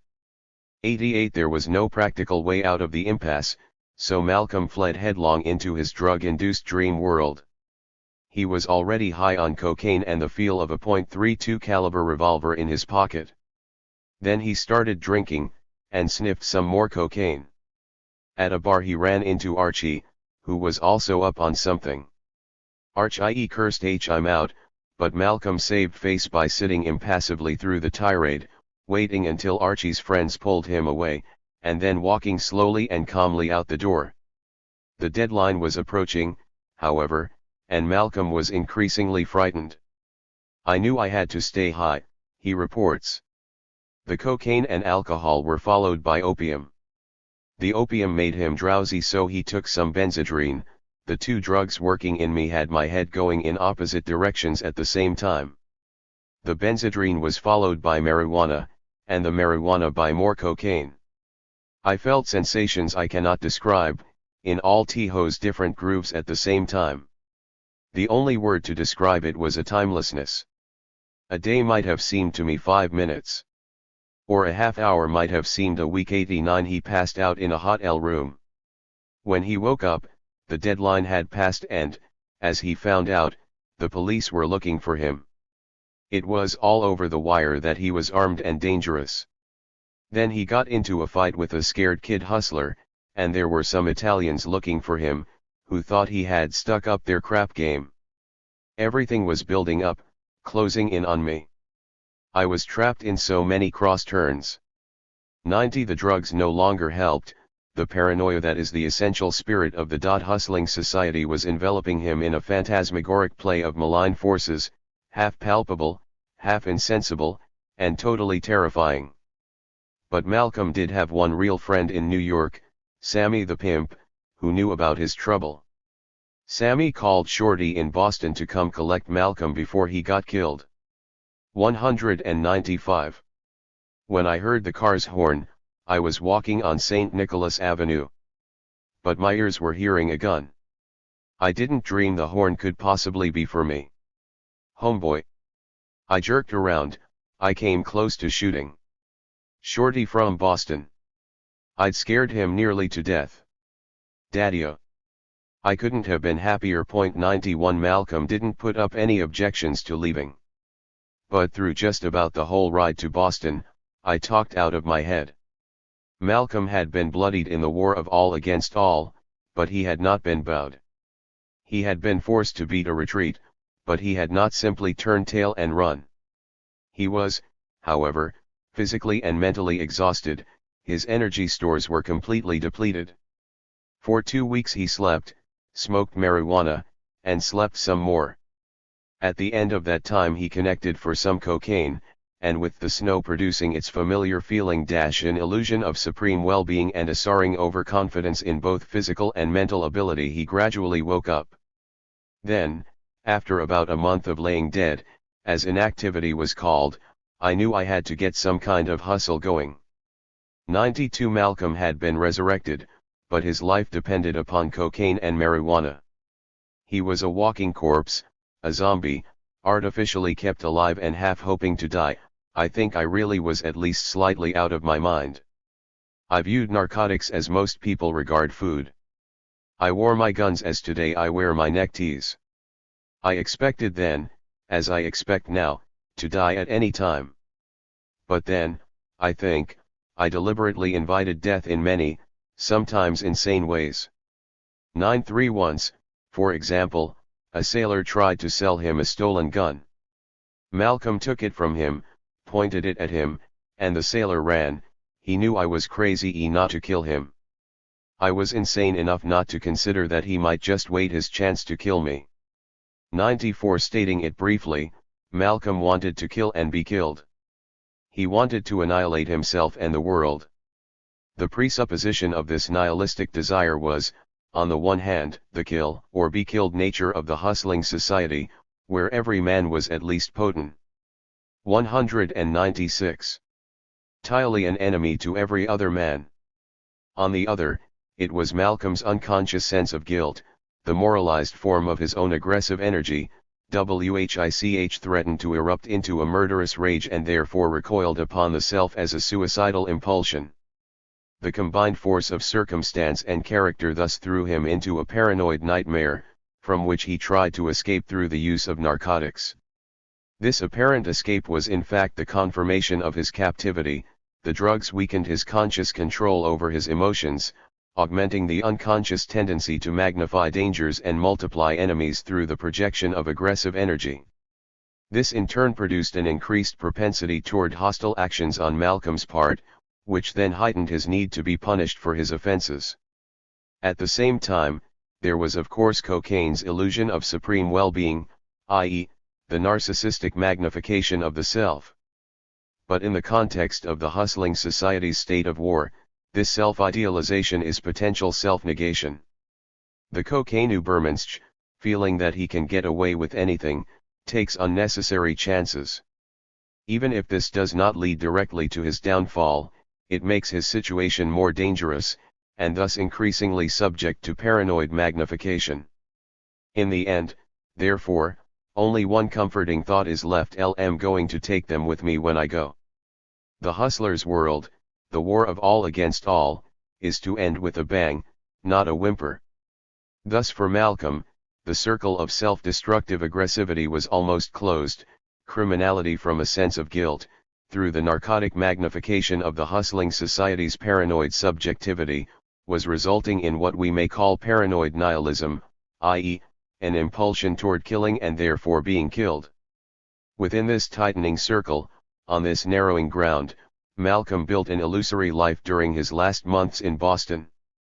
But an illusory life is not yet death, and the emotional energies of the paranoid nihilist, although increasingly under the control of the id, are not totally alienated from the I until or unless the individual becomes psychotic.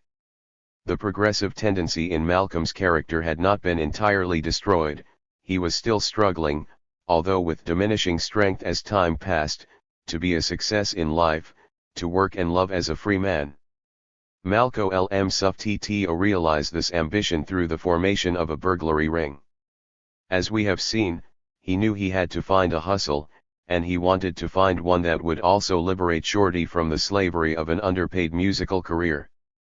Burglary had that potential. Moreover, burglary, properly executed, though it had its dangers. 197. Offered the maximum chances of success at the minimum risk.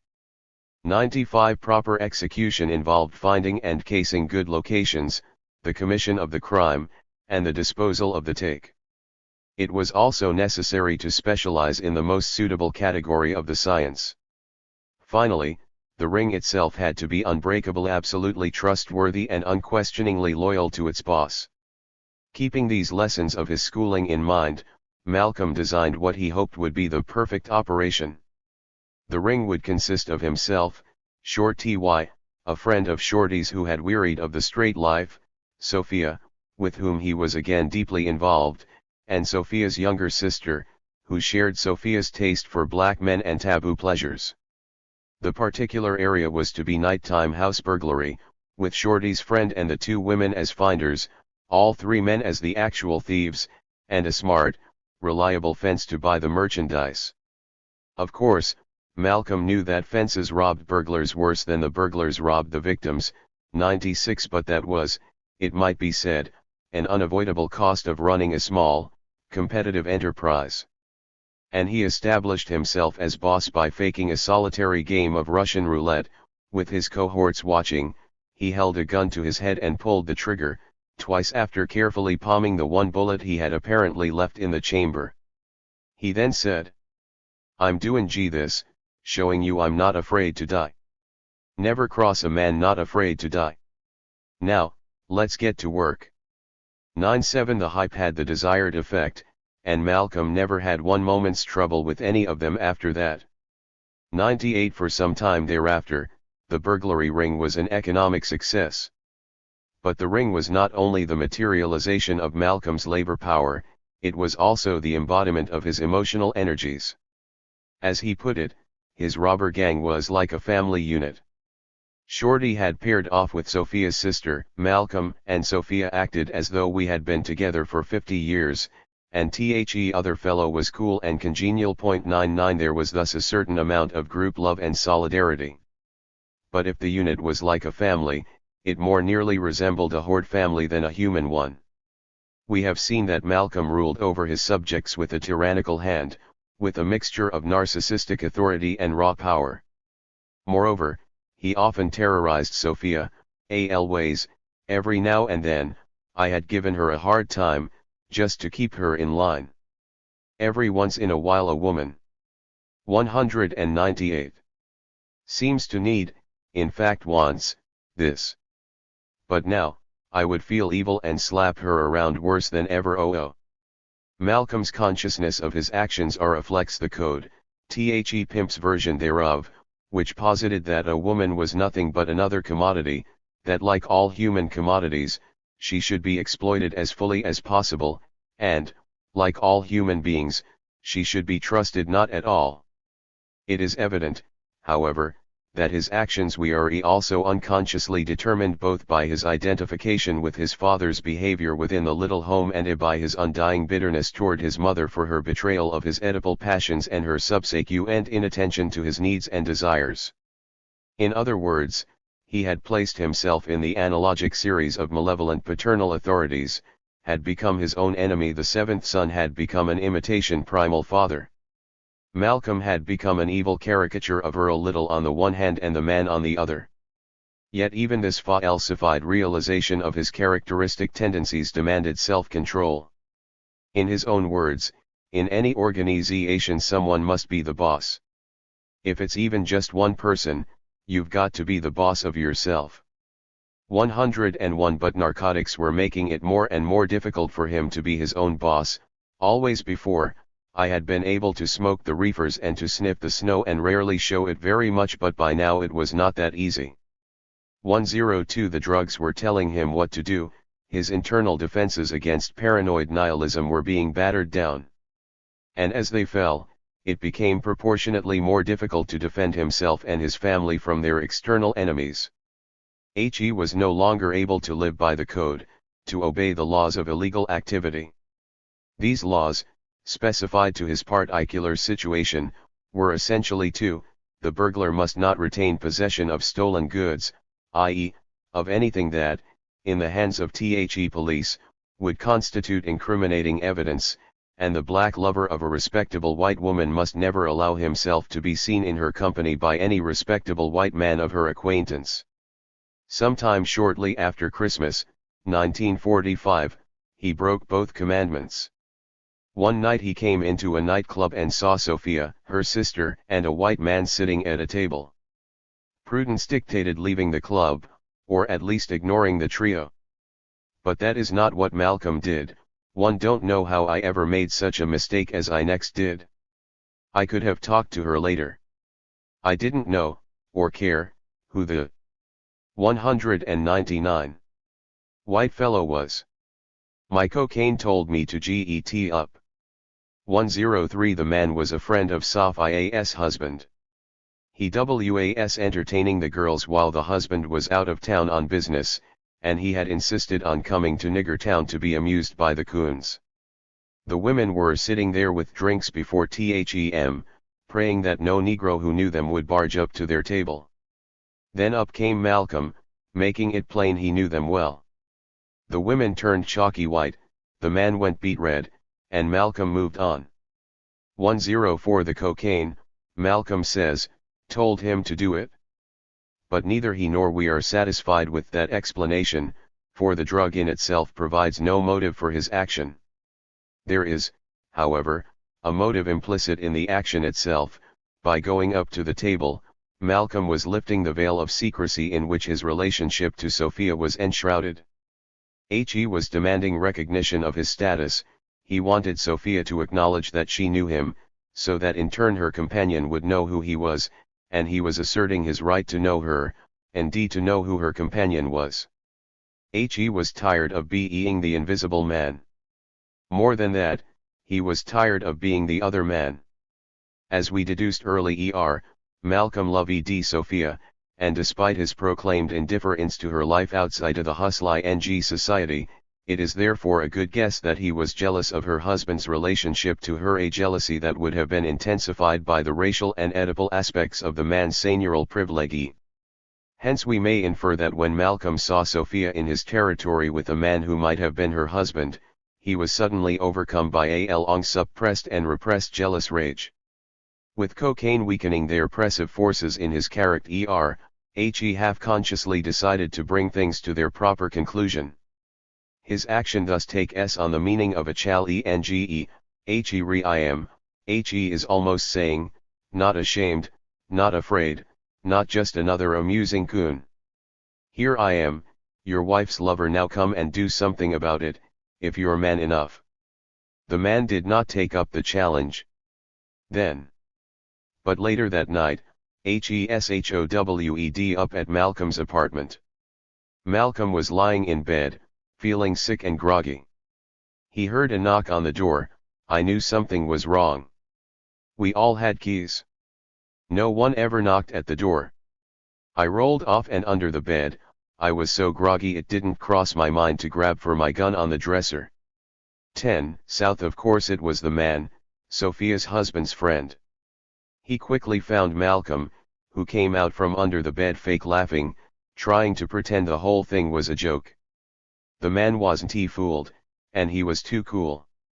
200. To start a fight. Having found out what he wanted to know, he simply left. Malcolm was left alone, wondering how he could have trapped himself without his gun. Malcolm's question becomes ours: why didn't he go for his gun? Even considering his illness and the emotional regression indicated by the childish action of hiding under a bed, one would have thought that Malcolm would have reached for the gun almost instinctively. The complete hustler who is internally restrained by nothing, the paranoid nihilist at the world's end, would have been dominated by that one thought. But Malcolm was not essentially a hustler. He could think like a hustler, but in the limiting situation he did not entirely feel like one. Thus, according to the code, women were to be exploited and enjoyed, but they were not to be trusted or loved. To trust a woman with one's love was to give her a powerful weapon in the war of all against all, to leave oneself open to looking foolish or being hurt. Yet Malcolm loved Sophia, loved her for her human soul instead of simply lusting after her white body. Correspondingly, although he was no more than mortally afraid to die, he was morally afraid to kill. He was certainly not lacking in Huayral One courage, but he lacked a killer's instinct. He was not, in short, internally restrained by nothing, and he was not completely alienated from his own emotions. He was therefore neither a true nihilist nor a successful hustler. This failure in fact saved his life when, 2 days after the preceding incident, he broke the commandment against holding or displaying stolen goods. Malcolm and his robber band had been holding hot merchandise from the outset. The women had even worn some of the furs and jewelry in public. In time, one policeman or another would have noticed this conspicuous display and busted the ring. But Malcolm cut the process shone by making the burglar's worst possible mistake. He took a stolen watch into a jewelry shop to be repaired. Not surprisingly, when he arrived to pick it up, the police were waiting. He paid for the watch, and a fellow suddenly appeared from the back. One hand was in his pocket. I knew he was a cop. He said, quietly, "Step into the back." It was all over, the game had been played. But then, just as I started back there, an innocent negro walked into the shop. The detective, thinking he was with me, turned to him. There I was, wearing my gun, and the detective talking to that Negro with his back to me. Today I believe Allah was 201 with me even then. I didn't try to shoot him. And that saved my life. I raised my arm, and motioned to him, "Here, take my gun." 106. Malcolm was disarmed and then 2 other detectives appeared from the back. They'd had me covered. One false move, I'd have been dead. 107. Allah, or at least his own moral character, did in truth save Malcolm, because he was unable to kill. he was not killed. The regressive unfolding of Malcolm's character thus did not reach its logical conclusion. This may be an adequate explanation of why he asked the detective to take the gun, but it does not explain why he made the mistake that set up the confrontation. The solution to that problem, however, lies close at hand. As any well-schooled hustler would say, by thinking he could get away with it, Malcolm was asking to be caught. He was, in the first place, breaking the law and defying his own conscience. His criminality was therefore immoral as well as illegal, but his actions were not irrational in and of themselves. When he violated the code as well as the law, however, he was offending against consciousness as well as conscience. He was regressing into a fantasy world of infantile omnipotence, a dream world in which he could get away with anything. In reality, he was getting away with less and less, and as his criminality from a sense of guilt increasingly took on the character of paranoid nihilism, it was becoming quite likely that he would not even escape with his life. In his words, I had gotten to the point where I was walking on my own coffin. T03 And when the drugs were not beclouding his mind, he was painfully aware of this contradiction between fantasy and reality. He knew he was destroying himself, but there was nothing he could choose to do about it. The magical power of the seventh son was becoming simply the power of self-negation. The regression to infantile omnipotence was in fact a lapsing back into infantile impotence. But if Malcolm could not consciously choose to save himself, he could unconsciously ask to be saved from himself. As we have seen, his characteristic mechanism for escaping from situations that were constraining, frustrating, or even traumatizing was to break the rules, time and again if necessary, until the relevant authorities were left with no choice but to remove him. In the present instance, he was asking the police to catch him and thereby bring to an end his participation in the war of all against all. Furthermore, if we view the regression of Malcolm's character from an extended temporal perspective, we recognize that its premise was his moral identification with his oppressor, i.e., his whitened-out conscience. It follows from this premise that his criminal actions were produced by and reproductive of an unconscious sense of guilt, and that paranoid nihilism followed in turn as the attempted narcotic negation of the unconscious negation of his conscious activity. This negation of the negation is clearly not an affirmation, but, rather, a retreat into madness, if not a plunge into the void of non-existence. Short of this fatal conclusion, however, the premise remains determinative, so that the process of psychological regression entails an ever-increasing need for punishment. Thus we may conclude, in order to escape the maximum penalty of death, Malcolm was forced to accept the lesser one of imprisonment. Charlestown Prison. Then we were looking up at the judge in Middlesex County Court. I got 10 years. They took Shorty and me, handcuffed together, to Charlestown State Prison.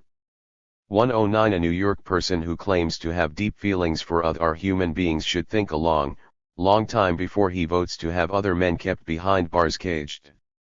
Any former convict will tell you he can't forget those bars. Your prison number became a part of you. You never heard your name. I don't care how strong you are, you can't stand having to smell a whole cell row of defecation.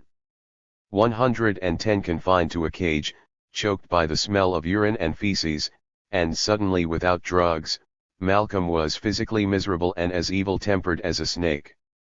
11 The prison psychologist who interviewed him got called every filthy name he could think of, and the prison chaplain got called worse. Even members of his family, when they attempted to place moral claims upon him, became objects of his wrath. My first letter, I remember, was from my religious brother Filbert in Detroit, telling me His Holiness Church was going to pray for me.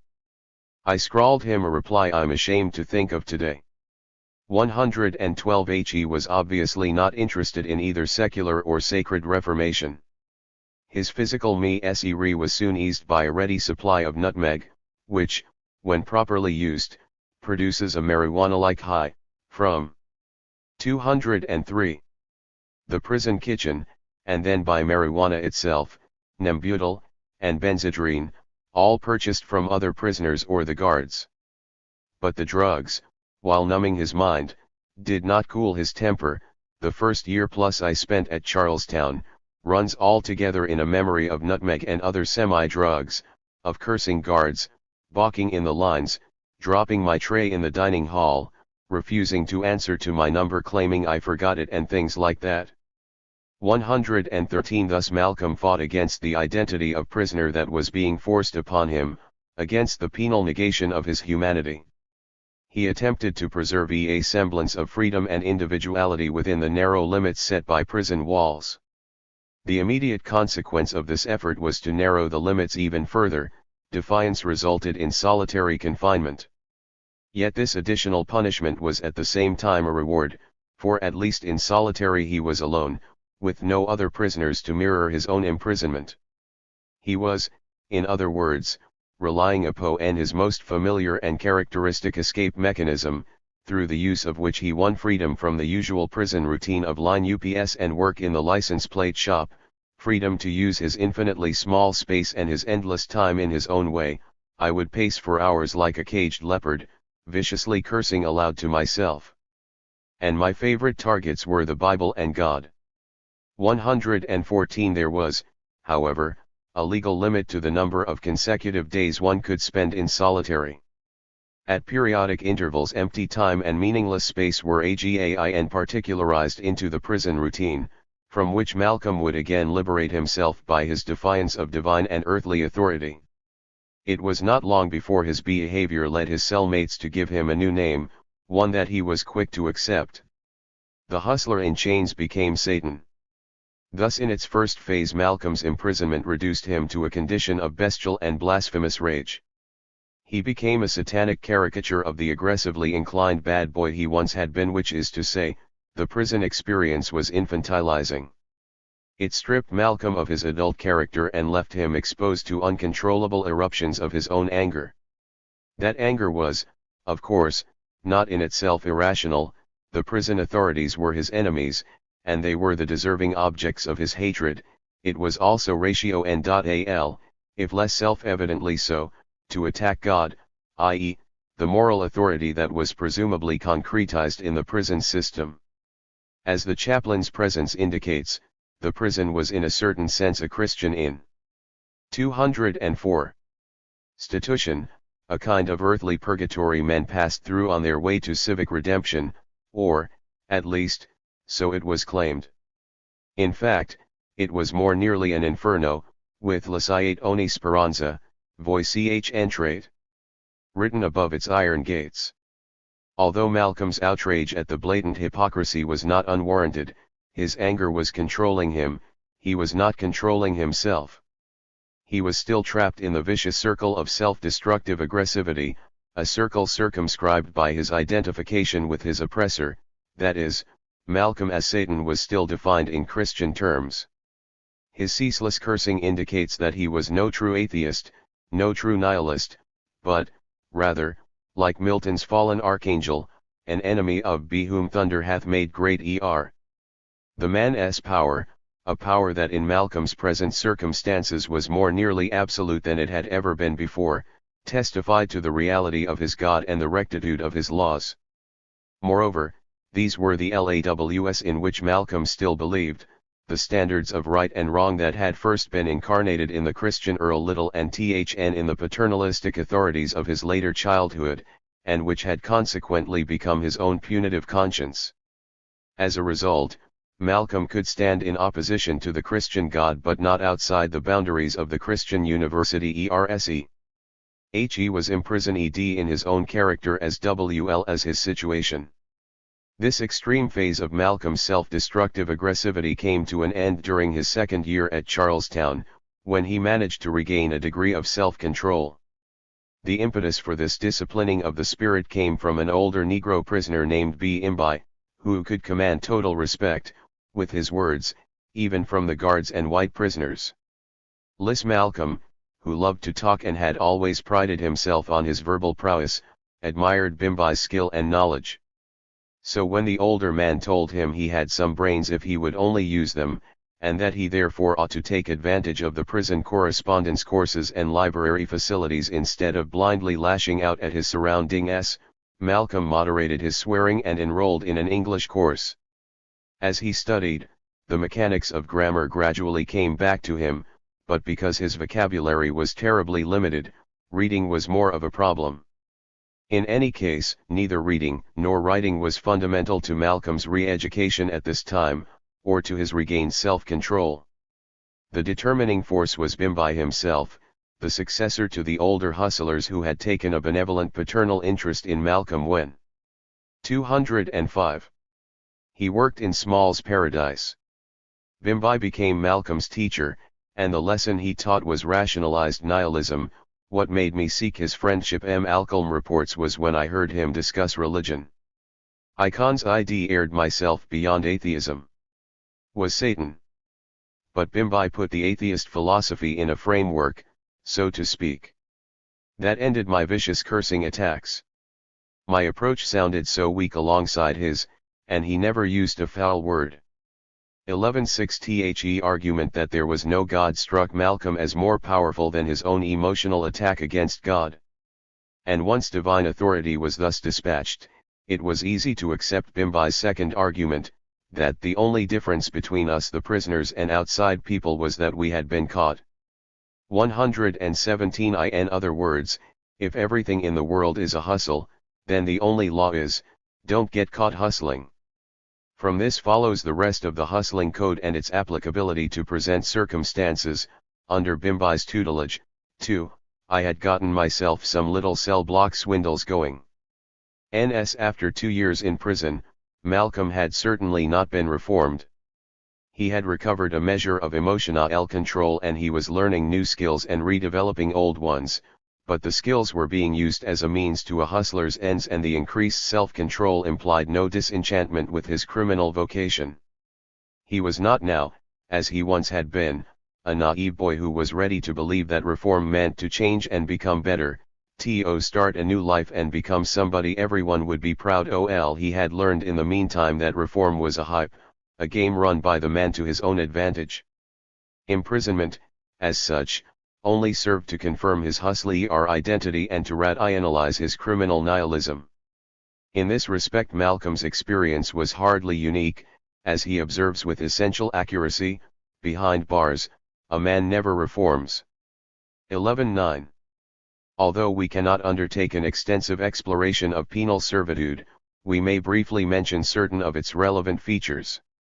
The prison experience begins when the criminal is caught, held for trial, tried, sentenced, and sent to prison. In current penal practice, the sentence will usually be more or less indeterminate.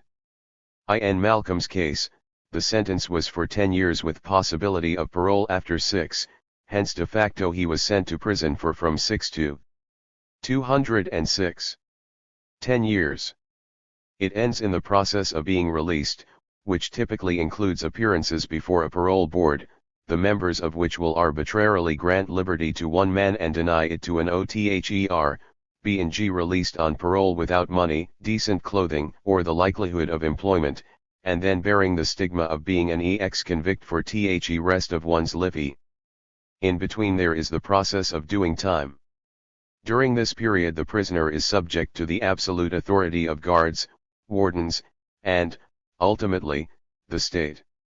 These authorities exercise their power over the prisoner primarily through penalties for being bad and unruly, and secondarily through rewards for being, or appearing to be, good and docile.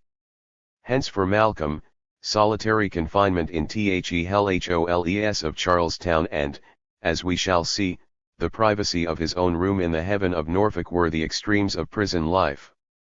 The penal system reflects the instrumental tendencies of the larger social system. It is on the one hand an institutionalized state of war, and on the other the most malevolent possible form of welfare paternalism. It is a system in which the incarcerated individual is cared for by those who care nothing about him or who care for him only insofar as there is profit to be made from the prison business, and who care about him only as an object for their literally sadistic impulses. It is the subjugation of the individual to totalitarian control. Not surprisingly, therefore, prison normally has a profoundly regressive impact upon the prisoner. Initially, it deprives him of his freedom, his individual identity, and all contact with the outside world. He is thereby reduced to a state of bestial rage or infantile anxiety. Subsequently, either his character structure is totally undermined by his guardian so that he becomes a willing tool of his own debasement, or he is hardened in his now more rationalized nihilism. In either case, his motives and actions continue to serve the interests of his enemy. This, then, was Malcolm's situation before his conversion to Islam. He was a confirmed nihilist, well on his way to becoming a criminal for life. But imprisonment, like the experience of living through a depression or living in the hustling society, pierces the screen of self-righteousness behind which the oppressor hides him. Self and against which the oppressed person sees himself reflected as either evil or unworthy of respect. Hence imprisonment makes it possible for the individual to see his situation in the light of the truth. Then if someone appears who is able to demonstrate to him who is his enemy, how that enemy has victimized him, and what he can do about his victimization, the regressive tendency of incarceration may be realized by inversion. In Malcolm's words, here is a black man caged behind bars, put there by the white man. Usually the convict comes from among those bottom of the pile Negroes, the Negroes who through their entire lives have been kicked about, treated like children. You let this caged up black man start thinking how, with better breaks, he might have been a lawyer, a doctor, a scientist, anything. You let this caged up black man start realizing, as I did, how from the first landing of the first slave ship, the millions of black men in America have been like sheep in a den of wolves. That's why black prisoners become Muslims so fast when Elijah Muhammad's teachings filter into their cages by way of other Muslim convicts. The white man is the devil is a perfect echo of that black convict's lifelong experience. 12. Sometimes the end of the road can become the beginning. Chapter VI. Only guilt admitted. In concluding his representation of his life in the hustling society, Malcolm observes that his purpose in telling about his sordid past is neither to titillate some readers nor to boast about how bad, how evil he was.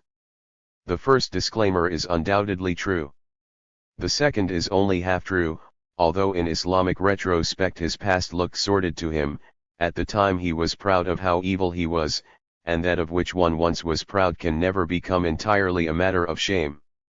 Moreover, and more importantly, Malcolm continued to adhere to certain aspects of the hustling code, especially to some of its ideals of manhood, both during and after his period of membership in the Nation of Islam.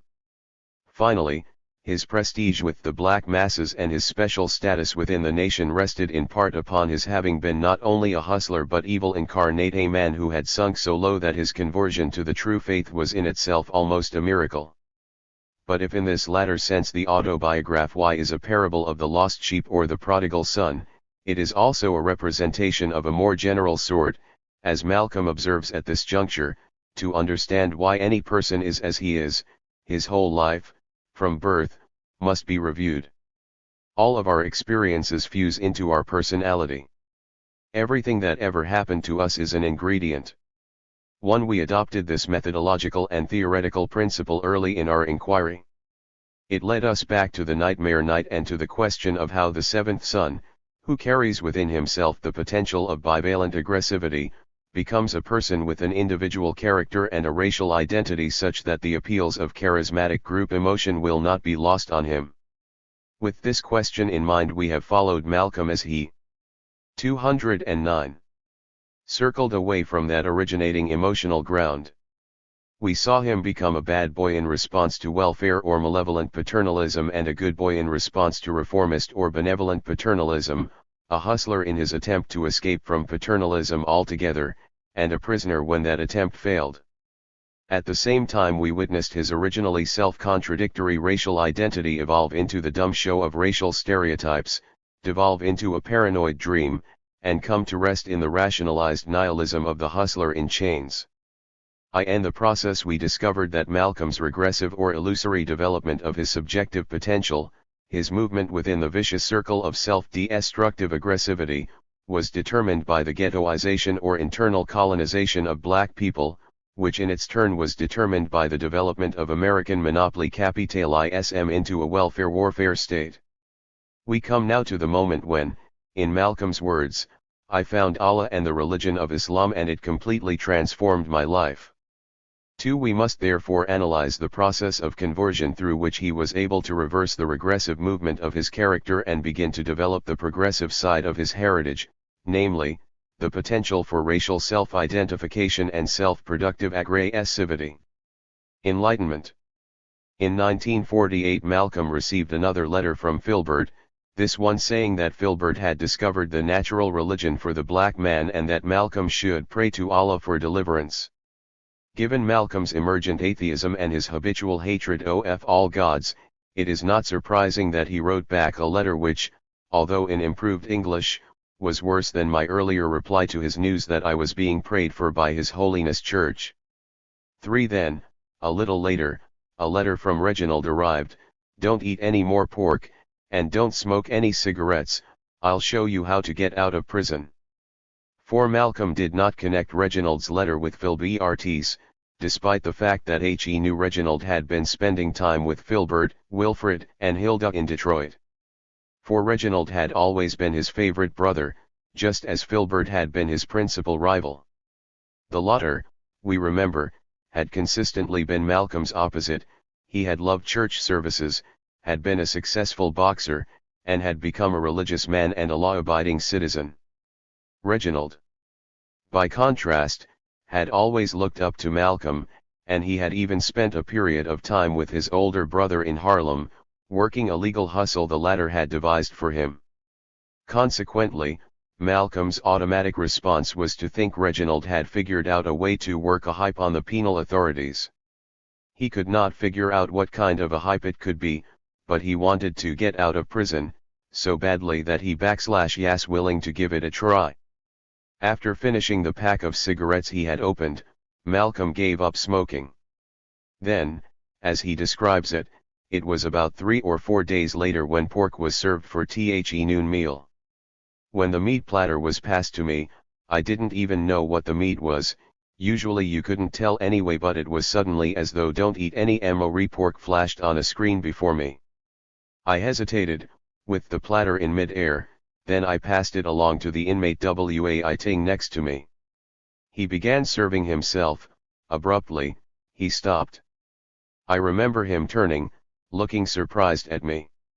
I said, I don't eat pork." Malcolm's refusal of the meat immediately attracted the attention of the other inmates. It was being mentioned all over the cell block by night that Satan didn't eat pork. 6. And this made him proud in some odd way. On of the universal images of the Negro, in prison and out, was that he couldn't do without pork. It made me feel good to see that my not eating it had especially startled the WHITE convicts. 7. Malcolm was proud of having not conformed to one of the universal images of the Negro, that is, he was proud of being different from and superior to the stereotypical Negro. This does not in itself imply freedom from the dominating-dominated group relationship. At this juncture Malcolm was in fact still primarily concerned about winning the respect of white prisoners, to prove that he was the exception to a universal rule he still basically accepted. His pride was not yet clearly differentiated from that of the good Negro who had been elected class president of Mawson Junior High School. Moreover, he was being a good boy in another sense. By not eating pork he was obeying one of his her's most cherished precepts. Indeed, the last words he remembered her saying when he was taken to live with the Gohanas were, "Don't let them feed him any pig." 8. His feeling of pretty had here a deep and firm ground. Finally, Malcolm was being good in a third sense which unified the other two at a higher level. He had consciously chosen to forego into immediate pleasure for a later and more important one, to use self-restraint rather than self-indulgence as a means to the end of freedom. And this moral choice was a genuine transformation of conscience into consciousness. At the time, the nature of this transformation was obscure to Malcolm. Later he would learn, that, unconsciously, his First pre-Islamic submission had been manifested 9. Thus by either Malcolm's religious criterion or our psychological one, or, more generally, by the standard of racial self-consciousness, his achievement was potential rather than actual. He was just beginning to wake up and clean up. But he took a large step forward when, some time later, Reginald came to visit him. After some preliminary conversation, his brother asked, "Malcolm, if a man knew every imaginable thing there is to know, who would he be?" Malcolm was a bit annoyed with both the content and the indirect form of the question. He was waiting, after all, for an explanation of the hype, so he responded somewhat sarcastically, "Well, he would be some kind of a god." 10. His opening now established, Reginald explained that there was such a man, that the man was a god, and that his name was Allah. Allah. That word came back to me from Filbert's letter. Allah was omniscient. He possessed 360 degrees of knowledge, while the Masons, a white sect claiming great powers and truth, possessed only 33 degrees. And he had come to America, where he had made himself known to a man named Elijah, a black man, just like us. 11. Malcolm was confused, he didn't know what to think. Then Reginald told him the second great truth of the doctrine: the devil, he said, is also a man. The white man is the devil. Malcolm's mind began involuntarily flashing across the entire spectrum of white people he had known. Without any exception. He asked. Without any exception, came the reply. After Reginald left, Malcolm reports, I thought. I couldn't make of it head, tail, or middle. His head swam with the parading fa cesofwhitepeople had known, from the state white people always in our house after the other whites I didn't know had killed my father. The white people who kept calling my mother crazy to her face, the white judge and others who had split up the children. Through the Swerlins and Ostrowski to the white people he had known in Boston and New York, and then to the prison guards and wit prison ERs. 1-2 Finally he focused on a fellow convict who was a Mason. He asked the man, was 360 degrees. The maximum degrees of 2 anything. The man said yes, and then Malcolm asked, well, why is it that Masons go only to 33 degrees? The man had no explanation. 1-3 It is not difficult to understand Malcolm's reaction. He was expecting to learn about the hype, and instead he was given religious instruction.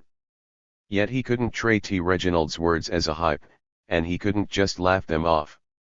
Hence his initial disorientation as the idea of a black god and a white devil gained an uncanny hold on his mind, possessed him without his willing the possession. At the same time, this new truth was reorienting. The notion of the white devil in particular unlocked his memory, brought the past to life, forced him to reproduce his experience in a continuous and unifying flow of images. It enabled him to do this because it permitted him, for the first time, to think about his life without either shame or guilt. More, it precisely inverted his characteristic moral valuations. The white man was not God but the devil, the black man was not the devil but God. Such an idea would have been literally unthinkable until that moment, although he had sensed its presence in his father's Garvey meetings. Malcolm was beginning to reconstruct his life and his life history in Islamic terms. But he was not doing so uncritically, he was at the same time testing the truth of the doctrine against his life experience. He was demonstrating to himself that the white man was in fact the devil. And in a parallel fashion he was testing the validity of the Islamic God idea by challenging the Mason to refute the pseudo-geometric proof of Christian inferiority. In this way he was negating the possible negations of the new truth. He was consciously taking possession of it, after it had taken possession of his consciousness. When Reginald came to visit him again a few days later, Malcolm was ready and willing to hear his brother's words. "You don't even know who you are," Reginald had said. "You don't even know, the white devil has hidden it from you, that you are of a race of people of ancient civilizations, and riches in gold and kings. You don't even know your true family name, you couldn't recognize your true language if you heard it. You have been cut off by the devil white man from all knowledge of your own kind. You have been a victim of the evil of the devil white man ever since he murdered and raped and stole you from your native land in the seeds of your forefathers. 14. Reginald talked for 2 hours, at the end of which Malcolm was left rocking with some of the first serious thoughts he had ever had. In the days ahead, Reginald's lessons were complemented by letters from Wilfred, Filbert, and Hilda, and finally by a visit from the latter. Thus was Malcolm instructed in the Gospel according to Elijah Muhammad. Human history, the prophet taught, was the work of an immanent deity. The collective black man is God, world history is his life's work. In the beginning he existed in a state of paradisiacal innocence, internal unity, and contentment. Then a snake crept into the garden, an evil scientist named Jacob created a race of white devils. The devil white man transformed heaven into hell. Through brutality and technology he gained lordship over the black man, forced him into bondage, and reduced him to being precisely that which he inherently is not, i.e., ignorant, lazy, sinful, servile, and impotent.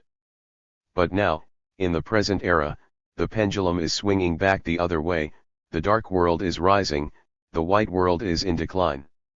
Through the prophetic agency of Elijah Muhammad, the black man wakes up, cleans up, and stands up, becomes actually what he has always been potentially. In the end, the forces of evil will be vanquished, and God will reign supreme in his kingdom. In later years, Malcolm looked back upon these first lessons in Muhammad's truth and tried to assess his reactions, every instinct of the ghetto jungle streets, every hustling fox and criminal wolf instinct in me, which would have scoffed at and rejected anything else, was struck numb. 15. His experience, he believed, was analogous to Paul's revelation on the road to Damascus when upon hearing the voice of Christ, Jej was so smitten that he was knocked off his horse, in a daze. L6 like a Platonic captive suddenly liberated from imprisonment in his darkened cave and brought up into the sunlight, Malcolm was blinded by the light of reality. But despite or, rather, because of his blindness, he recognized that Muhammad's truth was more powerful than anything he had yet encountered.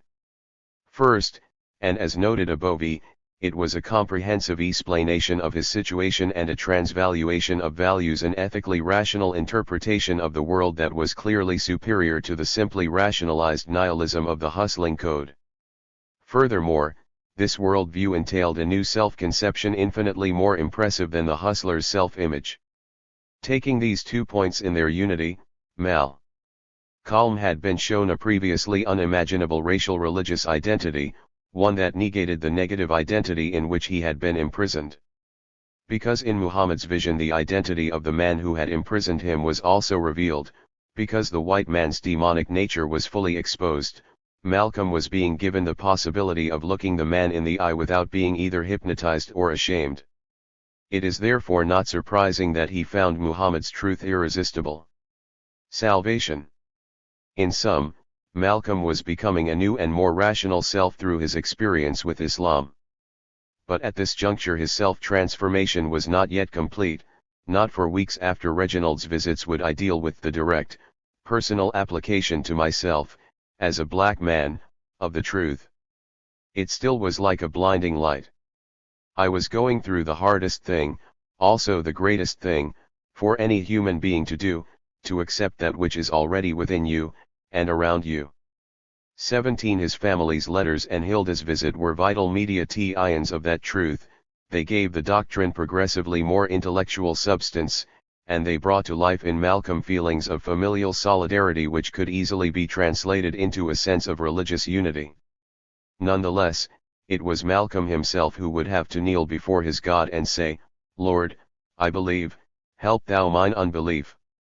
We come, therefore, to the moment of Malcolm's actual conversion. We will view it first as a rational choice of action, next as an hypnotic or charismatic group emotional experience, and finally as a particular relationship of these opposing tendencies. Malcolm initiated this phase of the conversion process by writing to Elijah Muhammad. The prophet wrote back, explaining that the black prisoners symbolized white society's crime of keeping black men oppressed and deprived and ignorant, and unable to get decent jobs, turning them into criminals. 18 Like the support of his family, this response was critical to Malcolm's progress. He reports that it had an all but electrical effect upon me to see the signature of the Messenger of Allah. 19 In other words, Malcolm felt for the first time the hypnotic power of Allah, mediated through the words of his chosen messenger. Moreover, Muhammad had specified the truth to Malcolm's individual situation in such a way as to devalue criminal activity. The criminal was not a hero but an ignorant victim of white oppression, a fool in spite of himself, and place the blame for his criminality on the white man's shoulders. The Prophet was therefore simultaneously drawing Malcolm toward the truth and away from his life of sin. Next step was the big one. Hardest test I ever faced in my life was praying. My comprehending, my believing the teachings of Mr. Muhammad had only required my mind saying to me, "That's right." Or "I never thought of that." But bending my knees to pray that act well, that took me a week. 20 Malcolm was above all else a proud man. For years he had bowed down before no man. Picking a lock to rob someone's house was the only way my knees had even been bent before. 21 But now he had to kneel, admit his guilt, and beg the forgiveness of God. I had to force myself to bend my knees. And waves of shame and embarrassment would force me back up. Again, I would force myself back down into the praying to Allah posture. When I was finally able to stay down, I didn't know what to say to Allah. 22 But he soon found the right words, and then, I still marvel at how swiftly my previous life's thinking pattern slid away from me, like snow off a roof. It was as though someone else I knew had lived by hustling and crime. I would be startled to catch myself thinking in a remote way of my earlier self as another person. 23 He had been reborn. It is clear from Malcolm's representation that the process of conversion was a war between two psychic forces, virtually two selves. On the one side was the bad self, as he calls himself, Tihipur. Sonification of evil, the divided unity of satanic pride and Christian guilt, criminal from a sense of guilt who had become a paranoid nihilist, his actual self, which had already become potentially his former self. On the other side was the good self, characterized 6. By the morally unifying force of Muslim pride through purity, the future self who already existed in him potentially. The former resisted the efforts of the latter by sending forth wave upon wave of shame and embarrassment, painful feelings designed to overwhelm all good intentions. But in Malcolm's words, the very enormity of my previous life's guilt prepared me to accept the truth. He had been so unmistakably a wrongdoer that he was forced to become conscious of his sins. In turn, he was able to admit or accept responsibility for that which he recognized in himself. This self-acceptance was then the basis for accepting Islam. Again in his words, only guilt admitted accepts truth. 24 Malcolm's victory over his satanic identity could be viewed as proof of the Socratic dictum that no one knowingly chooses to be evil. But more closely considered, this phase of the conversion process raises two further questions. What roots did the good self have in Malcolm's character, so that Muslim doctrine could be genuinely internalized and not merely superimposed, and in what sense was he guilty, i.e., responsible for the actions of the bad self? Concerning the first, we remember that Malcolm had as his individual human heritage the power of moral self-unification. He was the seventh and favorite son of his Garvate father, Goodboy, who was proud of the fact that he had never struck his mother. He had inherited from his parents the two-edged sword of conscience, which divides but also unifies, which cuts but also cures. Through his father's death, his mother's insanity, and the family's disintegration through the force of Black Legion violence and welfare paternalism, he had become a divided and morally alienated self. That internal division had seemingly been overcome during the period of his reformation with the Swirlins, but his reform then had been premised upon identification with the oppressor, with the consequence that Malcolm could only escape from psychic castration by becoming a criminal from a sense of guilt, a man who was irremediably at war with himself. The original ground of his character had not been destroyed, however, although its imminent potential had surely been perverted. Muhammad's teachings made manifest in Malcolm a latent potential of his character. They were able to awaken this slumbering power because they restored at a higher level the lost world of his childhood. In doctrinal substance, the Muslim faith reflected both his father's Garveyism and his mother's religious dietary practices. Consequently, Muhammad, who incarnated the doctrine, became the legitimate successor to both parents. Finally, through the Doc. 217. Trine and Muhammad, the older children in the family, had in fact been reunited. Malcolm was therefore quite correctw when he said that his conversion entailed the acceptance of that which was already in and around him. In our terms, through Islam, Malcolm's self-negating identification with his oppressor was itself negated. His character structure was henceforward to be grounded in racial self-identification. What, then, of Malcolm's moral responsibility for his previous actions? How could he hold himself accountable for what were really the white man's crimes? The answer from his own perspective might seem to be that he did perform evil actions and that he did, if in ignorance, will them.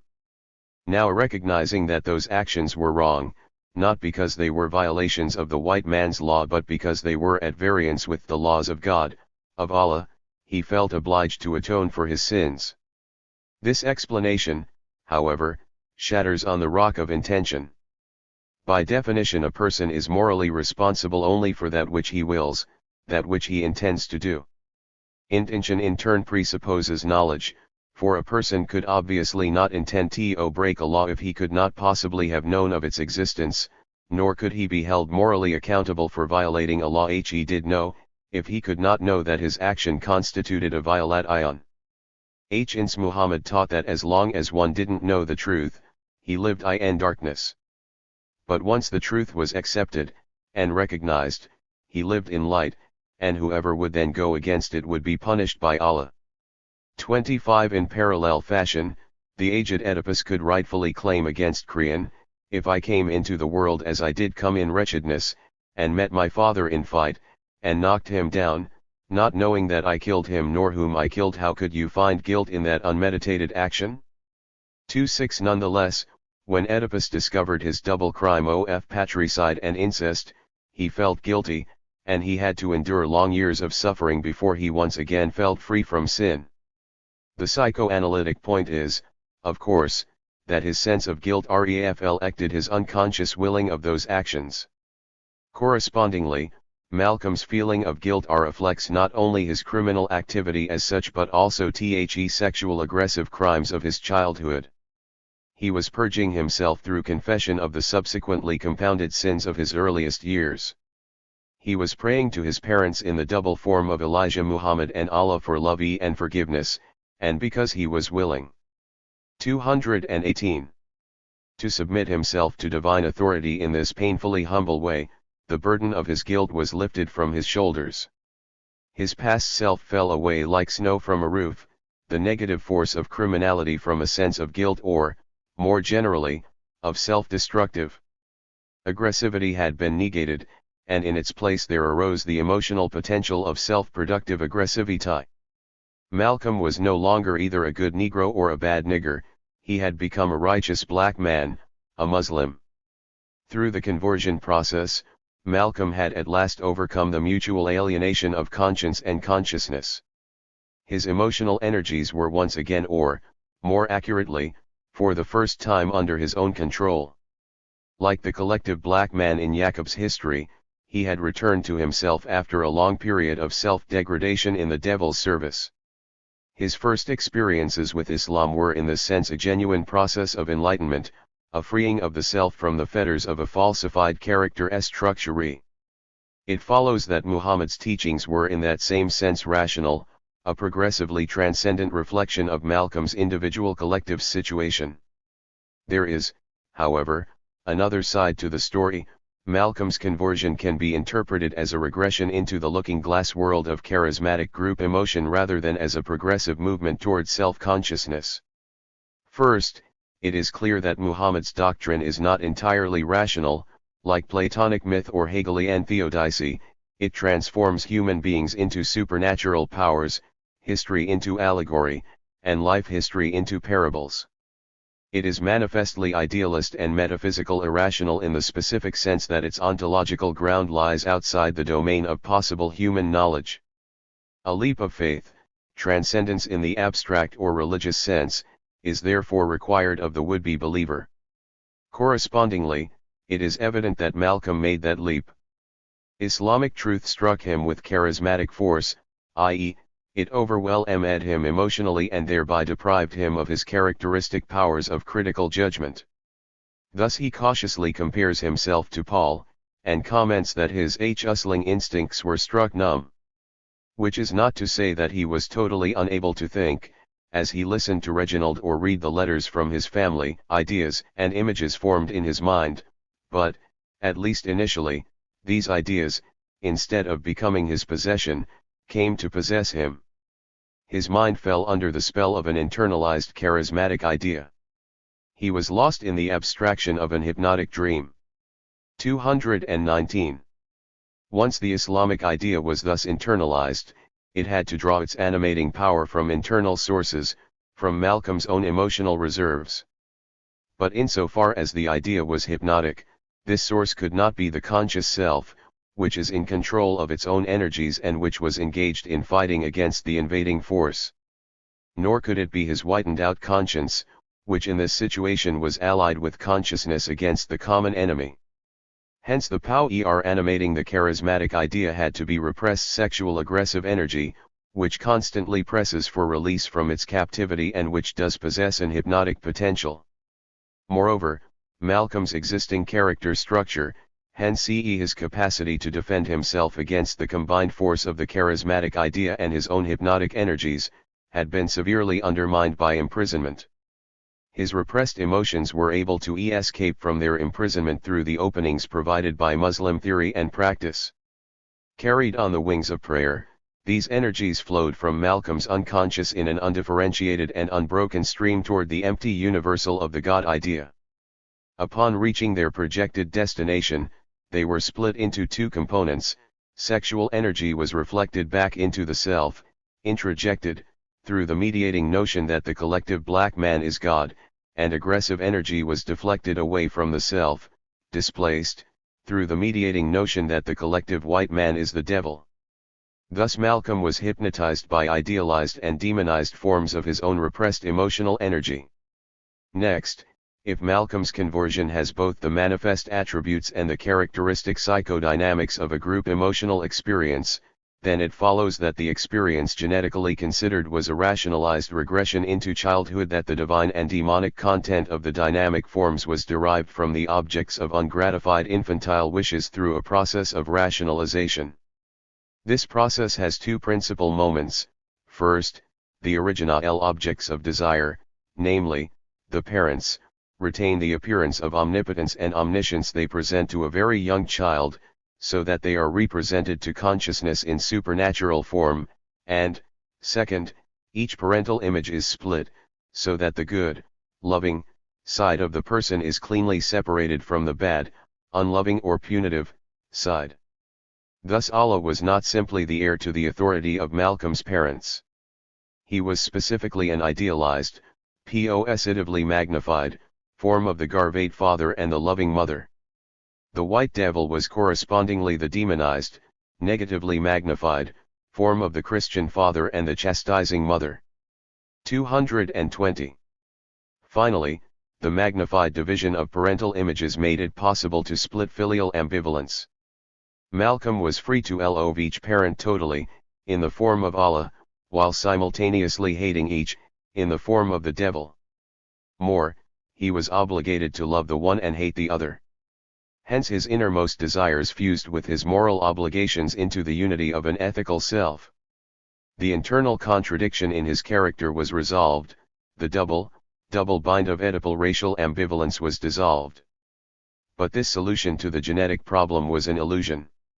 Malcolm had not in fact analyzed the problem and thereby solved it, he had only analogized and thereby mystified it. He had converted his life history into a theological abstraction through the mediating force of group emotion. Now, on this reading, Malcolm's conversion was not the overcoming of an intrapsychic antinomy but a return of the repressed, not the transcendence of the stereotypical dumb show but merely its inversion in brief, not a conscious act of self-definition but the initiating act of charismatic group membership. It is therefore conformable to our general notion of charismatic group experience, and indeed allows us to particularize the notion in two interrelated respects. First, the conversion of an individual into a group member is premised upon an initial internalization of the charismatic idea so that, second, the group relationship subsequently involves not only the interpenetration of the self with an external other but also its interpenetration with an internal other. Thus the possibility arises of an auto-hypnotic group emotional experience, in which the member produces from within himself the characteristic attributes of a leader-follower interaction. This process is routinely at work in solitary prayer and was therefore an aspect of Malcolm's everyday life once he became a Muslim. It also played a critical role in the testing of his faith which occurred when Reginald broke with Elijah Muhammad. After his conversion, Malcolm had become totally devoted to Elijah Muhammad. He wrote to him daily, and would sit for long periods and study his photographs. 27 Islam, he remarks, meant more to me than anything I ever had known in my life. Islam and Mr. Elijah Muhammad had changed my whole world. Reginald, who frequently came to visit him, seemingly shared his devotion and enthusiasm. But one day Reginald began to speak ill of Elijah Muhammad. It turned out that he had been suspended from the nation because he was carrying on improper relations with the then secretary of the New York Temple. Malcolm was shocked. It 221 caught me totally unprepared. It threw me into a state of confusion. My blood brother, Reginald, in whom I had so much confidence, for whom I had so much respect, the one who had introduced me to the nation of Islam. I couldn't believe it. I was in torment. 2-8 There are good reasons for Malcolm's confusion and unhappiness. Islam provided the believer with a total ordering of the cosmos. A great chain of being extended from Allah through Muhammad and his ministers to each individual Muslim, and the members of the nation were linked together by their common submission to the truth. Because Reginald was the principal mediator between Malcolm and Muhammad and was doubly his brother, his suspension broke the chain in two directions. Moreover, his backsliding was in itself a failure of the Prophet's charisma, while his suspension threatened to destroy the apparent unity of Malcolm's natal family and his religious one. Hence in the former regard Reginald's suspension gave Malcolm reason to doubt the truth he had hitherto accepted unquestioningly, and in the latter it forced Malcolm into the position of having to choose between the obligations of blood brotherhood and those of religious adherency. In short, Reginald's backsliding and consequent punishment shook the foundations and threatened to shatter the unity of Malcolm's group emotional world. With his mind sorely troubled, Malcolm first wrote to Elijah Muhammad, trying to defend his brother and appealing to the Prophet to restore Reginald's status in the nation. Then, he states, all the rest of that night, I prayed to Allah. I don't think anyone ever prayed more sincerely to Allah. I prayed for some kind of relief from my confusion. 2-9 The next night his prayers were answered. As I lay on my bed, I suddenly, with a start, became aware of a man sitting beside me in my chair. He had on a dark suit. I remember. I could see him as plainly as I see anyone I look at. He wasn't black, and he wasn't white. He was light brown-skinned, an Asiatic cast of countenance, and he had oily hair. I looked right into his face. I didn't get frightened.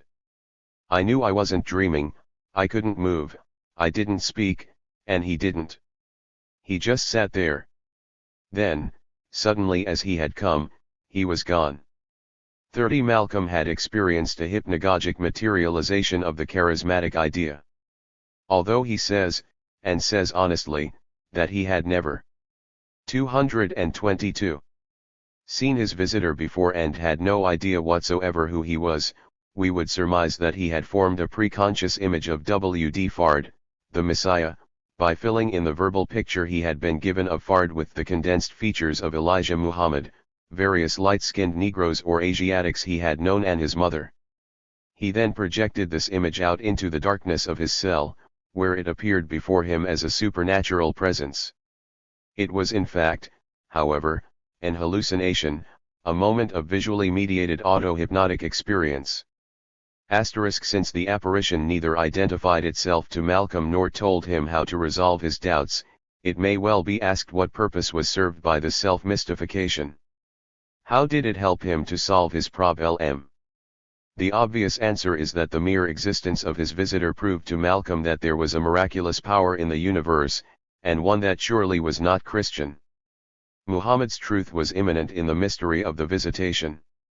Moreover, because the experience brought Malcolm into direct contact with this supernatural force, it eliminated the need for Reginald's mediation. Hence by the time the reply from Muhammad arrived, Ma-el-Kalm had already implicitly found the required solution. The Prophet had only to explicate the solution, to speak the words the mysterious visitor had left unspoken.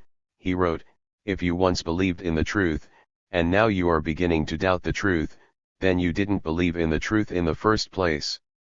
What could make you doubt the truth other than your own weak self?" 3:1 The truth did not have to prove itself worthy of men, men had to prove themselves worthy of the truth.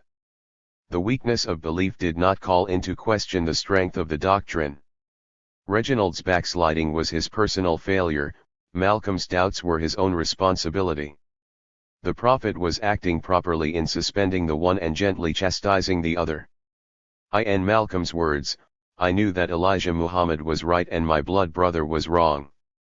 All doubt and confusion in my mind was removed. And any lingering doubts were removed when, over the next several months, Reginald sank into a state of insanity. Clearly it was the chastisement of Allah who executes justice by working upon the five senses of those who rebel against his messenger. 3:2. Through auto-hypnotic delusion and Muhammad's heuristic reasoning, Malcolm was transformed from a doubting Thomas into a confirmed disciple. What at first seemed to be a progression toward self-consciousness thus takes on the appearance of a regression into the abstraction of group emotion. The contradiction between these two interpretations cannot be resolved, however, by choosing one instead of the other, for the interpretive contradiction reflects the antipodal movement of the conversion process itself. The problem is, therefore, to determine the relationship between the two extremes. The problem has only to be formulated to be so. It is evident that, judged against the baseline of Malcolm's life history, his conversion to Islam was a progressive development, i.e., that the progressive tendency was the principal aspect of the contradiction and hence the controlling principle in the process as a whole. This is true in the first instance because Muhammad's doctrine was grounded in a conception of racial identity that was substantially more rational than the stereotypical notions it superseded. Through Islam Malcolm was able to negate his identification with the oppressor and thereby affirm himself as a black man. Second, because Muhammad did in Malcolm's words identify who is our enemy, he made it possible for Malcolm to convert his criminality from a sense of guilt, his nihilism in its paranoid and rationalized forms, into righteous anger. Finally, because Yaqub's history contained a rational historical kernel within its mystical shell, and because Muslim theory has its corresponding practice, after his conversion Malcolm was able to work self-productively for the first time in his life. Thus unless we subject Malcolm's experience to a critique of pure reason, unless we abstract him from his situation and recreate him as an artifact of our own imagination, our judgment must be that his conversion was predominantly a progressive development of his character and consciousness. Nonetheless, a regressive force was opposing the controlling tendency. Malcolm's racial identity was religiously mystified and therefore historically irrational, his sense of righteousness was still dependent upon the will of another, and in the end, the work that he was now about to undertake would prove not to have been truly his own. At a later time, the idealist limit of his Islamic beliefs would be revealed as a limitation. For the moment, however, Malcolm was able to use his characteristic energies and extraordinary intelligence productively, first to provide himself with a working knowledge of the English language and then to document Muhammad's teachings in books. 33. Spiritual liberation. In late 1948, after he had manifested his first pre-Islamic submission but before Reginald's first visit, Malcolm had been transferred to the Norfolk prison colony. Compared to Charlestown and to Concord, where Malcolm also had spent a short time, the colony was a heaven. It had flushing toilets, there were no bars, only walls, and within the walls you had far more freedom. There were 24 house units, 50 men living in each unit, and, greatest blessing of all, each inmate had his own room.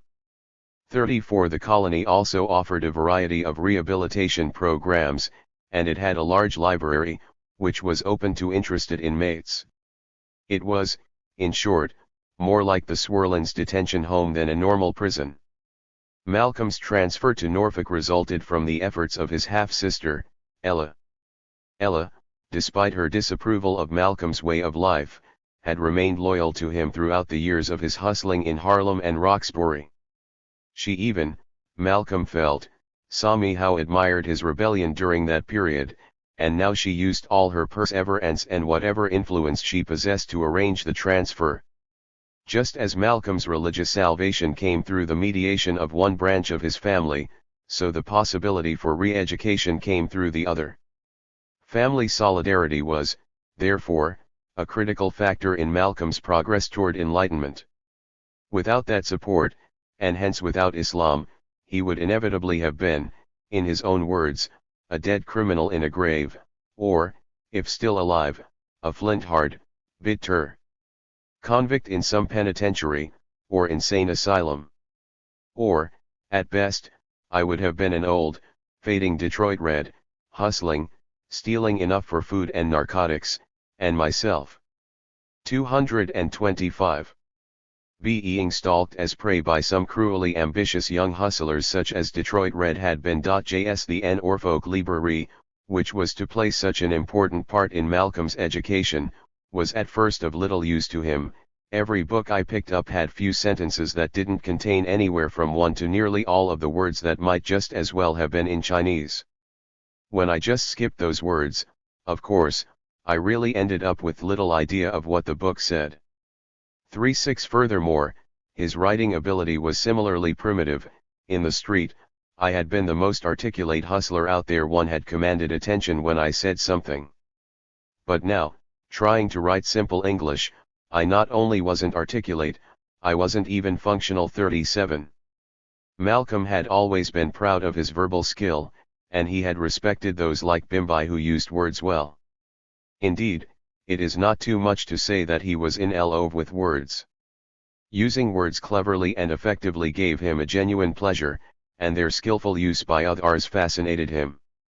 But now he could neither understand what he was reading nor communicate to those outside of prison what he was thinking. What was to be done? Malcolm got a dictionary, some pads of paper, and some pencils. Then, after spending 2 days just riffling uncertainly through the dictionary's pages, he began copying the first page, Jews T, to start some kind of action. 38. It took him a full day to complete the page in his slow, painstaking, ragged handwriting, but when he had finished, he got his reward. Then, aloud, I read back, to myself, everything I'd written on the tablet. Over and over, aloud, to myself, I read my own handwriting. I woke up the next morning, thinking about those words, immensely proud to realize that not only had I written so much at one time, but I'd written words that I never knew were in the world. J9. Moreover, he could remember what most of the words meant, and those he couldn't remember, he looked up again. The experience fascinated him so much that he went on to the next page, and the next, until he had copied the whole dictionary. In certain respects, this first step of Malcolm's self-education resembles his earlier schooling in Mason, Boston, and New York. On 226. the one hand, and his auto-hypnotic experience, on the other. But in contrast to the former, the content of this work was neither alien nor alienating, and in contrast to the latter, the process was consciously determined. Through the autonomously planned use of his work energy, Malcolm was transforming his means of self-production, the dictionary, and his writing tools into knowledge. He was creating an object, a set of his own words, through the fusion of his emotionally interpenetrated work energy with those means of production, and he was then mentally appropriating or internalizing his self-objectification. To state the same point genetically, he was engaged in a real labor of love, in unalienated or self-realizing work, for the first time since he grew peas to put on his mother's table, and he was rewarded with that same sense of pride in work well done. Then, of course, his pride resulted from his mother's loving recognition of his efforts. Now it was a reflection of the anticipated favorable recognition from Muhammad. En onet helis, the relationship between the two moments is not merely analogical. Malcolm's work at the later time was not like his earlier activity, it was the further development of that potential. Correspondingly, his love for Muhammad was a higher form of his love for his mother, and for his father. As indicated above, Malcolm's work with words was only the first step in his re-education. It served to broaden his word base, so that soon he was able to build upon that foundation by giving himself a course in black history. Muhammad's teachings stressed that history had been whitened, that the crimes of white people and the achievements of black people had simply been left out of the official record. Malcolm therefore set out to uncover this buried knowledge, and over the next 3 years he did manage to document Muhammad's doctrine. In the writings of Du Bois, Woodson, and others, he discovered the American Negro's African heritage, which had been destroyed when the Christian trader white man began to ply the seas in his lust for Asian and African empires, and plunder, and power. 40 He learned about the British rape of India and the Opium War in China, and, most importantly, he learned about slavery's total horror. He also dabbled in philosophy and, seeking to verify the genetic argument implicit in Jacob's history, read Gregor Mendel's Indings in Genetics. Thus, through his attempt to document Muhammad's teachings in books, Malcolm progressively transformed the empty universals of the Word of God and words themselves into a particularized RA. 227. Chale historical understanding. But while his work constitutes a proof of Muhammad's truth and of his own devotion to that truth, it also testifies to his residual skepticism and foreshadows his eventual apostasy. Malcolm was seeking to uncover the historical ground of Muhammad's theology. By so doing, he was continuing to test the validity of the doctrine, just as he had after first hearing it from Reginald. He was not content, as the true believer is, to place his faith entirely in revelation. He needed in addition the assurance of historical verification. This need was in itself an heretical tendency, for it indicates a respect for empirical reality that is ultimately incompatible with theological ideality. Moreover, in pursuing the quest for earthly knowledge with such avidity, Malcolm was transforming himself into a unique individual, a person with a wealth of information and his own point of view. He was therefore destined to be an idiosyncratic member of the Islamic community and, in the end, a threat to Muhammad's charismatic authority. These last comments, however, take us beyond our current context. At this juncture Malcolm was working productively within the limits set by his Muslim beliefs, and he soon began to transform his developing theoretical knowledge into practice. 2 other areas of experience which have been extremely formative in my life since prison were first opened to me in the Norfolk prison colony.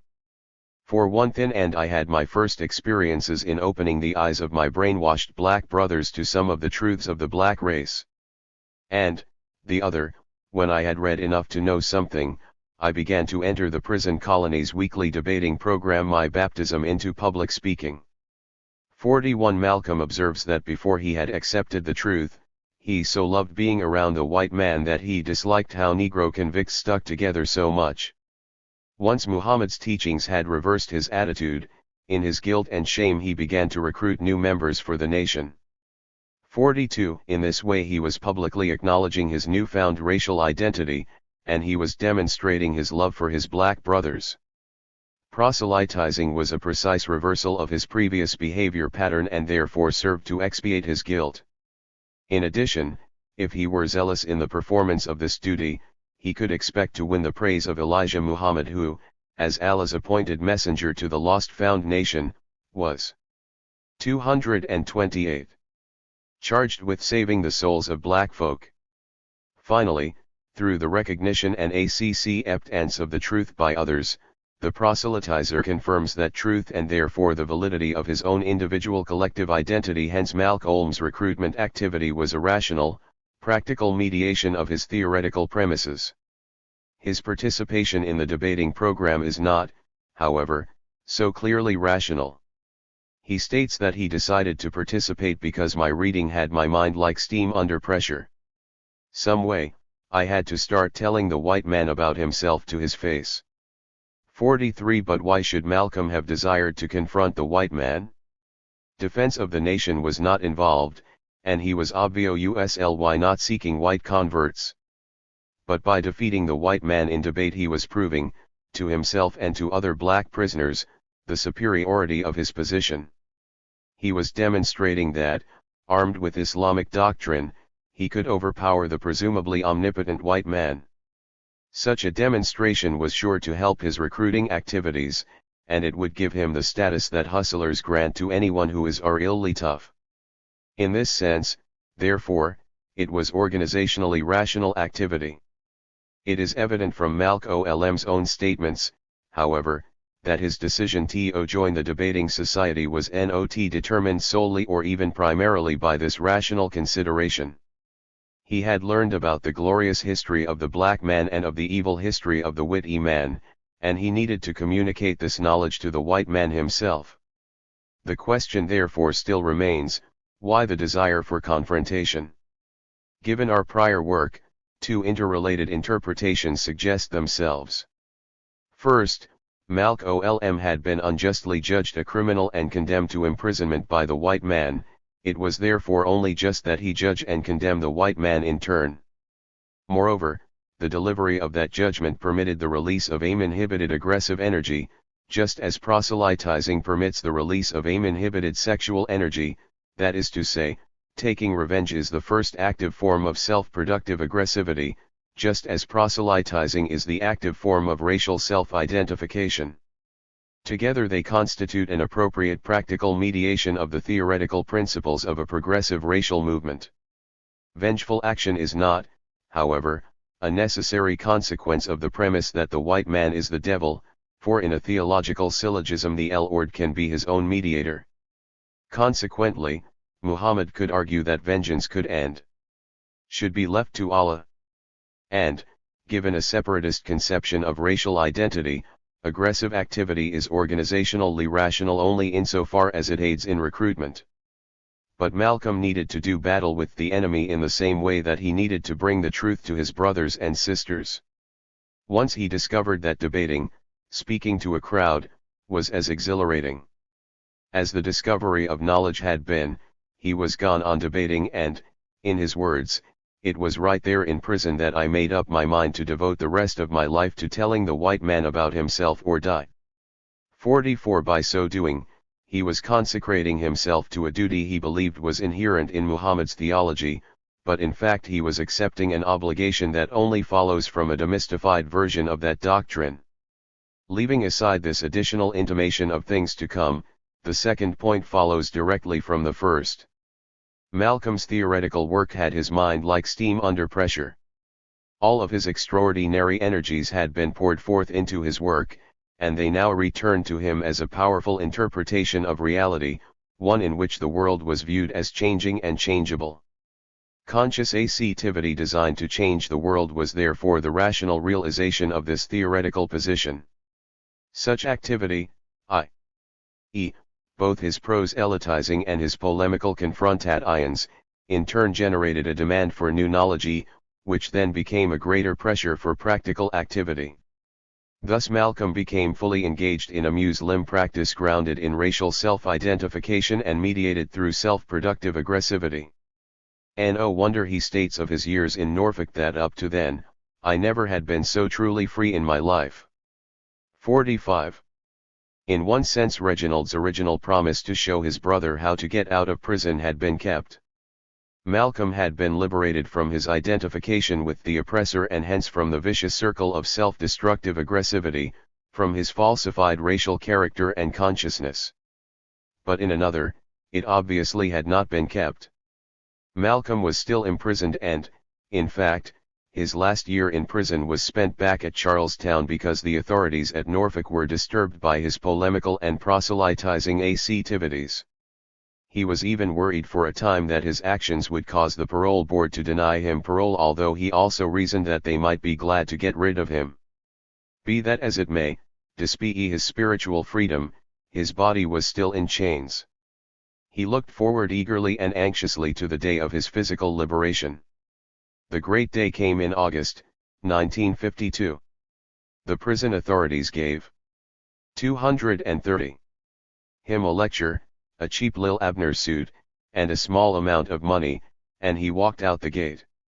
His first stop was at a Turkish bath where he got some of the physical feeling of prison taint steamed off. Then, with some money he received from Hilda, he purchased a good pair of eyeglasses. He had developed astigmatism while in prison, a watch, and a suitcase. He remarks, "I have thought, since, that with these purchases and without fully knowing it, I was preparing for what my life was about to become."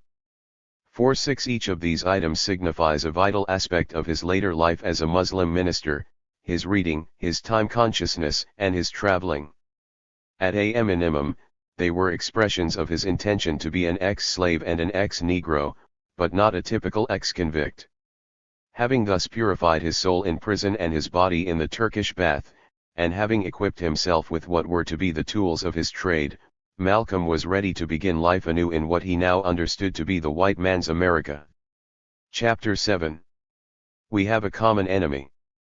After his release from prison, Malcolm went to live with Wilfred in Detroit. The warmth of a home and a family was a healing change from the prison cage for me. It would deeply move any newly freed convict, I think. But especially this Muslim home's atmosphere sent me often to my knees to praise Allah. Malcolm had been without a home and family for years, and he had never known family life of this kind. The daily routine was regulated by Muslim law and interpersonal relations were grounded in mutual respect. Wilfred was the family protector and provider, but while he was the leading member of the family, he did not rule over it in the manner of his father. There were no arbitrary paternal rules, no beating of the children and no overt friction between the parents. 1W Wilfred's Muslim family, as the negation of Malcolm's original family experience, was its restoration at a genuinely higher level. Similarly, meetings and services at Detroit's Temple No. 1 were a higher and combined form of the UNIA meetings and church services of Malcolm's childhood. They fused the quiet, serious tone and the racial self-consciousness of the one with the divine sanctification of the other to create a feeling of warmth, self-respect, and dignity. For the first time, Malcolm was living in a world unified by racial self-identification, hence in an atmosphere reflecting the character structure of black people who had learned to be proud they were black, who had learned to love other black people instead of being jealous and suspicious. 2. But that world ended abruptly at the edge of the marketplace. Every morning Malcolm and Wilfred went off to work at a local furniture store that specialized in cheap, gaudy-looking junk and highway robbery interest rates. 3. There they slaved for the man just as obediently as any other black workers. After about 6 months, Malcolm got a job in the automotive industry and thus became a member of the industrial proletariat. His physical freedom was therefore limited to the hours after work, just as it had been when he was a young cat slaving in Roxbury. This is to say that his subjective liberation, his spiritual freedom, had no objective ground. His mind was free, but his body was enslaved. In this sense he was still in prison, still trapped in the iron cage of capitalist exploitation and racist domination. He, like virtually all black people in this country, was condemned to existence in a ghettoized, internally colonialized world. But as Malcolm's membership in the nation suggests, the world was changing, was in fact decolonizing. Our task in this chapter is to analyze the process of decolonization in the United States during the post-war period. We will begin with the potential for a decolonization movement as it existed for Afro-Americans at that time. Then we will consider the opposing tendencies constituting the movement: the integrationist civil rights movement and the separatist Nation of Islam. We will also follow Malcolm's evolution within the nation from member to neophyte minister to leading minister. Finally, we will come to Malcolm's critical contribution to the liberation movement, i.e., the practice of polemical confrontation with white America. A nation within a nation. Malcolm's job in the auto industry brings immediately into focus the critical role of the automobile in post-war economic life and the wave of suburbanization which accompanied its expanded production. Although we cannot in the present context fully analyze these phenomena, it is generally acknowledged that they were premised upon the pent-up consumer demand of the war years and were facilitated by the rapid expansion of available credit, especially for the purchase of durable goods. When combined with the judicious use of military spending, which functioned domestically as a hedge against crises of overproduction, the consequence was the 233 longest period of prosperity in the nation's history. Moreover, the United States had emerged from the war as the leading power in what euphemistically came to be called the free world. This hegemonic position brought with it the largest share of the responsibility for keeping not only Western Europe but also the still colonized, decolonizing, and neocolonial areas of the world free from communist economic and political penetration. There were, however, direct economic gains for the United States in ACCFTNG these responsibilities, for they created both the opportunity for imperialist expansion and the necessity for maintaining a high level of military spending. As one writer sums up the situation, the main outcome of the war was the overriding development of the federal government's eventually enduring responsibility to provide a supply of capital and a level of economic demand hitherto unimaginable but on the behalf of arms procurement and appeals to national security. For having thus survived the crises of its immaturity, American monopoly capitalism seemed capable of lasting until, in Max Weber's prescient words, the last ton of fossilized coal is burnt 5.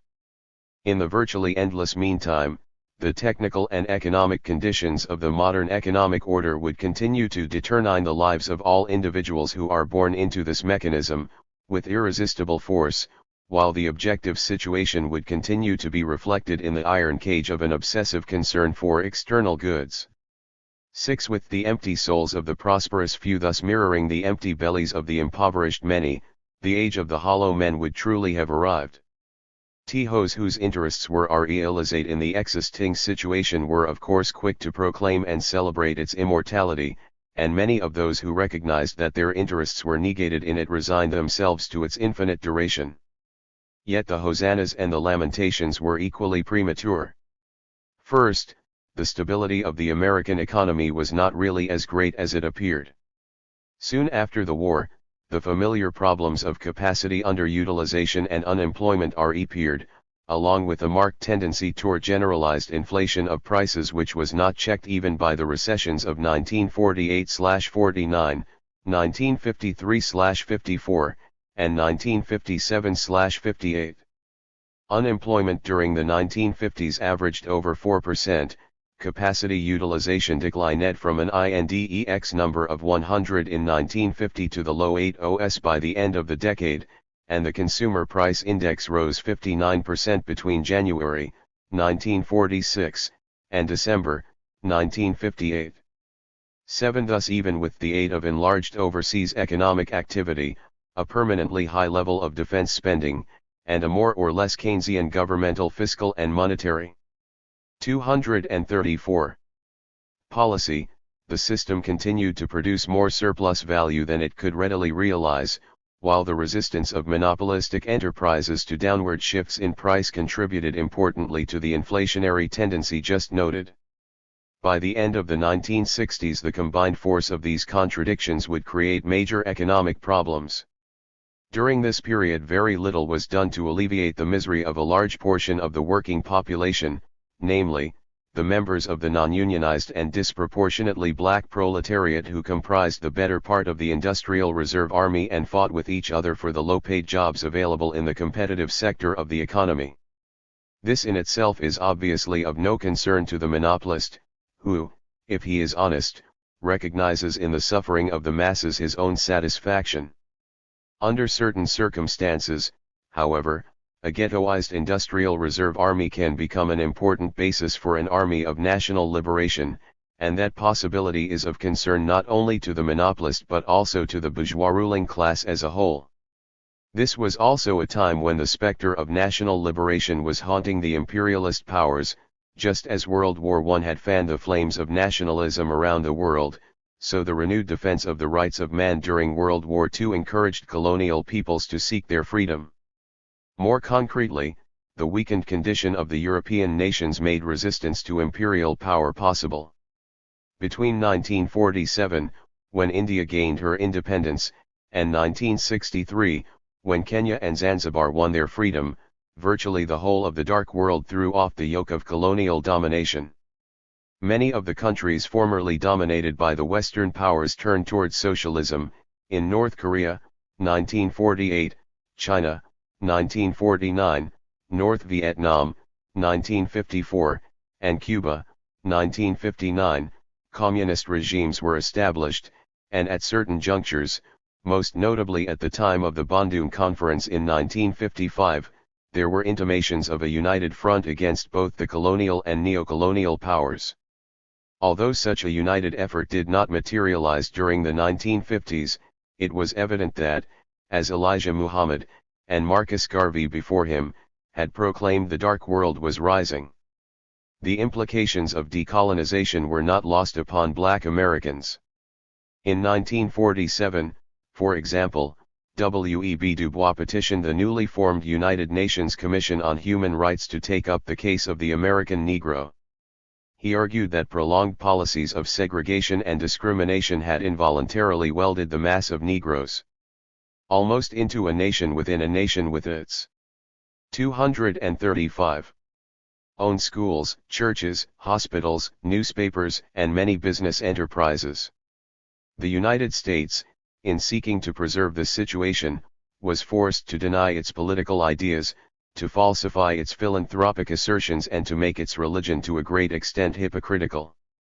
With the United Nations centered in New York, and with most of the world's population having more or less colored skin, this contradiction between American ideals and American reality would be internationalized.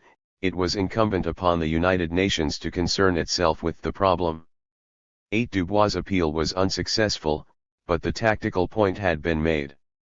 The United States would in the future increasingly have to negotiate with dark-skinned peoples.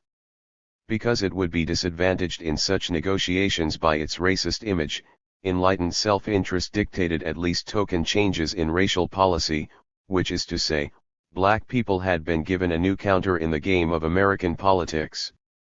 World War II had other implications for Afro-American life. As we noted when discussing the hustling society, the economic position of black people had advanced during the war. This advance was parallel to but far more dramatic than the progress made during World War I.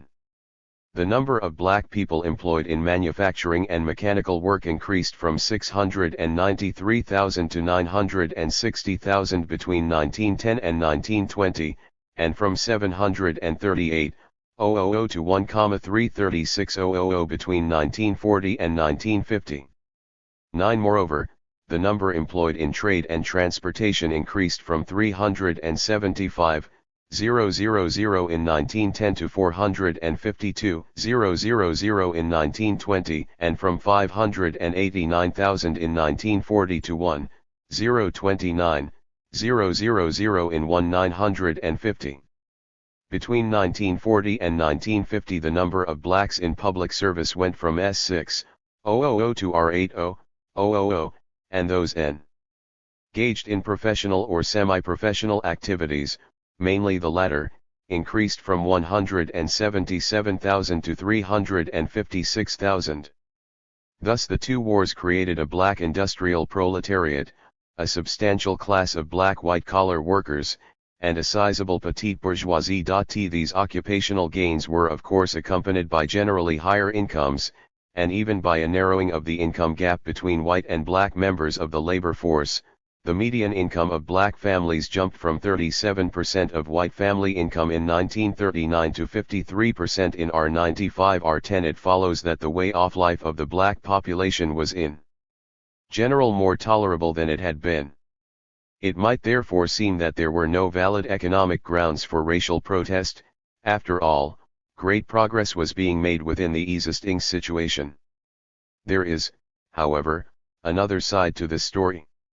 A substantial part of the black advance in economic status resulted from the continuing migration of black people from the small towns and farming regions of the South to the cities of the North, i.e., from lower income areas to higher ones, rather than from advancement within the urban labor market. Insofar as new positions did become available to black workers, they were typically the ones left behind by white workers in their own climb toward middle-class status. Moreover, black people with the same qualifications and doing the same work as white people were usually paid at a lower wage rate, and very few high-paying, high-status jobs were accessible to blacks. Finally, the income gap between black and white families did not narrow any further after the end of the Korean War. The ratio of black to white median family income remained at about %. Given that incomes were generally rising, it follows that the dollar amount of the difference was actually increasing. As late as 1960 on LY 17% of black families had incomes in excess of $1,000, and only 6% had incomes of $1,000 or above. The corresponding figures for white families were 41% and 8%, respectively. Thus by 1960 the wartime and Cold War prosperity of the American system had not done much to change the relative economic positions of the black and white populations as a whole, nor even of the respective middle classes, and it had certainly not resulted in the emergence of a genuine black bourgeoisie. Furthermore, the economic situation of the great mass of black people actually deteriorated after the end of the Korean War. Although the number of families with incomes below $3,000 declined from 65% to 44% of the black population between 1947 and 1960, the unemployment rate of black workers rose from its low point of 45% in 1953 to 99% in 1954, and it averaged about 95% for the rest of the decade.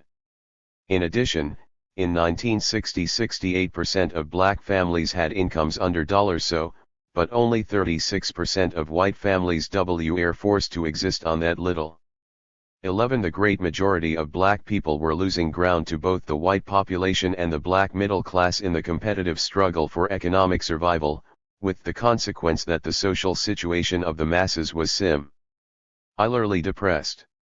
In 1960, 44% of black people were living in substandard housing and 77% of blacks living in large cities were confined to poverty areas, i.e., to the town sections of the ghettos in Roxbury, Harlem, Hof, Watts, etc. 12 In a moment we shall have to attend more closely to the class differential within the black community, but those differences are less significant than the uniformity imposed by white oppression.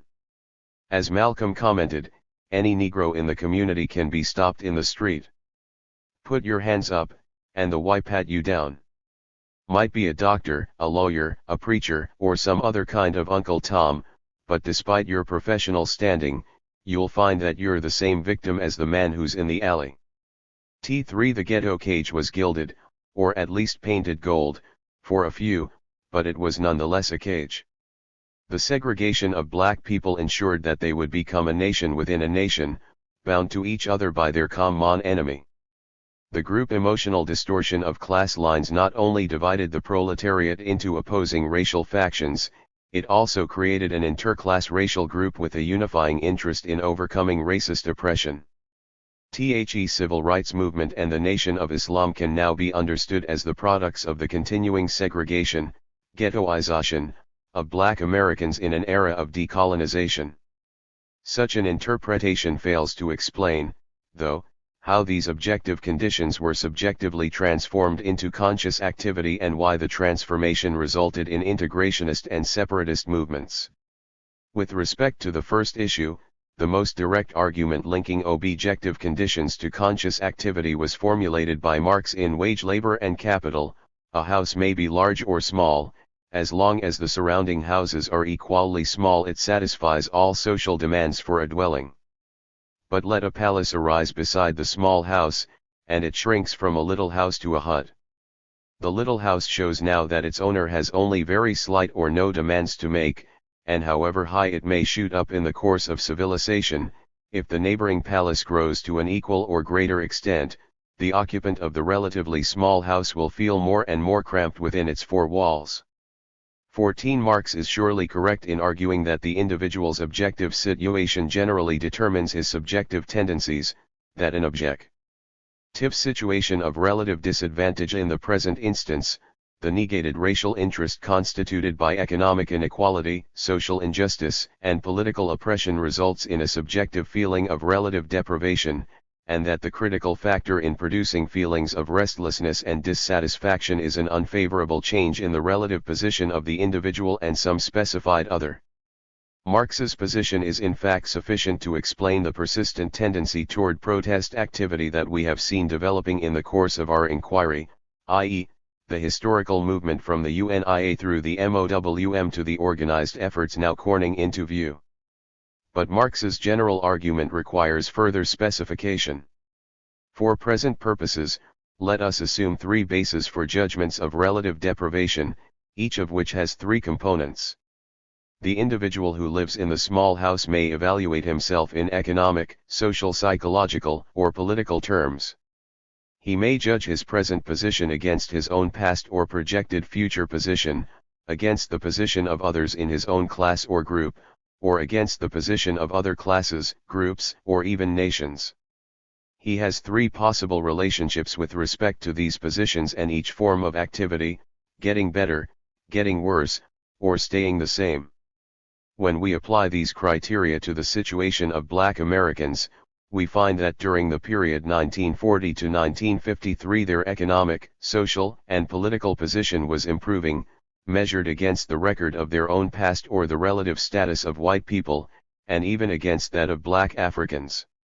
The Black House was still separate and unequal, but it was growing faster than the White House. Consequently, any residual sense that white supremacy was natural, eternal, rational, and right was rapidly disappearing. Black people were becoming increasingly aware that the structure of racial relations was historical, therefore mutable and, ultimately, subject to human control. Then, after 1953, or 1954, if one wishes to use Brown versus Board of Education as the point of division, economic progress slowed markedly in self-referential terms and ceased altogether or became regression when measured against the advancing prosperity of the white population. The relative social position of the two races was frozen as well, and the political situation deteriorated dramatically when the White South constituted itself as a kind of de facto Ku Klux Klan in its attempts to forestall school integration. At the same time, expectations of continued or even accelerated progress had been engendered by the experience of the World War II and Korean War years, and some Black people were beginning to see themselves in the light of Black Africa's rapid advance toward 239. Freedom. Thus we find a pattern similar to but more pervasive than the one resulting in the rise of the UNIA after World War I, a pattern resembling to a great extent what James C. Davies calls the J-curve of rising and declining satisfactions. In his words, revolution or rebellion is most likely to take place when a prolonged period of rising expectations and rising gratification is followed by a short period of sharp reversal during which the gap between expectations and gratifications quickly widens and becomes intolerable. 15. Looked at from another angle, the J-curve of first decreasing and then increasing relative deprivation brings to the surface the deep-seated anger and resentment of the oppressed individual or group. We have encountered this anger many times before, we will meet it next in the form of a more openly acknowledged black rage. Taken together with the political economic position of Afro-Americans during the 1950s and 196 OS, It constitutes the potential for a movement toward decolonization. The Civil Rights Movement. Decolonization as integration. The movement as it first developed was not self-consciously anti-colonialist, it was integrationist and separatist. The former tendency, embodied in the Civil Rights Movement, represented the interests of the rising black middle class. The latter tendency, embodied in the Nation of Islam, represented the interests of the increasingly beleaguered black masses. Neither of them adequately represented the interests of all black people, yet the interests of all black people were advanced through their activities.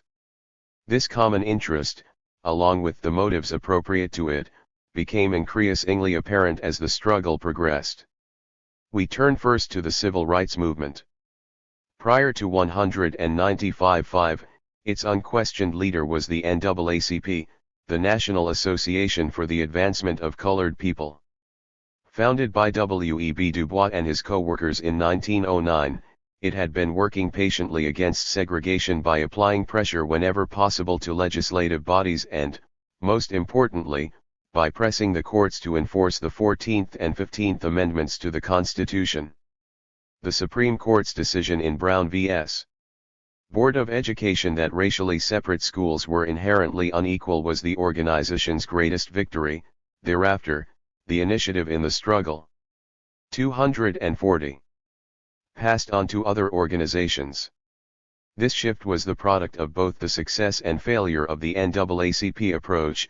On the one hand, by its legal victories it had demonstrated that de jure racism could be overcome, on the other, white resistance to integration and continued de facto segregation indicated that illegal victories were insufficient.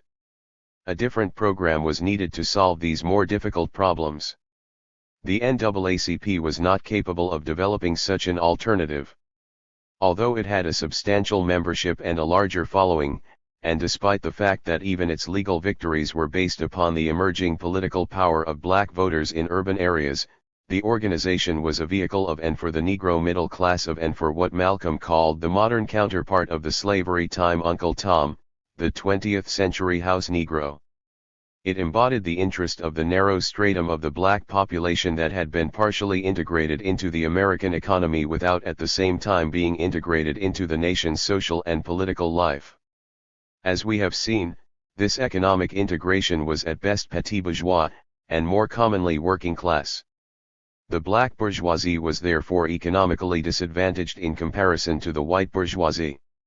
It was also socially and politically inferior to the white working class, and it was this disadvantage that the NAACP was attempting to overcome.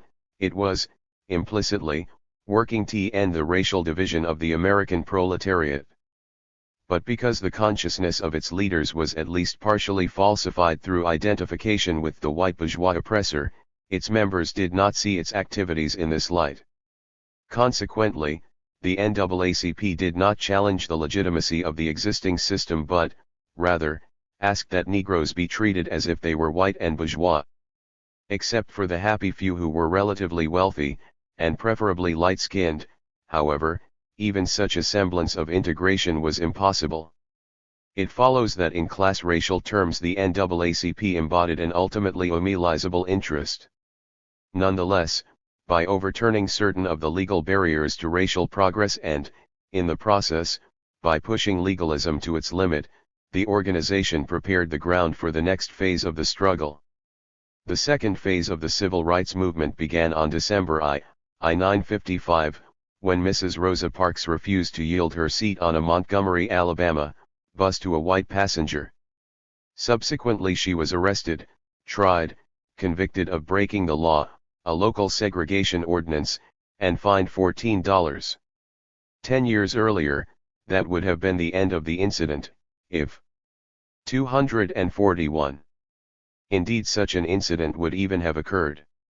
Or, perhaps, since Mrs. Parks was a leading member of the local NAACP chapter, her action would have become the basis for a judicial challenge to the law's constitutionality. But the time of automatic compliance with unjust laws or strictly legalistic opposition thereto was passing. The local Negro leadership decided to test the constitutionality of the law in The courts and to boycott the Montgomery buses until the bus company agreed to accord equal treatment to all passengers. Approximately 1 year later, the boycott ended in success when the United States Supreme Court ruled that bus segregation was unconstitutional. In itself this victory was not unimportant, but of far greater significance was the emergence of a new Negro leader and a new, or renewed, racial movement. During the early days of the boycott, a 27-year-old Baptist minister named Martin L. Luther King, Jr., was elected president of the boycott organization. In his first speech after being elevated to this position, he defined the principles of the protest in this way: one of the great glories of democracy is the right to protest. The white citizens' councils and the Ku Klux Klan are protesting for the perpetuation of injustice in the community. We are protesting for the birth of justice in the community. Their methods lead to violence and lawlessness. But in our protest there will be no cross burnings. No white person will be taken from his home by a hooded Negro mob and brutally murdered. There will be no threats and intimidation. We will only say to the people, let your conscience be your guide. 1/6 The bus boycott itself was a practical expedient. By depriving the company of a substantial percentage of its income, the protesters could hope to fork a change of policy. King proposed transforming the protest into a moral crusade, an appeal to the conscience of the enemy. But in such a crusade, the protester had to be worthy of his protest. He had to eschew the use of violent means, which would destroy the moral purity of his ends, and he had to purge himself of all evil intentions toward his enemies. Once again we must hear the words of Jesus echoing across the centuries: love your enemies, bless them that curse you, and pray for them that despitefully use you. In spite of mistreatment that we have confronted, we must not become bitter and end up by hating our white brothers. As 242. Booker T. Washington said, "Let no man pull you down so low as to make you hate him." T7 Over the next several months these principles of politicized Christian love evolved into a full-blown theory and practice of nonviolent direct action satyagraha, truth force, to use Gandhi's name for the practice he originated. In 1957 King founded the Southern Christian Leadership Conference, SCLC, as an organizational vehicle for promoting the use of satyagraha. As we shall see in a moment, in the end the practical interest and the moralized motives involved in nonviolent protest are self-contradictory, but in the first instance, the contradiction was only latent. The economic losses and negative publicity that result from a well-managed protest tend to quicken the moral sensibilities of responsible political economic leaders. Such a protest forces redefinition of their enlightened self-interest. To be sure, the dedicated Klansman or member of a white citizens' council is unlikely to have his conscience touched by such demonstrations of Christian love, but nonviolent protest can bring about considerable changes in official policies so long as the protester is willing to absorb without retaliation the violence that all protest involves, and so long as he does not substantially challenge the interest of the ruling class. We cannot here detail the activities of SCLC and the other protest organizations that comprised the movement, the violent white racist response to these activities, or the role of the federal government in the protest process. But we may observe that the movement properly so-called consisted, on one side, of the NAACP, which continued to carry the legal and political lobbying burdens of collective action, and the SCLC and CORE, Congress of Racial Equality, on the other. CORE, founded in 1942, was from its inception dedicated to the use of nonviolent protest. It had been the first organization to adapt the sit-in technique of industrial unionism to the context of racial struggle. This technique, it may be added, was passed on to a new generation of black people when 4 black college students in Greensboro, North Carolina, sat in at a Woolworth's lunch counter and thereby initiated the modern use of sit-ins as a weapon to be used against segregation of public accommodations. CORE also organized the Freedom Rides through the South, beginning in 1961, that led first to violence against the riders and mass arrests but eventually to an ICC ruling banning all segregation in interstate public transport. The attempt to integrate the South generated massive and violent white resistance. This was of two far from mutually exclusive types. On the one hand, there were attempts by public officials to circumvent or defy the Supreme Court and the federal government, example Orville Faubus's attempt to stop school integration in Little Rock, Arkansas, in 1957, Virginia's massive resistance in 1958, and the arrest of Freedom Riders on charges of disorderly conduct or disturbing the peace. On the other, there were direct, violent assaults upon the protesters by a variety of vigilante groups or vigilant individuals. This heavy use of the stick by Southern officials and the poor whites who were pawns in their game made it easy for the federal government to appear in a benevolent light, especially after the election of John F. Kennedy in 1960. By playing a mediating role between the protesters and the reactionaries, and by proffering a sufficient number of legislative carrots to give the impression that substantial progress was being made, the federal government and the Democratic Party were able to retain the loyalty of most Negroes and Negro leaders. The single most dramatic demonstration of the movement's strength was the March on Washington in 1963. By that time, however, its organizational weaknesses were also becoming apparent. The black members of the Student Nonviolent Coordinating Committee, SNCC, which had been formed under King's leadership in 1960 to do just what its name implies, were becoming increasingly impatient with the relatively modest goals of the movement. At the march, which was intended to persuade Congress that it could not in good conscience fail to pass President Kennedy's Civil Rights Bill, John Lewis, then chairman of SNCC, proposed to say, "In good conscience we cannot support the administration's Civil Rights Bill, for it is too little and too late. There's not anything in the bill that will protect our people from police brutality. What is in the bill that will protect the homeless and starving people of this nation? What is there in this bill to ensure the equality of a maid who earns $5.00 a week in the home of a family whose income is $0.00 a year 118?" But Lewis's remarks were censored by the march's leaders, who thereby demonstrated the validity of Malcolm's charge that Negro leaders were being used against the Negro Revolution, i.e., against a movement that would be in the interest of all black people, not just the members of the black middle class. Moreover, even those whose interests were concretized in the movement, insofar as they 244 had actually been involved in confrontation with the racist enemy, were beginning to feel the strain of nonviolent restraint. Alfred Poussaint, a black psychiatrist who worked extensively with SNCC workers in the South, observed, after a period of time it became apparent that the black SNCC workers were directing their hostility mostly at each other and the white civil rights workers. Violent verbal and sometimes physical fights often occurred among the workers on the civil rights projects throughout the South. While they were talking about being nonviolent and loving the sheriff that just hit them over the head, they rampaged around the project houses beating each other up. I frequently had to calm Negro civil rights workers with large doses of tranquilizers for what I can describe clinically only as acute attacks of rage. These young people, who were becoming concerned about the plight of the black masses and who were suffering not only physical but also the emotional consequences of nonviolent protest, emerged in the mid-96 as the originators of the Black Power movement, or, as one writer called them, the angry children of Malcolm X. 20. The Nation of Islam. Decolonization as separation. The weapons of class racial struggle were thus being forged in the lunch counters, bus stations, polling places, and streets of the South. They were also being molded and sharpened in the northern ghettos, and there the principal agency of racial education was the Nation of Islam. The ghetto situation, as we noted earlier, was deteriorating throughout the 1950s.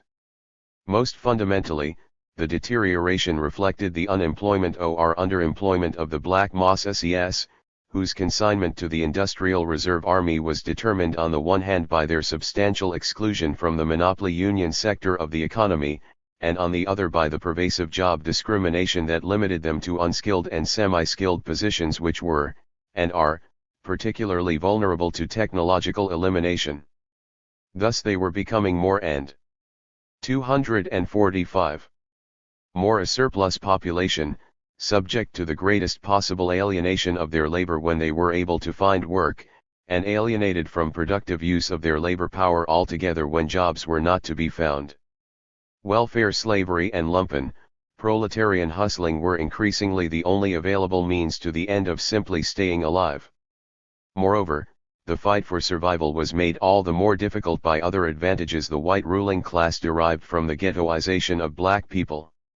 Under this system, the direct appropriation of black labor could be supplemented through such indirect means as high rents for substandard housing, high interest rates for the purchase of durable or semi-durable commodities, high prices for low-grade food and clothing, and gross underinvestment in the essential social services, education, health, recreation, transportation, etc. To say nothing of the value appropriated through gambling and the sale of the various illegal commodities. This pervasive pattern of exploitation produced a process of generalized social disorganization, familial disintegration, and individual disorientation which resulted in the various forms of emotional alienation we have previously uncovered, i.e., falsified racial identity, the dumb show of good and bad Negro stereotypes, the internally divided family or the fragmented one, and an individual collective character structure grounded in identification with the oppressor and activated through self-destructive aggressivity. As Kenneth Clark argues, the dark ghetto is institutionalized pathology, it is chronic, self-perpetuating pathology. 21. It need only be added that during this period it was self-perpetuating on an expanding scale. Muhammad's program was intended to be the remedy for these ghetto ills, the absolute cure for the Negro's ailments, and, in fact, for those who were able to accept the truth, Islamic adherency did perform this function. As we have already seen in Malcolm's case, and earlier in that of Benjamin Goodman, the convert to Islam was able to stabilize his economic situation, reform his personal and family life, and reunify his character structure on a ground of racial self-identification. Through membership in the nation, moreover, the individual became part of a community of proud black people, whose trust in and loyalty to each other contrasted markedly with the hostility and paranoia of the hustling society and of the ghetto way of life in general. And through Muhammad's teachings, he was enabled to develop a groundwork of racial self-consciousness, a black self-conception as well as a black identity. This self-conception, finally, contained the vital political notions that all black 246 people were entitled to equality, justice, and freedom, that the white man was the enemy who precluded the realization of these ideals, and that the dark world was rising up against the white man's devilish dominion. In all of these respects the nation was a progressive movement, an historically and life-historically rational response to the increasingly pathological ghetto situation. Its program was grounded in the interests of the black masses and mediated through their emotional needs, hence it was a vehicle for their political education and liberation. It was, in short, the rightful successor to the UNIA.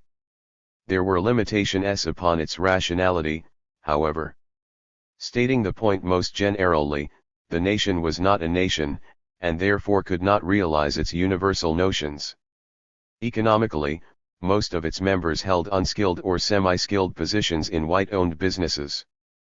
They were not economically self-determining, their ability to earn a decent living depended upon the demand for their labor.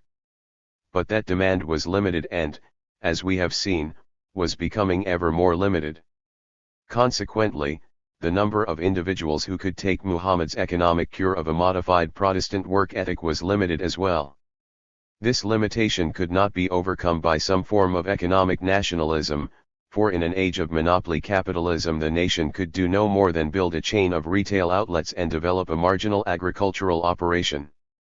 It lacked the economic ground for an autonomous or separate national levy, hence it also lacked the power to transform the ghetto situation. Membership in the nation could help an individual free himself from the worst aspects of ghetto living, and it could insulate him from some of the frustration of living in the white man's America, but it could not bring him equality, justice, or freedom within the American system, and its program of territorial separation was politically unrealizable.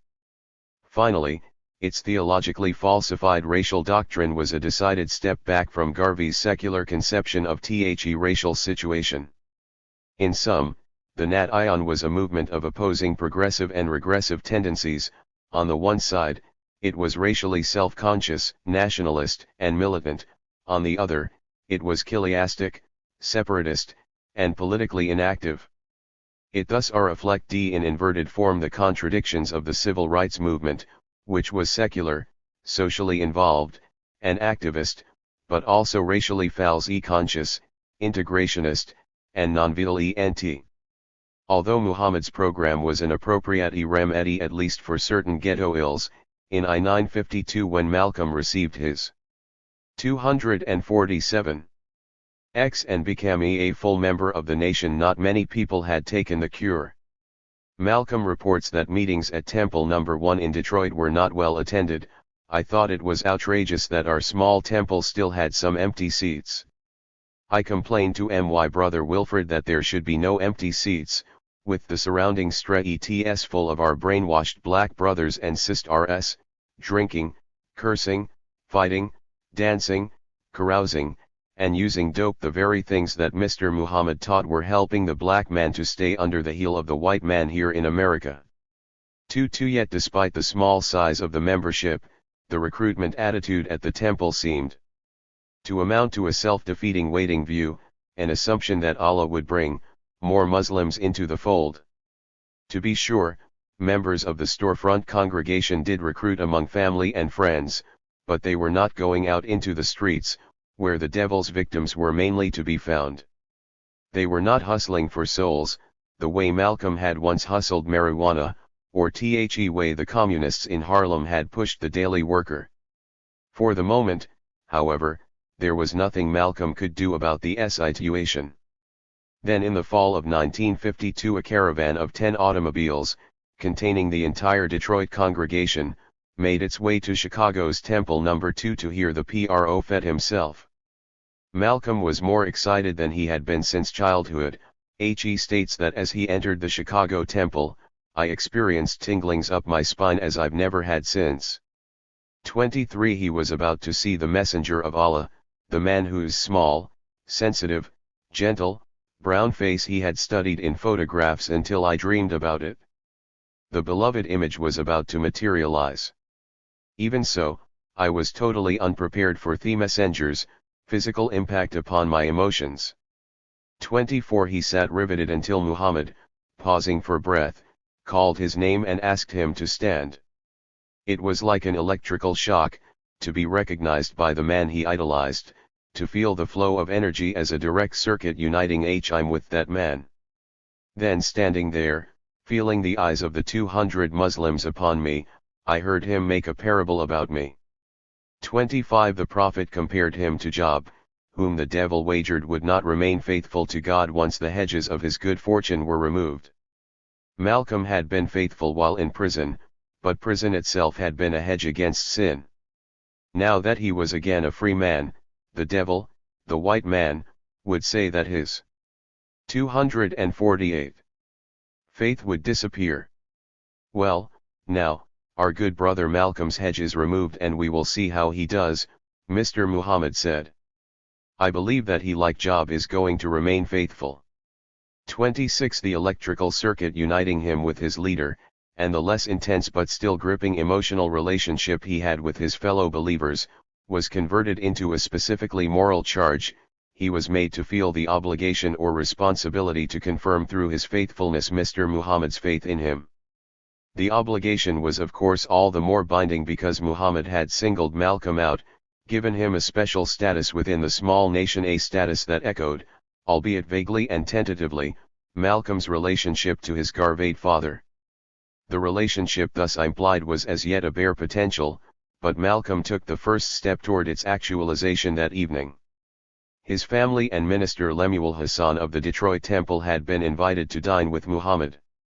At dinner Malcolm seized an opportunity presented by a lull in the conversation to ask how large the nation was supposed to be. Muhammad responded, predictably enough, that it should be very large indeed. Malcolm then asked Muhammad how that ought could be transformed into an is, and Muhammad answered, by recruiting new, young members. In this way Malcolm obtained official sanction for initiating a more active recruiting program for the Detroit Temple. Once he was back in Detroit and with Hassan's full support, he began hustling the bars, pool halls, and back alleys of the ghetto for converts. He used the same techniques he had learned in Harlem, but now these means had an entirely different meaning. Instead of serving the white bourgeois interest in the narcotization of the masses, they had become instruments of racial religious liberation, more effective ones than simply praying to Allah and waiting for His divine intervention. In a few months the membership in the Detroit Temple had tripled, and Malcolm gained his reward in the form of warm praise from Muhammad, as well as the latter's interest in his potential 27. A perfect complementarity of interests and motives was now beginning to develop between the Prophet and his young follower. The former needed more young men willing to work as hard as they would have to in order to bear the responsibilities of his ministers, and he was nourished by the love of his adherents. The latter needed an outlet for his abundant energies, which were grounded in his worship for his leader. Malcolm's elevation to ministerial status was practically a foregone conclusion. Nonetheless, he did not 249 become a minister immediately. First, his proselytizing activity in the streets of the ghetto was augmented by giving personal testimony to Muhammad's truth at temple meetings, and then by giving short, extemporaneous lectures on the interrelationship of Christianity and the horrors of slavery. These experiences were enormously stimulating to him. Today, when thousands of Muslims and others have been out before me, when audiences of millions have been beyond radio and television microphones, I'm sure I rarely feel as much electricity as was then generated in me by the upturned faces of those 75 or 100 Muslims, plus other curious visitors, sitting there in our storefront temple with the squealing of pigs filtering in from the slaughterhouse just outside. 29 The sensations Malcolm had first felt when debating in prison were now being amplified by the atmosphere of Muslim meetings. He was beginning to experience a group's emotion as his own. He was learning to lead, and he was simultaneously learning to need the emotional satisfaction of oratorical leadership. After hours of hustling the streets for converts, he notes, my head would reel sometimes, with mingled anger and pity for my poor blind black brothers. I couldn't wait for the next time our minister Lemuel Hassan would let me speak. 30 As it had been when he was in prison, his knowledge, now concretized through the activity of proselytism, had his mind like steam under pressure. Muhammad created a more regular outlet for that pent-up energy when he appointed Malcolm assistant minister of the Detroit Turnpike in the summer of 1953. A new phase in Malcolm's education began. He would go frequently to Chicago to visit Muhammad, where he was treated as if he were one of the sons of Mr. Muhammad and his dark, good wife Sister Clara Muhammad. 31 In this familial atmosphere, which superseded the family situation of his childhood and even the comforting warmth of his brother Wilfred's home, Malcolm was nurtured by Muhammad's wisdom. He was given systematic instruction in Muslim theology, and he was to lead all of the nation's synoptic tales. From Muhammad's mother he learned of the Prophet's childhood deeds, from Muhammad himself he learned of the later ones. In particular, the Prophet told him about the sacred moment when THIRD admitted that he was the Savior, the Mahdi.